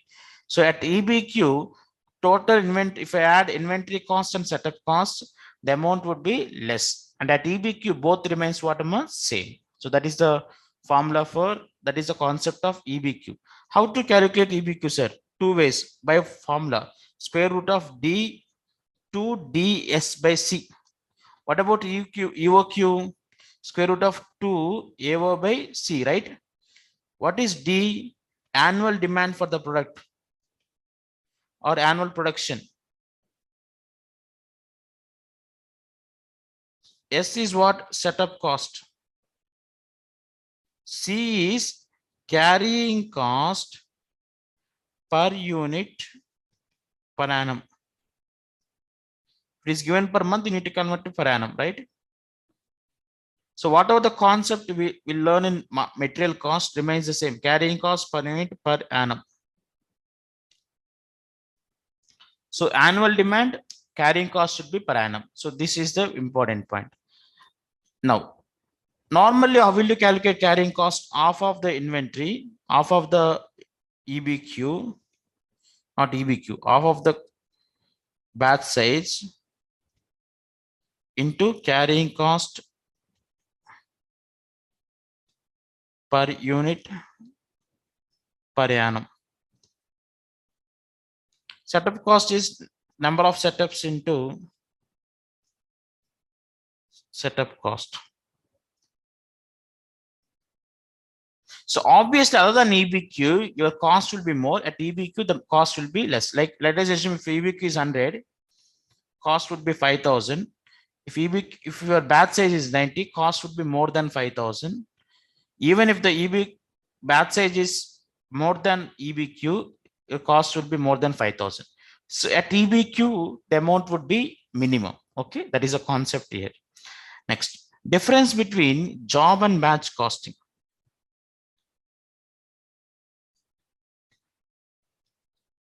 Simple cost. Job costing is non-standard. And for example, if you go to a Hero Honda showroom, your bike will have some repair, other person bike would be different, so both are not identical, right? So that means job cost is that non-standard, non-repetitive products produced as per customer specification and against the specific orders, whereas in terms of batch costing, homogeneous products are produced in a continuous production flow. Cost is determined for each job, whereas in terms of batch costing, cost determined in aggregate for the entire batch, then arrive at cost per unit. Whereas, for example, your bike repair one job, this cost is different. Batch size, you will incur cost for 100 units. Let us assume one batch is 100 units. You will incur cost for batch per unit. If you want, you will divide by number of units in a batch. Third one, jobs are different from each other and independent of each other. Each job is unique. You'll prepare a job cost sheet. Whereas in terms of batch costing, products produced or in batch are homogeneously and lack of individuality. So more of same items. So three differences in terms of job and batch costing. First one is this is non-repetitive, non-standard, whereas this is same items. Here cost is determined for each job, whereas in batch, the cost is determined for each batch, then per unit. Here, each job is unique. Here, individuality is missing in terms of batch costing. Okay. So this is the theory part in terms of unit cost, unit and batch costing. So we'll decided to discuss two questions from this chapter.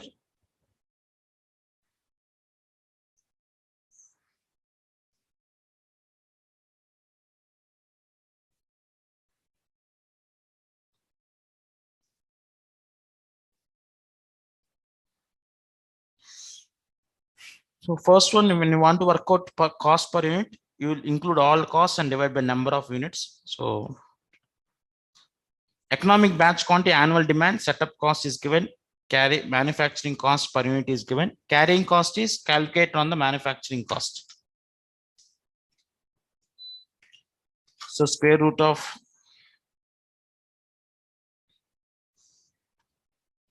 2 ds by c. 2 into demand is how much amount? 2,400. Setup cost is 100. Carrying cost is 200 into 6%. Carrying cost per unit per annum, right? Now, question number 4. Question number 5. A customer has been ordering 60,000 special design metal columns at the rate of 18,000 per order during the past years. The production cost comprises 124 rupees for material, 60 for labor, 20 for fixed overhead. So cost would be 200 rupees per unit. It cost 1,500 to set up for one run of 18,000 column. And inventory carrying cost is 15%. Since this customer may buy at least 5,000 columns this year, the company would like to avoid making 5 different production runs. Find the most economic production run. So in this case, if you see here, So here, what is square root of 2ds by CM? Square root of 2 into how much you're ordering 60,000.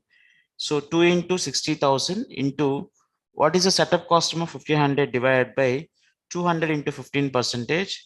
So you will be arriving at the 2,415 units uh, would be the economic batch quantity. Okay. Then question number 5. AB Limited is committed to supply 24,000 bearings per annum to CD Limited. On study basis, it is estimated that it costs 10 paisa as inventory holding cost per bearing per month. Remember here, if you are per annum, it should be also per annum. So 10 paisa per month means 1.2 rupees per annum. That is very important. So that is what you need to highlight. So in the examination, if the question is very simple, don't be tempted. Understand if there is anything information we are missing out or not. The setup cost per run of bearing manufacturing is 324. So what is the optimum run size for bearing manufacture? 2 into 24,000 into setup cost, how much amount? 324. Carrying cost per unit per annum, how much amount? 10 paisa into 12 months, 1.2. You will work out the optimum run size. What is the minimum holding cost at optimum run size? So obviously here you are having another formula. To find out the total cost, 2 into 24,000 into 324 into 1.2. You will get the total cost of inventory holding cost and setup cost. Half of that, because at EBQ, setup cost is equal to inventory holding cost. You can work out otherwise. Otherwise, you can say 1 by 2 into what is economic batch quantity, you will get that into what is the carrying cost per unit per annum, 1.2. That is how we can work out. Okay. Next one. Assuming that company has a policy of manufacturing 6,000 bearings per run, how much extra cost would the company be incurring as compared to optimum run size suggested in point number A? Sir, the square root of 2 AOC to find out the setup cost and carrying cost will be applicable only at the EBQ level or at EOQ level. Now, if you wanted to go with 6,000 bearings, that means you need to do production for 4 times. 4 into setup cost. Setup cost, how much amount? 324. So 4 into 324. Now 1 by 2 into carrying cost. 1 by 2 into 6,000 into 1.2 rupees. So this would be the setup cost. This would be the carrying cost. Whatever the cost here and this cost would always be deferred. This would be higher. The extra cost you need to find it out. So what happens in such a case is that we'll be asking discount from vendor because I'm purchasing more. I am incurring more amount of setup cost and carrying cost here, or in terms of material ordering cost and carrying cost, please give discount to compensate this loss. Okay. So this is the point. So if you see here, you'll get EBQ of 3,600. So inventory holding cost is 1 by 2 into 3,600 into 1.2, 2,160. Now, obviously at 6,000, your cost would be 4,896. How will get 1 by 2 into 6,000 into 1.2, which is carrying cost? Setup cost would be how many setups? 4 setups into 324, 1,296. Your cost would be 4,896. At EBQ, what is the cost of at EBQ? Whatever is the setup cost would be the carrying cost also. If 2,160 is carrying cost, setup cost would also be 2,160. Or you can calculate even in this way, you'll get the same. So 4,320. Extra cost is 576 that you can ask in terms of discounts. Okay. So normally this is the questions which they can ask. Now in terms of question number 6. So each wise they're asking us to calculate cost and profit per piece for each batch order and overall position of the order at the 1,206 pieces, which we can work out. So question number 7 is also with respect to, they're asking us to work out at different levels of batches. Obviously at EBQ the amount would be less. So which will minimize the total cost. So EBQ cost will minimize the cost. So cost includes both setup cost and carrying cost. So at EBQ both will same, and sum of these two will be minimum when compared to other batch sizes. Okay. So please revise. This is here. The important point is the collection of costs in unit costing and batch costing, treatment of defectives and loss, uh, abnormal lesions and normal lesions within limit and outside the limit, and then EBQ formula. And in terms of EBQ, you need to understand square root of 2 ds by c, demand or annual production, annual demand. S is setup cost, C is carrying cost per unit per annum. So that even if it's given for per month, you need to convert to per annum, because whenever the demand is for annual, carrying cost should be per annum. If it is per month, it should be per month. Okay. Right, students, we'll meet in the next class. Okay.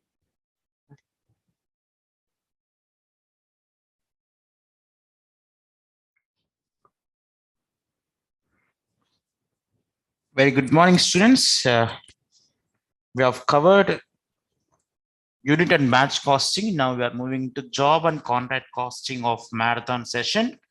This is chapter number 9. So in CA in IPCC, the chapter name is to be job and batch costing. In CA Incher, so they have taken unit and batch costing separate chapter, job and contract costing one separate chapter. And earlier it used to be job costing and batch costing. Now it is job and contract costing. So job costing is, these two comes under a concept called specific ordering cost. So under specific ordering methods, specific order costing, job costing and contract costing both comes under specific order costing. Now first we'll be discussing about job costing, then we'll be moving into contract costing. Okay, right, students. In terms of job cost sheeting, job costing and contract costing. Contract costing, you can expect at least 10 marks from the syllabus, from the examination. Job costing, 5 marks to 10 marks. So this chapter is very important in terms of examination oriented. Now, in terms of job costing, first I'll move to job costing, then we'll discuss about contract costing. Because in terms of contract costing, important terms we need to identify, we need to do problems also. In terms of a marathon session, we have decided to discuss 4 important questions of contract costing, right? So I'll move the theory of job costing from the quick revision material of ICA. So it is page number 27. So some material theory I'm taking from our material. Some theory which is revision I'm taking from ICA reference material. Okay, ICA reference material is also well designed. Okay, now what is meaning of job costing? Job costing is applicable where the work consists of separate contracts, jobs or batches, each of which is authorized by specific order or contract. Now normally if you see, if you have a bike and if you are taking a bike for repairs to a showroom, first one, the person will come with a job sheet. Now each job is of different problem. For example, your bike will have some issue, other person bike may have some issue. Okay, so each is of separate order.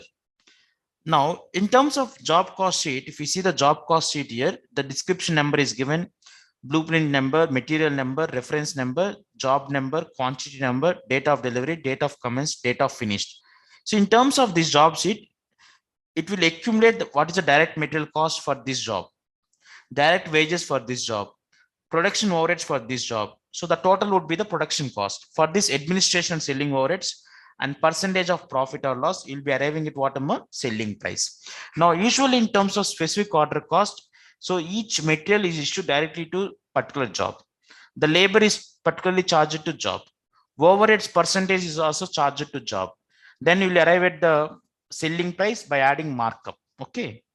Now in terms of principles, process of job costing. Principles is simple: analysis and ascertainment of cost of each unit of production, control and regulate the cost, and it determines the profitability of each job. The process of job costing, the separate cost sheet for each job. So if I take a vehicle, it is of separate job. The other person vehicle is separate job. So even when you're doing audit of a showroom, you'll have a job sheets. Disclose the cost of material issued for this job. Employee cost incurred on this job is calculated. When job is calculated, overhead charges are added for ascertaining the total expenditure, and some percentage of markup on the total cost or on the selling price is also calculated to find out the selling price of job. When the job costing is suitable, sir, when jobs are executed for different customers according to their specifications. So that means my requirement is different, his customer requirement is different, other person customer requirement is different, then you need to follow with the job costing. When no two orders are alike and each order job needs special treatment, where the work in progress differs from period to period on the basis of number of jobs on hand. So in these circumstances, job costing is suitable. Now we have discussed job cost code and cost sheet. It is a simple cost sheet where it shows the quantity of material issued, hours spent by different class of employees, amount of other expenses and share of overheads are recorded. This is the format of job cost sheet. Here, who is done the prepared, who is checked, which cost unit I'm supposed to charge, everything will be there in terms of job cost sheet. Okay. How will you collect the cost for a job? Material cost. Sir, in terms of this material cost, it is directly traceable to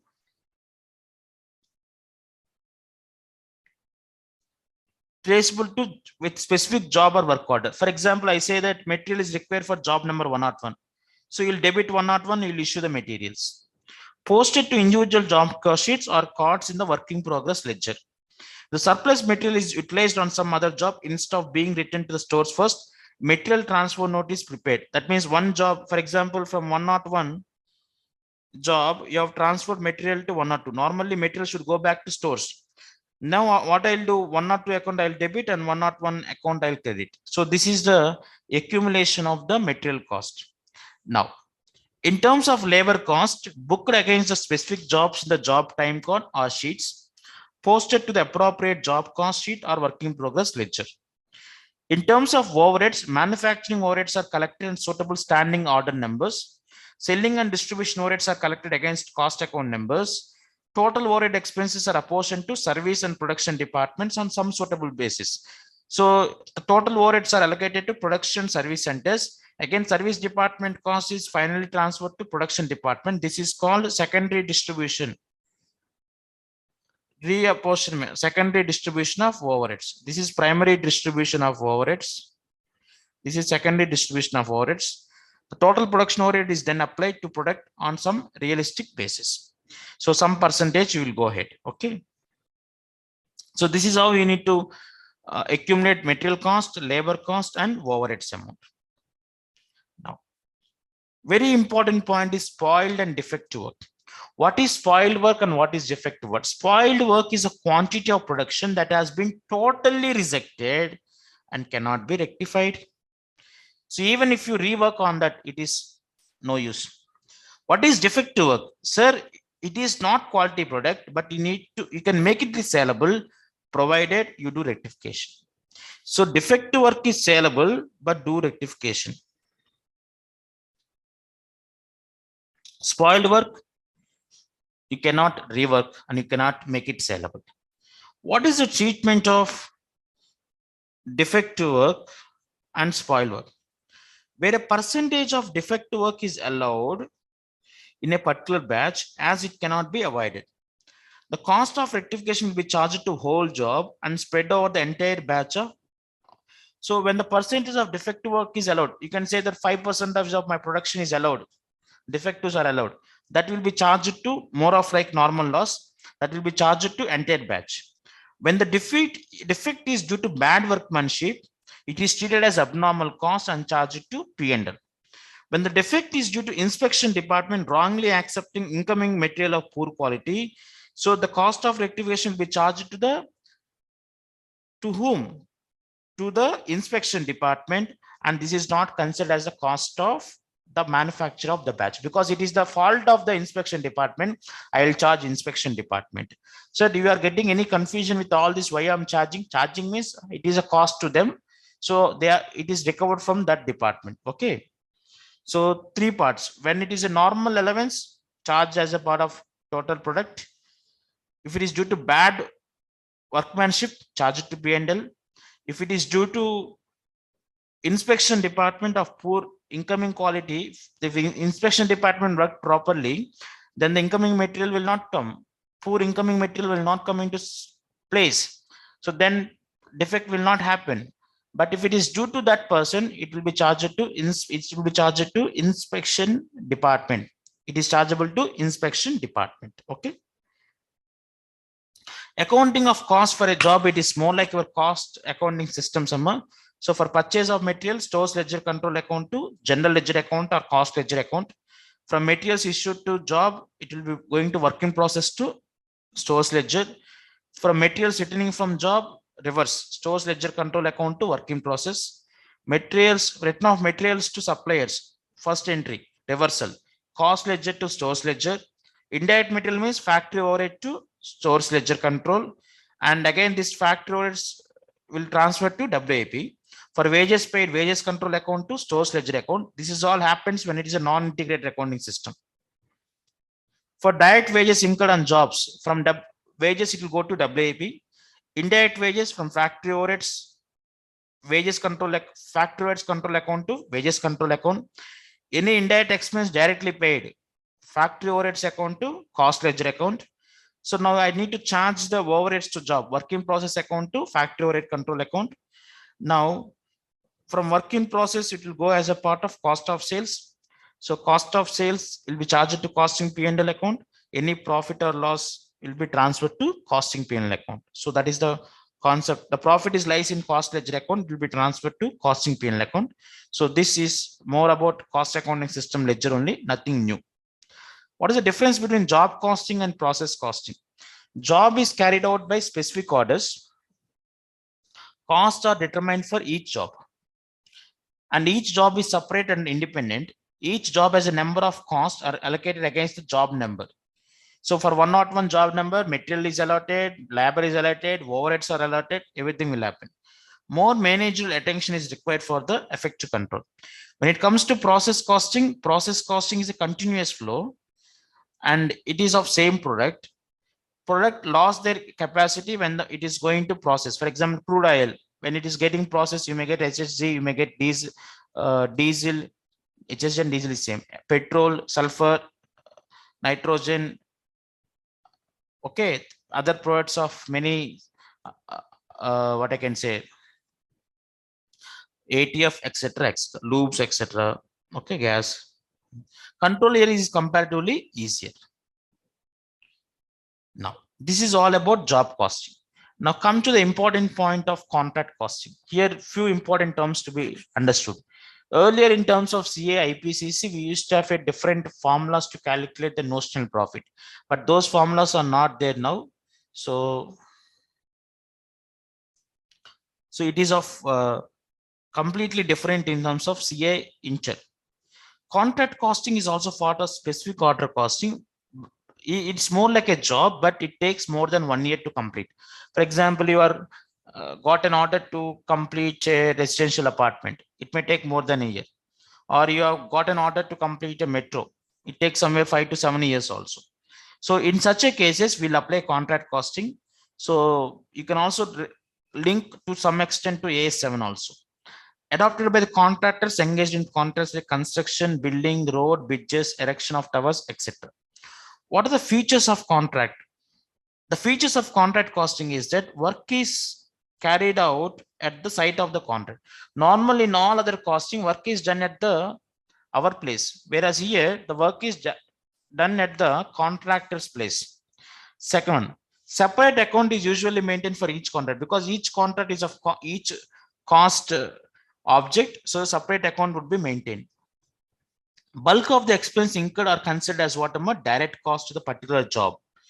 Number of contracts undertaken by a contractor at a time is usually few because I got an order of, I cannot take 10 metros, right? Usually many construction companies, they used to have maximum 2 to 3 orders at a place unless it is very big. Indirect expense mostly consists of office expense, stores and works. cost unit in contract costing itself, contract itself. So I discussed cost center can be same, cost unit can be same, cost object would be the contract only. Okay. What are the terms used in contract costing? Very important term is work in progress. Next one, value of work certified. Then cost of work certified, cost of work uncertified, retention money, notional profit, estimated profit. Please listen properly to these terms because these are very important in doing the problems of contract costing. Now, first one is work in progress. Now, obviously, if it is completed, it will be a finished product. If the work is not completed, because at the end of when the contract is for more than one period, normally at the end of the period, you will be having work in progress, right? Now, work in progress is a very important topic, very important term in terms of contract costing. The contract which is not complete at the reporting date, it includes, if it is completed, it would have been finished good. It is not completed, then only it comes under what? Work in progress. Okay. Now, cost of work completed, that is certified and uncertified. So, for example, what is certified work and uncertified work? Though that part of the cost which is completed and certified by a surveyor or certified by some person, competent person, that is called cost of work certified. What is cost of work uncertified? Work uncertified means cost is incurred, but it is not got certified. Okay. Now, so work in progress includes cost of work completed and cost of work not yet completed and amount of estimated notional profit. Okay. Now, so work in progress includes so all these three. Okay. Now, cost of work certified and value of work certified, very important. Both are of different. Don't get both are of easy. Cost is only one, value includes profit. So cost of work certified, value of work certified, first I'll understand. Value of work certified is what is the value of contract into percentage of work certified. You can say 30% work certified. Total contract size is 100 crores. So 100 crores into 30%. What is the value of work certified? 30 crores. Okay. Next one. Cost of work uncertified. Cost of work uncertified. What is the cost of work uncertified? Sir, you have completed the work. See here, cost of work certified, cost of work uncertified. Two things are supposed to be understood. First one, you try to understand value of work certified. How will you get the value of work certified? What is the total value of contract into what is the percentage of work completion or what is the percentage of work certified? Second part is cost of work certified. Cost of work certified is equal to, sir, what is the cost incurred up to date? For example, you have incurred 20 crores. Out of this, what is the amount of cost work uncertified? So 2 crores work uncertified. Now, less materials in hand and plant at site. Because materials in hand, total material is charged here. Whatever is the closing material, I'm reducing. Total plant cost is included here. Whatever is the closing balance of plant, I'm reducing it. Okay. So cost of work certified, sir, total how much cost you have incurred? Out of that, so if we take a P&L account here, so all the cost is on debit. Out of that, sir, say something uncertified amount, 2 crores. Total materials are charged here, but balance there is something called materials in hand, somewhere about 1 crore. Total plant is charged on debit side. There is a balance of plant at side after depreciation. Now tell me, out of the total cost of debit of 20 crores, 4 crores is credit. So what is the cost of work certified? 16 crores. So cost of work certified is equal to what is the total cost incurred up to date less what is the cost of work uncertified and what is the amount of materials in hand, what is the amount of plant at site. So this is the concept of cost of work certified. Okay, next one. Cost of work uncertified. So this is the amount of cost which is not certified by an expert. And always remember, Cost of work uncertified is shown at cost price. What about work certified? That is shown at a amount of profit. Profit is included. Whereas cost of work uncertified is always shown at which price, Amma? Cost price. Remember this important. Because it is not certified, you cannot, under prudence concept, we do not consider profit for which work is not certified. Okay. Now, how will you calculate cost of work uncertified? So simple. Already I showed. You can take the formula from here only. Cost of work certified is equal to cost of work to date minus cost of work uncertified. This minus if you take materials in hand and plant at site. From this formula, please derive cost of work uncertified. How will you get the cost of work uncertified? Cost of work certified, that is total cost of work to date minus cost of work certified, plant in hand and materials in site. So from one formula only we can derive two. So if you remember this formula, cost of work certified is equal to total cost incurred up to date, cost of work uncertified, materials in hand and plant at site.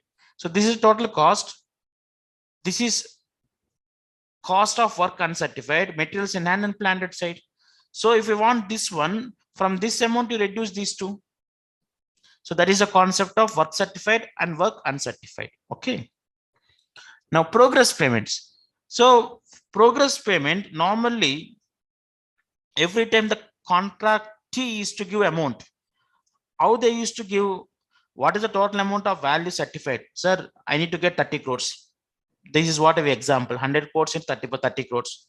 Already you have kept some retention money. Retention money is, so for I cannot give all the amount to contractor. I'll keep some amount. I'll give at the end of the total completion and payment up to date.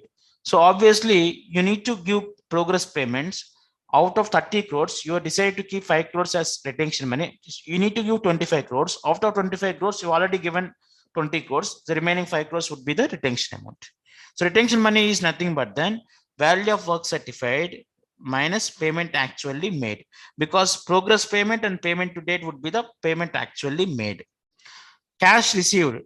So out of the total value of work certified, I should get retention money. Okay. Notional profit and estimated profit. Estimated profit is for the total contract. Sir, if my total project cost is 100 crores, and if I estimate 90 crores is my cost, 10 crores would be the estimated profit. Because in the examination, they may ask you what is the difference between estimated profit and notional profit. Now, in terms of notional profit, always remember, profit is only from work certified. Profit is only from work certified. Now tell me, 30 crores is the amount of value of work certified. Out of this 30 crores, how much you have spent, which is cost of works to date. Out of this, how much is work not certified? Simple concept, if I say cost of work to date minus cost of work not certified means cost of work certified. So notional profit is nothing but then value of work certified less cost of work certified. That means out of this work certified, now let us say what is the cost of this work certified? Balance would be the notional profit. Now tell me, in this period, for example, my revenue is 30 crores, cost of work certified is 20 crores. So 10 crores would be the notional profit for this year. Estimated profit means what if the total contract is completed, how much I'm expecting revenue, what is the estimated cost, the balance would be the estimated profit. Notional profit is for the respective years, because I cannot recognize all the profit at the end of the year. So I'll recognize the notional profit. Notional profit is simple. Two ways of calculate notional profit. Value of work certified minus cost of work certified. Please write down if you are having a time. So notional profit is equal to value of work certified minus cost of work certified. This cost of work certified I can take like this: cost incurred up to date less cost of work uncertified. Because after total cost, if I reduce work uncertified means it is work certified, right?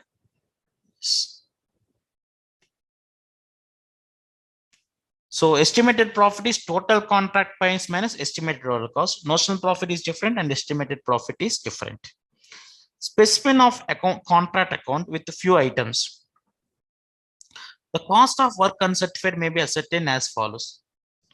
Sir, materials, wages, direct, indirect expense, total plant and machinery is here, and any plant at site is credit side. All you can take depreciation, cost of subcontract, etc. all on debit side. Now, value of work in progress. What is the value of work certified? And value of work uncertified would be at cost. This is including profit.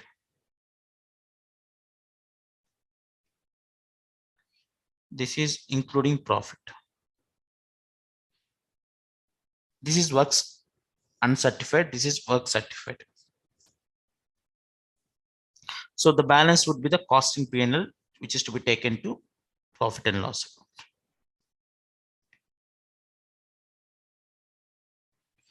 Cost plus contract. Sir, normally two ways of giving a contract. First one, you incur whatever is the cost, I pay this amount. Second one is cost plus contract. You incur cost. On this cost, I'll pay 5% as margin. What are the advantages and disadvantages in both the cases? First case, the contractor may compromise the quality because he knows that he's going to get this amount. He is trying to reduce the cost by giving unquality materials or poor quality of materials. Whereas in case of cost plus contract, contractor is assured that because whatever the cost he incurred, you will get the reimbursement of the respective cost plus profit margin. Advantage is there, disadvantage is there.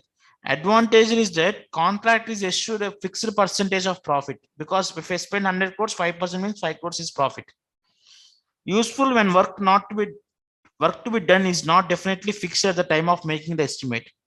Contractor can assure himself about the cost of contract because I can examine other parties' books because I need to certify cost. Based on that, I'll reimburse it. Disadvantage is that contractor may go on spending more amount because he knows that I'm getting extra profit. That is a disadvantage in terms of cost plus contract. Now, in terms of many mining companies and all things, they used to have a cost plus contract. Now, escalation clause. Sir, you know, for example, as on date, somewhere about April 22, if you can understand that you are giving a car for hire. You thought the diesel price would be 100 and you are given a quotation of 40,000 per month. Some income tax department or whatever it is that. Now see carefully. Diesel price may go to 150. What about your 40,000? So that is the reason majority of the contract, they'll be having an escalation clause. Escalation clause is of different formulas they'll keep in different organization. When I do audit of single companies, if I see their escalation clause are very different. Now what happens is that at least sometimes there whatever increase in prices, I'll pay 50% of that price, you bear remaining 50%. See, now in terms of very mining, diesel is the huge cost. Now diesel price every day it is getting very fluctuated. Okay, what is the spending? They are spending huge amount on this. Now, to protect the contractor from increase in prices, escalation clause will be incorporated in the contracts. So it empowers the contractor to recover the increase in prices, protect the contract from financial adverse effects. Contractor may increase the contract price if the cost of materials, employees, and other expense increases beyond a certain limit. In contract, in escalation clause, I may say that you are giving some prices now. If the prices are increased beyond 10% only, I'll reimburse. Or beyond 10%, any increase, you bear 50%, I bear 50%. So different types of escalation clauses will be there, but it protects the contractor from adverse financial impact. If I see majority in case of some projects, contractors, they give tenders, they submit tenders at low prices. Later on, the prices increases. Now, sometimes they may are unable to complete it also. So, lot of financial effects will affect the person, especially if you're doing a government contracts. So, to protect that, escalation clause will be kept in the contract accounts to protect the contractor. So this is all about contract costing. Okay. So point to be remembered here before we go to the problems is that how you are supposed to find out what is the value of work certified, cost of work certified, cost of work uncertified, cost of work uncertified. If you see this formula, work certified is value, cost of work uncertified is at the cost. This is with profit. This is value of work certified. This is cost of work uncertified. So this is a cost. Okay.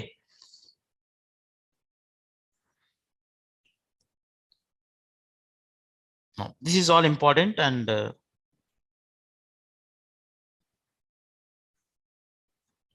so progress payment, retention monies, costal profit and cost plus contracts we have discussed. We have also discussed about escalation clause. Okay. Now,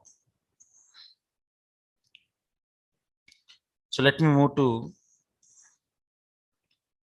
chapter number 9, job and batch costing.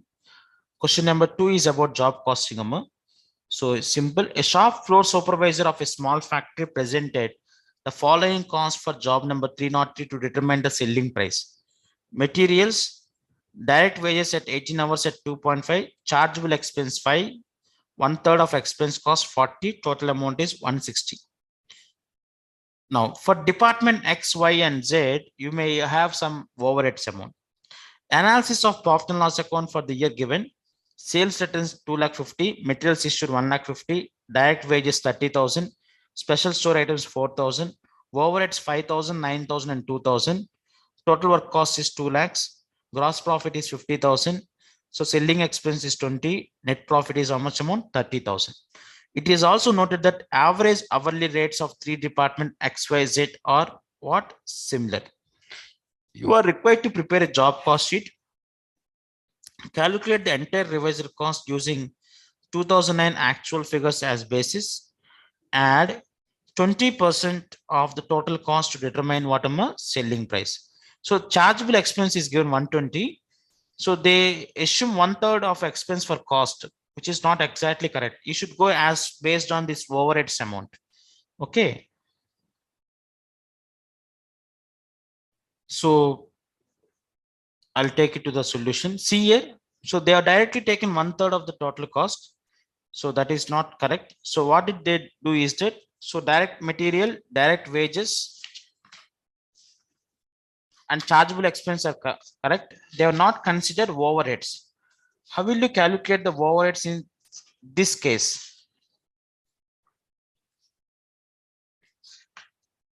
Let me take a material amount. Now overheads, if you see properly, so what is the amount of overheads? So overheads amount is 16,000, right? What is amount of overheads? 16,000. So prime cost is 120, right? Now it comes to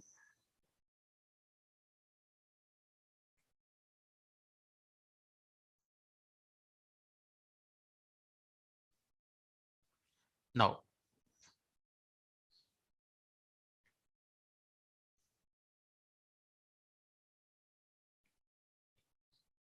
So in this question, if you see here, department X,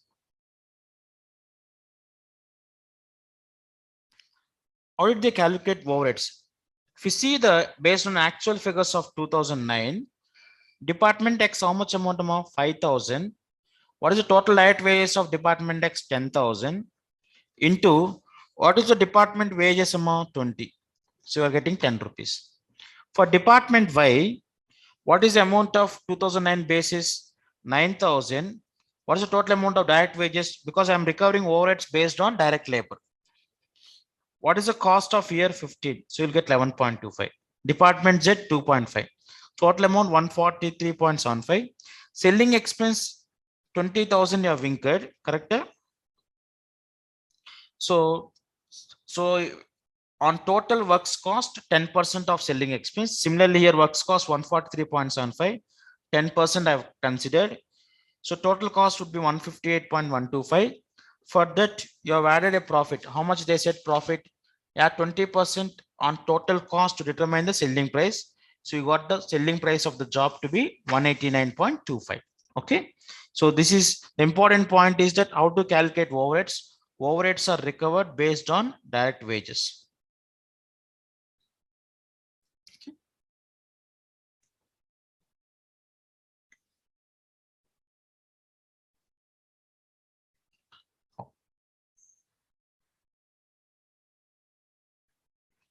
Now, let me go to the next question. Question number 5, 6, 10 are for contract costing. GV Limited commenced a contract on 1st April 2018. The total contract was for 1 crore 8,50,000. It was decided to estimate the total profit to take it to the credit of costing P&L account. The proportion of estimated profit on cash basis, which work completed bear to the total contract. So the proportion, how much of notional profit to be considered is proportion of estimated profit on cash basis on which work completed bear to the total contract. So work completed by total contract. Okay. On that basis, you need to consider that amount you should take it to P&L account. Actual expenditure in 2019 and estimated expenditure for 2019 are given below. Because on estimated profit based on works completed by total value of contract, you need to take the profit amount to costing P&L. So now come to 2018-19, material issued 18,24,000, paid and outstanding at 10. That means these both will become cost of 18-19. Now for 1920, out of 15,20,000, you might have paid previous balance. So this should be reduced and you should add 1,50,000. Please be very careful. Planned purchase 9 lakhs, expenses paid 4 lakhs, prepaid at the end. You paid 90. The prepaid means 4 lakhs minus 90,000, only 3.6 lakhs. Paid 7 lakhs and outstanding at the end, how much amount? 1 lakh. And this prepaid would become expense for this year. 7 lakhs plus 90, 7,90,000, and outstanding is 1 lakh extra. Planned return to store. So out of the total plan 9 lakhs, 3 lakhs is returned. So 6 lakhs would be the cost. So, and 19, it is the amount value is 6 lakhs. Material at site 1,20,000 at 3 lakhs. Work in progress certified 51 lakhs. Work in progress uncertified, this is would be at cost. Cash received, how much amount? 40 lakhs. By the end of the year, full work certified, there will be no work uncertified. Cash received is also full. The plant is subject to annual depreciation of 20% on WDV cost. The contract is likely to complete on September 30, 2019. Prepare the contract account for 2018-19 and estimate the profit for the contract. So I'll take it from the solution. Question number 5, right? In our material. See here.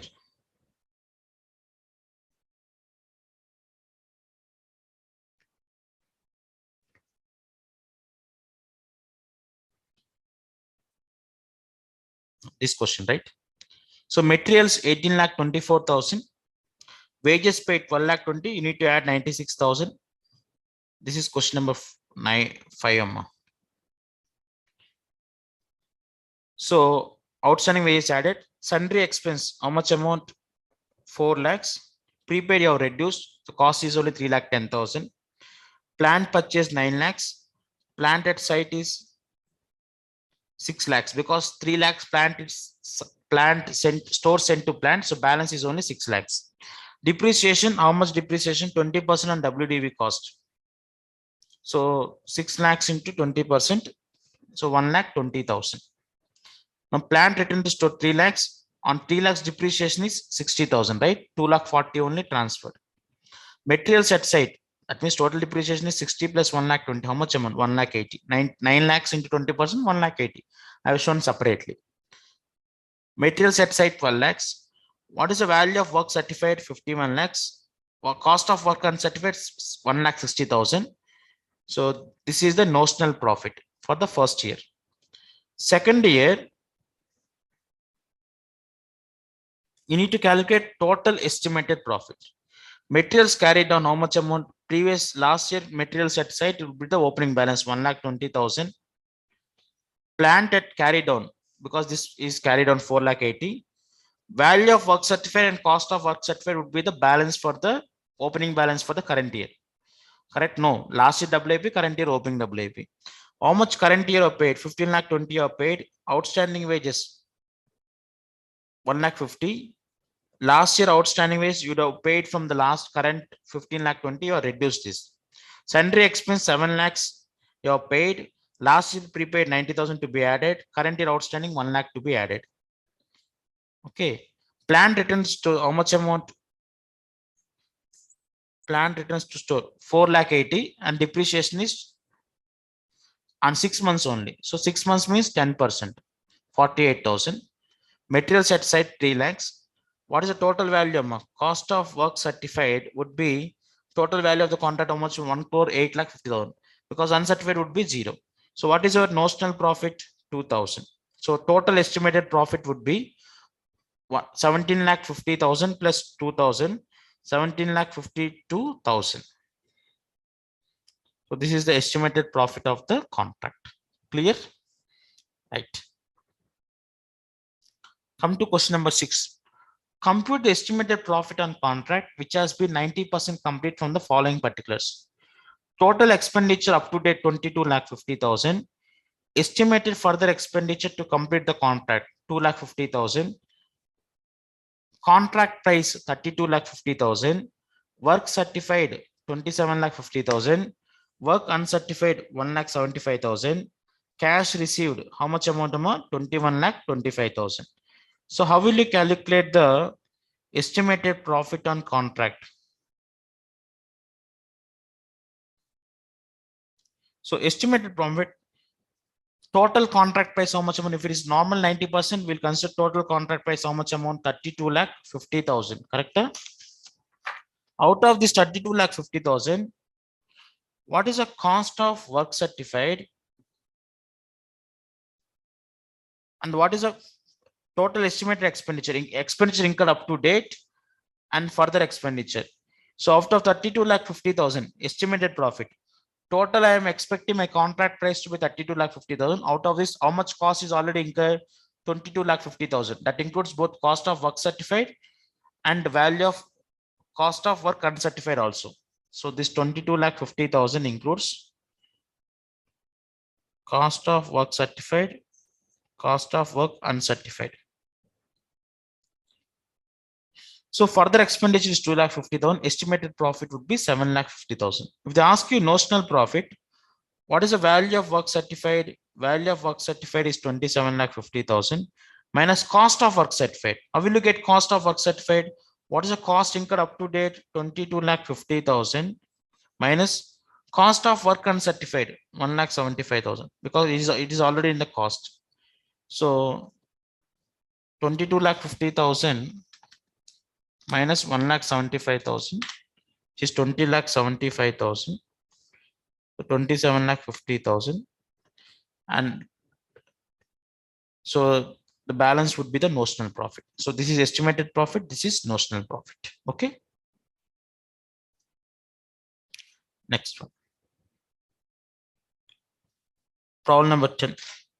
AKB Builders Limited commenced a contract on 1st April 2015. The total contract was for rupees 5 lakhs. Actual expenditure for the period 1st April 2015 to 31st March 2016 and estimated expenditure for April 1st 2016 to December 31st 2016 are given below. This is only 9 months, this is 12 months. So materials issued, labor paid, outstanding at the year means you need to add plant, sundry expense paid, prepaid at the end, similar to last question. Establishment charges for 9 months also it is given. A part of material was unsuitable and was sold for 18,125. Cost being how much amount? 15,000. A part of plant was scrapped and disposed for 2,875. The value of plant at site on 31st March 2016 was 7,750.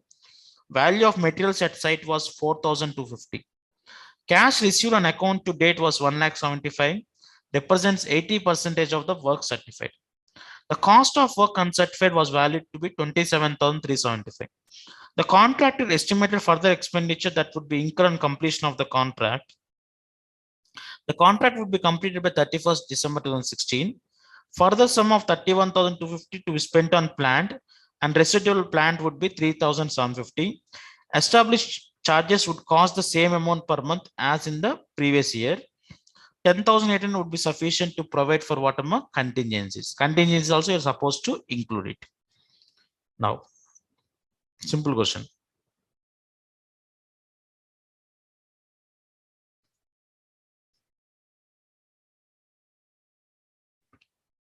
I'll take to this question.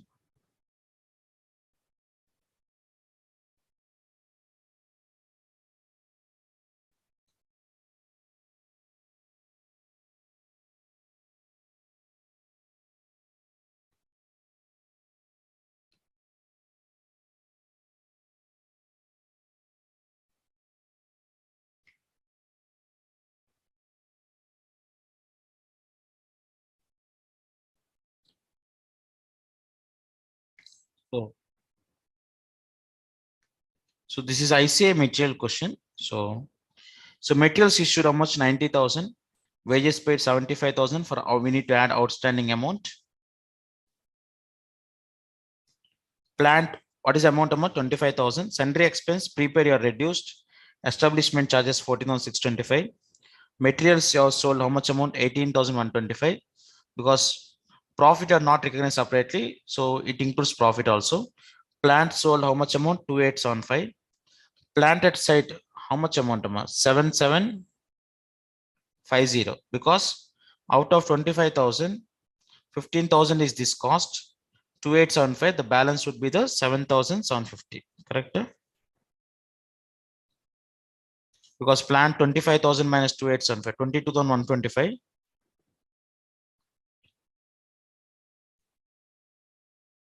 So material at site they also given. What is the material at site? Plant is 7750 they are given. Material at site is 4,250. So work in progress certified 80%. What is the total contract price? Total contract price is 5 lakhs, right? So what is the work certified? They said in the question, cash received on account to date was 1,75,000, representing 80% of work certified. So if work certified is 1, cash received would be 80%. So I know 1,75,000 is the cash received, 80%. So it will get work certified to be how much amount? 2,18,750. So work uncertified is also given 27,375 because we need these two only. Because in this question they said cash received is 80% of work certified. So obviously I know cash received divided by 80%, I got work certified. So work uncertified would be 27,375.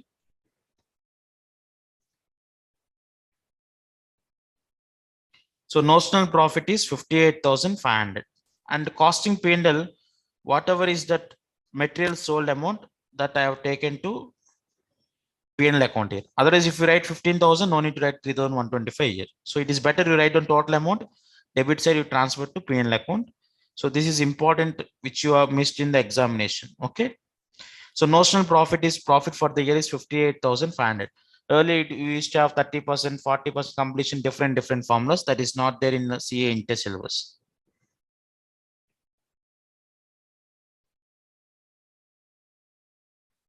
Now, estimated profit. So material consumed 90,000 plus 3,125. And what is this 18,125 was sold, right? So ultimately was sold 15,000, right? So 75,000. Further consumption, they said 85,750. Total material cost would be 1,60,750. Wages, original 87. Last, if you see the wages cost, 81,250 plus further cost would be 87,325 Out of that, 6250 is paid from the previous expense that I have reduced here. So outstanding of the current period is 8,300. Total cost is 1,70,625. Planned to use 25,000. After that, you have sold 2,875. So for 22,125, extra cost is 31,250. What is the closing balance of plant amount? 3,750 is given. So 49,625. Establishment charges 14,620 is per year, 9 months, 10,969. Sundry expense 7,250 plus further expense of 6,875. Reserve for future consumption 10,800. Now tell me what is the total contract price? 5 lakhs. So estimated balancing figure would be 68,481. Already notional profit you have recognized 58,500. The balance would be the profit for the next period. Understood? So estimated profit you can work out by using a contract account or by a statement. Simple. For first year, we have prepared the notional profit. Second year, first year expense plus estimated cost you need to prepare, reduce from the contract price, you will get the estimated profit. Because I already discussed, estimated profit is total contract price minus estimated total cost. This includes already incurred and going to be incurred. Understood? So you need to understand in the examination while working out this 9/12, because this is for 9 months only, and profit in this separately, only cost to be reduced. 90,000 is cost, means you should reduce cost only. That is the reason total sales minus profit is considered here. Okay, reserve for future contingencies to be included for estimated profit. Okay, and whatever the profit on sale of materials, you should take it to costing P&L account. So this is the question in terms of study material. So one question you may have in terms of escalation clause that you can refer to our material or even the institute material. Okay. So if they are asked to work out 3 years, simple, every year debit expenses, planned side, cost of value of work certified and cost of work uncertified. This would be for the next year. Opening balance. Again, in that respective cost and work in progress certified, cost of work uncertified. Third year, the same opening balance, again cost, finally you will transfer to contractee account, because you are giving that asset to contractee. Balance would be the costing P&L account, notional loss for the year. So all the notional loss will be taken to costing P&L for the respective years. So this is one important question which you need to revise if they are given for 3 years. Remaining questions, yes, you should be very careful to calculate outstanding, prepaid in the current year would be the expense for the next year. Outstanding in the current period, they may pay. They may say outstanding year, and the next year they may say, instead of giving paid, if they give you only expense for the next period, you should not include outstanding. If it is only paid, you should reduce it from outstanding. You should reduce outstanding expense to get the expense for the next period. Okay. So be little bit clear in terms of grammar. So more or less you will be clearing to this job costing and batch costing. So what did we discuss in terms of job costing and batch costing? So in terms of job costing, yes, we have discussed what is job costing. So what is accumulation of job from material, labor and overheads, and what is the format of job cost sheet. And we have discussed about spoiled work and defective work. What is the treatment of defective work? If it is a normal allowance, you need to charge against a batch. If it is due to bad workmanship, take it to abnormal cost as costing P&L account. And if it is due to the fault of inspection department, please charge inspection department. Accounting for cost of job is also worked out, and advantages and disadvantages of job cost is also worked out. Contract costing, yes, we have discussed what is work certified, value of work certified, cost of work certified, cost of work uncertified.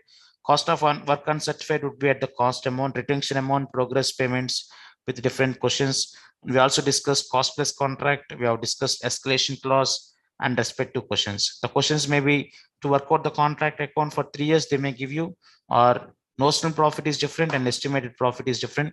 Please be clear with this. Okay. So we have completed 9th session for 9th chapter for marathon session. So we'll be moving to the next topic of material cost so that we can complete 10 chapters. I'm assuring if we do these 10 chapters also, we will be getting 80 to 90 marks in the examination. Okay. Sorry, 70 to 80 marks in the examination. Thank you. Thank you. Very good morning, students. We are moving to the next topic, 10th chapter of the marathon session. Hope you have enjoyed up to now watching the 9 chapters. Now we are moving to the 10th chapter. So material, labor, and overheads is the normal basic chapters, which is more important for theory as well as problematic. Material cost is one of the important chapter in terms of theory. So surely you'll get a theory question from the material chapter in terms of examinations. Okay. Now, in terms of material chapter, what are we going to discuss?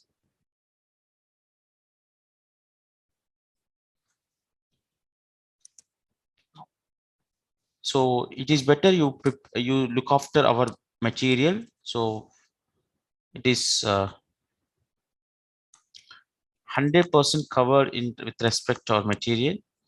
So even it is marathon or even it is our material, I'll be taking both simultaneously to make you to understand the different topics of material costing. So let me close other material.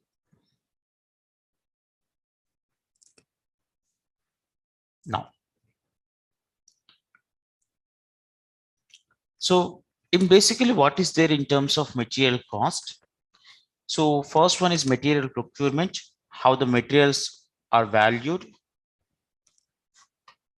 and storage records of materials and inventory control and valuation of material issues, then accounting of scrap, waste, defectives, spoilage, and the consumption of materials.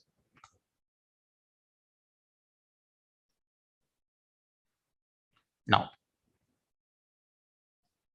how the materials are valued or recorded in the stores ledger? Because there are some expenses which are supposed to be removed from the cost of materials. There are some expenses which are supposed to be included. So that I'll be discussing from our material. Now, generally, purchase price of materials is considered, and all insurance charges, commission, brokerage, which is with respect to materials procurement is added, freight inward is added, cost of containers. If it is a normal reasons, wastage due to normal reasons is also added. And if the duties and taxes where input is not available, that is a form part of cost. If the input is available, that doesn't form part of cost, that is taken as a part of assets. Deductions and exclusions. Sir, any discount, rebate, and subsidy received will be reduced, and duties and taxes for which credit or refund is available. If the refund is available, it is reduced. The refund is not available, it is form part of cost. Penalties and charges we do not include as a part of material cost, any demerit charges, etc. Other expenses not borne. If I discuss a little bit more in terms of our material,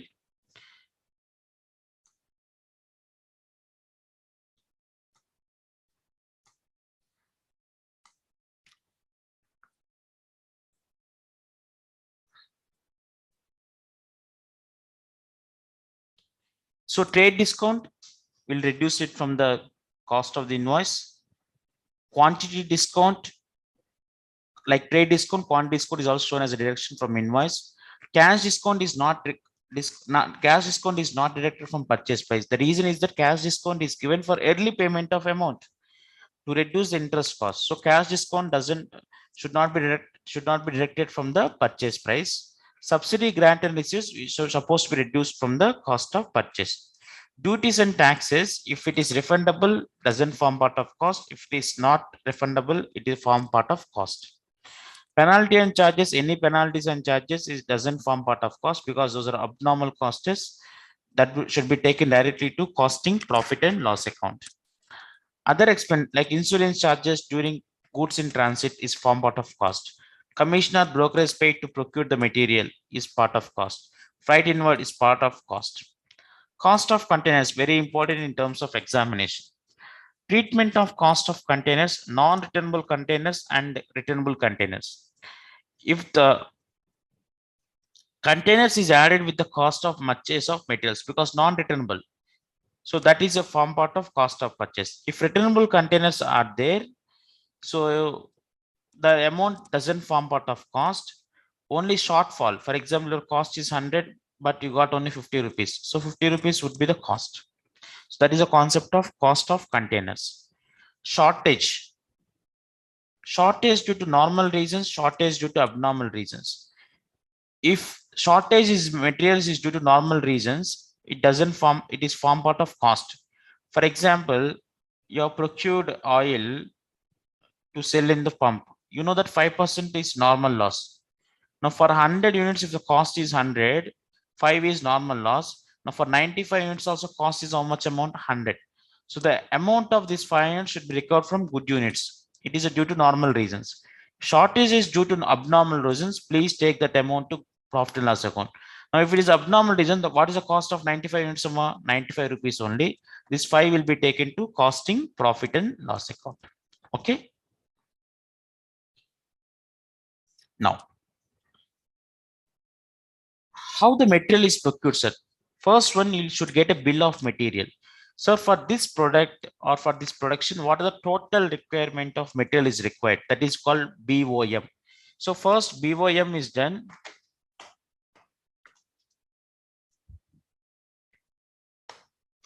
So first BOM you should receive BOM from the, what is the total documents required? First process is BOM. Then material requisition note is supposed to be given. So the department which requires material, they are supposed to give material requisition note to stores. If store is available, the items will be given. If stores are not available, store department should send requisition for purchase department. Purchase department, after verification and after selection of vendors, they will issue a purchase order. So after purchase order, you'll get the goods. The items are not of quality, you'll return it off. So this is the concept of how materials are procured. How inventory is calculated, sir? Inventory is control. Inventory control is very important because lot of amount in terms of manufacturing sector, the amount is whole in terms of inventory. So if you keep more amount of inventory, more is the inventory carrying cost, more is the insurance, more is the storage cost, etc., etc. But if you do not keep proper inventory, you may lose some types of sales also. So optimum quality, optimum inventory is supposed to be maintained. So how the inventory control is maintained, sir? By setting up of quantitative levels. So reorder level, maximum level, reorder quantity, danger level, buffer stock, etc. On the base of relative classification like ABC, FSN, VED, etc. Using ratio analysis and physical control. Now, how will you calculate inventory control? By setting quantitative levels. Reorder stock level means when to order. This is very important. So if I get a quantity to some extent, when I should place an order. Reorder quantity, how much to order, how much I should place an order. The reorder quantity in the optimum is economic order quantity. Maximum stock level, up to how much stock I can keep. Minimum stock, at least how much to keep. Average stock normally kept. Danger stock level, that is kept for emergency requirement. Buffer stock to meet the sudden demand. So these formulas are very important when it comes to reorder quantity, that is economic order quantity. So economic order quantity, where the associated cost, what are the associated cost? Carrying cost and ordering cost is kept minimum. At EOQ, ordering cost is equal to carrying cost. What is the formula for EOQ? Square root of 2 into AO by C. A is annual requirement, C is cost per order, ordering cost, C is carrying cost per unit per annum. If it is annual requirement, carrying cost should be per annum. How will you calculate carrying cost? Carrying cost is calculated on the cost of purchase. Okay, so be careful. If it is annual requirement, carrying cost per unit per annum. If it is a monthly requirement, carrying cost per unit per month you are supposed to consider. Now, JAD system is a pull system. We used to have a push system and pull system. Push system means traditional system. You produce the goods and you push it for sales. Pull system means you get the order, then you produce the goods. So JAD is pull system, and whereas traditional costing is push system. Now, how these levels are being maintained? So very important. You can look after to our material. So these formulas are very important. Now, economic order quantity, yes, square root of 2a by c. So we have two associated costs. So carrying cost and ordering cost. When the number of quantity increases, ordering cost decreases. When the number of quantity increases, carrying cost increases because you keep more amount of inventory. So there is a level where the total cost kept minimum. So that is we call as annual relevant total cost. So that is we call as EOQ. So EOQ, at EOQ, ordering cost is equal to carrying cost. To find out the total associated cost at EOQ, square root of 2 AOC. So you'll get what is the total ordering cost and carrying cost. At EOQ only, carrying cost is equal to ordering cost. So whatever the amount you get, you can take off as carrying cost, off as ordering cost, not in other cases, only at economic order quantity. So there are assumptions for economic order quantity, you need to consider it. Okay. Now, this is the stock control sheet. So this is the buffer stock, minimum level, reorder level, how much you are ordering, maximum stock level. Okay. Now, first one, reorder level.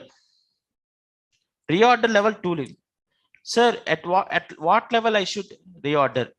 Let us assume first thing, sir, I need 5 days to get the item back, maximum 5 days. So each day, what is the maximum usage? Every day you use maximum 1000, sir. 5 days is maximum reorder period. So at least you should keep, when you need to reorder, so at least when you get this quantity level, you need to place a reorder level. So first case is that maximum reorder period into maximum usage. Maximum reorder period into what? Maximum usage. Now, second one, if you see second one, when you are supposed to reorder, at least when you are having minimum level plus average stock quantity and average reorder period. That means, for example, minimum level I supposed to maintain in the organization.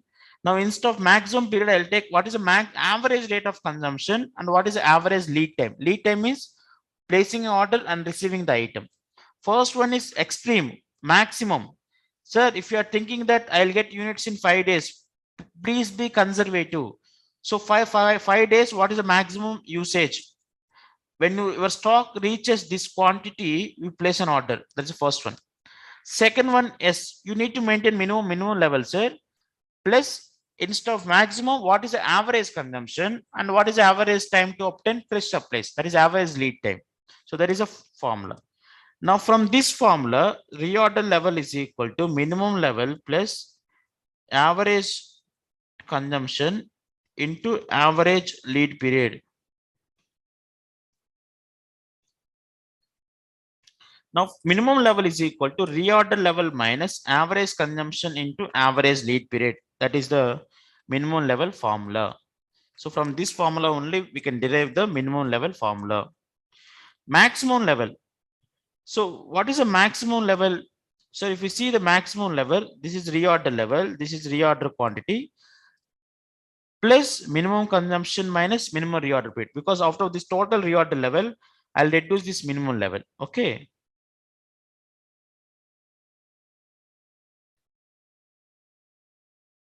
So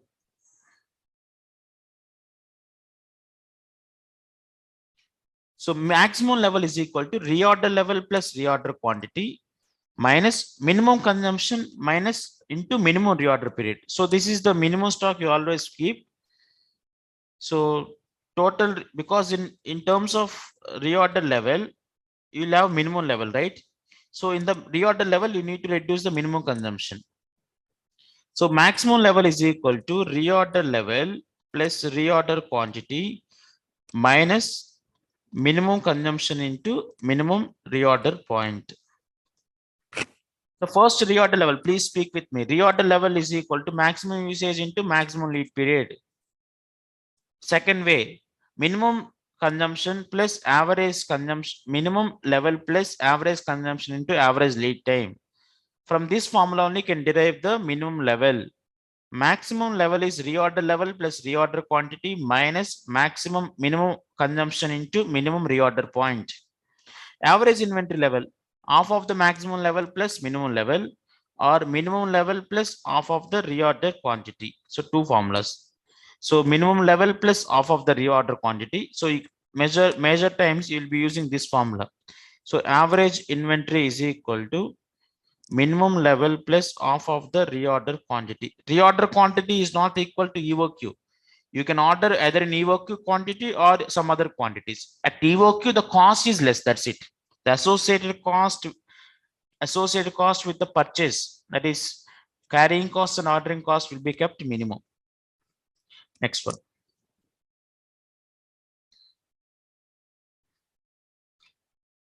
Next one. What we have, danger level. It is a level at which normal issues of raw material inventory are stopped and emergency issues are only made.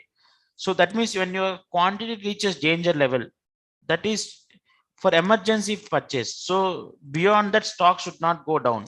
So what is the average danger level? Sir, at least for emergency purchase, what is the lead time? If I want urgently, I'll need 1 day. At least you keep that 1 day as a danger level. Otherwise, your company will get shut down. Okay. So these are the concepts of and buffer stock is that kept for contingency. Okay. Now I'll write down one by one formula for your understanding.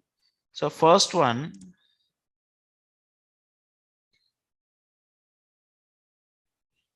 reorder level, two formulas. So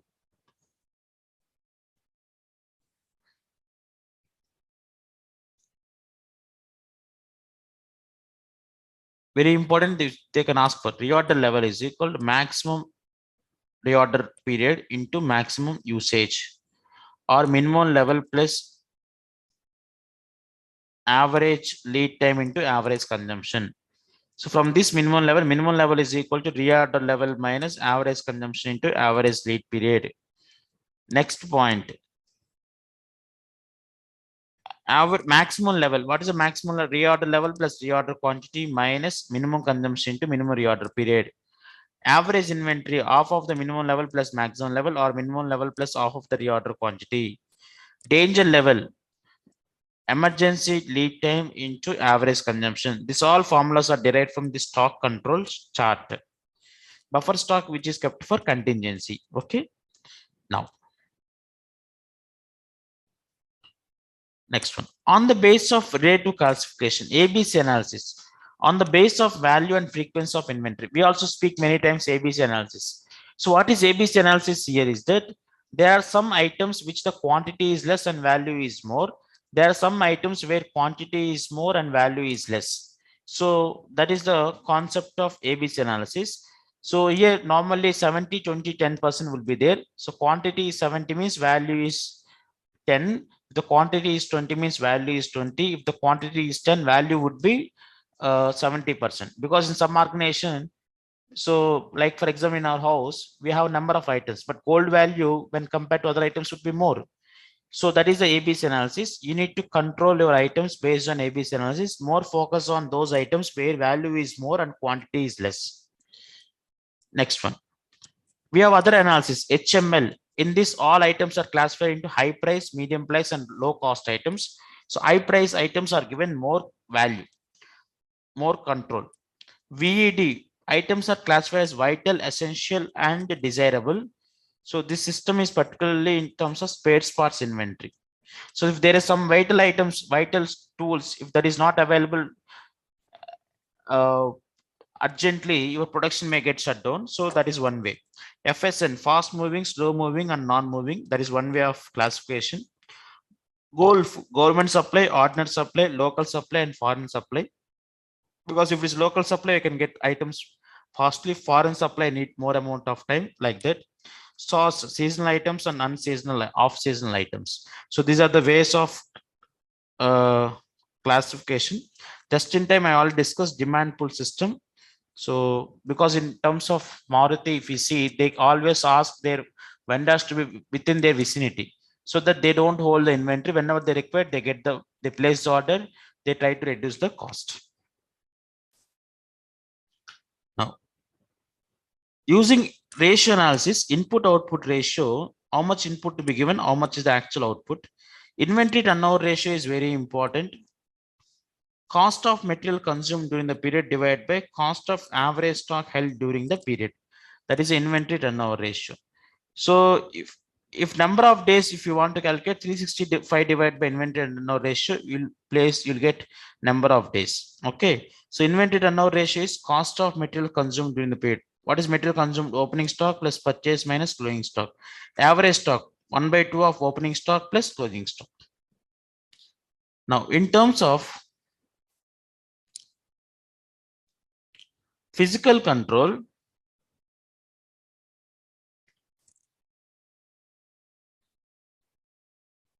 so two bin system is supplemented to the record of respective quantities on the bin card and stores ledger card. Establishment of system of budgets, perpetual inventory records you try to maintain on day-to-day basis so that you'll have a control and you can go for stock audits, continuous stock verification. Okay. Now, valuation of materials issues.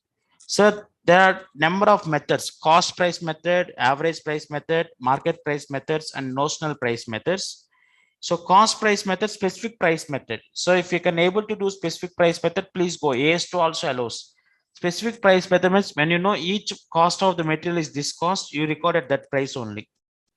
But if specific price method cannot be followed, you can go with FIFO, LIFO, and weighted average method. FIFO method means first in, first out. LIFO method is last in, first out. Base stock method means you'll keep some base stock, then only you can go with FIFO, LIFO methods. So that is the cost price method. Average price method, simple price average and weighted average price method. Market price method means replacement price method. For example, if I'm issuing one item now, if I want to replace the same, what is the cost? So based on that, you maintain the material issue. Realizable price method. If I'm having an item, if I want to sell this one now, how much I'm going to get? So based on that, you can record the market prices. Replacement price method and realizable price method. Notional price method. So standard price method. So you fix the price. At the end, you find out the variance. Inflated price method and reuse price method. Okay. So this is the valuation of material issues. Normal and abnormal loss of materials, very important for examination perspective. Please concentrate now. If it is a waste, waste is a portion of basic raw material lost in processing, have no recoverable value. So you have lost in terms of production and you will not get any item from that. Scrap is that you are getting some residue out of the production. So that is having low value. Spoilage means goods damaged beyond rectification to be sold without further processing. Spoiled. Defectives means, yes, it can be rectified with some amount of cost to be incurred. Obsolescence is that it is a loss in the intrinsic value of an asset due to supersession. The time is over, so it becomes outdated. Now, what is the treatment in each case? If it is a waste, cost of normal waste is absorbed by good product. If it is a normal loss, how we do the same concept? Abnormal, take it to P&L account. Scrap, any amount which is, it will be borne by good units. If any realizable value, please reduce it from cost. Abnormal, please take it to costing P&L account. Treatment of spoilage. So if it is a normal spoilage, it is spread over all the products. If it is abnormal, take it to P&L account. Defectives. So any costless chargeable realizable value on sale of defectives are charged to material cost of goods production. Abnormal defectives take it to P&L account. Obsolescence does not form part of manufacture. Okay. So abnormal take it to P&L account. Normal will be charged to good units. So this is the concept of materials. So I'll also discuss from our valuation of material ships we have discussed. realizable price type. So inflated price method, the issue price is based on inflation. So that is considered. Difference between waste and scrap is important. So waste is that you'll not see, it is invisible, no recoverable value. At least scrap you may get small amount. Scrap and defectives can be rectified with some cost. Scrap we cannot get rectified. Bin card and stores ledger. Bin card is kept in the storekeeper. So that is just says that how much quantity is available here. Stores ledger includes value and quantity both. Bill of materials and material requisition. Bill of materials is prepared by engineering department. So it is a complete schedule of component parts and raw materials required for particular job or work order. So it can replace the stores requisition. It is used for quotations. It is a quantitative control. Material requisition is prepared by consuming department. I want all these materials. So it is a document authorizing storekeeper to issue materials to the consuming department. It cannot replace bill of material. It is useful in arriving historical cost. It shows the material actually drawn from stores. So bill of materials is prepared by engineering department. Material requisition is for the consuming department which needs the material. Normal loss and abnormal loss, defectives we have discussed. Inventory turnover also we have worked out, right? So average number of inventory holding is 360 days divided by inventory turnover ratio, or 12 months divided by inventory turnover ratio in terms of months. Okay. So these are the topics in terms of materials cost. So here the levels, reorder level, reorder quantity, minimum level, maximum level, economic order quantity. So these are all supposed to be worked out. And defective, scrap, waste. So this is important. Difference between those two, and differences of bin card and stores ledger, bill of materials and MRN is also important. So we have valuation of material receipts and ABC analysis, this HML, VED, FSN, Golf, SOS, these are also important. You need to work out on this. So,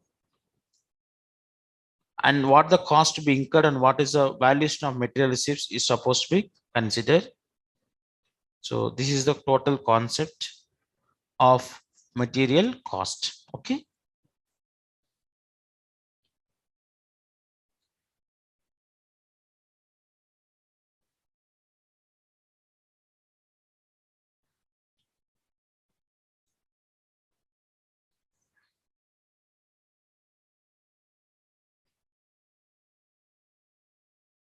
So Marthan material will be discussing with question number 10. So we have few questions which you can, I'll say directly the answers. You can just practice those questions. Okay. So what is important only I'll be discussing here. Hope students you are listening and understanding. So please share to your student or friends also. So they'll also get benefited by listening to these classes. Okay. Now first one, two components A and B are used as follows. Normal usage is given. Minimum usage, maximum usage, reorder quantity, reorder period is given. So how will you calculate the reorder level? The reorder level you can calculate based on maximum consumption into maximum usage, or minimum stock level plus average rate of consumption into average reorder period. Average you can take based on 4 and 6 and 2 to 4.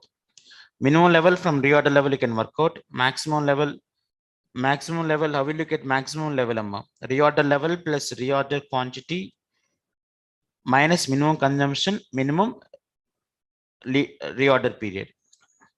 Average stock level half of minimum consumption plus maximum consumption, or you can work out like minimum stock level plus half of the reorder quantity. So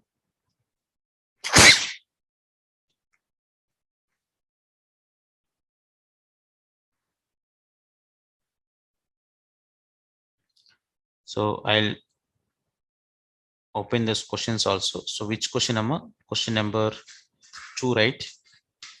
So this is what we have worked out. So reorder level is maximum usage into maximum reorder period, or this formula. Minimum level, and from here only you can work out minimum level. and maximum level, reorder quantity, minimum consumption, minimum reorder period, average stock level is this one, correct? So this is question number 1. Next one. A customer has been ordering 5,000 special design metal columns at the rate of 1,000 per order during the past year. The production cost is 12 rupees per unit, 8 rupees for material and labor, 4 rupees for overheads. It costs 1,500 to set up for one run of 1,000 columns. Inventory carrying cost is 20%. Since the customer may buy at least 5,000 columns this year, the company would like to avoid making 5 different production runs. Find out the most economic production run. So this is also question number 7.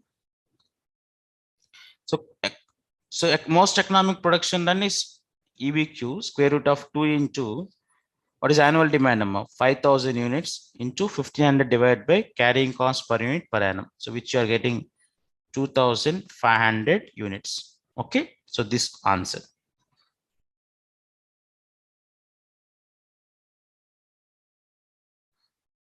So annual production, batch setup cost, carrying cost per unit per annum. Okay. Then we have a problem number 9. So this is also very important point number. Mrs. Tubes Limited are the manufacturers of picture tubes for TV. The following are the details of the operation during the current year. Average monthly market demand is given. Monthly market demand is not required, right? You no need to worry about that. Ordering cost is given, carrying cost per unit per annum is given, cost of tube. So based on 200 into 50% only inventory carrying cost. Normal usage, maximum usage, maximum use, minimum usage, maximum usage, and lead time to supply. Economic order quantity. So question number 9, they are asking us to calculate economic order quantity. Now here, majority of the students, what they do is that they consider 2,000 as annual requirement. No. Here you need to go with the normal usage. How many normal usage of 100 into 52 weeks? This is the annual consumption. So your EOQ is based on this 5,200. Please understand, this is only the important point here. So majority of the students, what they think is that based on monthly demand, they try to calculate the economic order quantity. Not correct. Annual consumption is required. So annual consumption is not given. So we go with the normal consumption, that is average consumption into 52 weeks. That is economic order quantity. If the suppliers are willing to supply quarterly 1,500 units at a discount of 5%, is it worth accepting? So you need to find out what is the cost of EOQ. Square root of 2 AOC directly you can work out to carry out the total cost. Procurement cost plus associated cost, this one. Now when it is a discount, purchase price will come down and you cannot work out this formula square root of 2 AOC because it is not at EBQ. Find out separate ordering cost. How many orders you place? 4 orders, 100 rupees. Carrying cost is half of the order size into carrying cost per unit per annum. Your carrying cost per unit per annum, you need to work out based on 595% because it is not on 500. And your purchase price is only 500 into 95%, but carrying cost is also based on 500 into 95%. So please highlight this important point here. Okay. Next one. So if the total price reduced, we can accept. Normally, the price is same and if the price is same, other than EBQ, other than economic order quantity, at any level, the cost would be more. Less than economic order quantity also cost is more. To compensate that, what vendors they do is that they try to reduce the purchase price. Maximum level of stock, you can go with minimum level of stock, and the reorder level also, right? So 3 important points. So reorder level is maximum level stock is reorder level plus reorder quantity minus minimum consumption into minimum reorder period. From minimum level of stock, you can work out based on reorder level minus average consumption into average lead time. So reorder level is maximum consumption into maximum lead period, or you can work out reorder level as minimum level plus, what is the formula? Minimum level plus average rate of consumption into average time to obtain the purchase, that is average reorder period. Okay. Now,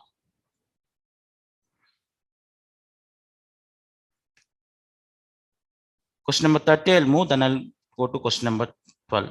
Question number 13 is simple inventory turnover ratio.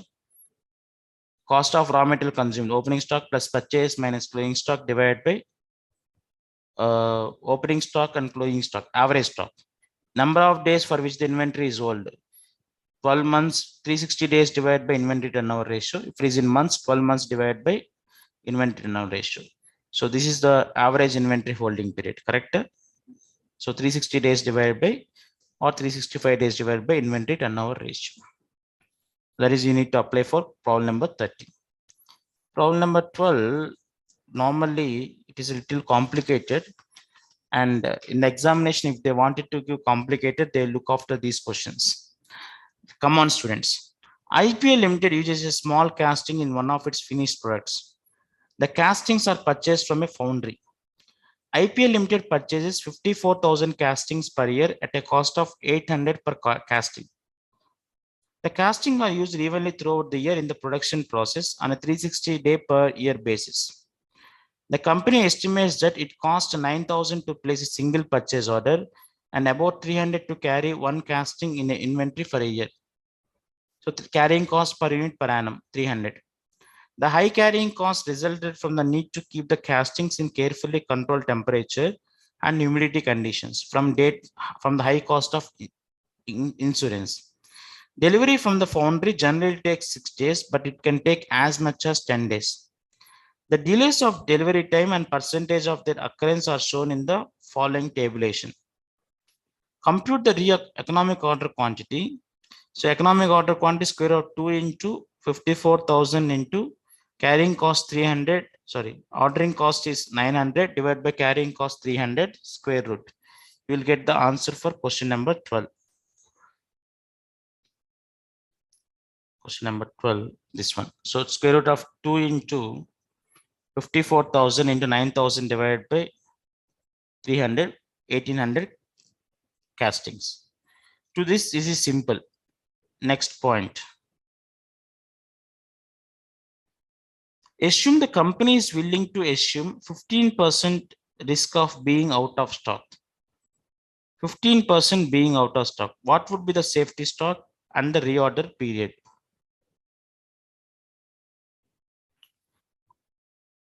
First, you need to work out economic order quantity. Economic order quantity, how will you work out? Square root of 2AO by C, 1,800 castings.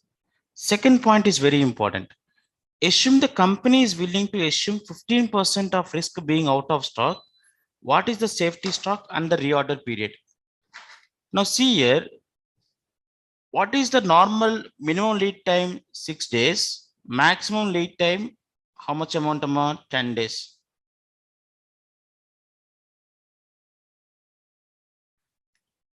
Okay. So minimum 6 days, maximum how many days? 10 days. Now 6 days, what is the probability? 75%. 7 days means 75 plus 10, 85. 8 days means 90. 9 days means 95. 100 days means 100%. So by 10 days, you'll get maximum 100%. Now it is about the risk you are taking. If you want 15% being out of stock, 15% risk is accepted. 15% means you are expecting that what is 85% probability of coming. Now you need to maintain minimum 6 days reorder period. The reason is that below 6 days you will not get item. So 6 days consumption is compulsory. Now tell me how many days extra safety stock you need to keep it, because you are 15% risk you are accepted. 1 day safety stock. Correct? So if you see the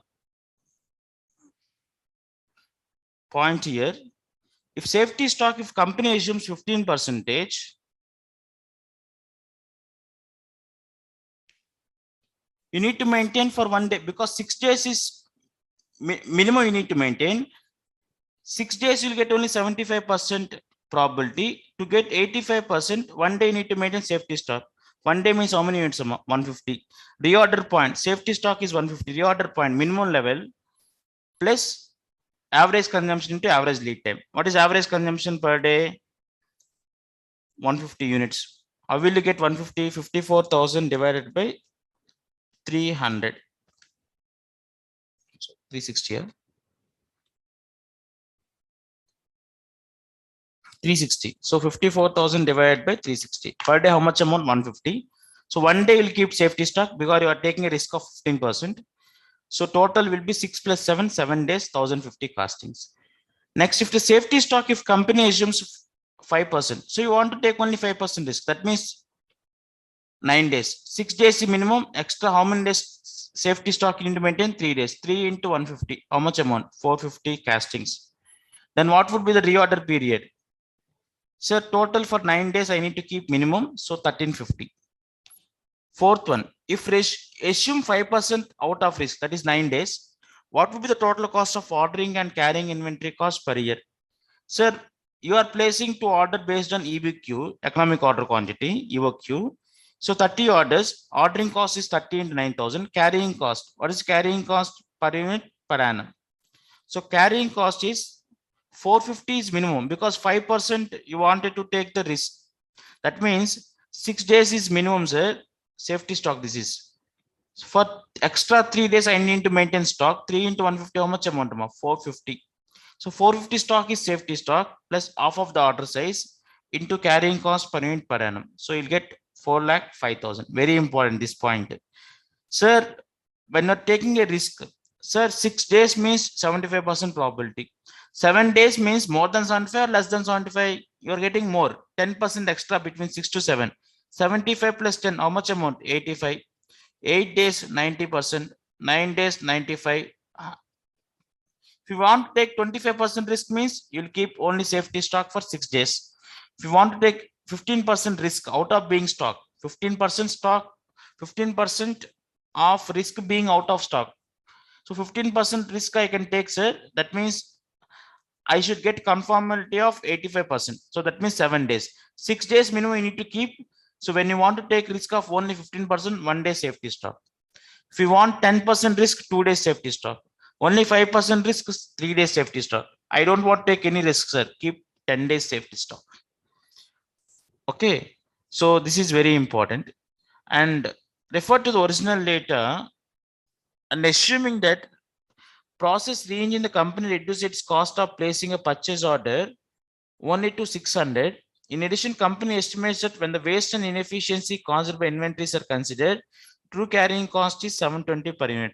Find out the new EOQ. Square root 2 into 54,000 into ordering cost is 600, carrying cost is 720. Number of orders, how much you place? 180. What is the frequency of orders, sir? Total you need 180 orders you need to place in 360 days. That means for every 2 days you need to place an order. So this is the revised EOQ. So one of the important topic and tough topic in terms of material cost variance. Do this problem again. So you will have. So what is if you want to take 15% risk means you are happy with you need to get the items in 7 days. The 6 days is minimum lead period. 1 day safety stock. Okay. 5% risk means 9 days I'll keep. 6 days always you'll keep. 3 days safety stock you'll keep extra. Okay. So while calculating carrying cost, see here, safety stock 5% risk means 3 days stock you'll keep it, which is 450. Half of the order size into carrying cost per unit per annum. So 4,05,000. So revised rework you can calculate and number of orders to be placed also worked out. Okay. So this is the concept of economic material cost. So we have done good number of problems. So if you have time, please take out material and do all the questions. So here you may get, so like in the question number 6, carrying cost. Okay, duration obsolescence is carrying cost, storage cost, that is also carrying cost. Interest cost is also carrying cost. Okay, so this all explained in the exam in the classroom material. So like question number 9, they'll be getting into examination. Please be careful. So order quantity, this 10th question is also same. So obviously when the vendor asks you to buy more quantity, they'll try to give discount. So you need to calculate purchase price plus associated cost, that is ordering cost and carrying cost at each level. Wherever I'm getting, you can take it off. So safety stock increases as demand increases. No, in ABC analysis, high cost of items are more likely to fall in category. Low cost items are C. So to protect against stockouts, large batch size is must. No.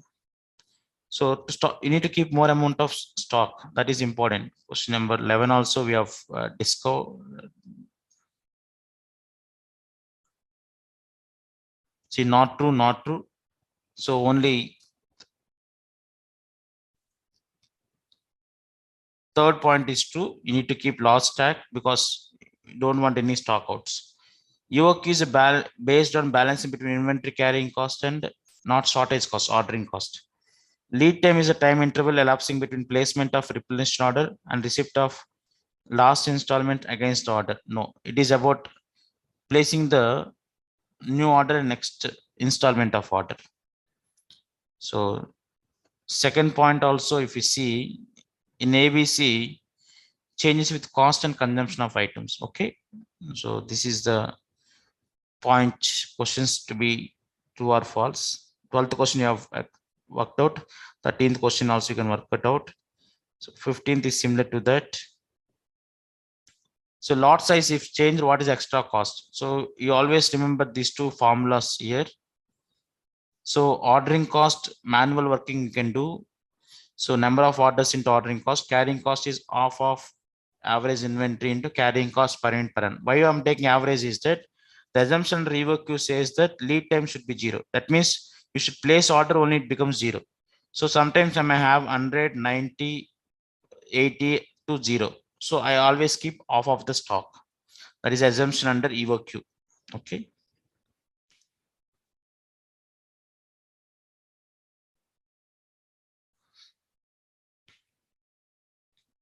So and FIFO and LIFO stores ledger you can just work it out. So I do not want to take it in Mardhan session because that is easy, which you can work it out. Okay. So this is also stock out test, number of times stock out. So this is also you can discuss in the, you can see our material. Okay. So major topics of materials also completed. Please understand that the topics you need to revise again. This is more of marathon session. If you go and revise again, and if you want to listen full-time classes, please take it for subscription for 1 month. What are the difficult topics, you just go ahead. So this is an examination time, so don't take any choices and just understand and each and every topic and do revision. Okay. Thank you. So we have completed 10 chapters. We are moving into the 11th chapter.